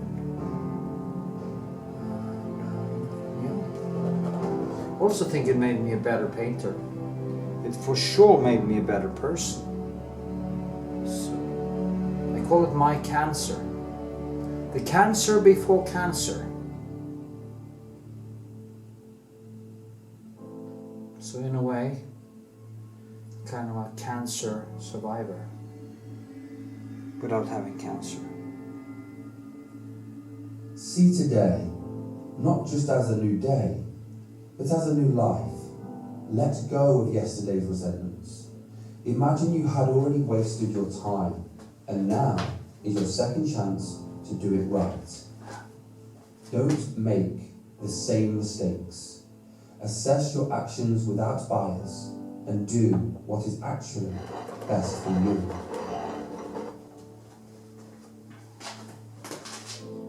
Okay.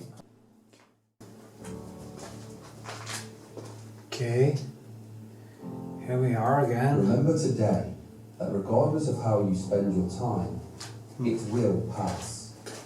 If the time will pass regardless of the things you give energy to, isn't it better that you give your energy to the positive, the good, the things that help better your life and the people around you? Spend your time building instead of destroying. That is so true, huh? It's impossibly true.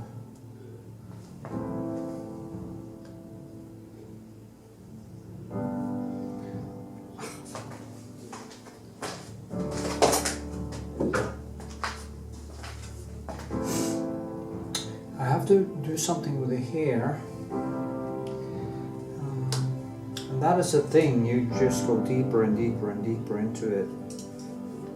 Remember today that you learn nothing when you speak, but you learn when you listen. Try to listen more. Truly listen to what people say. Can you understand them and their actions without any bias? Can you show them more empathy? Can you learn from and understand even the people you dislike?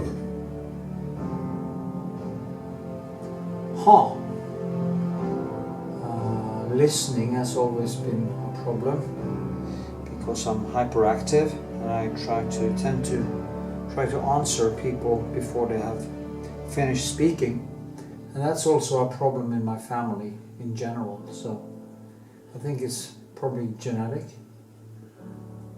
but I'm trying my best, using my introspection to listen to when I actually cut people off, which is not a good thing to do, even if you know what they are going to say. And every conversation has a rhythm, so therefore you can actually know from the first words usually where people will end up. But you shouldn't cut them off anyway, because it's rude and it ruins the conversation. Conversation should be conversation, not a monologue. And have not been good at following that ideal. So what if they don't think you can do it? Luckily, you are in control of your actions. Arguing with them or silencing them will not remove their doubt. You remove their doubt by believing in yourself. Start now. No matter how small the step, you'll be moving, learning and progressing while they wait.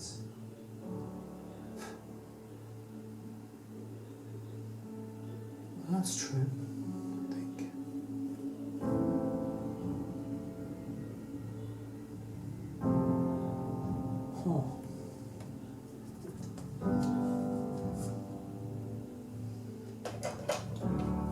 I think I need to start painting a little bit less rough. Don't limit yourself by the abilities you have today. Don't limit yourself by what others think of you. Don't limit yourself by your circumstances. If you want to do something, then start now. Become the person who can do it. Analyze what is important to you and start in that direction. Yeah, easier done said and done. Usually if you're going to do something that is good, that matter, it's difficult. And we humans tend to try to avoid difficulty, despite that being the thing that will make you not necessarily happy, but feeling that you live a fulfilled life. So it's very strange actually. It's kind of a double-edged sword. That regardless of your emotional response, the world will continue as it does. Understand what you don't control, so it doesn't control you. Don't let rude people control you. Don't let the weather control you. Don't let the world control you. Accept them and be free. Yeah.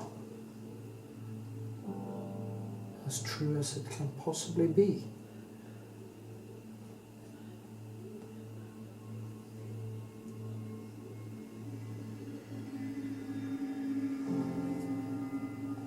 Remember today that it is okay to sit and do nothing. To zoom out if a little you find bit. yourself bored and scrolling through social media for some kind of stimulus, remember that it's okay to sit there and do nothing. We never get much peace of mind, as our thoughts are always pushed upon us by social media and TV. So, after a while of sitting in the calm, you may find relaxation or an answer to a question of what is important for you to be doing. so true. Social media is a trap. It's a very big trap if you don't control it. If you kind of get distracted, it's horrible. It steals your life. But if you can use it to your advantage. Remember today not to get caught up in or put your emotions in other people's gossip. Don't be stressed out or worried because of the gossip going on in their life. Don't lower yourself to be talking ill of people. It only adds negativity to your own life and creates problems that were not there. A little bit of repetition.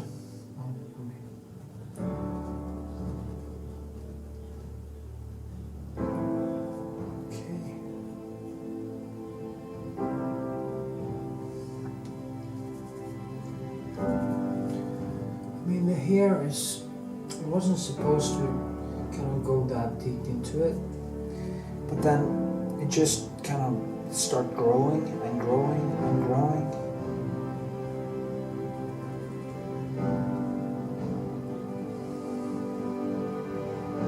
Your life is a collection of choices. With every choice, you decide who you are. No matter how grand or insignificant they may seem, they shape you. Every day you put a task off, you build a lazier character. Every time you are mean, you build a meaner personality. When you are kind, you are kinder. When you are proactive, you live a fuller life. Have a little think about the actions you are taking today. That is so true. There's good science that tell that if you're kind and help people, it will actually increase the dopamine in a good way and the serotonin, and you become a happier person. So if there's a good reason to be kind, it is actually... Don't punish yourself or be held back by past mistakes. The side effect is great. There is no way you can change what happened. All you can do is learn from it and grow from it. The best you can give is to become better. Give a better version of yourself to the world. True. That's my plan, exactly.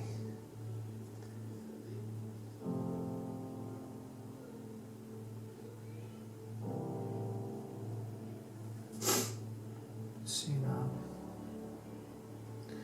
I have to crisscross here. Trust the process. You can't stop the challenges and obstacles that life throws at you. All you control is how you react to them. Embrace the bad and you will embrace the good. Challenges are lessons and obstacles are steps. Understand this and you will be less stressed and less worried.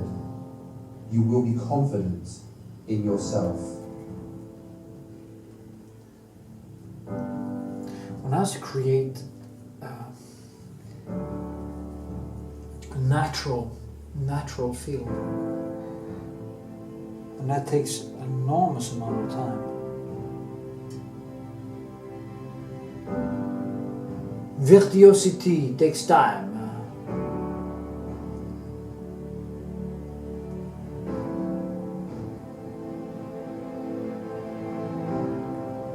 It's yellow, it's bluish, it's all kinds of colors in there.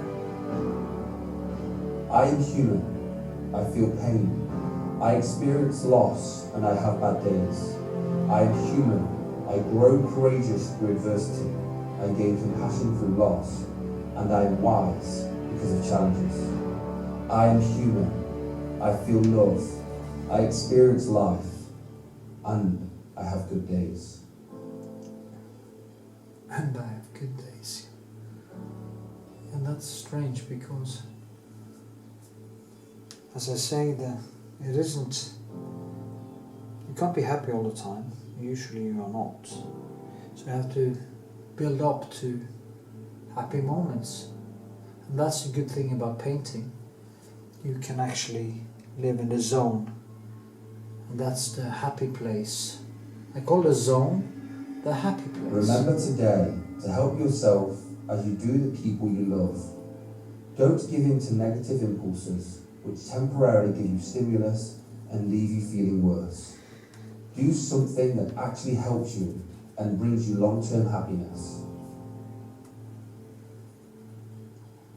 It's called slow dopamine. Find the slow dopamine. I had a girl who visited me yesterday and we were talking about this. Remember today that if there is no enemy within, then the enemy outside can do us no harm. It is often your own internal dialogue which can be your worst critic. Regardless of your circumstances, you can still choose to fill your head with positive or negative, knowledge or ignorance. Your thoughts become actions, and your actions can change your life. Start with good thoughts. It's likely over time to lead to good actions. That's true.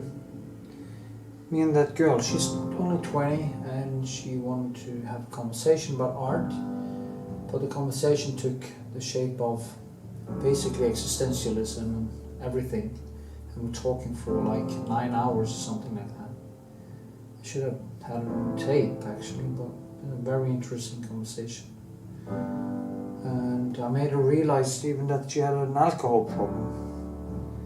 And I hope she listens, because she can easily throw away her life, or big chunks of it, if she's not careful.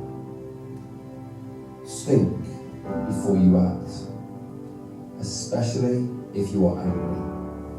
You cannot take back a stone once it has been thrown. Once your character is tarnished, the damage is done. It takes years to build your character, yet it can be taken down by your own anger in seconds. Yeah, it's true. Is anger the best reaction? Is anger really the best reaction? Does acting out of anger really benefit you? No, it It doesn't. seems you only stoop down to their level and lose integrity. Yeah, stupid. I have a lot of anger in me, especially against bullies. And I shouldn't let them rule me. Next time I meet Naso, I'm going to try to be a stoic, not get angry like I did last time. I can't let bullies rule my life. And,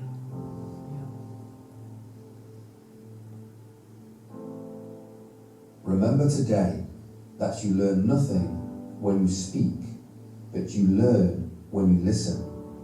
Try to listen more. Truly listen to what people say. Can you understand them and their actions without any bias? Can you learn from and understand even the people you dislike? Well, I cannot learn from talking also because I correct myself when I'm talking. So I don't think that is 100% true.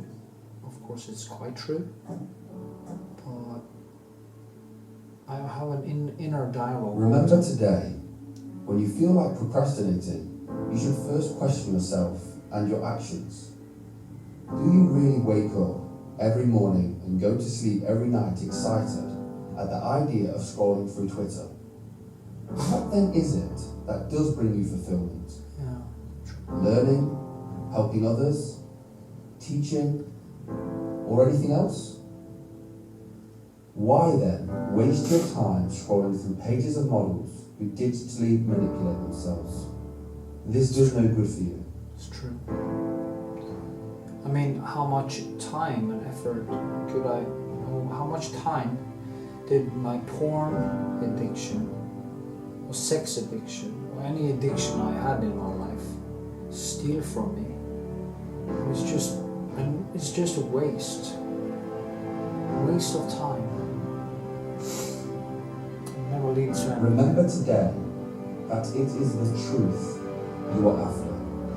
It is personal progress that you seek. If someone were to lambast you about your actions or beliefs, if you were called out on your mistakes, if they claim you are wrong, that you have the wrong perspective, ignore their aggression and rudeness. But look into their remarks without bias. Is there truth to what they say? Can you choose this as a chance to grow?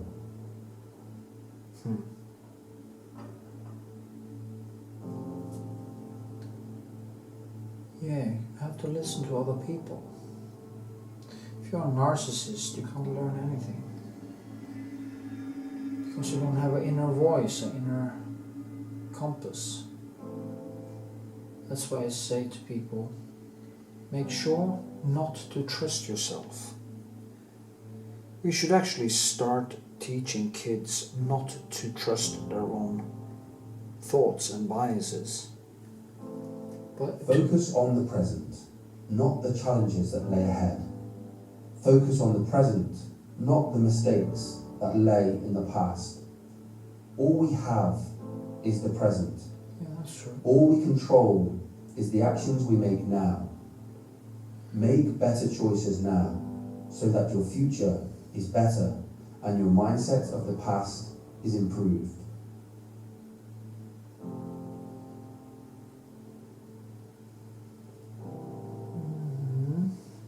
Remember today that you learn nothing when you speak, but you learn when you listen. Try to listen more. Truly listen to what people say. Can you understand them and their actions without any bias? Can you show them more empathy? Can you learn from and understand even the people you dislike? Why does it keep repeating it? It's annoying. Oh, anyway. Green.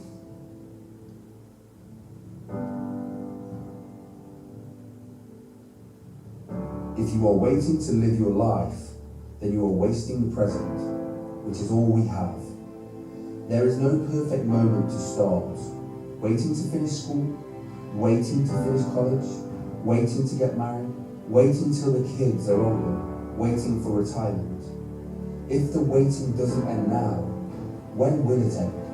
Start now. Change your mindset. It's true. I mean, you could be dead. If you wait, you will die before you get done. You can't wait. You can't keep on procrastinating. Hope for the best.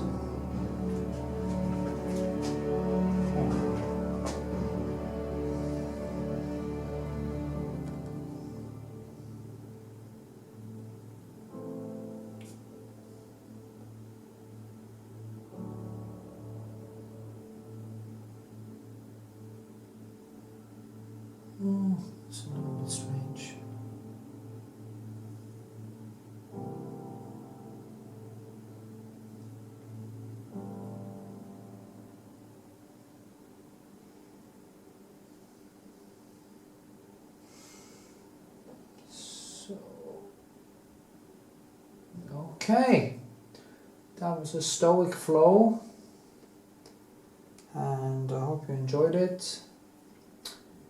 I'm going to continue painting, and hopefully I will be able to finish it soon. You just see what happens. Okay, bye bye.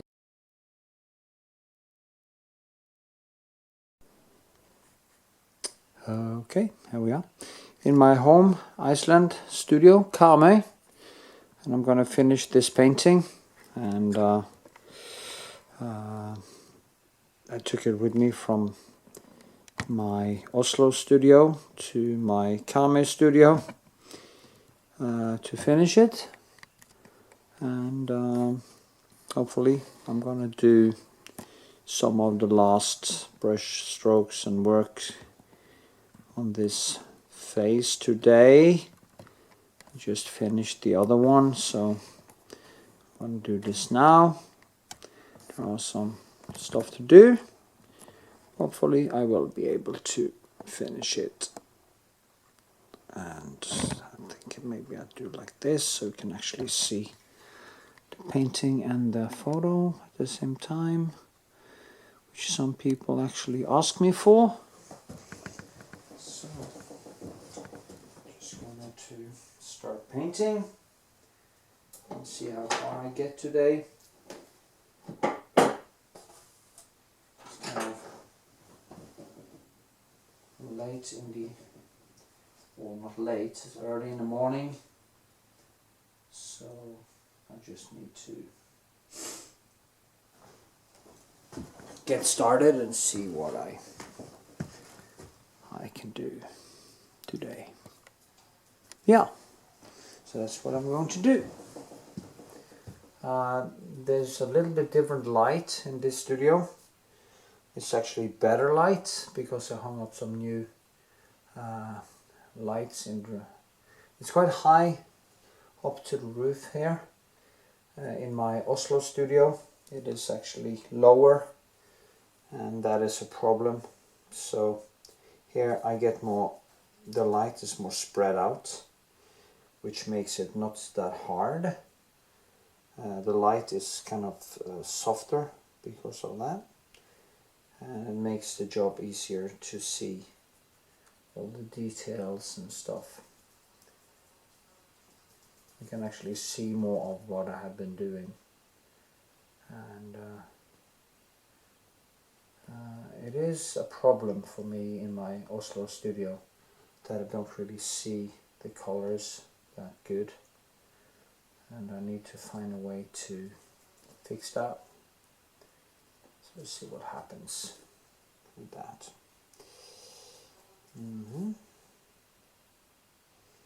I need some cadmium yellow. That's very important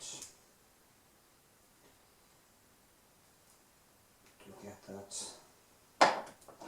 cadmium orange.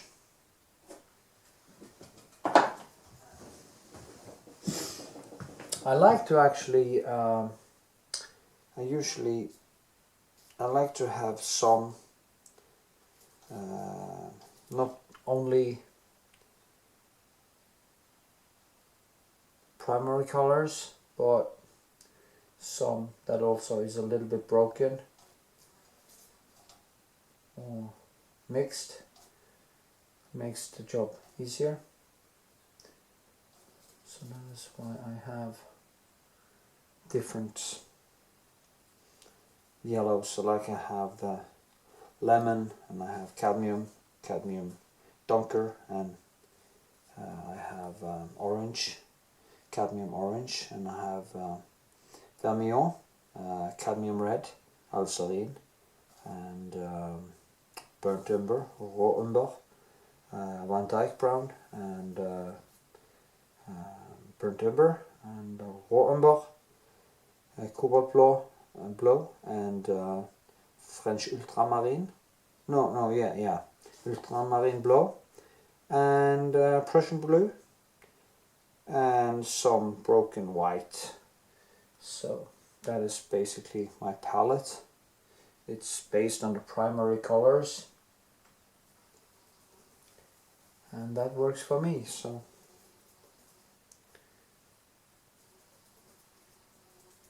there's flies in here.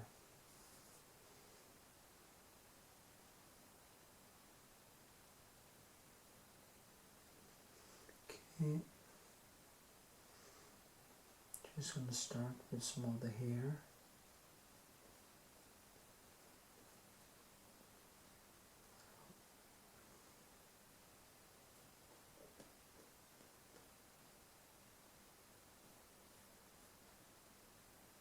And maybe the shadow in there. It's a different kind of shadow I can see.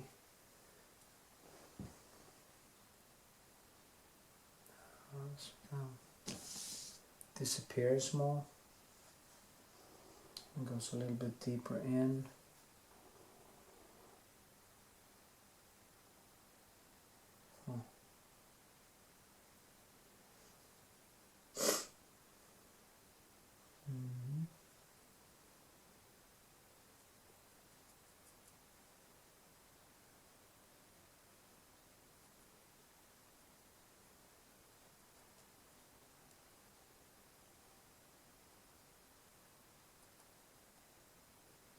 No, I need it to be more neutral. Maybe I take some. No, that is actually the Prussian blue.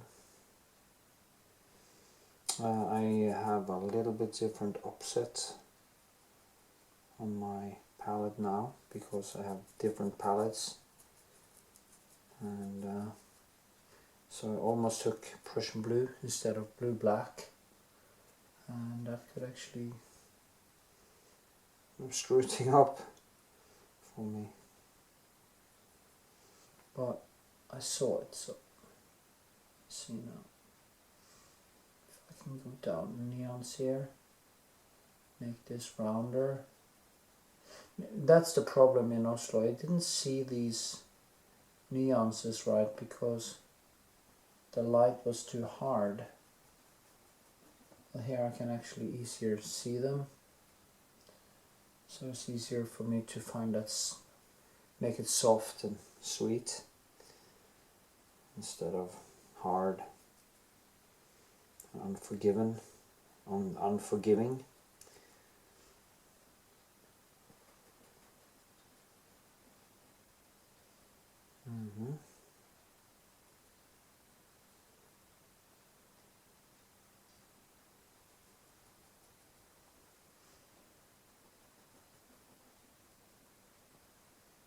That's what I'm going to do. Even this out. Calm it down.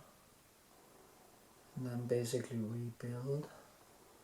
Because I see more in there than I thought. And I can use more reddish in there. Broken with some blue and blue-black.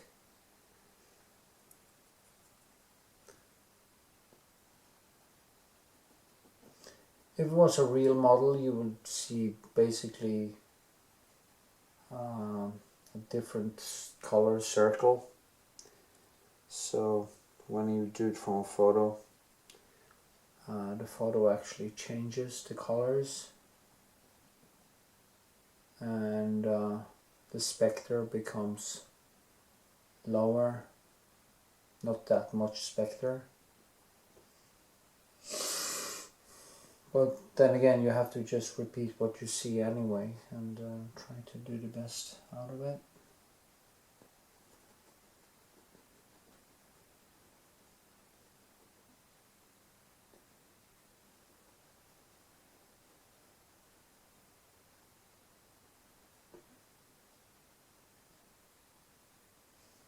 So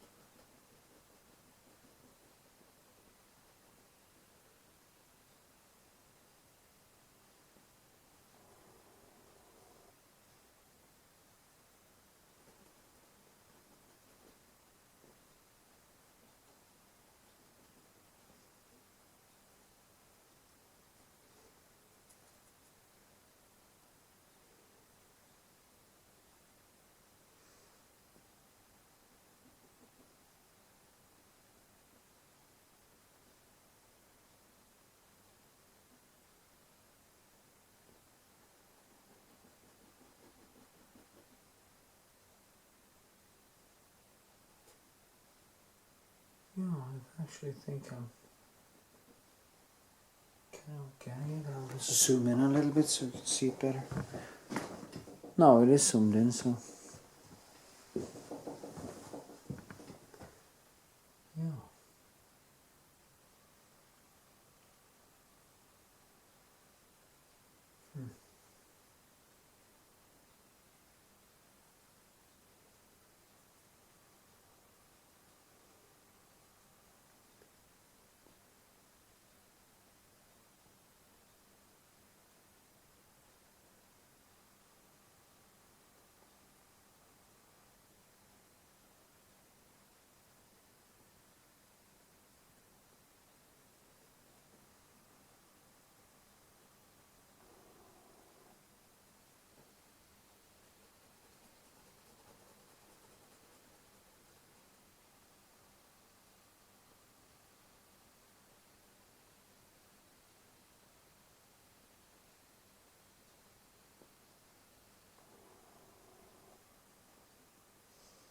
So that's better. I think I painted her jaw too long, so I have to kind of lift that up.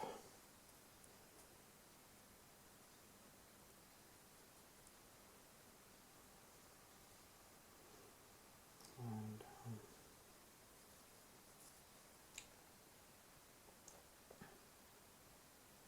there's one color I don't have. That is it Naples? Something. June, something, yeah. But I can manage to mix it from different yellows, and it's kind of a color I use more to the skin colors.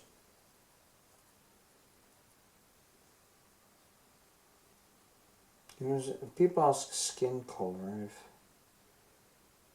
what color the skin is. It depends what light the skin is in, like everything else. It's like, okay, what's the color in a cloud? Well, it depends on what time of day it is. If it's night, if it's evening, if it's a rainy day, if it is sunny day, if it's a lot of clouds on the sky or just a few. It depends on the temperature. Is it summer? Is it winter? So the same thing with the skin, you know, it depends exactly what's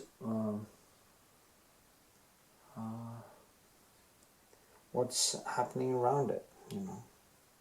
So there's no real skin color, but of course skin tend to be in the realm of reddish and yellow and kind of bluish in the white areas if you have very pale skin, or blue green type of shadows and primary colors and stuff like that. It isn't raw umber, you know, because it is in the lighter spectra. Now, if you're a black person, you will probably be in a darker spectra. But so it just depends. There is no flesh tint, to put it that way.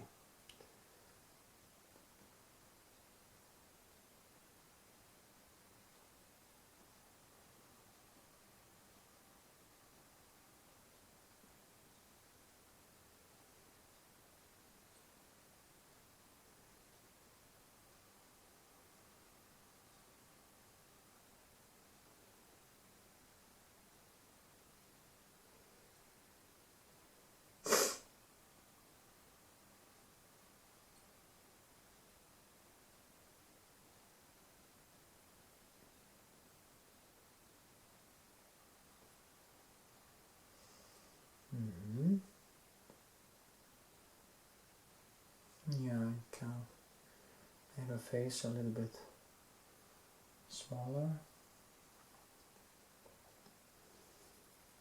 because she has a little bit more round face than what I had made. So that's good, I guess.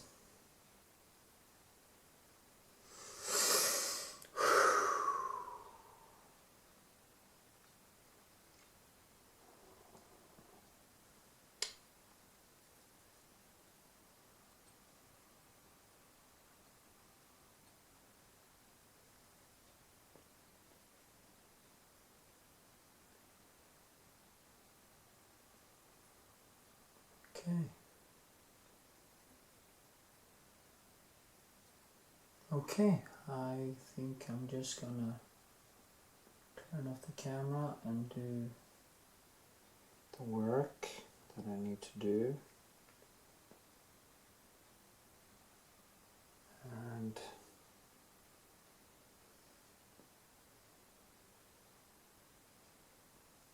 just see you in the next segment. Yay.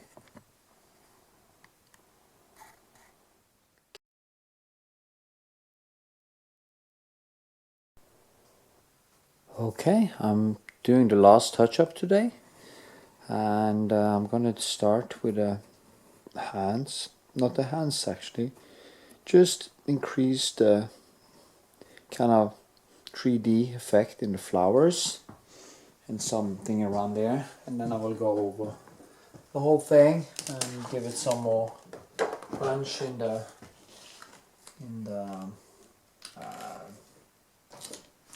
stone and clean up the room a little bit. It's basically a cleanup operation, so that is what I will do now. And it's not much left. I actually gave it to the customer and they were pleased with it, but it's some small stuff I just want to do better. Yeah, it's not much, just a few hours. Hopefully shouldn't start fooling around with face and stuff like that, because I could actually risk that I was kind of starting to mess up, which is always a high possibility when you are doing stuff like this, that you suddenly start losing control and then you just keep banging on, and you realize that you have changed it so much that you have to give it another go and another one and another one, and this becomes this never-ending cycle, and that is not where I want to go with it. So I'm gonna try to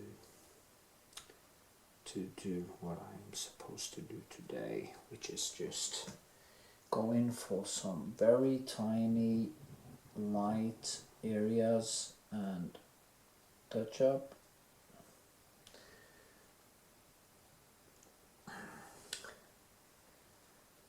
I don't even know if it is how necessary it is, but yeah.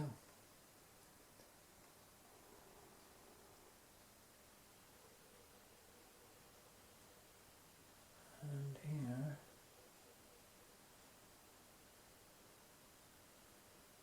Here.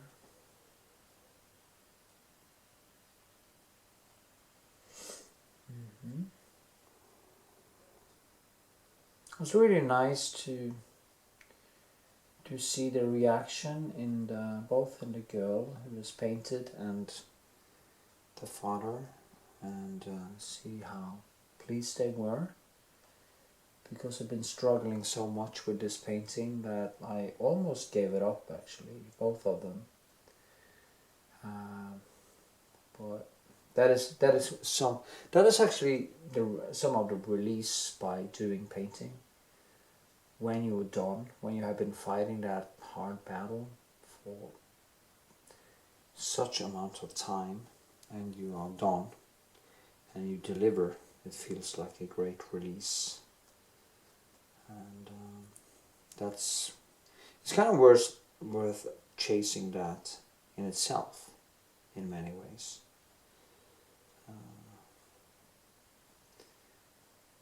I don't know why, it just gives meaning, and meaning is everything.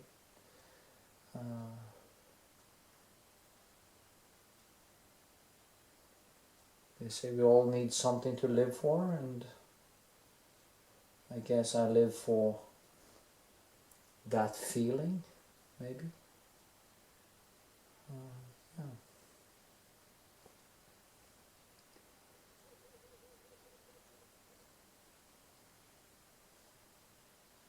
And it also gives a sense of accomplishment, which is great. You just feel that you have done something. You challenge yourself and you manage to pull through. It has a high value for me. So, yeah.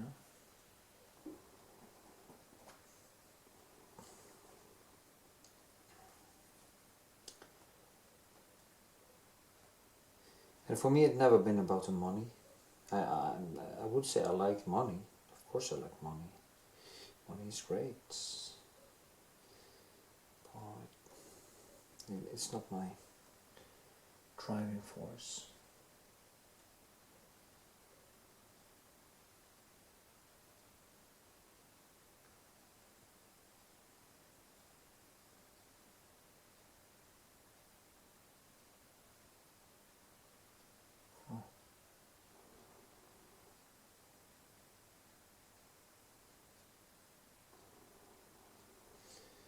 So yeah, also doing a little bit around here, enhancing some of the cloth. Of course that can take a lot of time if I go too much into it. So I just need to, and I can't do it too bright either, because then I will kind of lose the contrast that will create the light in the flowers. So I have to be a little bit careful where I go now, because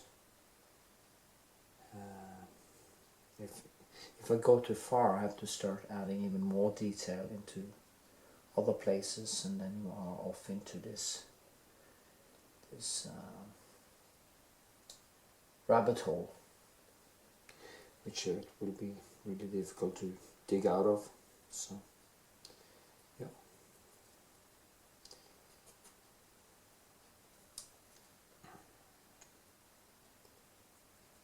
So yeah.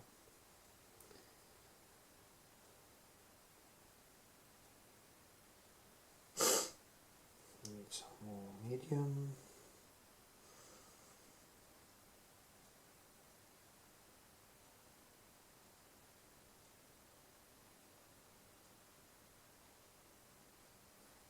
This has actually dried in a place. See, now it pops out a little bit more.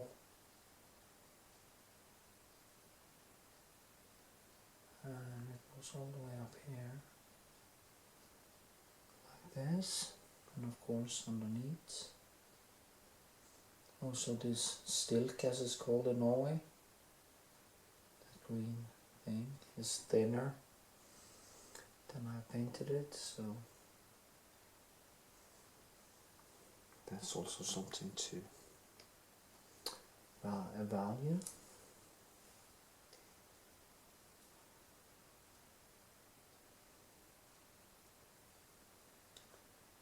So this is my touch-up.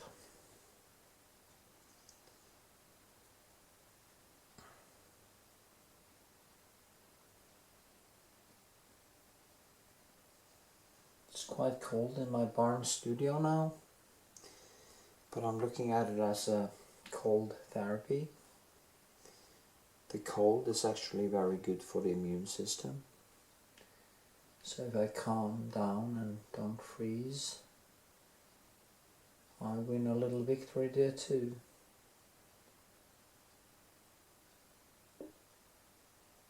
So, is this nice?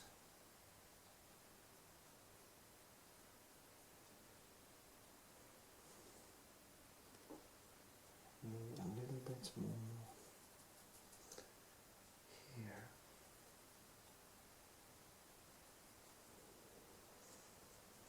Like this.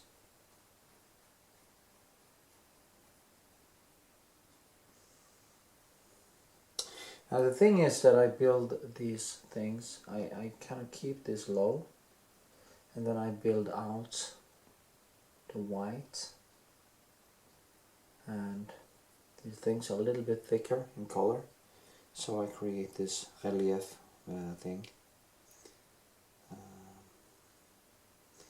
I should actually give it a new name. I could call it the Rembrandt effect.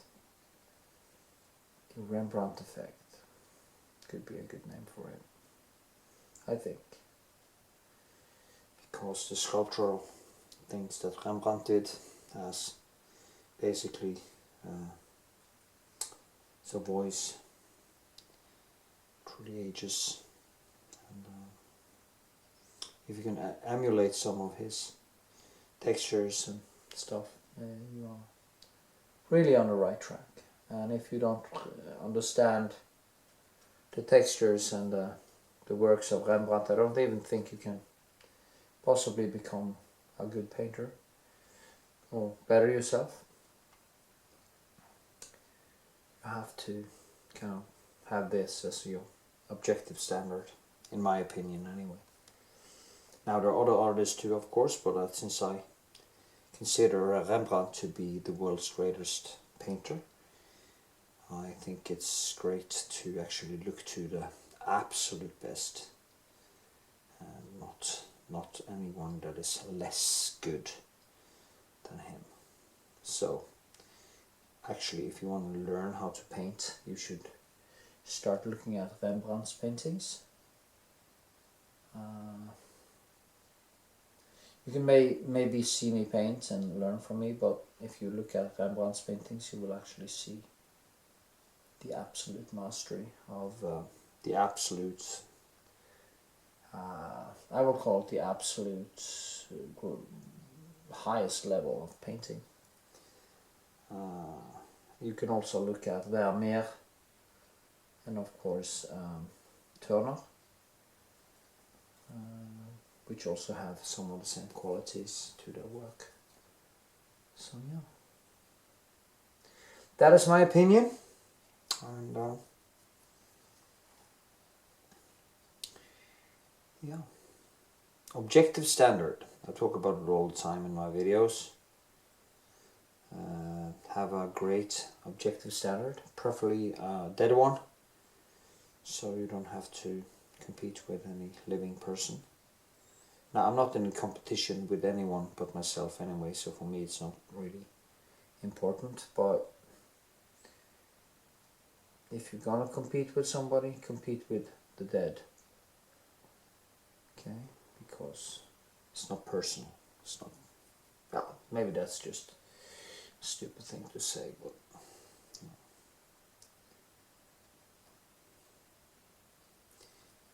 So it's a shame actually. I mean, just think about it, how great it could be if Rembrandt could actually have made painting tutorials on YouTube. I mean, all the things you could learn from him and his painting skills. It's just amazing to think about. So, I shouldn't have done that actually. I shouldn't add anything more now. I should just finish what's already there, because that is the rabbit hole that I'm talking about.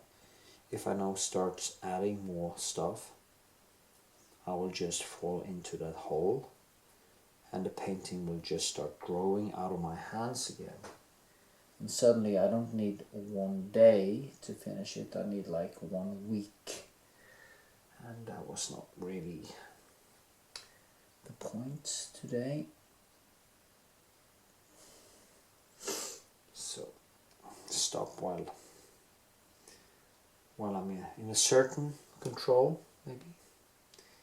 Can be smart.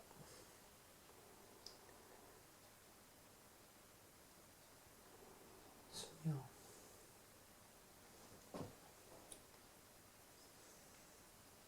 I always find something that annoys me. And I say one thing and I do another thing. But, you know.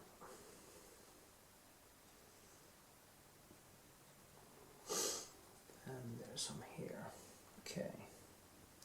Anyway, I'm just gonna keep on painting this and fix it because I need to concentrate. I can't talk and do this touch up at the same time. So I'm just gonna paint for a while and then I'll move on and do the rest.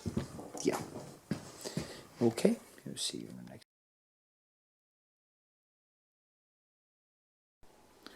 So, I just finished this and I'm gonna do some adjustments down here and get some more contrast. Just be some short blips of painting. I'm not gonna do some long segments now because I'm kind of, I think it's enough, you know. I'm just gonna do a glaze here to give it some more dark behind there, some more, because kind of the feet are kind of floating. It's quite difficult to see because she's crisscrossing her legs.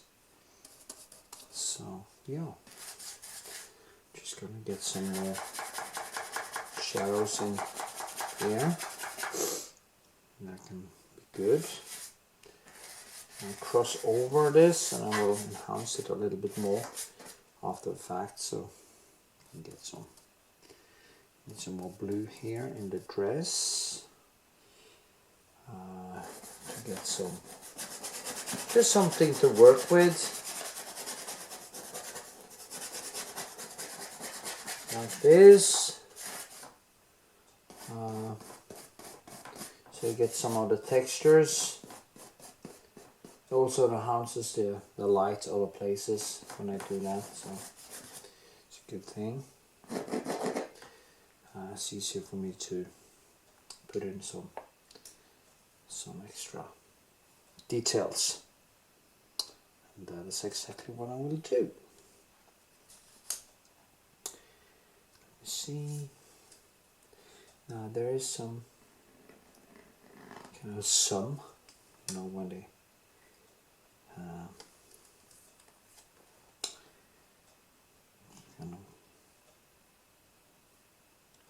when they sew it, you have this sum, and it kind of goes here.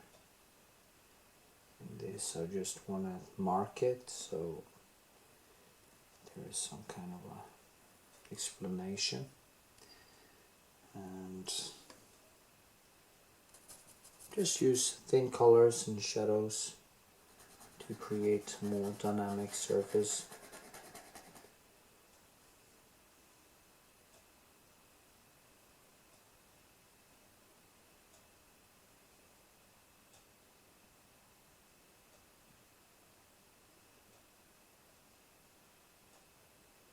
There's no limits to, as I said before, to how much you can actually keep painting on something like this. You know, at some point you just have to let go. See, there are things happening here.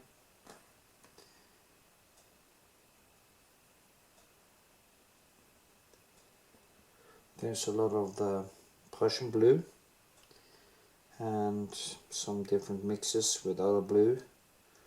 So you just need to kind of find that. The good thing now is that the glaze is actually mixing into the color I put on now.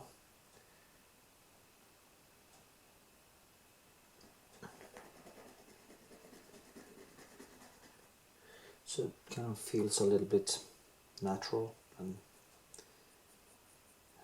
aquarelle is kind of getting some kind of a watercolory feel to it.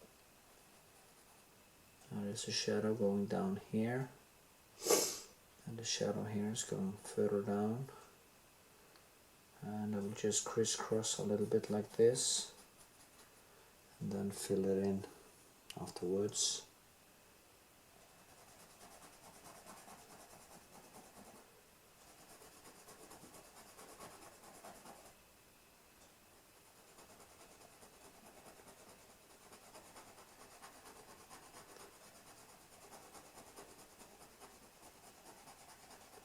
When I'm done with this, I will do some stuff up here, down here, and then I will be done. And it's going to be very liberating.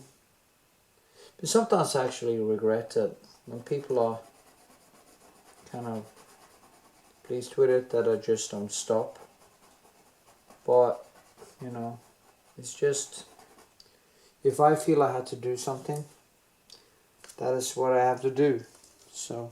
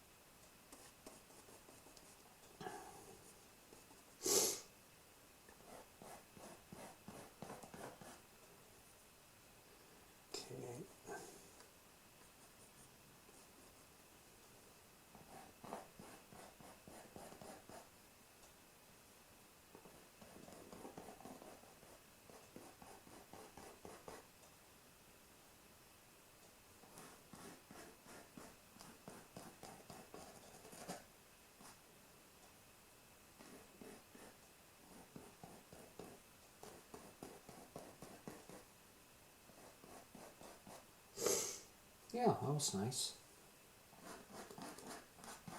Kind of creates more life. And also the reddish underneath here is kind of popping out because I put some more greenish into this. You can also use the back of your brush like this to create a more dynamic surface.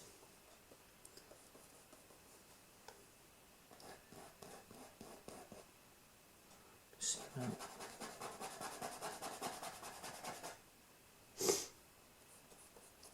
More Prussian blue to get it back up. Mix it with French ultramarine. See what happens. And that is what I will do. Go back and forth and back and forth and that.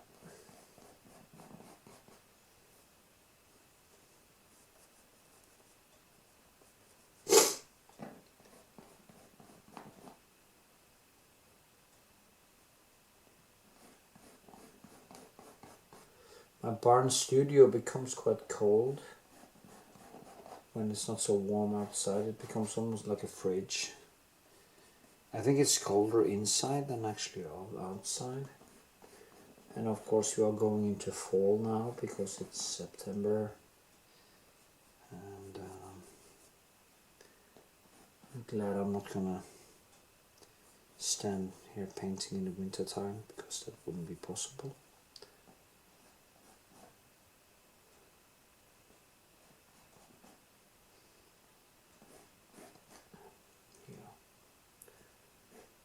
Just try to mark this off like this. There's also a shadow here, like this. You know, these are glazes. I just kind of put the colors on top. And yeah.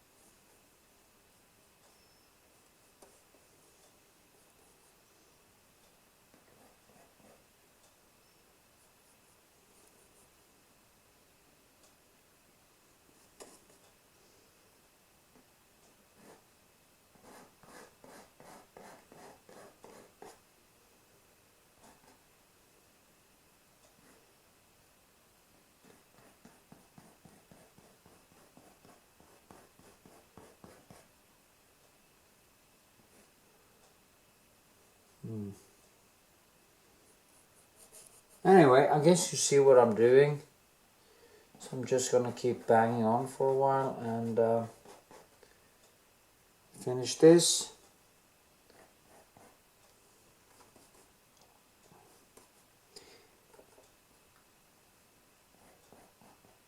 These videos will become extremely long.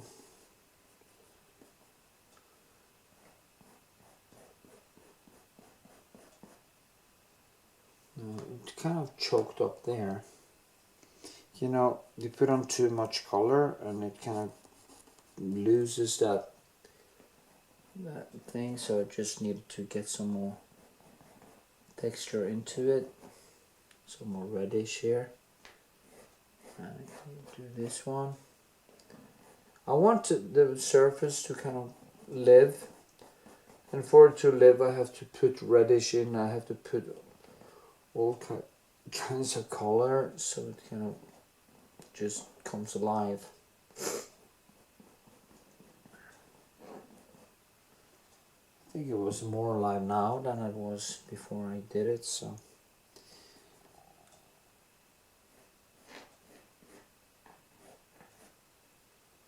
Like this. Yeah. Okay, we'll just keep on banging on and see what happens. See what I did down here. That's not easy to see actually. Anyway.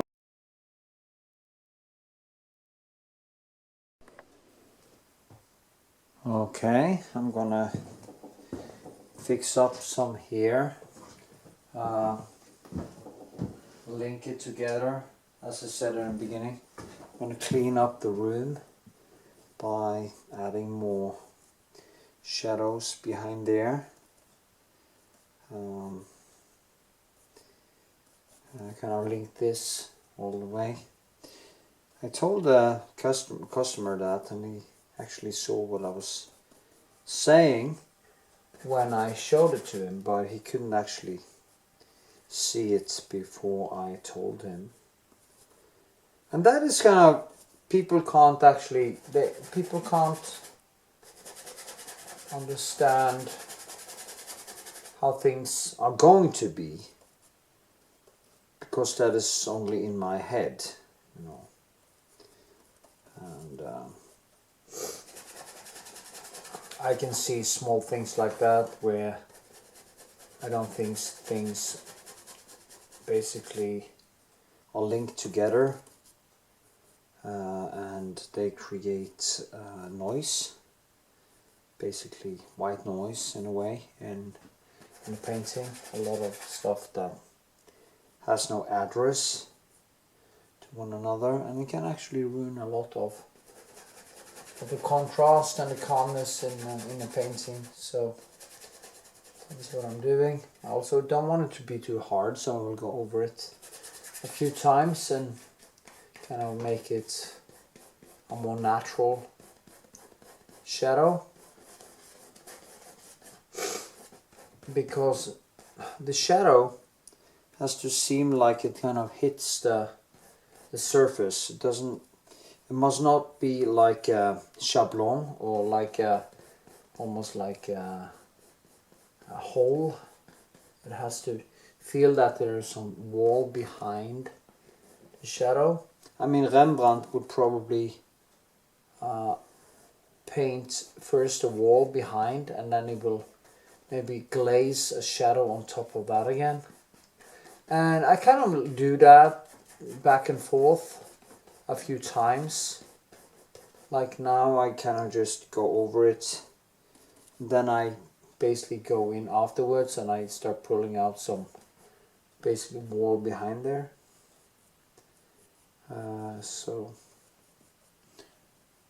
But he would actually just glaze over it. Probably do other things too, but you know, so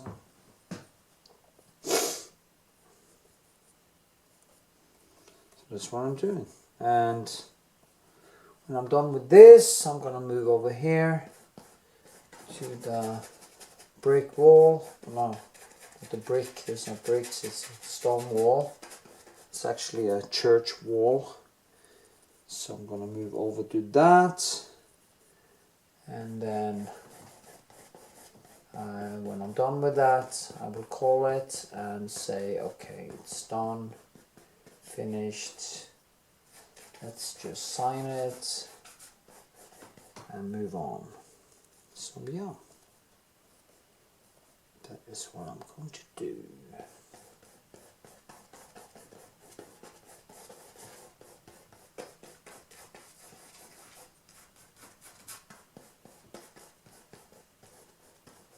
I'm trying to kind of make it a little bit dynamic. So all the, as I tried to say, all the natural things in the painting comes from all the overpaints and all the directions and all the choices I do. That is why I like to. I don't like to make perfect sketches because that would actually reduce the amount of overpaint and reduce the amount of textures.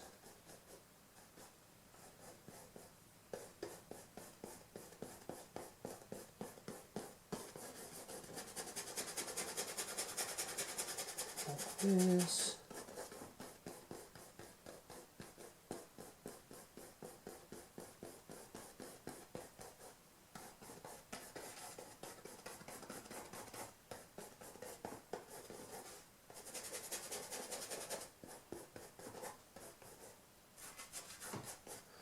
Went quite fast. Let's walk away from it, look at it, distances.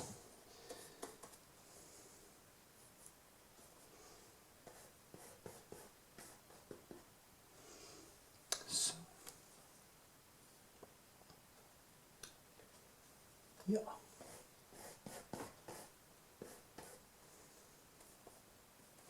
It's basically freezing in here. It's really cold. It's like being in a bath of cold. So I guess we're going into fall now. Soon.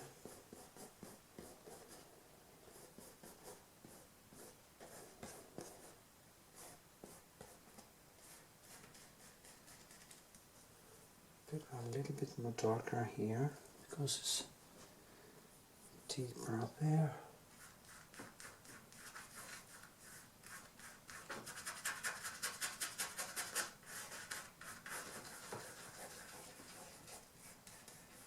I'm also mixing the colors on the surface.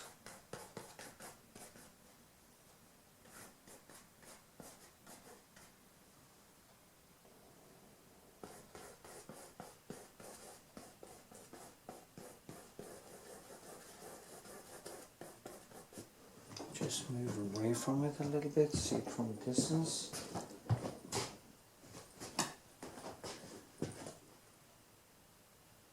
I think that actually looks quite okay. Which means that I will move over to the wall here. And I will actually kind of grab the paint a little bit loose and basically just put in some dirt because on top of the textures first, and then I will go over that again and build up more stone feeling. Just get it some dirt on top of all the textures, and that actually will be on top of textures that and brushwork. And here you see it kind of creates a more natural feel to it. Dirty it up a little bit. This gives a stone feeling, as you can see. because now all the brushwork underneath are shining through, and you get a more natural feel to this wall. And I can actually go in here after this and kind of pull out some more light different places. So it's not that advanced actually what I'm doing now. I'm just kind of stretching it, pulling it, and yeah, I'll also do some more details in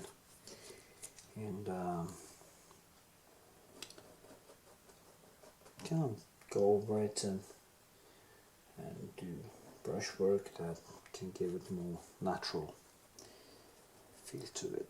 So that is what I will do. I mean, there are yellowish colors in it, and it actually has more color. That is what I told the customer that I would do.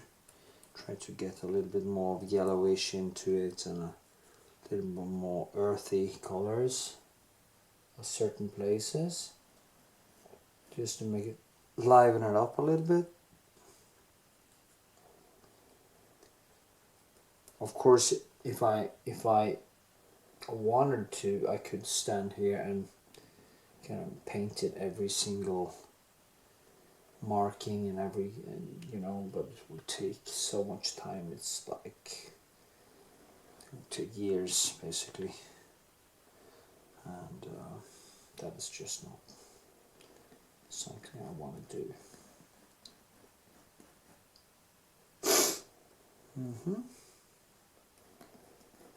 So that's how I will do that. I also, as I said, I will go in and enhance these things.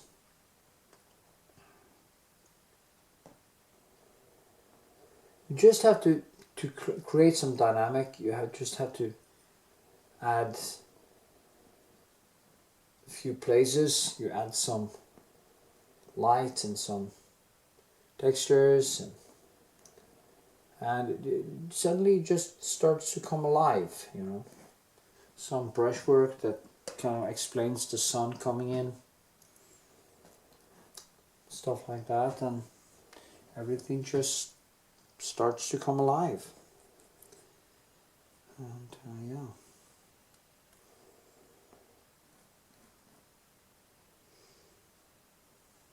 Yeah.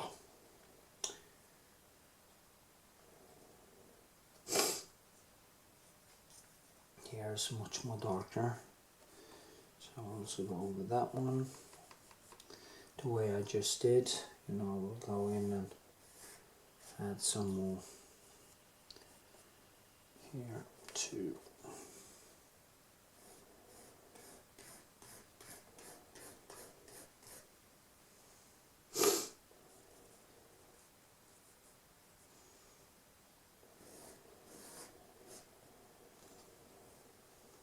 Tiny pencil.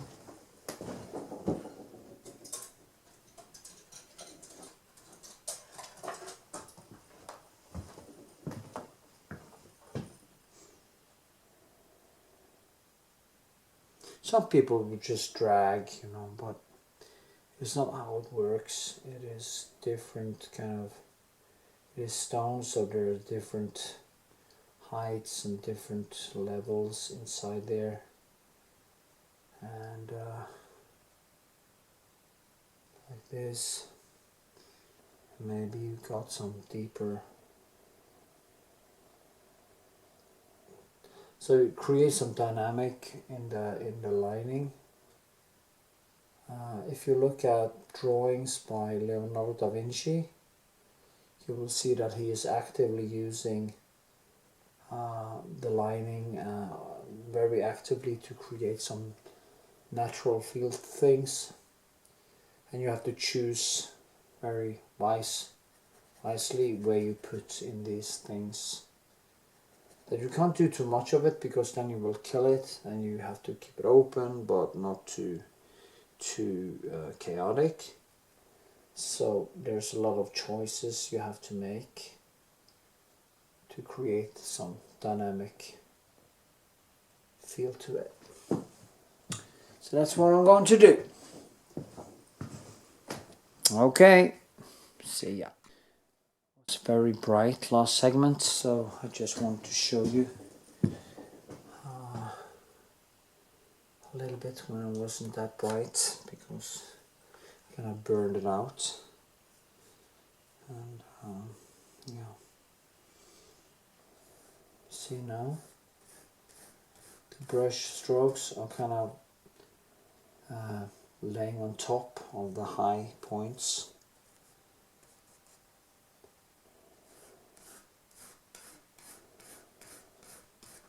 Like this, and then of course the light here comes out because I'm toning down the wall behind there.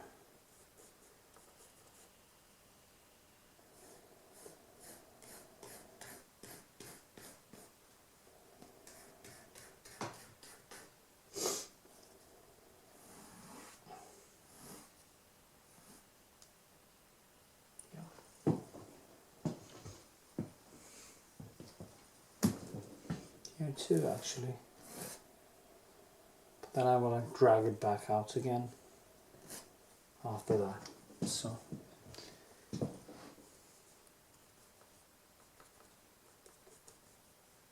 let's see now.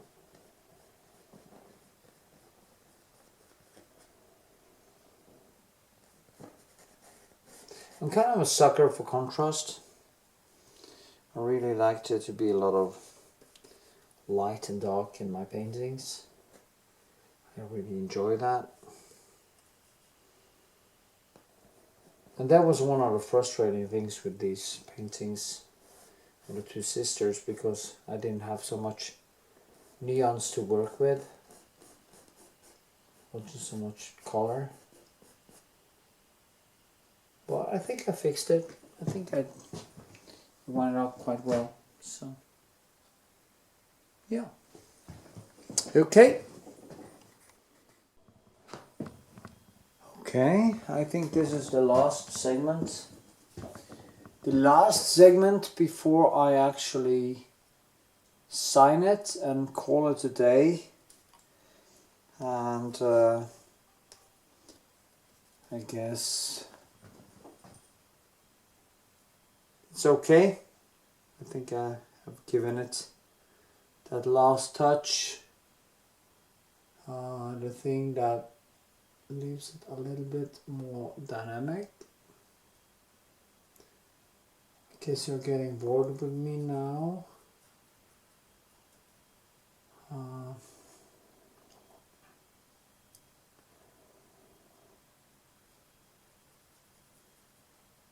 Just gonna give it a little bit more shadow up here.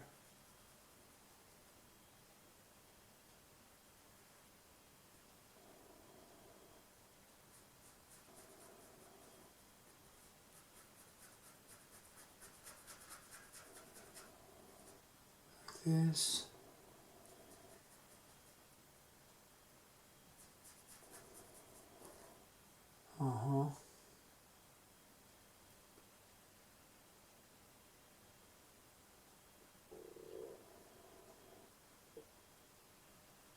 So.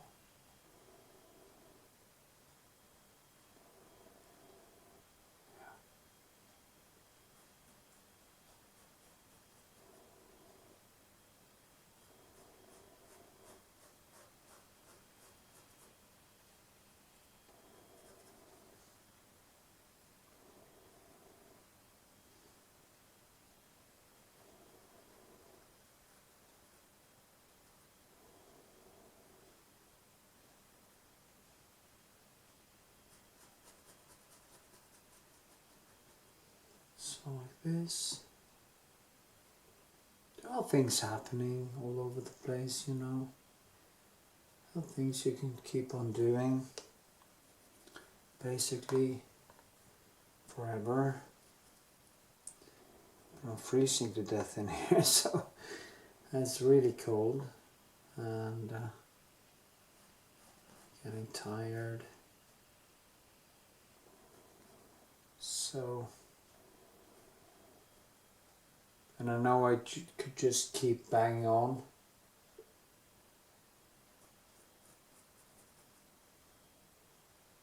So it's just as well to call it quits and sign it.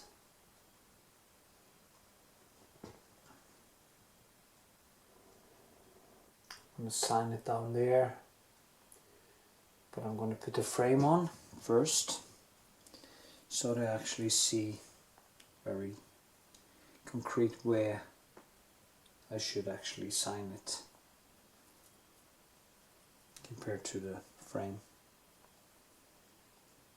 which is a beautiful frame, expensive frame.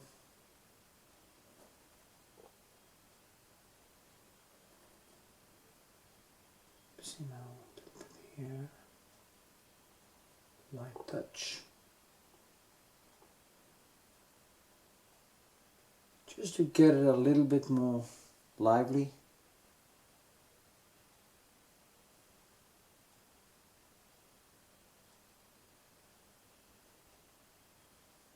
There's not much clean colors in this, so should be careful. Just nice to repeat some of the colors somewhere.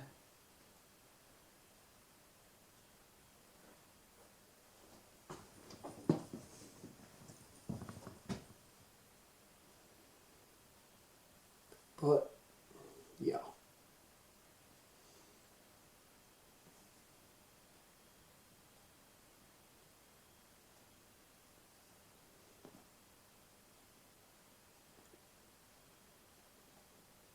This.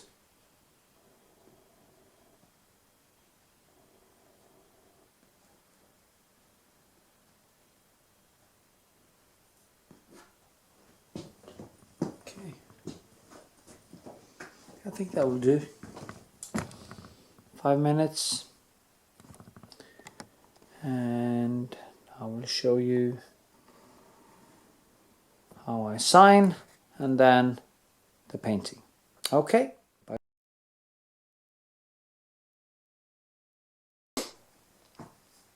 Okay, here we are.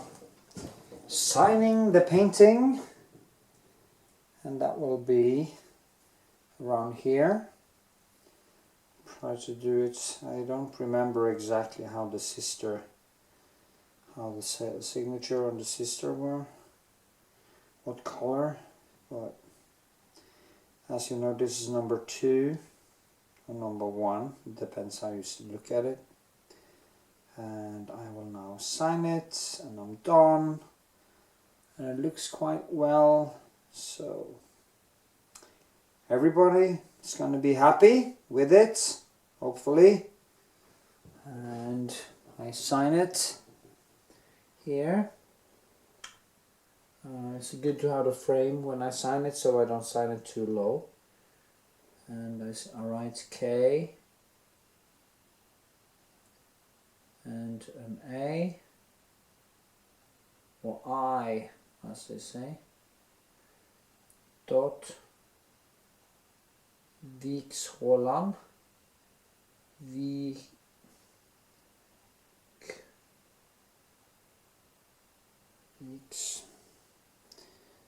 It's always difficult to sign them. It's easy to get paint too runny or something. Yeah, that was way too bright compared to the others. So why the hell did I do that? Just to take it away, you know. It's not easy. Signing is not easy. Nothing's easy. It seems like nothing is easy.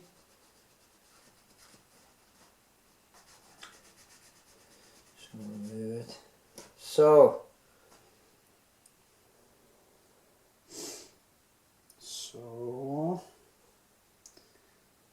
a very thin pencil. Okay, there, E, K, X, an S, an H, and an O, which you don't have in the We don't have an O. It's like an A with a round thing on top. Vikshåland.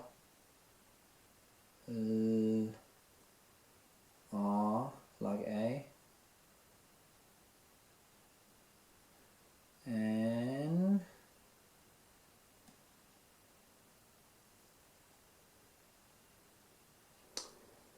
And D. Viksåland. Spill some paint. KA. Viksåland. Dot 2 0 2 1.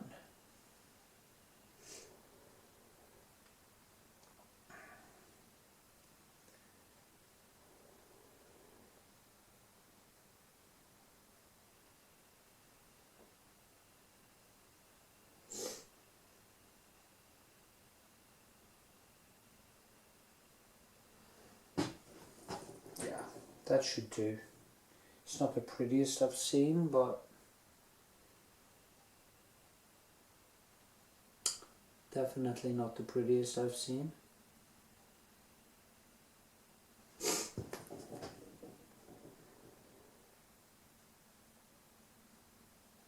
Like this and like that. Well, you will be able, they will be able to understand what it is. Okay, yeah, now I'm gonna show you the painting and the textures and stuff in the next segment. And that segment will call the finished artwork, or maybe I should say the finished work of art. So yeah.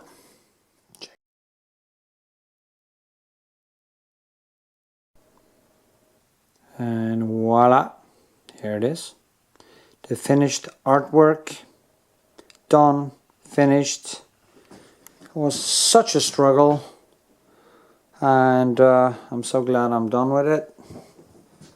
I can see some of the textures, and I did more in the background, as you can see. Added in way more textures and stuff, you know. So important to get that stony feeling. And then you add here and the hands, and you can see how it's built. The customer actually liked that. It looked like the hands were coming out of the painting, and that is basically what I call the Rembrandt effect, or the effect of the night watch. Of course, I wouldn't compare them, but it's the same principle I'm using when I'm painting, so that is why it becomes like this. Yeah, okay. Hope you enjoy, and give a thumbs up, leave a comment, check out my Patreon, and sign up for $1.05. You can see the tiers there, how you've done. If you sign up, I will help you with evolve your painting skills, become your mentor and stuff. So go check it out. And thumbs up are really important. So to actually get it out into the algorithm. By the way, here's the photo. So you can see. It's not a bad rendition. Anyway, okay, until next time, stay cool and hope to see you there. Okay, welcome to the end of the video. I hope you enjoyed. Here you can see some of the textures and close-ups of the painting, and you can see the whole thing. I do hope you enjoyed, and that you will go to Patreon and sign up for $1.05 if you want to support my work. It will really help. Also use the chapters in the description. Give a thumbs up, leave a comment, and tell me what you think. Share it with your friends on social media. And as I said, go to Patreon and sign up for $1.05. Thank you. And I hope to see you in my next video. It's very important that you actually watch them. Yeah, it takes a lot of time to make them, so make me happy. Okay, hope to see you. Bye bye.